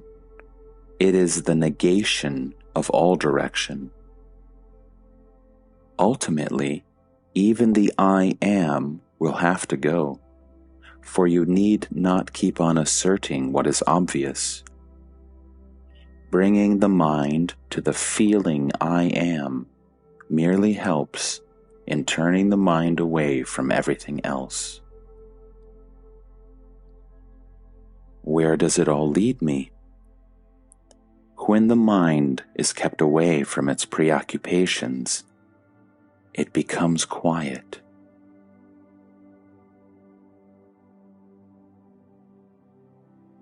If you do not disturb this quiet and stay in it, you find that it is permeated with a light and a love you have never known.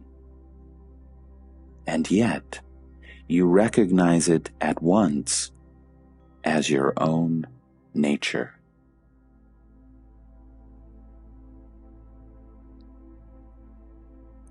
Once you have passed through this experience, you will never be the same man again.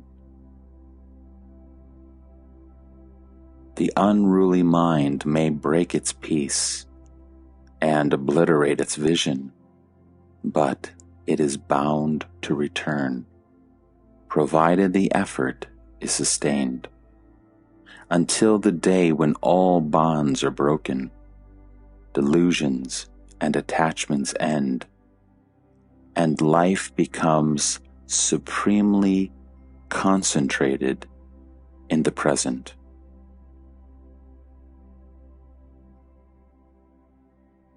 What difference does it make?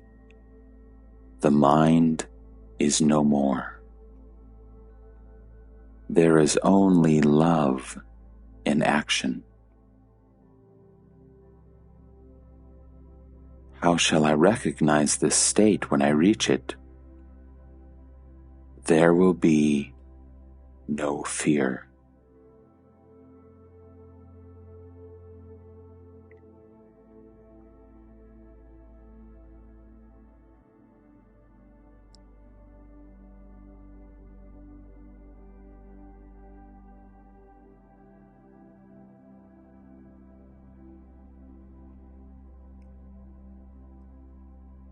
Surrounded by a world full of mysteries and dangers, how can I remain unafraid?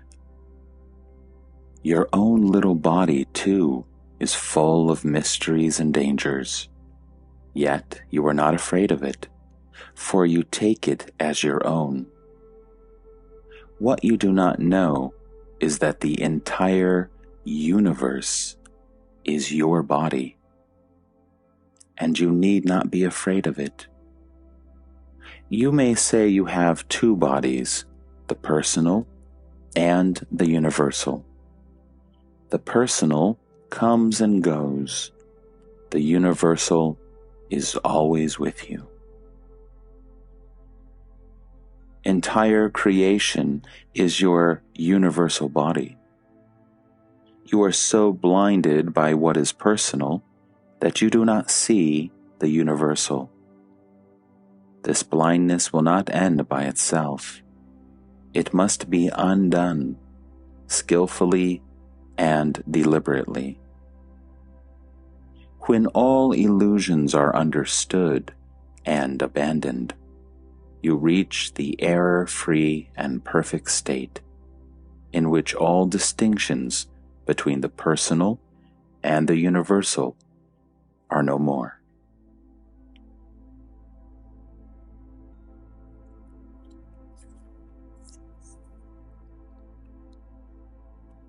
Knowing yourself as the dweller in both the bodies, you will disown nothing. The entire universe will be your concern. Every living thing you will love and help most tenderly and wisely. There will be no clash of interests between you and others. All exploitation will cease absolutely. Your every action will be beneficial. Every movement will be a blessing. It is all very tempting, but how am I to proceed to realize my universal being? You have two ways. You can give your heart and mind to self-discovery, or you accept my words on trust and act accordingly. In other words, either you become totally self-concerned or totally unself-concerned. It is the word totally that is important. You must be extreme to reach the supreme.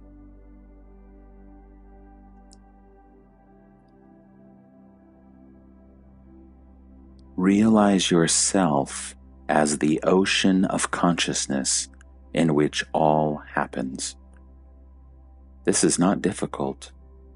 A little of attentiveness, of close observation of oneself, and you will see that no event is outside your consciousness.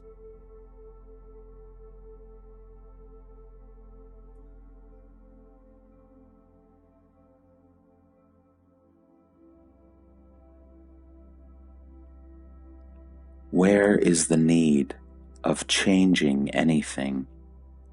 The mind is changing anyhow all the time. Look at your mind dispassionately. That is enough to calm it. When it is quiet, you can go beyond it. Do not keep it busy all the time. Stop it and just be.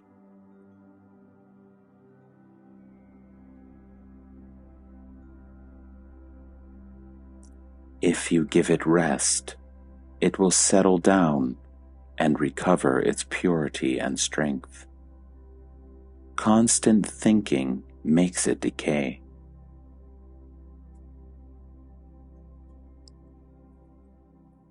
If my true being is always with me, how is it that I am ignorant of it?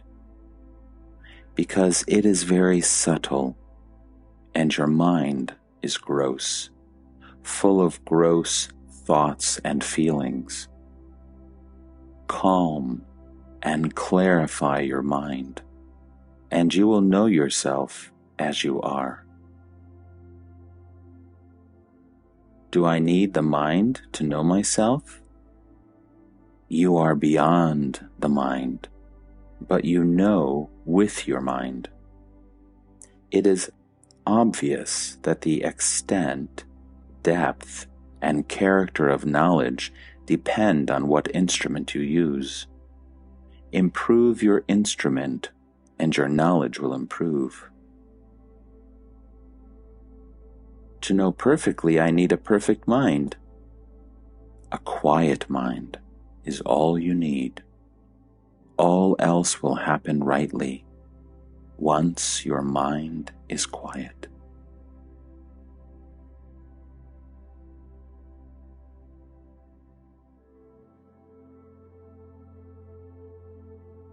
Do understand that you are destined for enlightenment.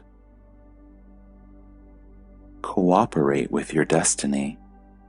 Don't go against it, and don't thwart it. Allow it to fulfill itself. All you have to do is to give attention to the obstacles created by the foolish mind.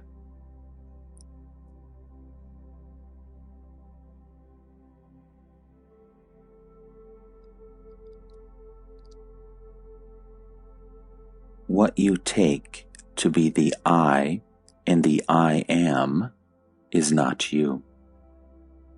To know that you are is natural. To know what you are is the result of much investigation. You will have to ignore the entire field of consciousness and go beyond it. For this, you must find the right teacher and create the conditions needed for discovery. Generally speaking, there are two ways: external and internal. Either you live with somebody who knows the truth and submit yourself entirely to his guiding and molding influence, or you seek the inner guide and follow the inner light wherever it takes you. In both cases, your personal desires and fears must be disregarded. You learn either by proximity or by investigation, the passive or the active way. You either let yourself be carried by the river of life and love represented by your guru, or you make your own efforts, guided by your inner star. In both cases, you must move on. You must be earnest.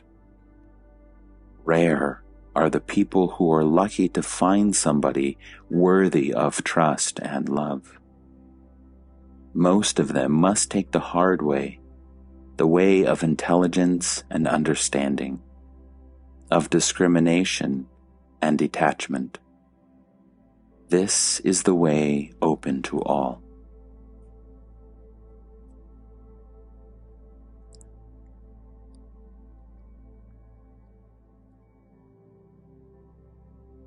Once you say, "I want to find truth," all your life will be deeply affected by it. All your mental and physical habits, feelings and emotions, desires and fears, plans and decisions will undergo a most radical transformation.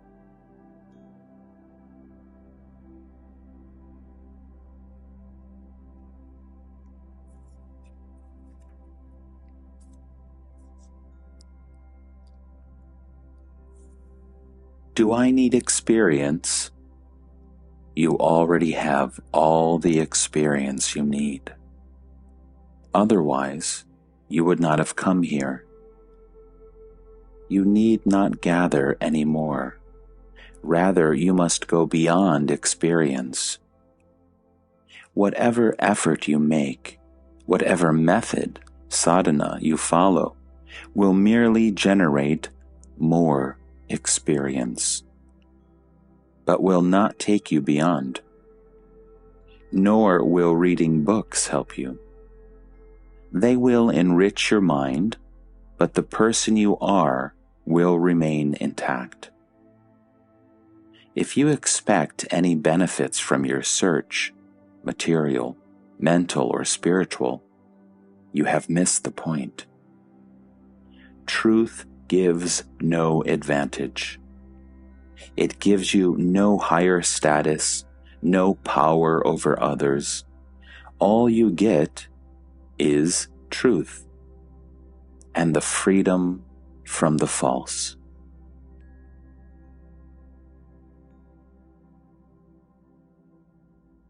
Surely truth gives you the power to help others.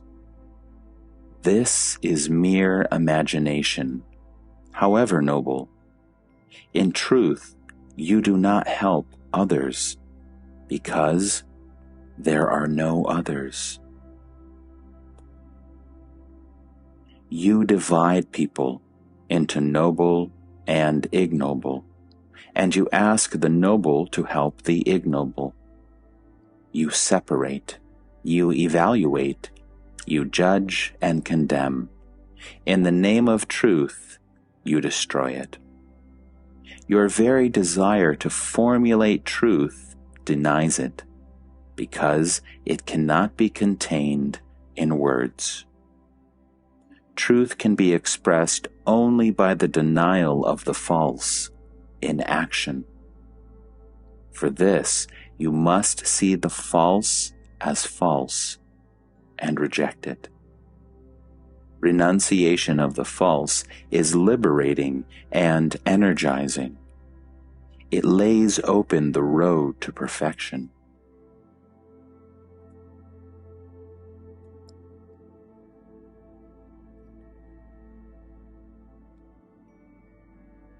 The false is limited in time and space, and is produced by circumstances. Whatever is conceived by the mind must be false, for it is bound to be relative and limited. The real is inconceivable and cannot be harnessed to a purpose. It must be wanted for its own sake.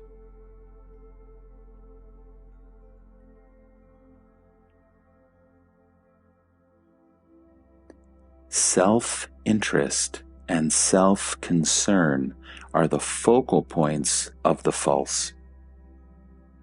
Your daily life vibrates between desire and fear. Watch it intently, and you will see how the mind assumes innumerable names and shapes, like a river foaming between boulders. Trace every action to its selfish motive, and look at the motive intently till it dissolves.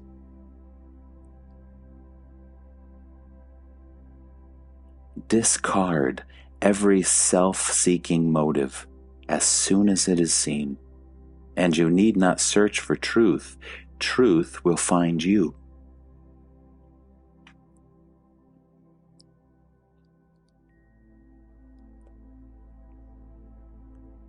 One must survive. You can't help surviving.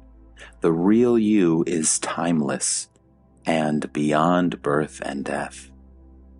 And the body will survive as long as it is needed. It is not important that it should live long. A full life is better than a long life.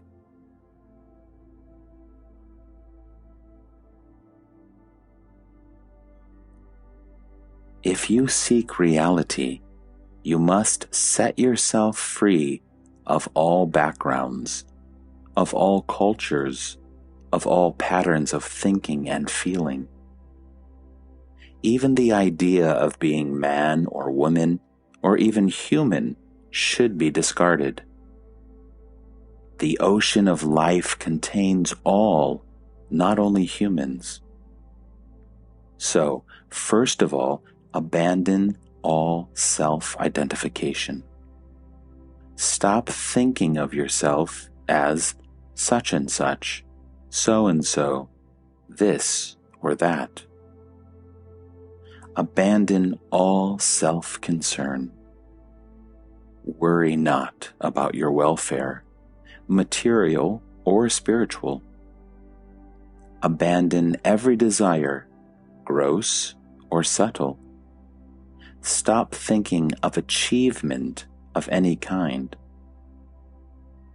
You are complete here And now you need absolutely nothing. It does not mean that you must be brainless and foolhardy, improvident, or indifferent. Only the basic anxiety for oneself must go.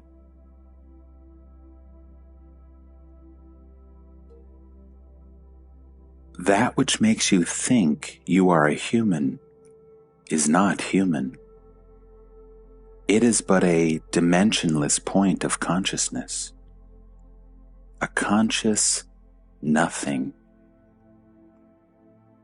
All you can say about yourself is I am.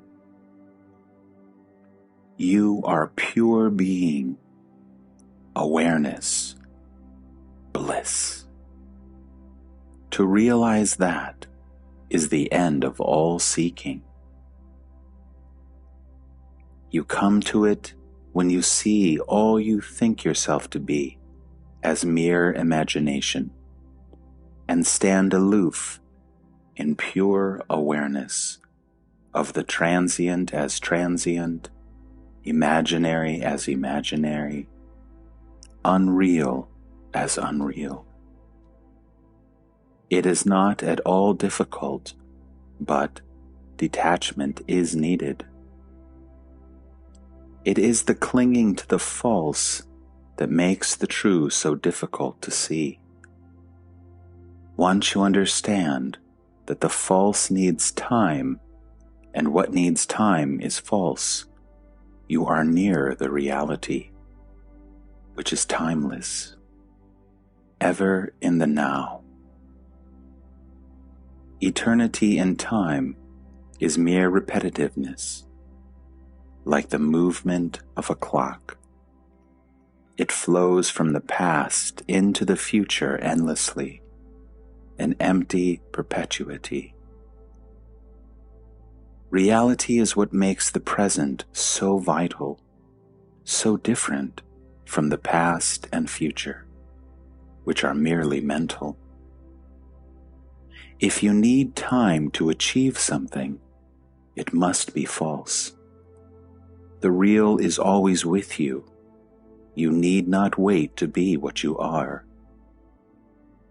Only you must not allow your mind to go out of yourself in search. When you want something, ask yourself, do I really need it? And if the answer is no, then just drop it.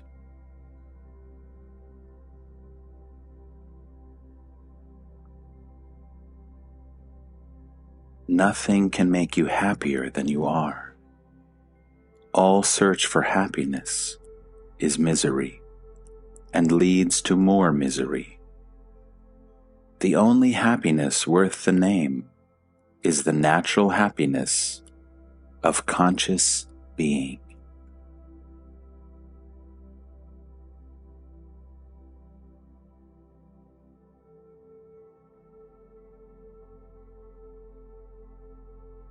Experience leaves only memories behind and adds to the burden, which is heavy enough. You need no more experiences. The past ones are sufficient. And if you feel you need more, look into the hearts of people around you. You will find a variety of experiences which you would not be able to go through in 1,000 years. Learn from the sorrows of others and save yourself your own. It is not experience that you need, but the freedom from all experience. Don't be greedy for experience. You need none.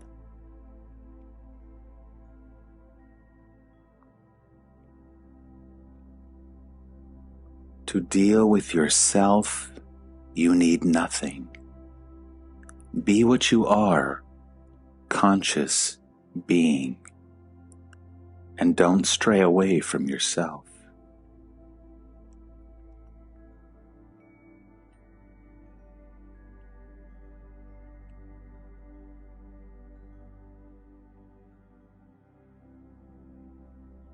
You are not even a human being. You just are a point of awareness, coextensive with time and space, and beyond both. The ultimate cause, itself uncaused. If you ask me, who are you? My answer would be, nothing in particular. Yet, I am.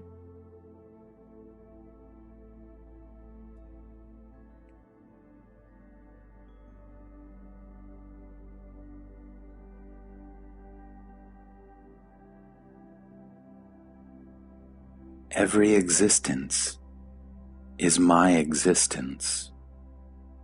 Every consciousness is my consciousness. Every sorrow is my sorrow, and every joy is my joy. This is universal life. Yet, my real being, and yours too, is beyond the universe, and therefore beyond the categories of the particular and the universal. It is what it is, totally self-contained and independent.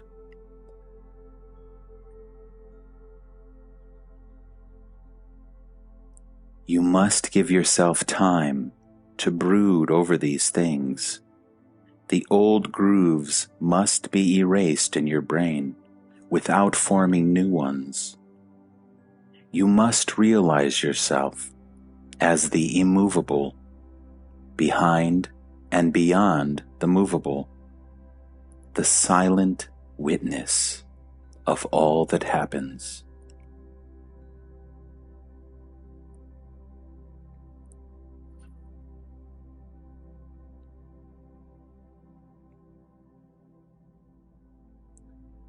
Destiny must fulfill itself. You will go through it without resistance, facing tasks as they come, attentive and thorough, both in small things and big.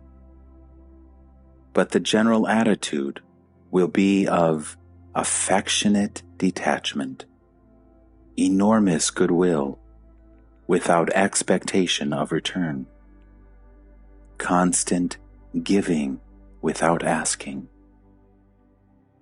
In marriage, you are neither the husband nor the wife. You are the love between the two. You are the clarity and kindness that makes everything orderly and happy. It may seem vague to you, but if you think a little, you will find that the mystical is most practical, for it makes your life creatively happy. Your consciousness is raised to a higher dimension, from which you see everything much clearer and with greater intensity. You realize that the person you became at birth and will cease to be at death is temporary and false.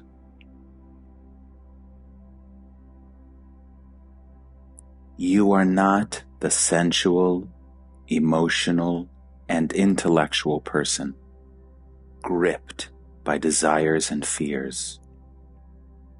Find out your real being. What am I? Is the fundamental question of all philosophy and psychology. Go into it deeply.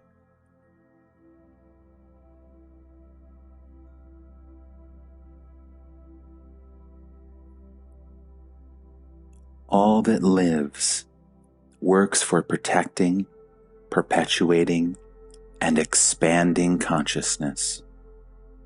This is the world's sole meaning and purpose.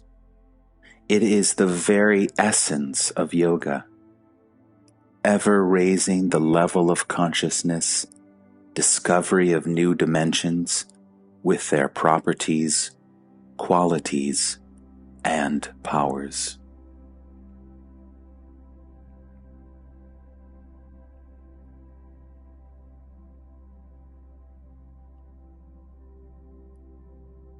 The seeker is he who is in search of himself. Soon he discovers that his own body he cannot be. Once the conviction, I am not the body, becomes so well grounded that he can no longer feel, think, and act for and on behalf of the body, he will easily discover that he is the universal being, knowing, acting, that in him and through him the entire universe is real, conscious, and active. This is the heart of the problem. Either you are body conscious and a slave of circumstances, or you are the universal consciousness itself and in full control of every event. Yet, consciousness, individual or universal, is not my true abode. I am not in it. It is not mine. There is no me in it. I am beyond, though it is not easy to explain how one can be neither conscious nor unconscious, but just beyond. I cannot say that I am in God or I am God. God is the universal light and love, the universal witness. I am beyond the universal even.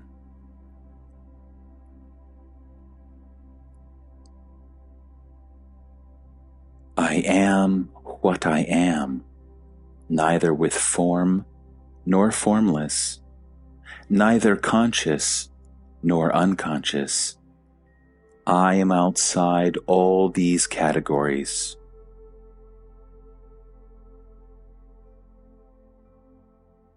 You cannot find me by mere denial. I am as well everything as nothing, nor both, nor either. These definitions apply to the Lord of the universe, not to me. I am complete and perfect.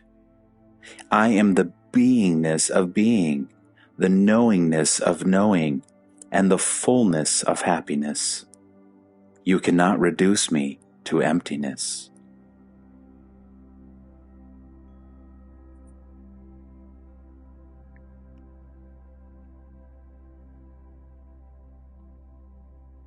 I am offering you exactly what you need, awakening. You are not hungry, and you need no bread. You need cessation, relinquishing, disentanglement. What you believe you need is not what you need. Your real need, I know, not you. You need to return to the state in which I am, your natural state. Anything else you may think of is an illusion and an obstacle. Believe me, you need nothing except to be what you are. You imagine you will increase your value by acquisition. It is like gold imagining that an addition of copper will improve it. Elimination and purification, renunciation of all that is foreign to your nature is enough. All else is vanity.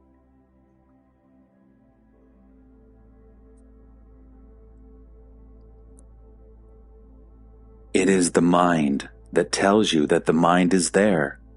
Don't be deceived.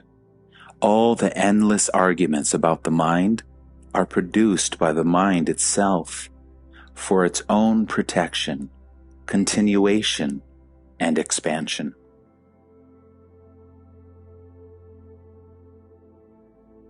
Listen to what I keep on telling you and do not move away from it. Think of it all the time and of nothing else.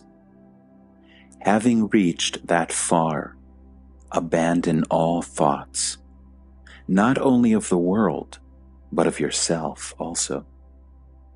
Stay beyond all thoughts in silent being awareness.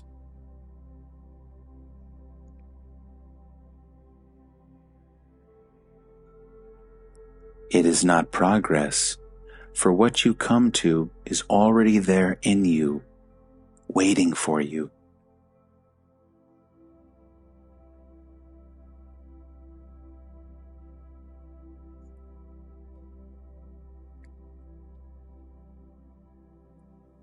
Experience, however sublime, is not the real thing.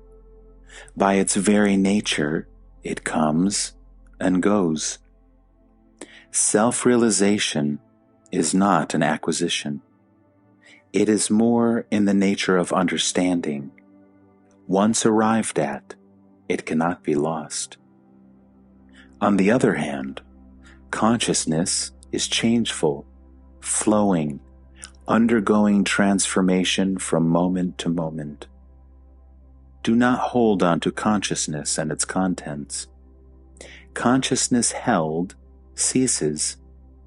To try to perpetuate a flash of insight or a burst of happiness is destructive of what it wants to preserve. What comes must go. The permanent is beyond all comings and goings. Go to the root of all experience, to the sense of being. Beyond being and not being lies the immensity of the real. Try and try again.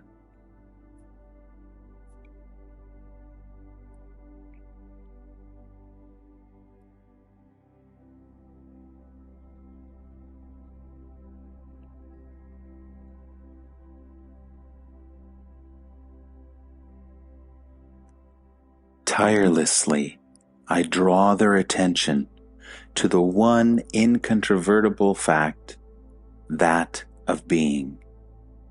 Being needs no proofs. It proves all else.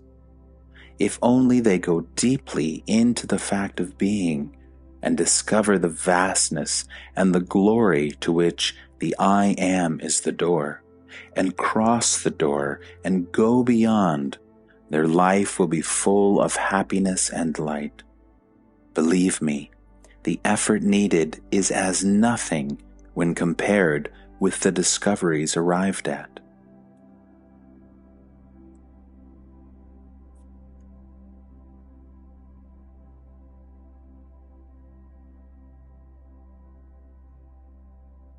There is such a way, open to all, on every level, in every walk of life. Everybody is aware of himself. The deepening and broadening of self-awareness is the royal way. Call it mindfulness, or witnessing, or just attention. It is for all. None is unripe for it, and none can fail.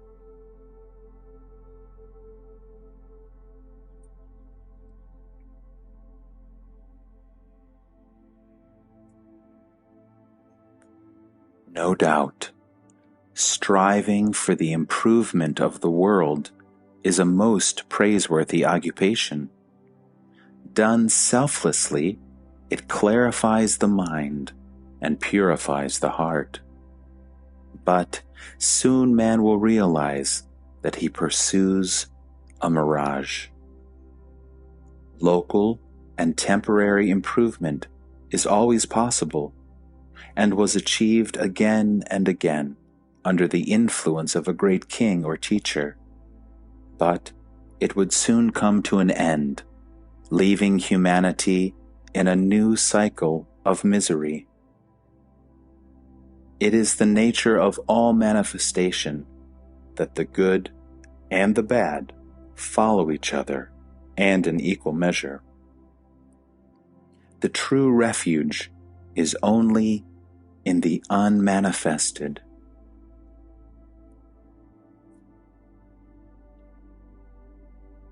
Are you not advising escape? On the contrary, the only way to renewal lies through destruction. You must melt down the old jewelry into formless gold before you can mold a new piece. Only the people who have gone beyond the world can change the world. It never happened otherwise. The few whose impact was long-lasting were all knowers of reality. Reach their level, and then only talk of helping the world.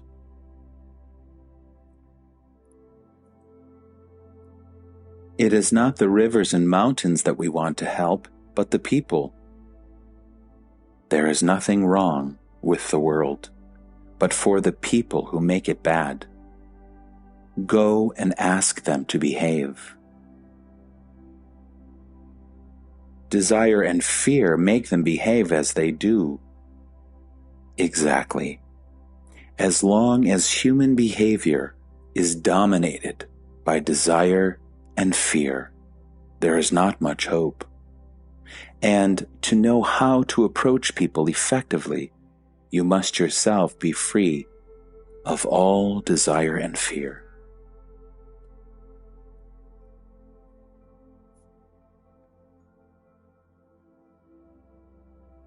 Certain basic desires and fears are inevitable, such as are connected with food, sex, and death. These are needs, and as needs, they are easy to meet. Even death is a need. Having lived a long and fruitful life, you feel the need to die. Only when wrongly applied, desire and fear are destructive. By all means, desire the right and fear the wrong. But when people desire what is wrong and fear what is right, they create chaos and despair.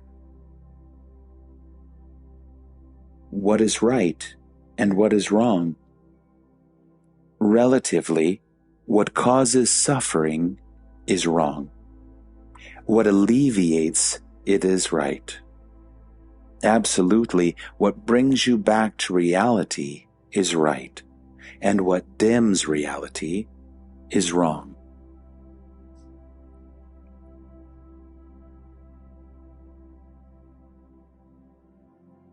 When we talk of helping humanity, we mean a struggle against disorder and suffering.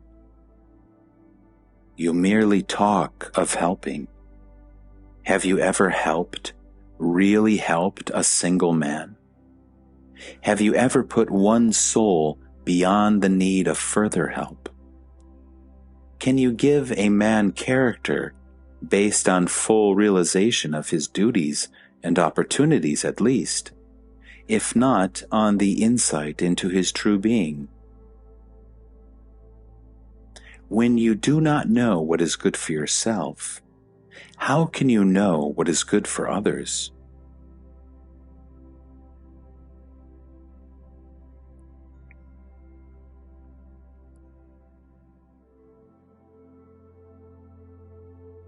It is you that need my body to talk to you.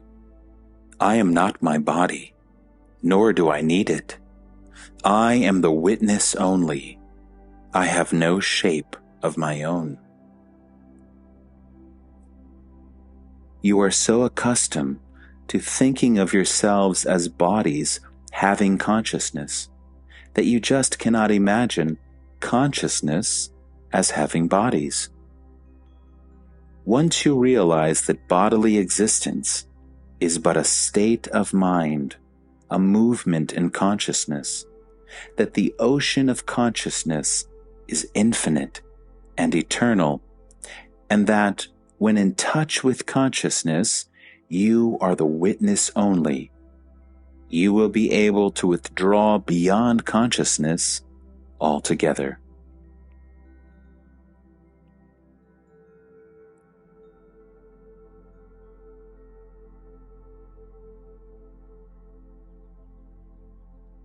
We are told there are many levels of existence.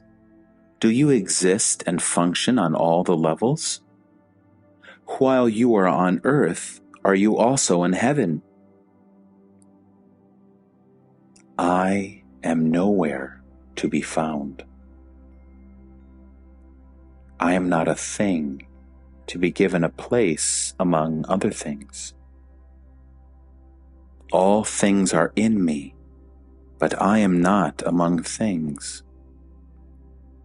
You are telling me about the superstructure, while I am concerned with the foundations. The superstructures rise and fall, but the foundations last. I am not interested in the transient, while you talk of nothing else.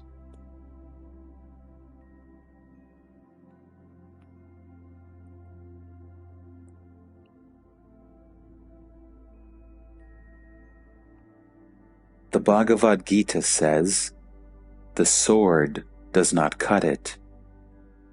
It is literally so. It is in the nature of consciousness to survive its vehicles. It is like fire.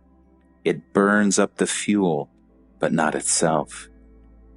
Just like a fire can outlast a mountain of fuel, so does consciousness survive innumerable bodies.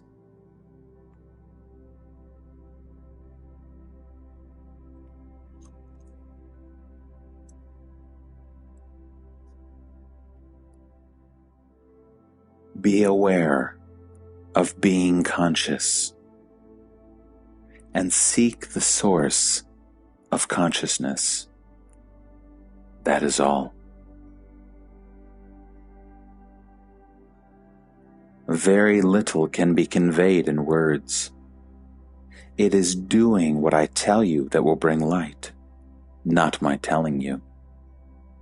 The means do not matter much. It is the desire, the urge, the earnestness that counts.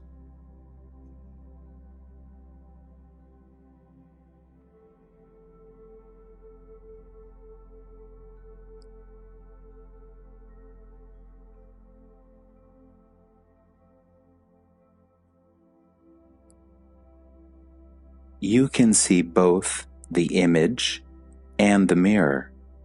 You are neither. Who are you? Don't go by formulas. The answer is not in words. The nearest you can say in words is, I am what makes perception possible. The life beyond the experiencer and his experience.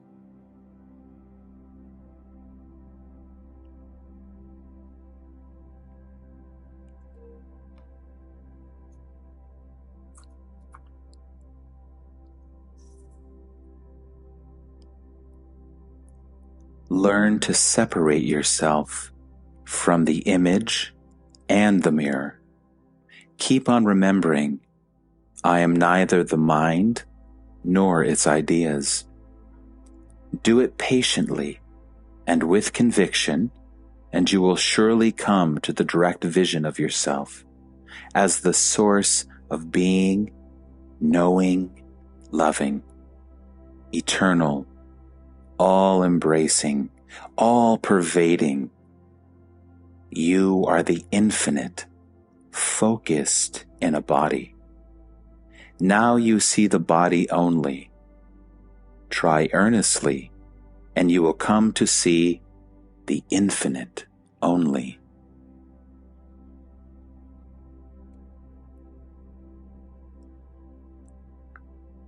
All experience is necessarily transient, but the ground of all experience is immovable. Nothing that may be called an event will last, but some events purify the mind and some stain it. Moments of deep insight and all-embracing love purify the mind, while desires and fears, envy and anger, blind beliefs and intellectual arrogance pollute and dull the psyche. Is self-realization so important? Without it, you will be consumed by desires and fears, repeating themselves meaninglessly in endless suffering. Most people do not know that there can be an end to pain, but once they have heard the good news, obviously, going beyond all strife and struggle is the most urgent task that can be. You know that you can be free, and now it is up to you.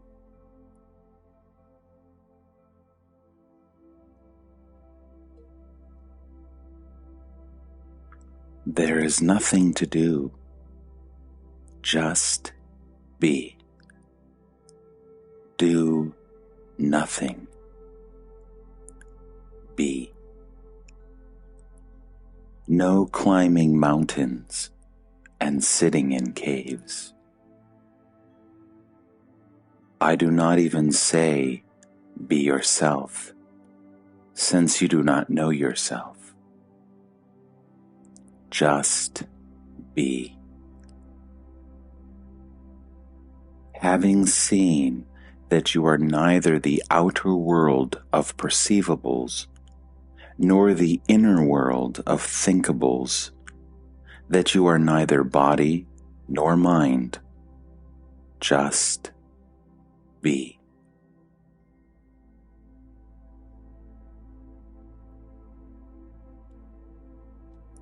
There are no steps to self-realization. There is nothing gradual about it. It happens suddenly and is irreversible.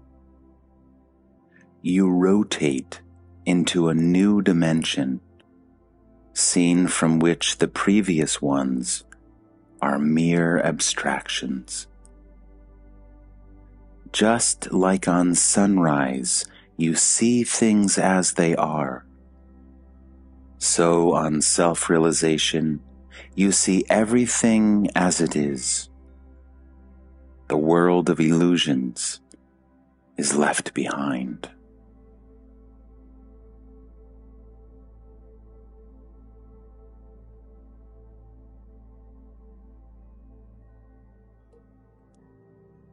There can be progress only in the preparation, sadhana. Realization is sudden. The fruit ripens slowly, but falls suddenly and without return.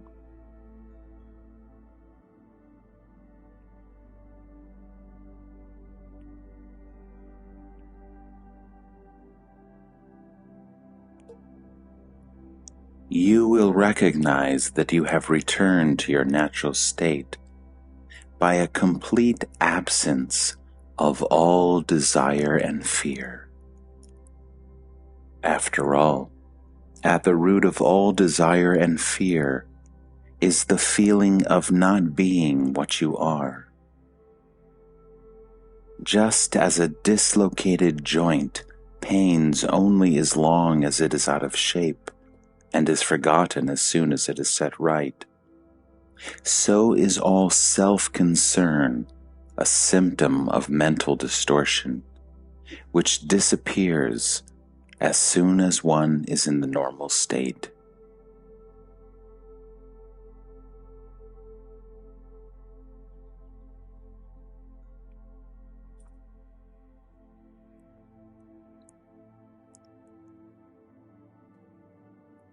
Hold on to the sense, I am, to the exclusion of everything else. When thus the mind becomes completely silent, it shines with a new light and vibrates with new knowledge. It all comes spontaneously. You need only hold on to the I am. Just like emerging from sleep or a state of rapture, you feel rested, and yet you cannot explain why and how you come to feel so well. In the same way, on realization, you feel complete, fulfilled, free from the pleasure-pain complex, and yet not always able to explain what happened, why and how. You can put it only in negative terms. Nothing is wrong with me any longer.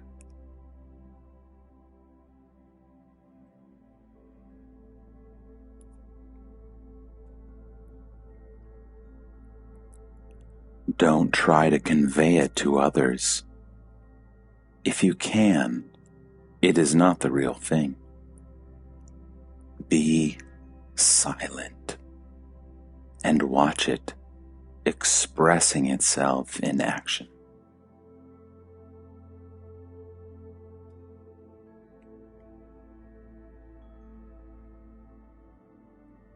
How can anybody tell you what you shall become when there is no becoming?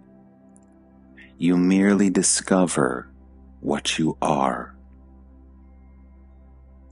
All molding oneself to a pattern is a grievous waste of time. Think neither of the past nor of the future. Just be.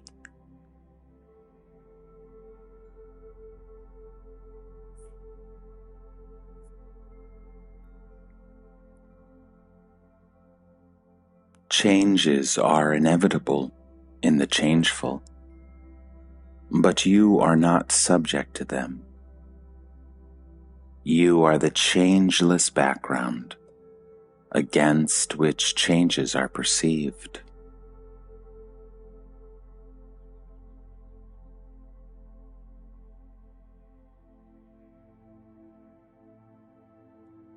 If you watch carefully, you will find that even your daily consciousness is in flashes, with gaps intervening all the time.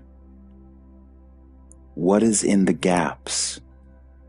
What can there be but your real being that is timeless? Mind and mindlessness are one to it.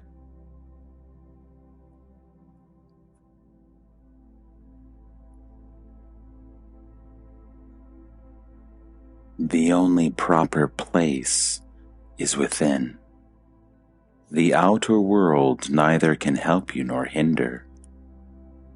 No system, no pattern of action will take you to your goal. Give up all working for a future. Concentrate totally on the now, and be concerned only with your response to every movement of life as it happens.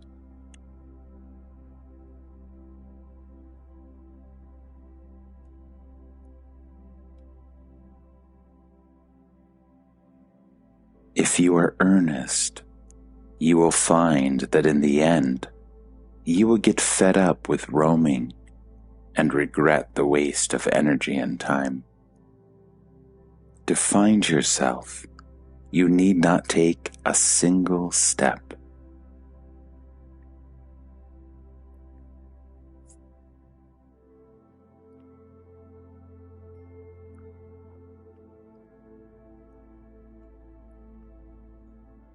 There can be no experience of the Absolute, as it is beyond all experience.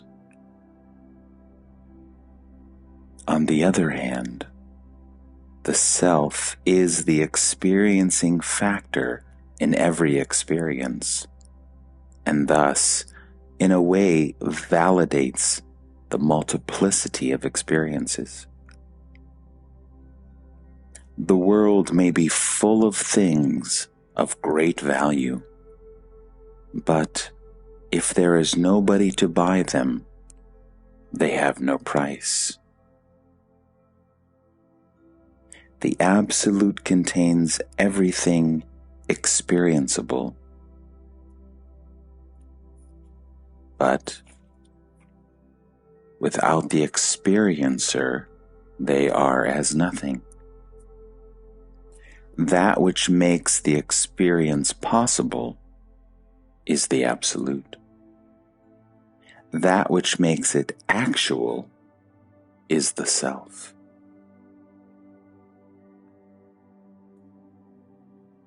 There can be no experience without desire for it. There can be gradation between desires, but between the most sublime desire and the freedom from all desire, there's an abyss which must be crossed. The unreal may look real, but it is transient.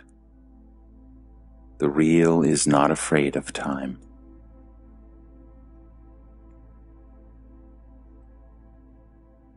To the real, the unreal is not.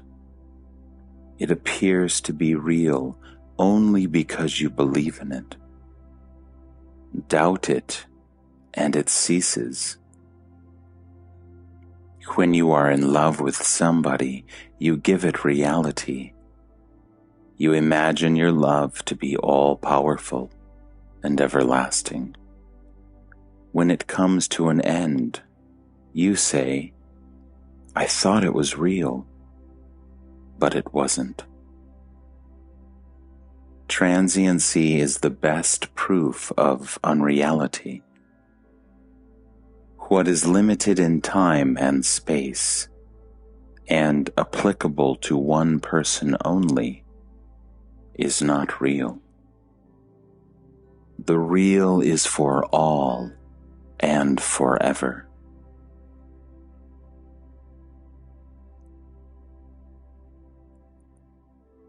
Above everything else, you cherish yourself. You would accept nothing in exchange for your existence. The desire to be is the strongest of all desires, and will go only on the realization of your true nature.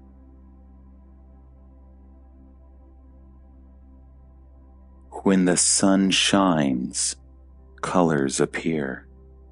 When it sets, they disappear. Where are the colors without the light?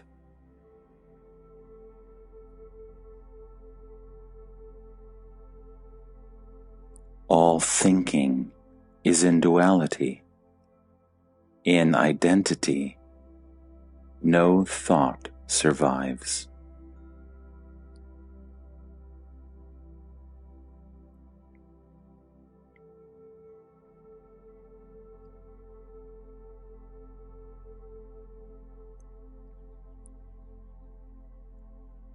You must unlearn everything.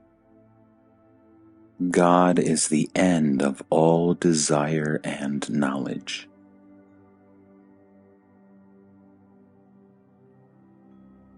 All desires must be given up, because by desiring, you take the shape of your desires.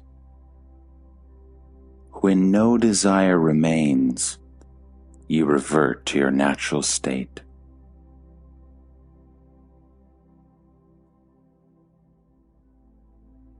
You cannot know perfection.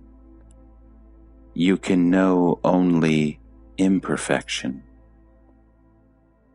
For knowledge to be, there must be separation and disharmony. You can know what you are not, but you cannot know your real being. You can be only what you are. The entire approach is through understanding, which is in the seeing of the false as false. But to understand, you must observe from the outside.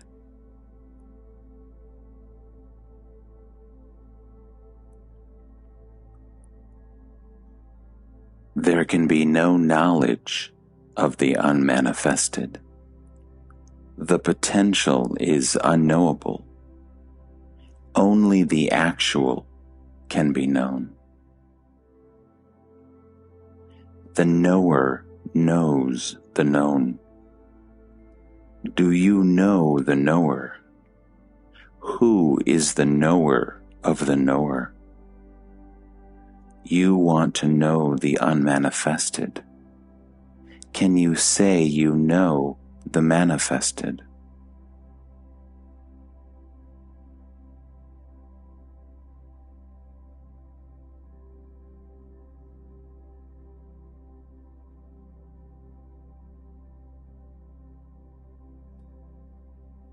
The total is open and available, but you will not take it.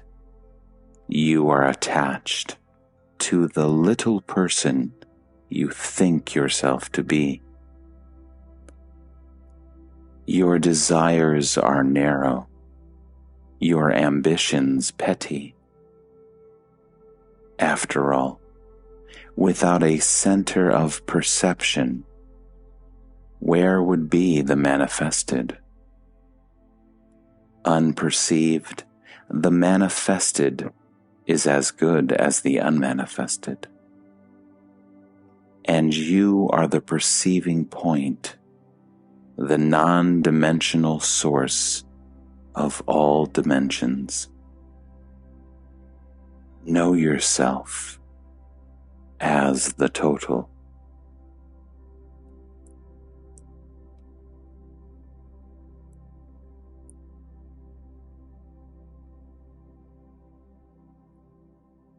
There is enough space in a point for an infinity of universes. There is no lack of capacity. Self-limitation is the only problem. But you cannot run away from yourself. However far you go, you come back to yourself and to the need of understanding this point, which is as nothing, and yet the source of everything.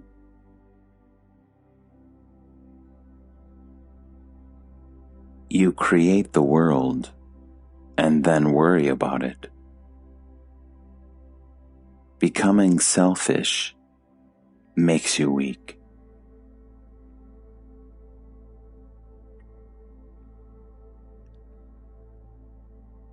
No need of practice, no need of any acts of renunciation. Just turn your mind away, that is all. Desire is merely the fixation of the mind on an idea. Get it out of its groove by denying it attention.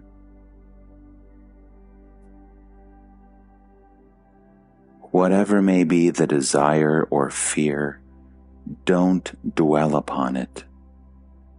Try and see for yourself.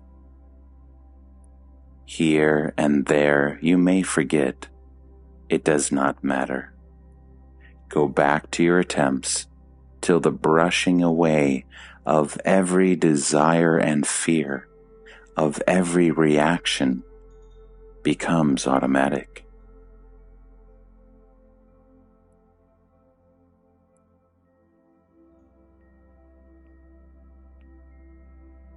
You can have all the emotions you want, but beware of reactions, of induced emotions. Be entirely self-determined and ruled from within, not from without.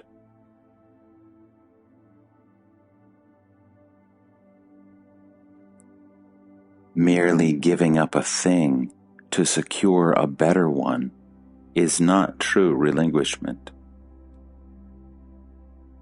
Give it up because you see its valuelessness. You have to give up everything to know that you need nothing, not even your body. Your needs are unreal, and your efforts are meaningless. You imagine that your possessions protect you. In reality, they make you vulnerable. Realize yourself as away from all that can be pointed at as this or that. You are unreachable by any sensory experience or verbal construction. Turn away from them. Refuse to impersonate.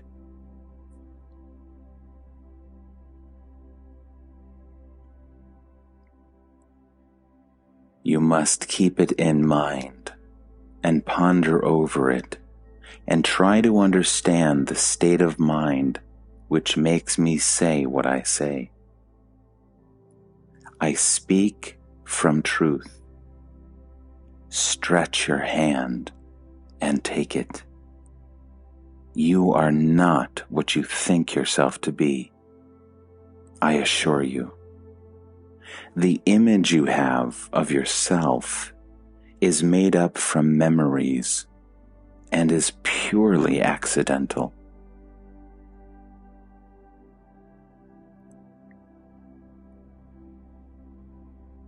You have never been, nor shall ever be, a person. Refuse to consider yourself as one.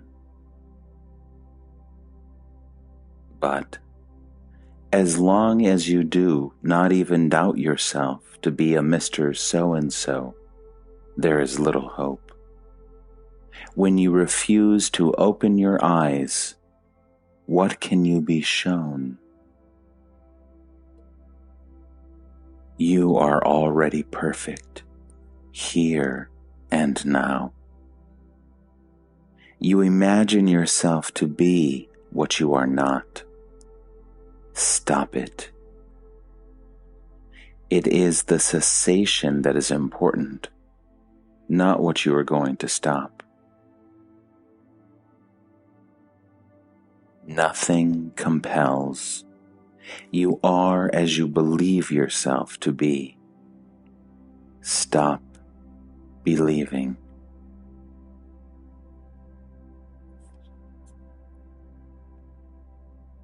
Nothing compels me. I do what needs doing. But you do so many unnecessary things. It is your refusal to examine that creates karma. It is the indifference to your own suffering that perpetuates it.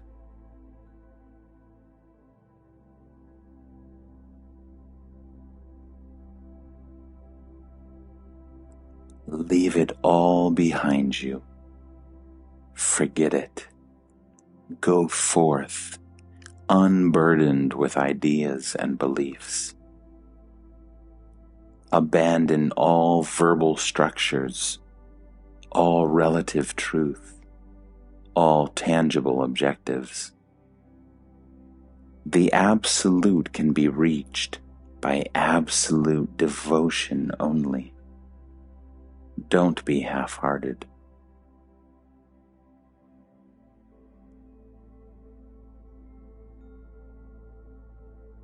The real is simple. open, clear, kind, beautiful, and joyous. It is completely free of contradictions. It is ever new, ever fresh, endlessly creative. Being and non-being, life and death, all distinctions merge in it.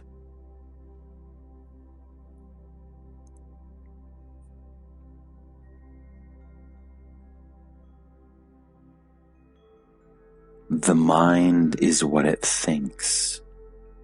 To make it true, think true.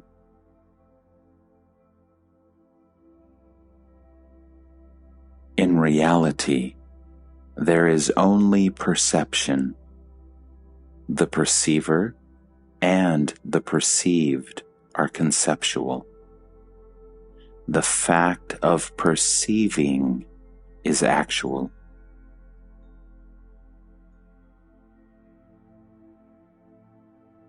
The Absolute is the birthplace of perceiving. It makes perception possible.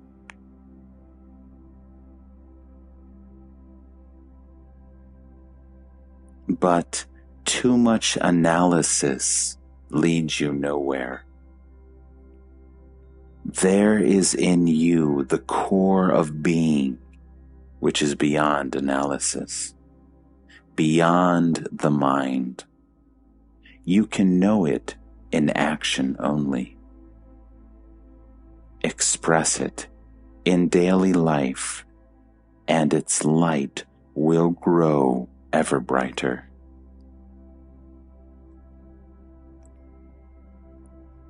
The legitimate function of the mind is to tell you what is not. But if you want positive knowledge, you must go beyond the mind.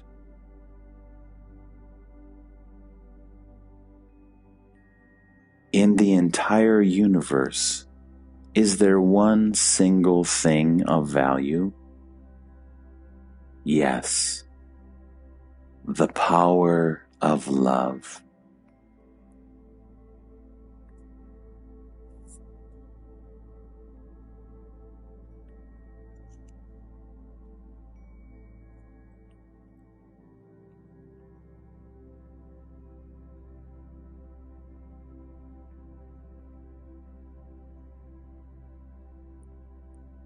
The goal is shown by the guru.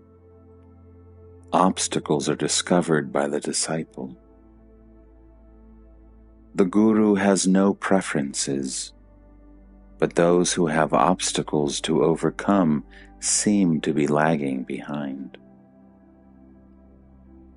In reality, the disciple is not different from the guru. He is the same dimensionless center of perception and love in action. It is only his imagination and self-identification with the imagined that encloses him and converts him into a person. The guru is concerned little with the person. His attention is on the inner watcher.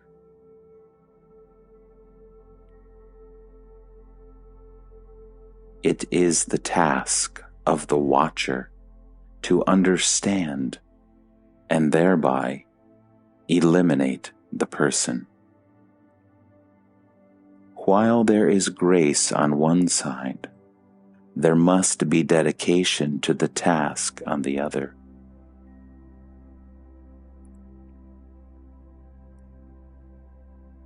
The person is merely the result of a misunderstanding. In reality, There is no such thing.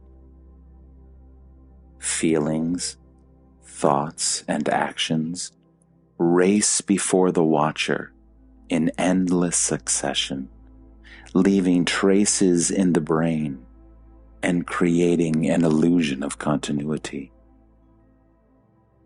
A reflection of the watcher in the mind creates the sense of I, and the person acquires an apparently independent existence. In reality, there is no person, only the watcher identifying himself with the I and the mine. The teacher tells the watcher, "You are not this. There is nothing of yours in this, except the little point of I am, which is the bridge between the watcher and his dream. I am this, I am that is dream, while pure I am has the stamp of reality on it. You have tasted so many things, all came to naught. Only the sense I am persisted, unchanged. Stay with the changeless among the changeful until you are able to go beyond."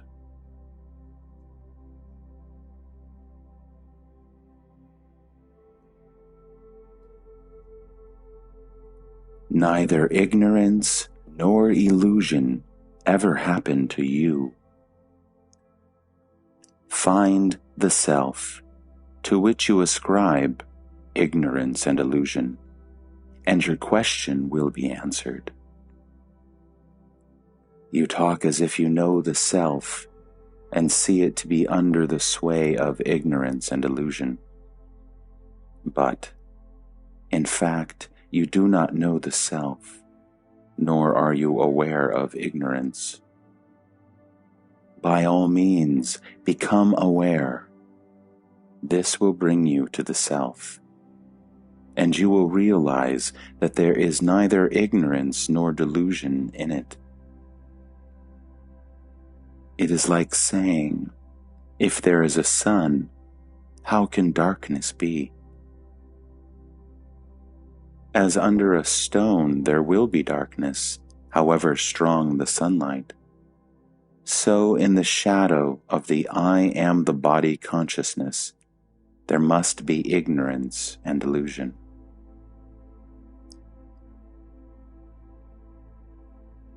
But why did the body consciousness come into being? Don't ask why, ask how. It is in the nature of creative imagination to identify itself with its creations. You can stop it any moment by switching off attention, or through investigation.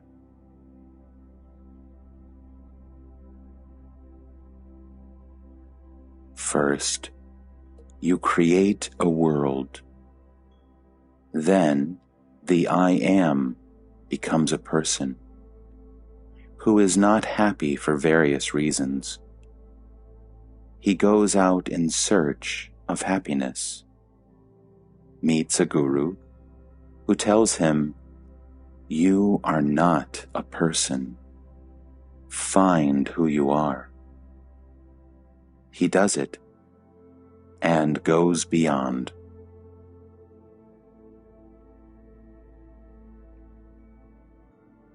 Why did he not do it at the very start? It did not occur to him. He needed somebody to tell him.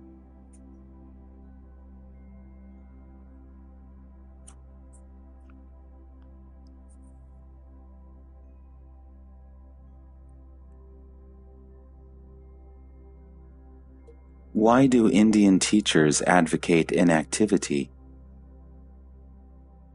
Most of people's activities are valueless, if not outright destructive. Dominated by desire and fear, they can do nothing good. Ceasing to do evil precedes beginning to do good. Hence, the need for stopping all activities for a time, to investigate one's urges and their motives. See all that is false in one's life. Purge the mind of all evil, and then only restart work, beginning with one's obvious duties. Of course, if you have a chance to help somebody, by all means do it, and promptly too. Don't keep him waiting till you are perfect. But do not become a professional do-gooder.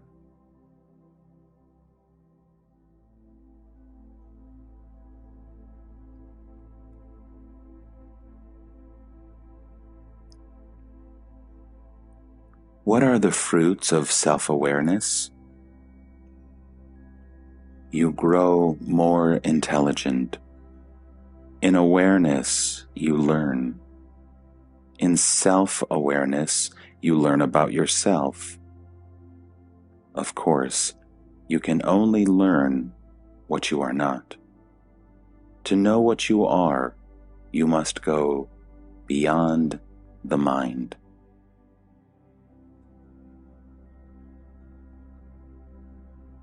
Is not awareness beyond the mind? Awareness is the point at which the mind reaches out beyond itself into reality. In awareness, you seek not what pleases, but what is true.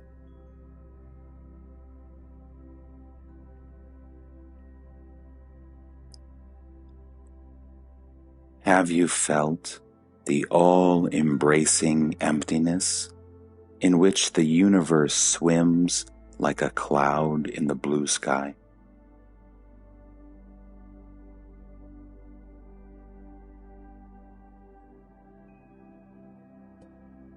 Destroy the wall that separates. The I am the body idea, and the inner and the outer will become one. Am I to die? Physical destruction is meaningless. It is the clinging to sensate life that binds you. If you could experience the inner void fully, the explosion into the totality would be near.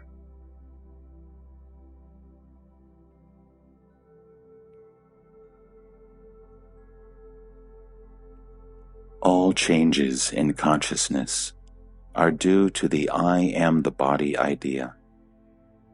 Divested of this idea, the mind becomes steady. There is pure being, free of experiencing anything in particular. But to realize it, you must do what your teacher tells you. Mere listening, even memorizing, is not enough. If you do not struggle hard to apply every word of it in your daily life, don't complain that you made no progress. All real progress is irreversible. Ups and downs merely show that the teaching has not been taken to heart and translated into action fully.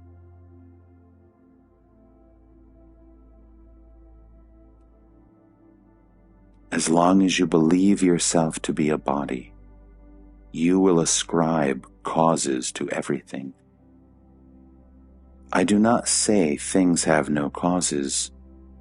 Each thing has innumerable causes. It is as it is because the world is as it is. Every cause in its ramifications covers the universe.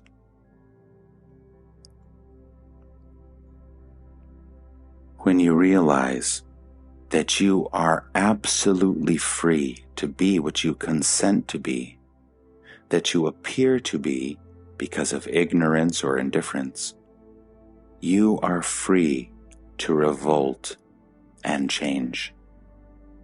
You allow yourself to be what you are not.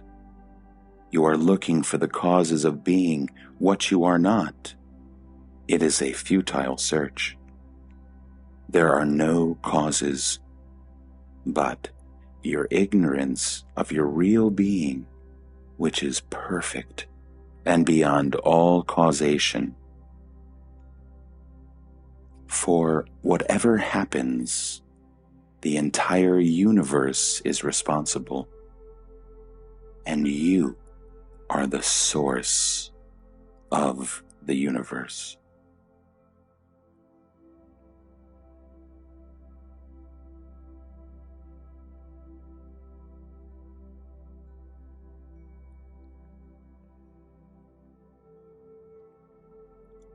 You concentrate, you meditate, you torture your mind and body.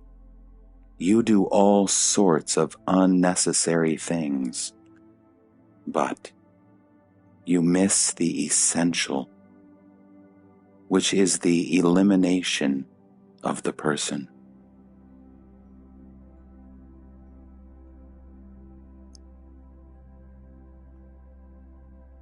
To me, all delay is a waste of time. You can skip all the preparation and go directly for the ultimate search within. Of all the yogas, it is the simplest and the shortest.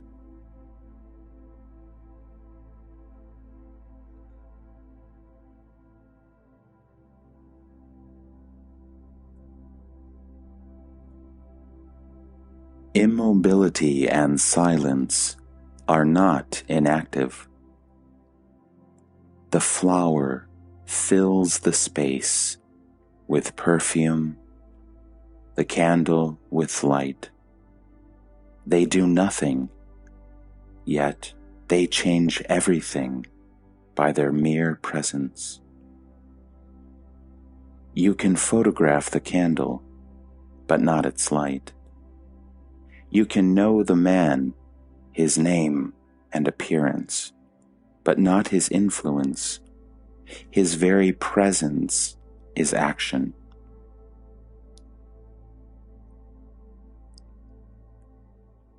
Everybody wants to be active, but where do his actions originate? There is no central point. Each action begets another, meaninglessly and painfully, in endless succession. The alternation of work and pause is not there. First, find the immutable center, where all movement takes birth. Just like a wheel turns round an axle, so must you always be at the axle, in the center, and not whirling at the periphery. How do I go about it in practice? Whenever a thought or emotion of desire or fear comes to your mind, just turn away from it.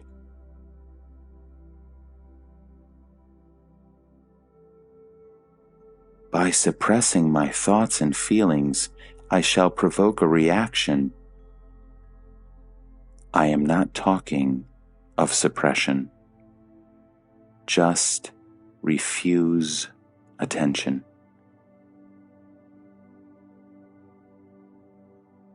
It has nothing to do with effort. Just turn away. Look between the thoughts rather than at the thoughts. When you happen to walk in a crowd, you do not fight every man you meet. You just find your way between.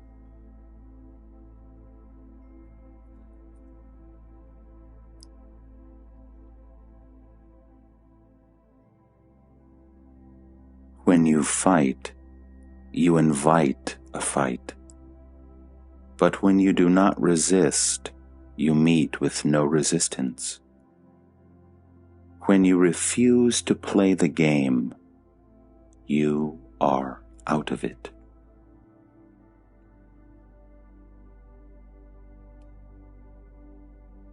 How long will it take me to get free of the mind?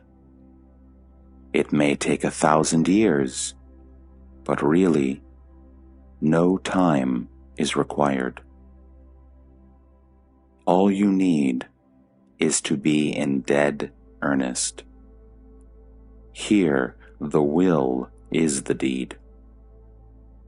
If you are sincere, you have it. After all, it is a matter of attitude. Nothing stops you from being a Jnani here and now, except fear. You are afraid of being impersonal, of impersonal being. It is all quite simple. Turn away from your desires and fears, and from the thoughts they create, and you are at once in your natural state.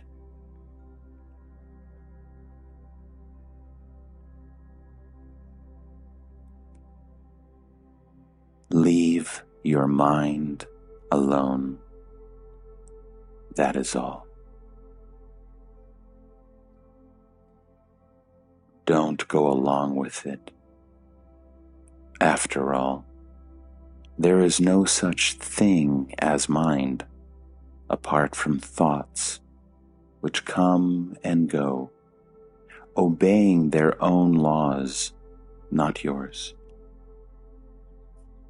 They dominate you only because you are interested in them.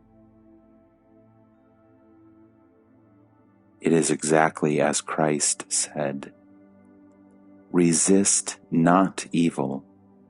By resisting evil, you merely strengthen it."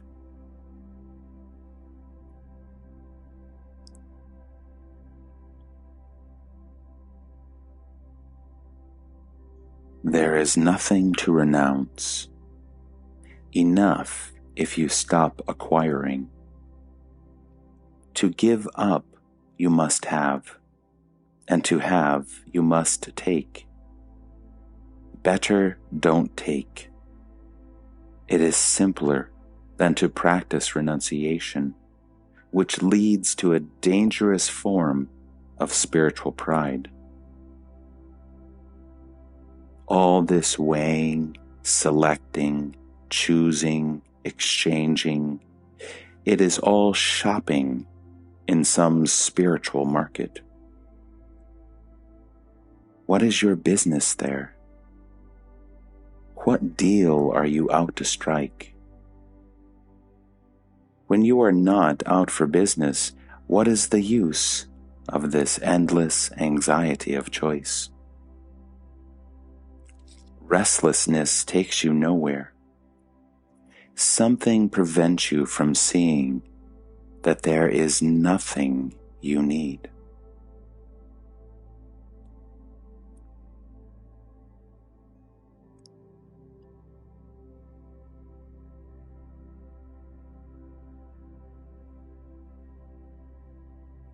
The sense I am a person in time and space is the poison. In a way, time itself is the poison. In time, all things come to an end, and new are born, to be devoured in their turn. Do not identify yourself with time. Do not ask anxiously, "What next? What next?" Step out of time and see it devour the world. Say, "Well, it is in the nature of time to put an end to everything. Let it be. It does not concern me. I am not combustible, nor do I need to collect fuel."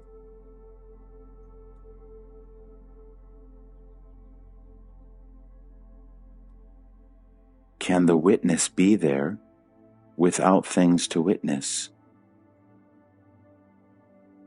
There is always something to witness. If not a thing, then its absence.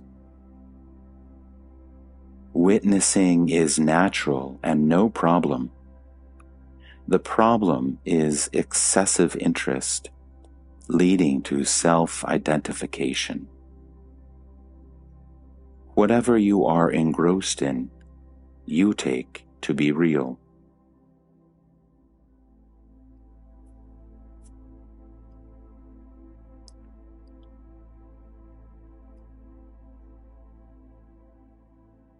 What is pure, unalloyed, unattached, is real. What is tainted, mixed up, dependent, and transient is unreal. Do not be misled by words. One word may convey several and even contradictory meanings. The I am that pursues the pleasant and shuns the unpleasant is false. The I am that sees pleasure and pain as inseparable sees rightly. The witness that is enmeshed in what he perceives is the person. The witness who stands aloof, unmoved and untouched, is the watchtower of the real. The point at which awareness, inherent in the unmanifested, contacts the manifested. There can be no universe without the witness. There can be no witness without the universe.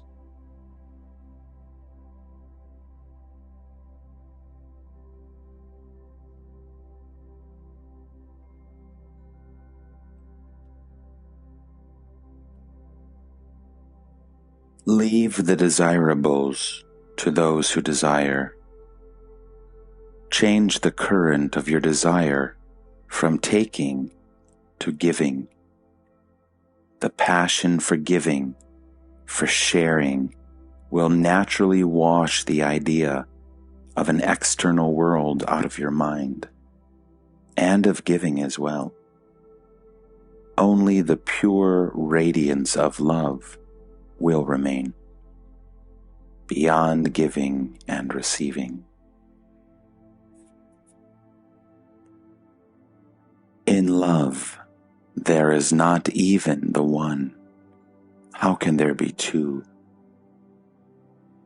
Love is the refusal to separate, to make distinctions. Before you can think of unity, you must first create duality. When you truly love, you do not say, "I love you." Where there is mentation, there is duality.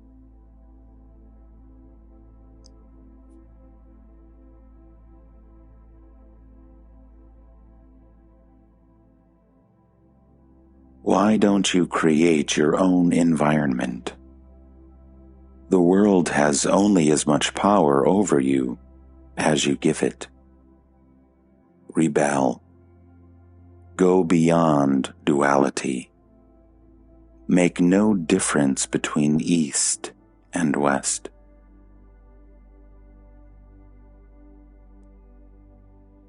Do nothing. Be yourself. Stay out. Look beyond. When you know your true being, you have no problems.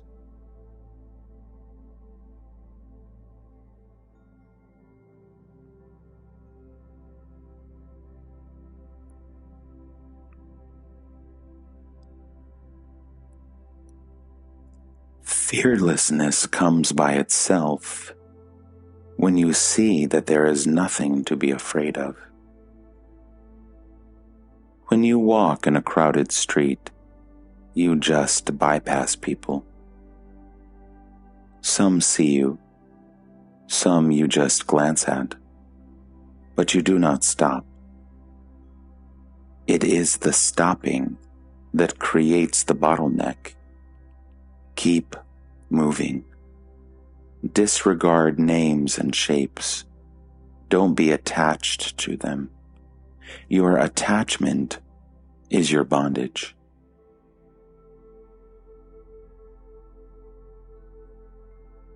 What should I do when a man slaps me on my face?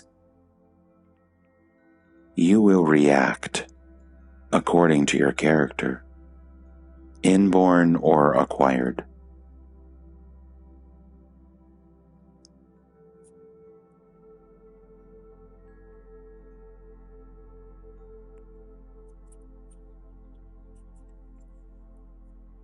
A jeweler who wants to refashion an ornament first melt it down to shapeless gold. Similarly, one must return to one's original state before a new name and form can emerge. Death is essential for renewal.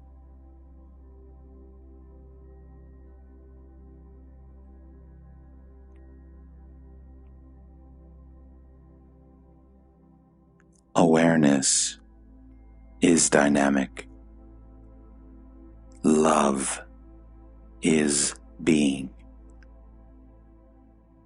Awareness is love in action. By itself, the mind can actualize any number of possibilities. But unless they are prompted by love, they are valueless. Love precedes creation. Without it, there is only chaos.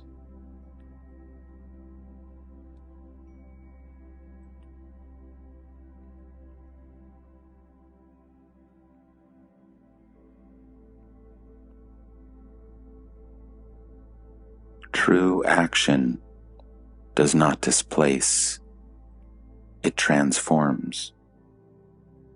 A change of place is mere transportation. A change of heart is action. Just remember, nothing perceivable is real. Active is not action.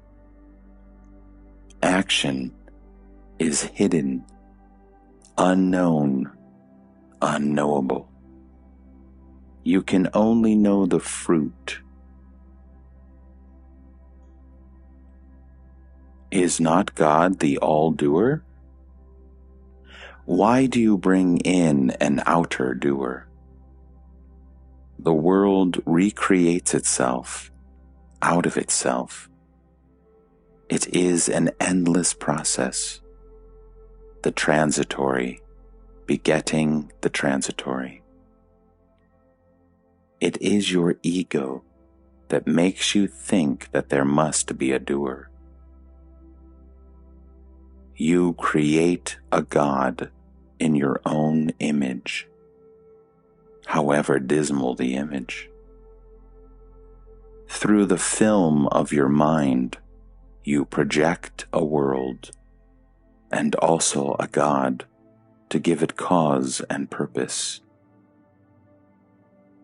It is all imagination. Step out of it.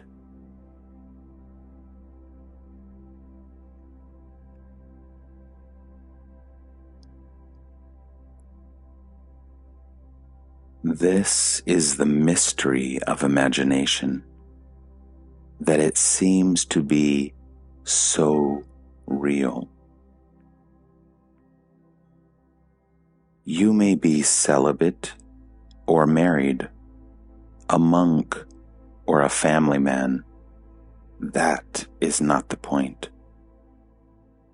Are you a slave of your imagination, or are you not? Whatever decision you take, whatever work you do, it will be invariably based on imagination, on assumption parading as facts.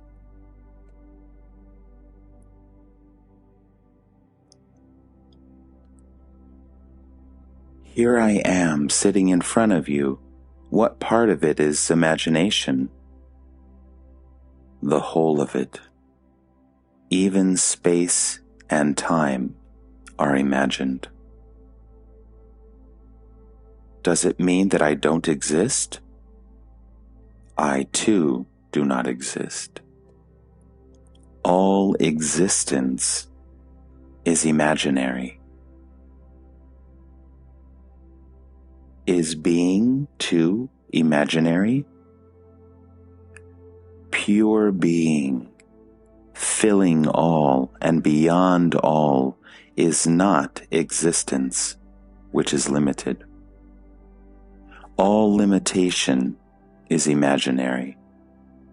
Only the unlimited is real.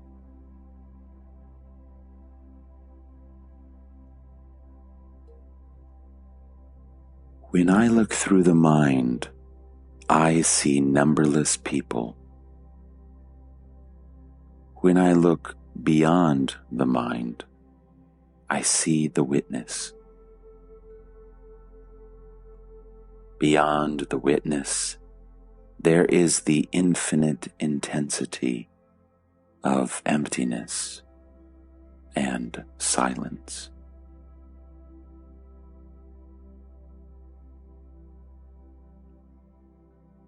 How to deal with people? Why make plans? And what for? Such questions show anxiety. Relationship is a living thing. Be at peace with your inner self, and you will be at peace with everybody.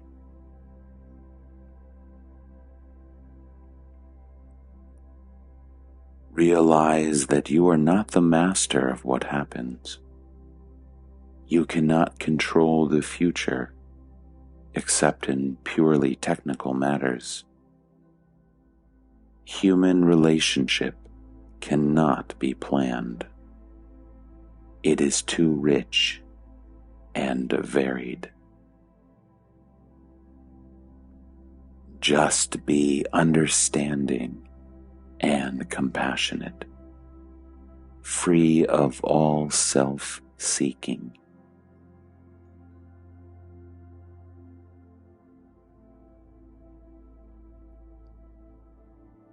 You cannot avoid action. It happens like everything else.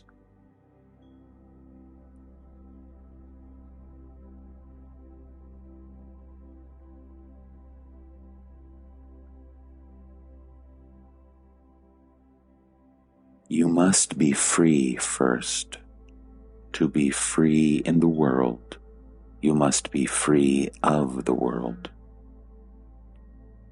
Otherwise, your past decides for you and your future.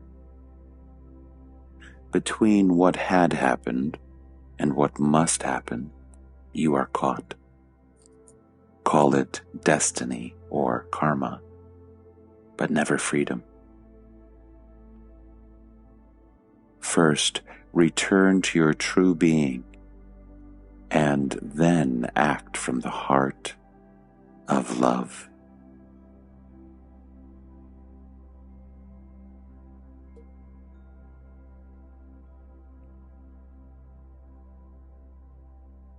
The person is of little use. It is deeply involved in its own affairs and is completely ignorant of its true being. It is the witness that makes realization desirable and attainable. The person by itself will not become the witness. It is like expecting a cold candle to start burning in the course of time. The person can stay in the darkness of ignorance forever, unless the flame of awareness touches it. Who lights the candle? The Guru. His words, his presence. In India, it is very often the mantra. Once the candle is lit, the flame will consume the candle. Why is the mantra so effective? Constant repetition of the mantra is something the person does, not do for one's own sake. The beneficiary is not the person, just like the candle which does not increase by burning.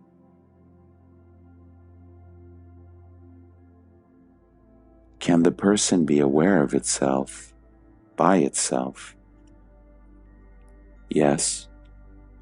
It happens sometimes as a result of much suffering.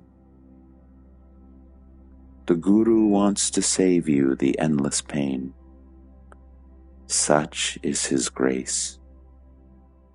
Even when there is no discoverable outer Guru, there is always the Sadguru, the inner Guru, who directs and helps from within.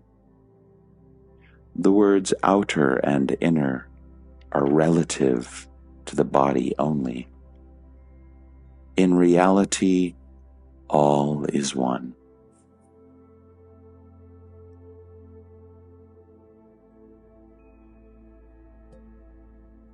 The person may be conscious, but is not aware of being conscious.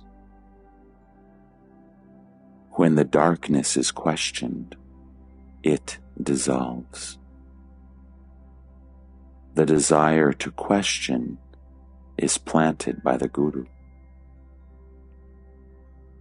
In other words, the difference between the person and the witness is as between not knowing and knowing oneself.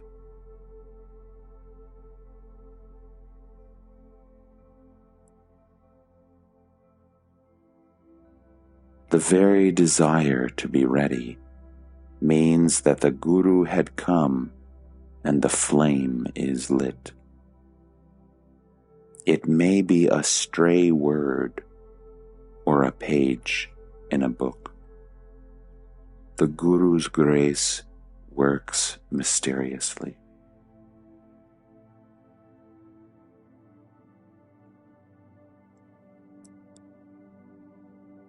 It is not the person that is doing sadhana. The person is in unrest and resistant to the very end. It is the witness that works on the person, on the totality of its illusions, past, present, and future.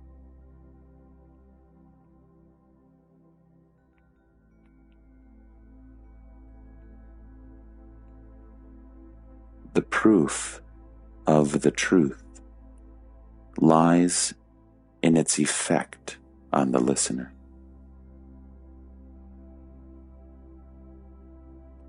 The effect need not necessarily be an experience. It can be a change in character, in motivation, in relationship to people and oneself. Trances and visions induced by words or drugs, or any other sensory or mental means, are temporary and inconclusive. The truth of what is said here is immovable and everlasting,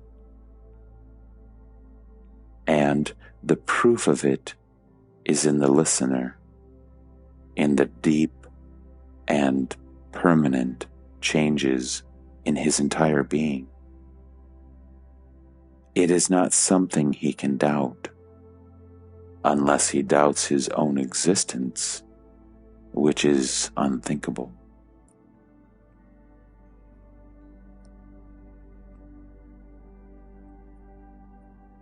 I am, and I know I am. You cannot ask for further proof.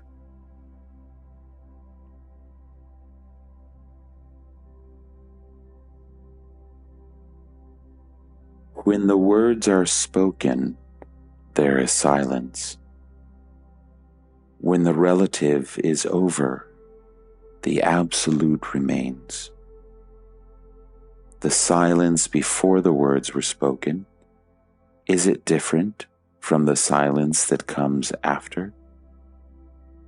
The silence is one, and without it, the words could not have been heard. It is always there, at the back of the words. Shift your attention from words to silence, and you will hear it.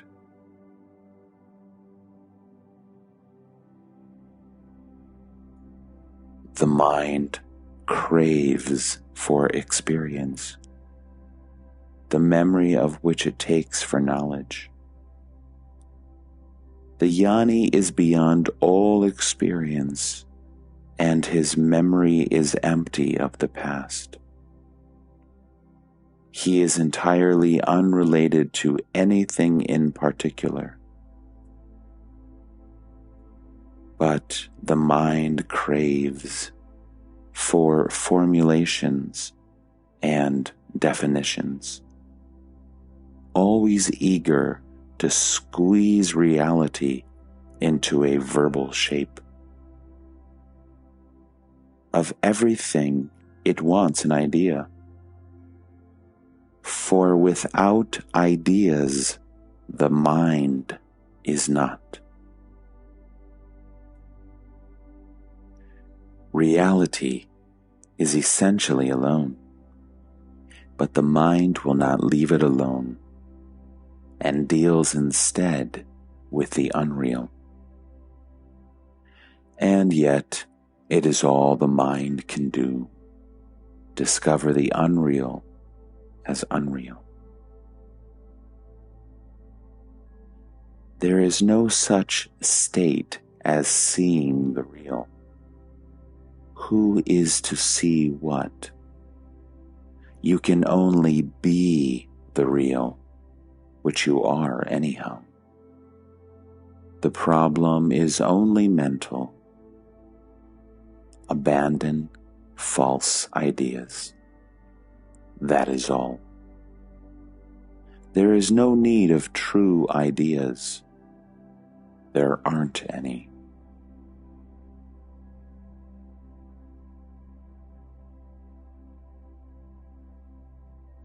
Why then are we encouraged to seek the real?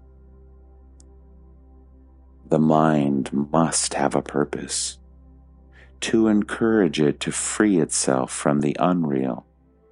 It is promised something in return.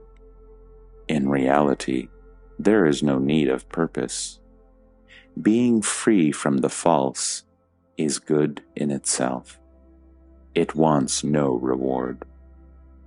It is just like being clean, which is its own reward. The reward of self-knowledge is freedom from the personal self. You cannot know the knower, for you are the knower.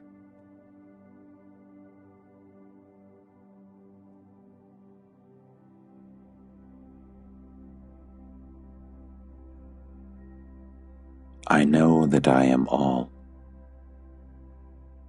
I do not need to keep on repeating, I am all, I am all. Only when you take me to be a particular, a person, I protest. As you are a man all the time, so I am what I am all the time. Whatever you are changelessly, that you are beyond all doubt.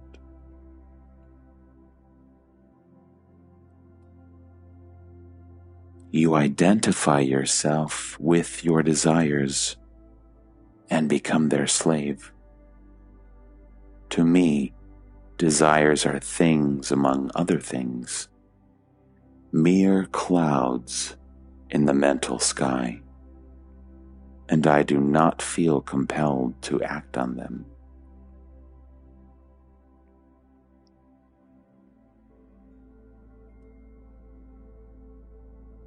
The knower is the unmanifested.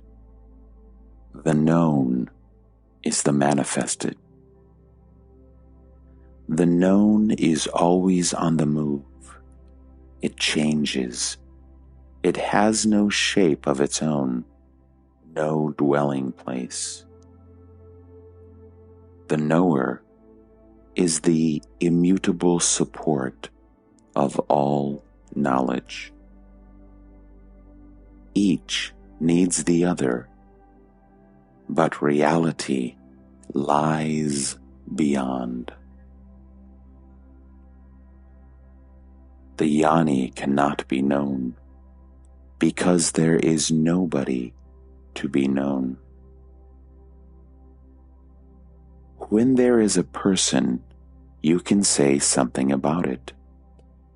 But when there is no self-identification with the particular, what can be said? You may tell a Jnani anything. His question will always be, about whom are you talking? There is no such person.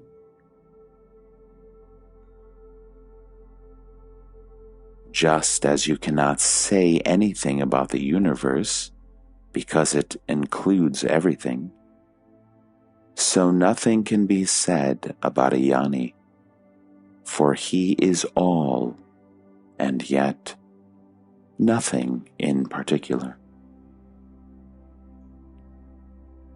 You need a hook to hang your picture on. When there is no hook, on what will the picture hang?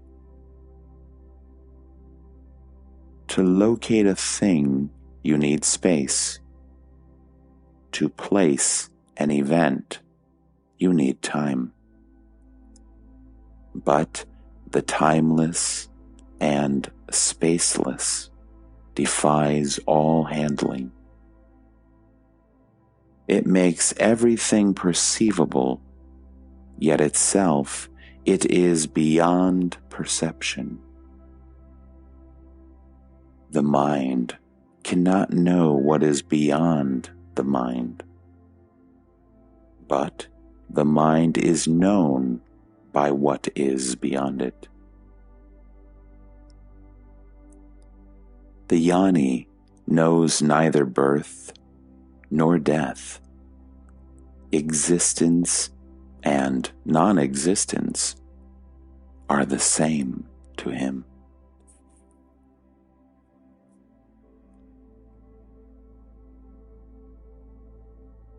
When your body dies, you remain?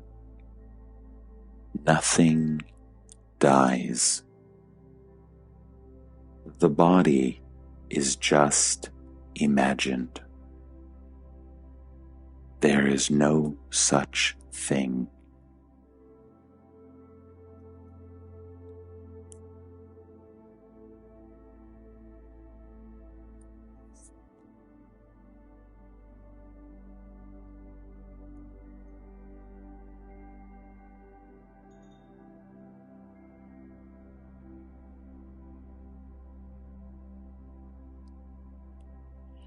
Time will come to an end. This is called the Great Death, the death of time. The universe is your personal experience. How can it be affected? You might have been delivering a lecture for 2 hours. Where has it gone when it is over? It has merged into silence, in which the beginning, middle, and end of the lecture are all together. Time has come to a stop. It was, but is no more. The silence after a life of talking and the silence after a life of silence is the same silence.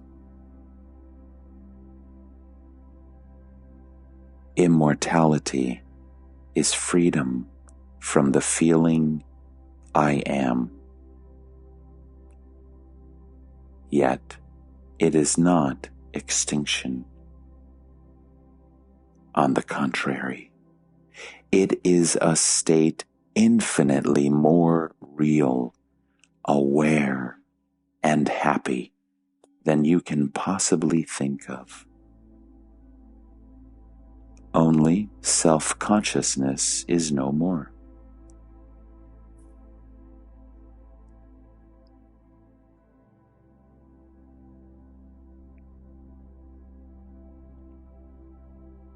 The mind has its limits.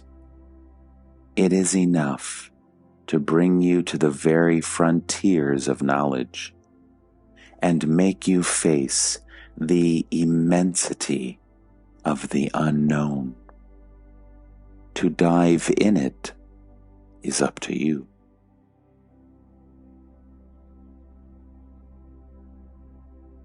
What about the witness? Is it real or unreal? It is both. The last remnant of illusion, the first touch of the real.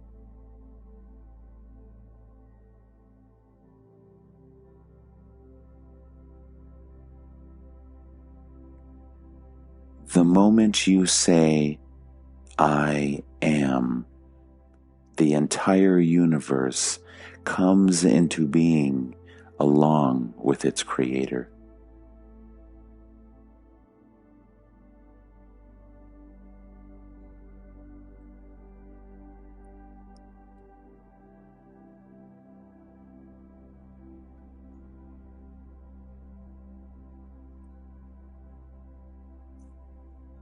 Duality lasts as long as it is not questioned. The Trinity, mind, self, and spirit, when looked into, becomes unity.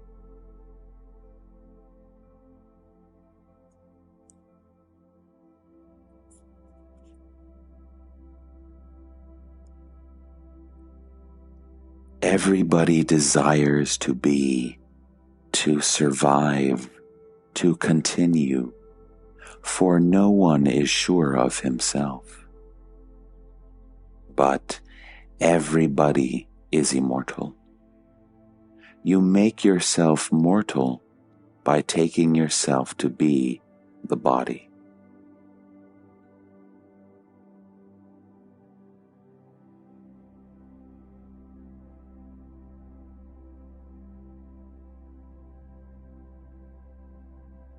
Attachment destroys courage. The giver is always ready to give. The taker is absent. Freedom means letting go. People just do not care to let go of everything. They do not know that the finite is the price of the infinite, as death is the price of immortality. Spiritual maturity lies in the readiness to let go of everything. The giving up is the first step. But the real giving up is in realizing that there is nothing to give up, for nothing is your own. It is like deep sleep. You do not give up your bed when you fall asleep. You just forget it.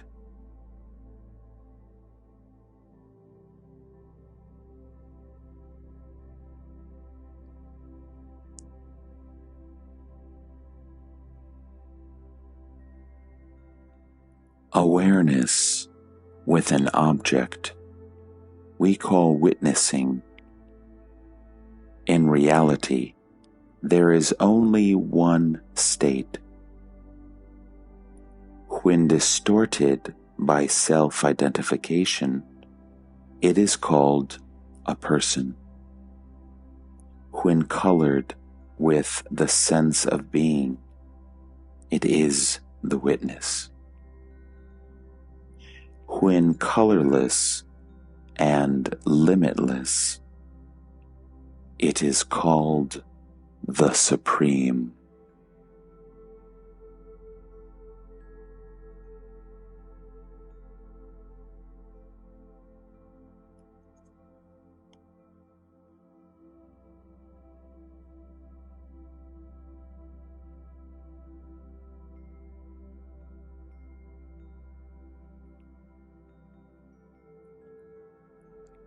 Existence is momentary, always in time and space, while reality is changeless and all-pervading.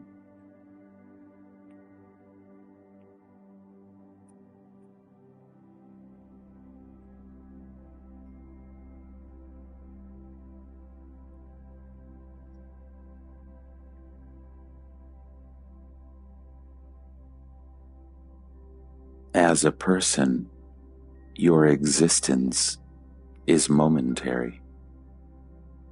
But are you a person only? Are you a person at all?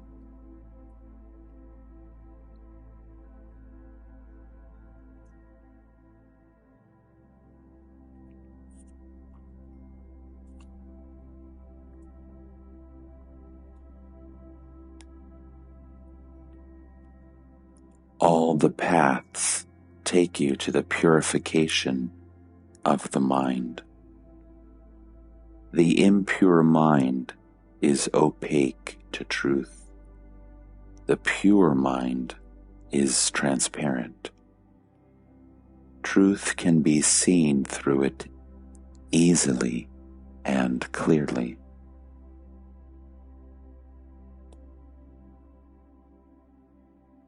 Variety and diversity do not create separation.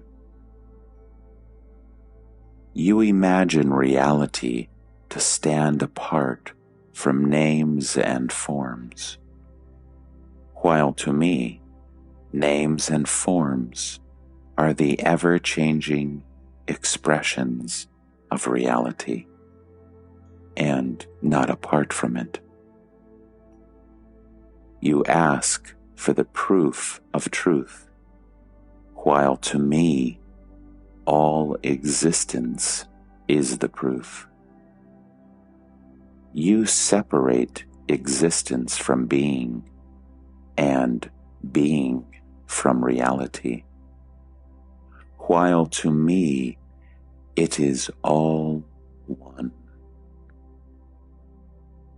However much you are convinced of the truth of your waking state, you do not claim it to be permanent and changeless, as I do when I talk of mine.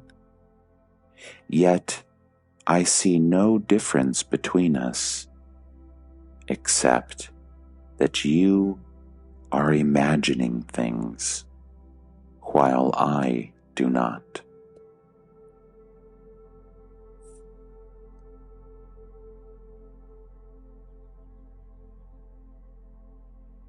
You will find you know nothing for sure. You trust on hearsay.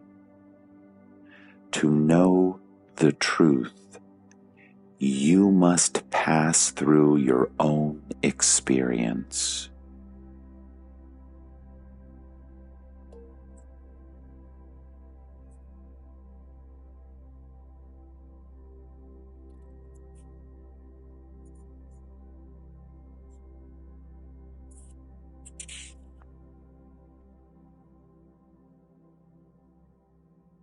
You are asking for truth, but in fact, you merely seek comfort, which you want to last forever.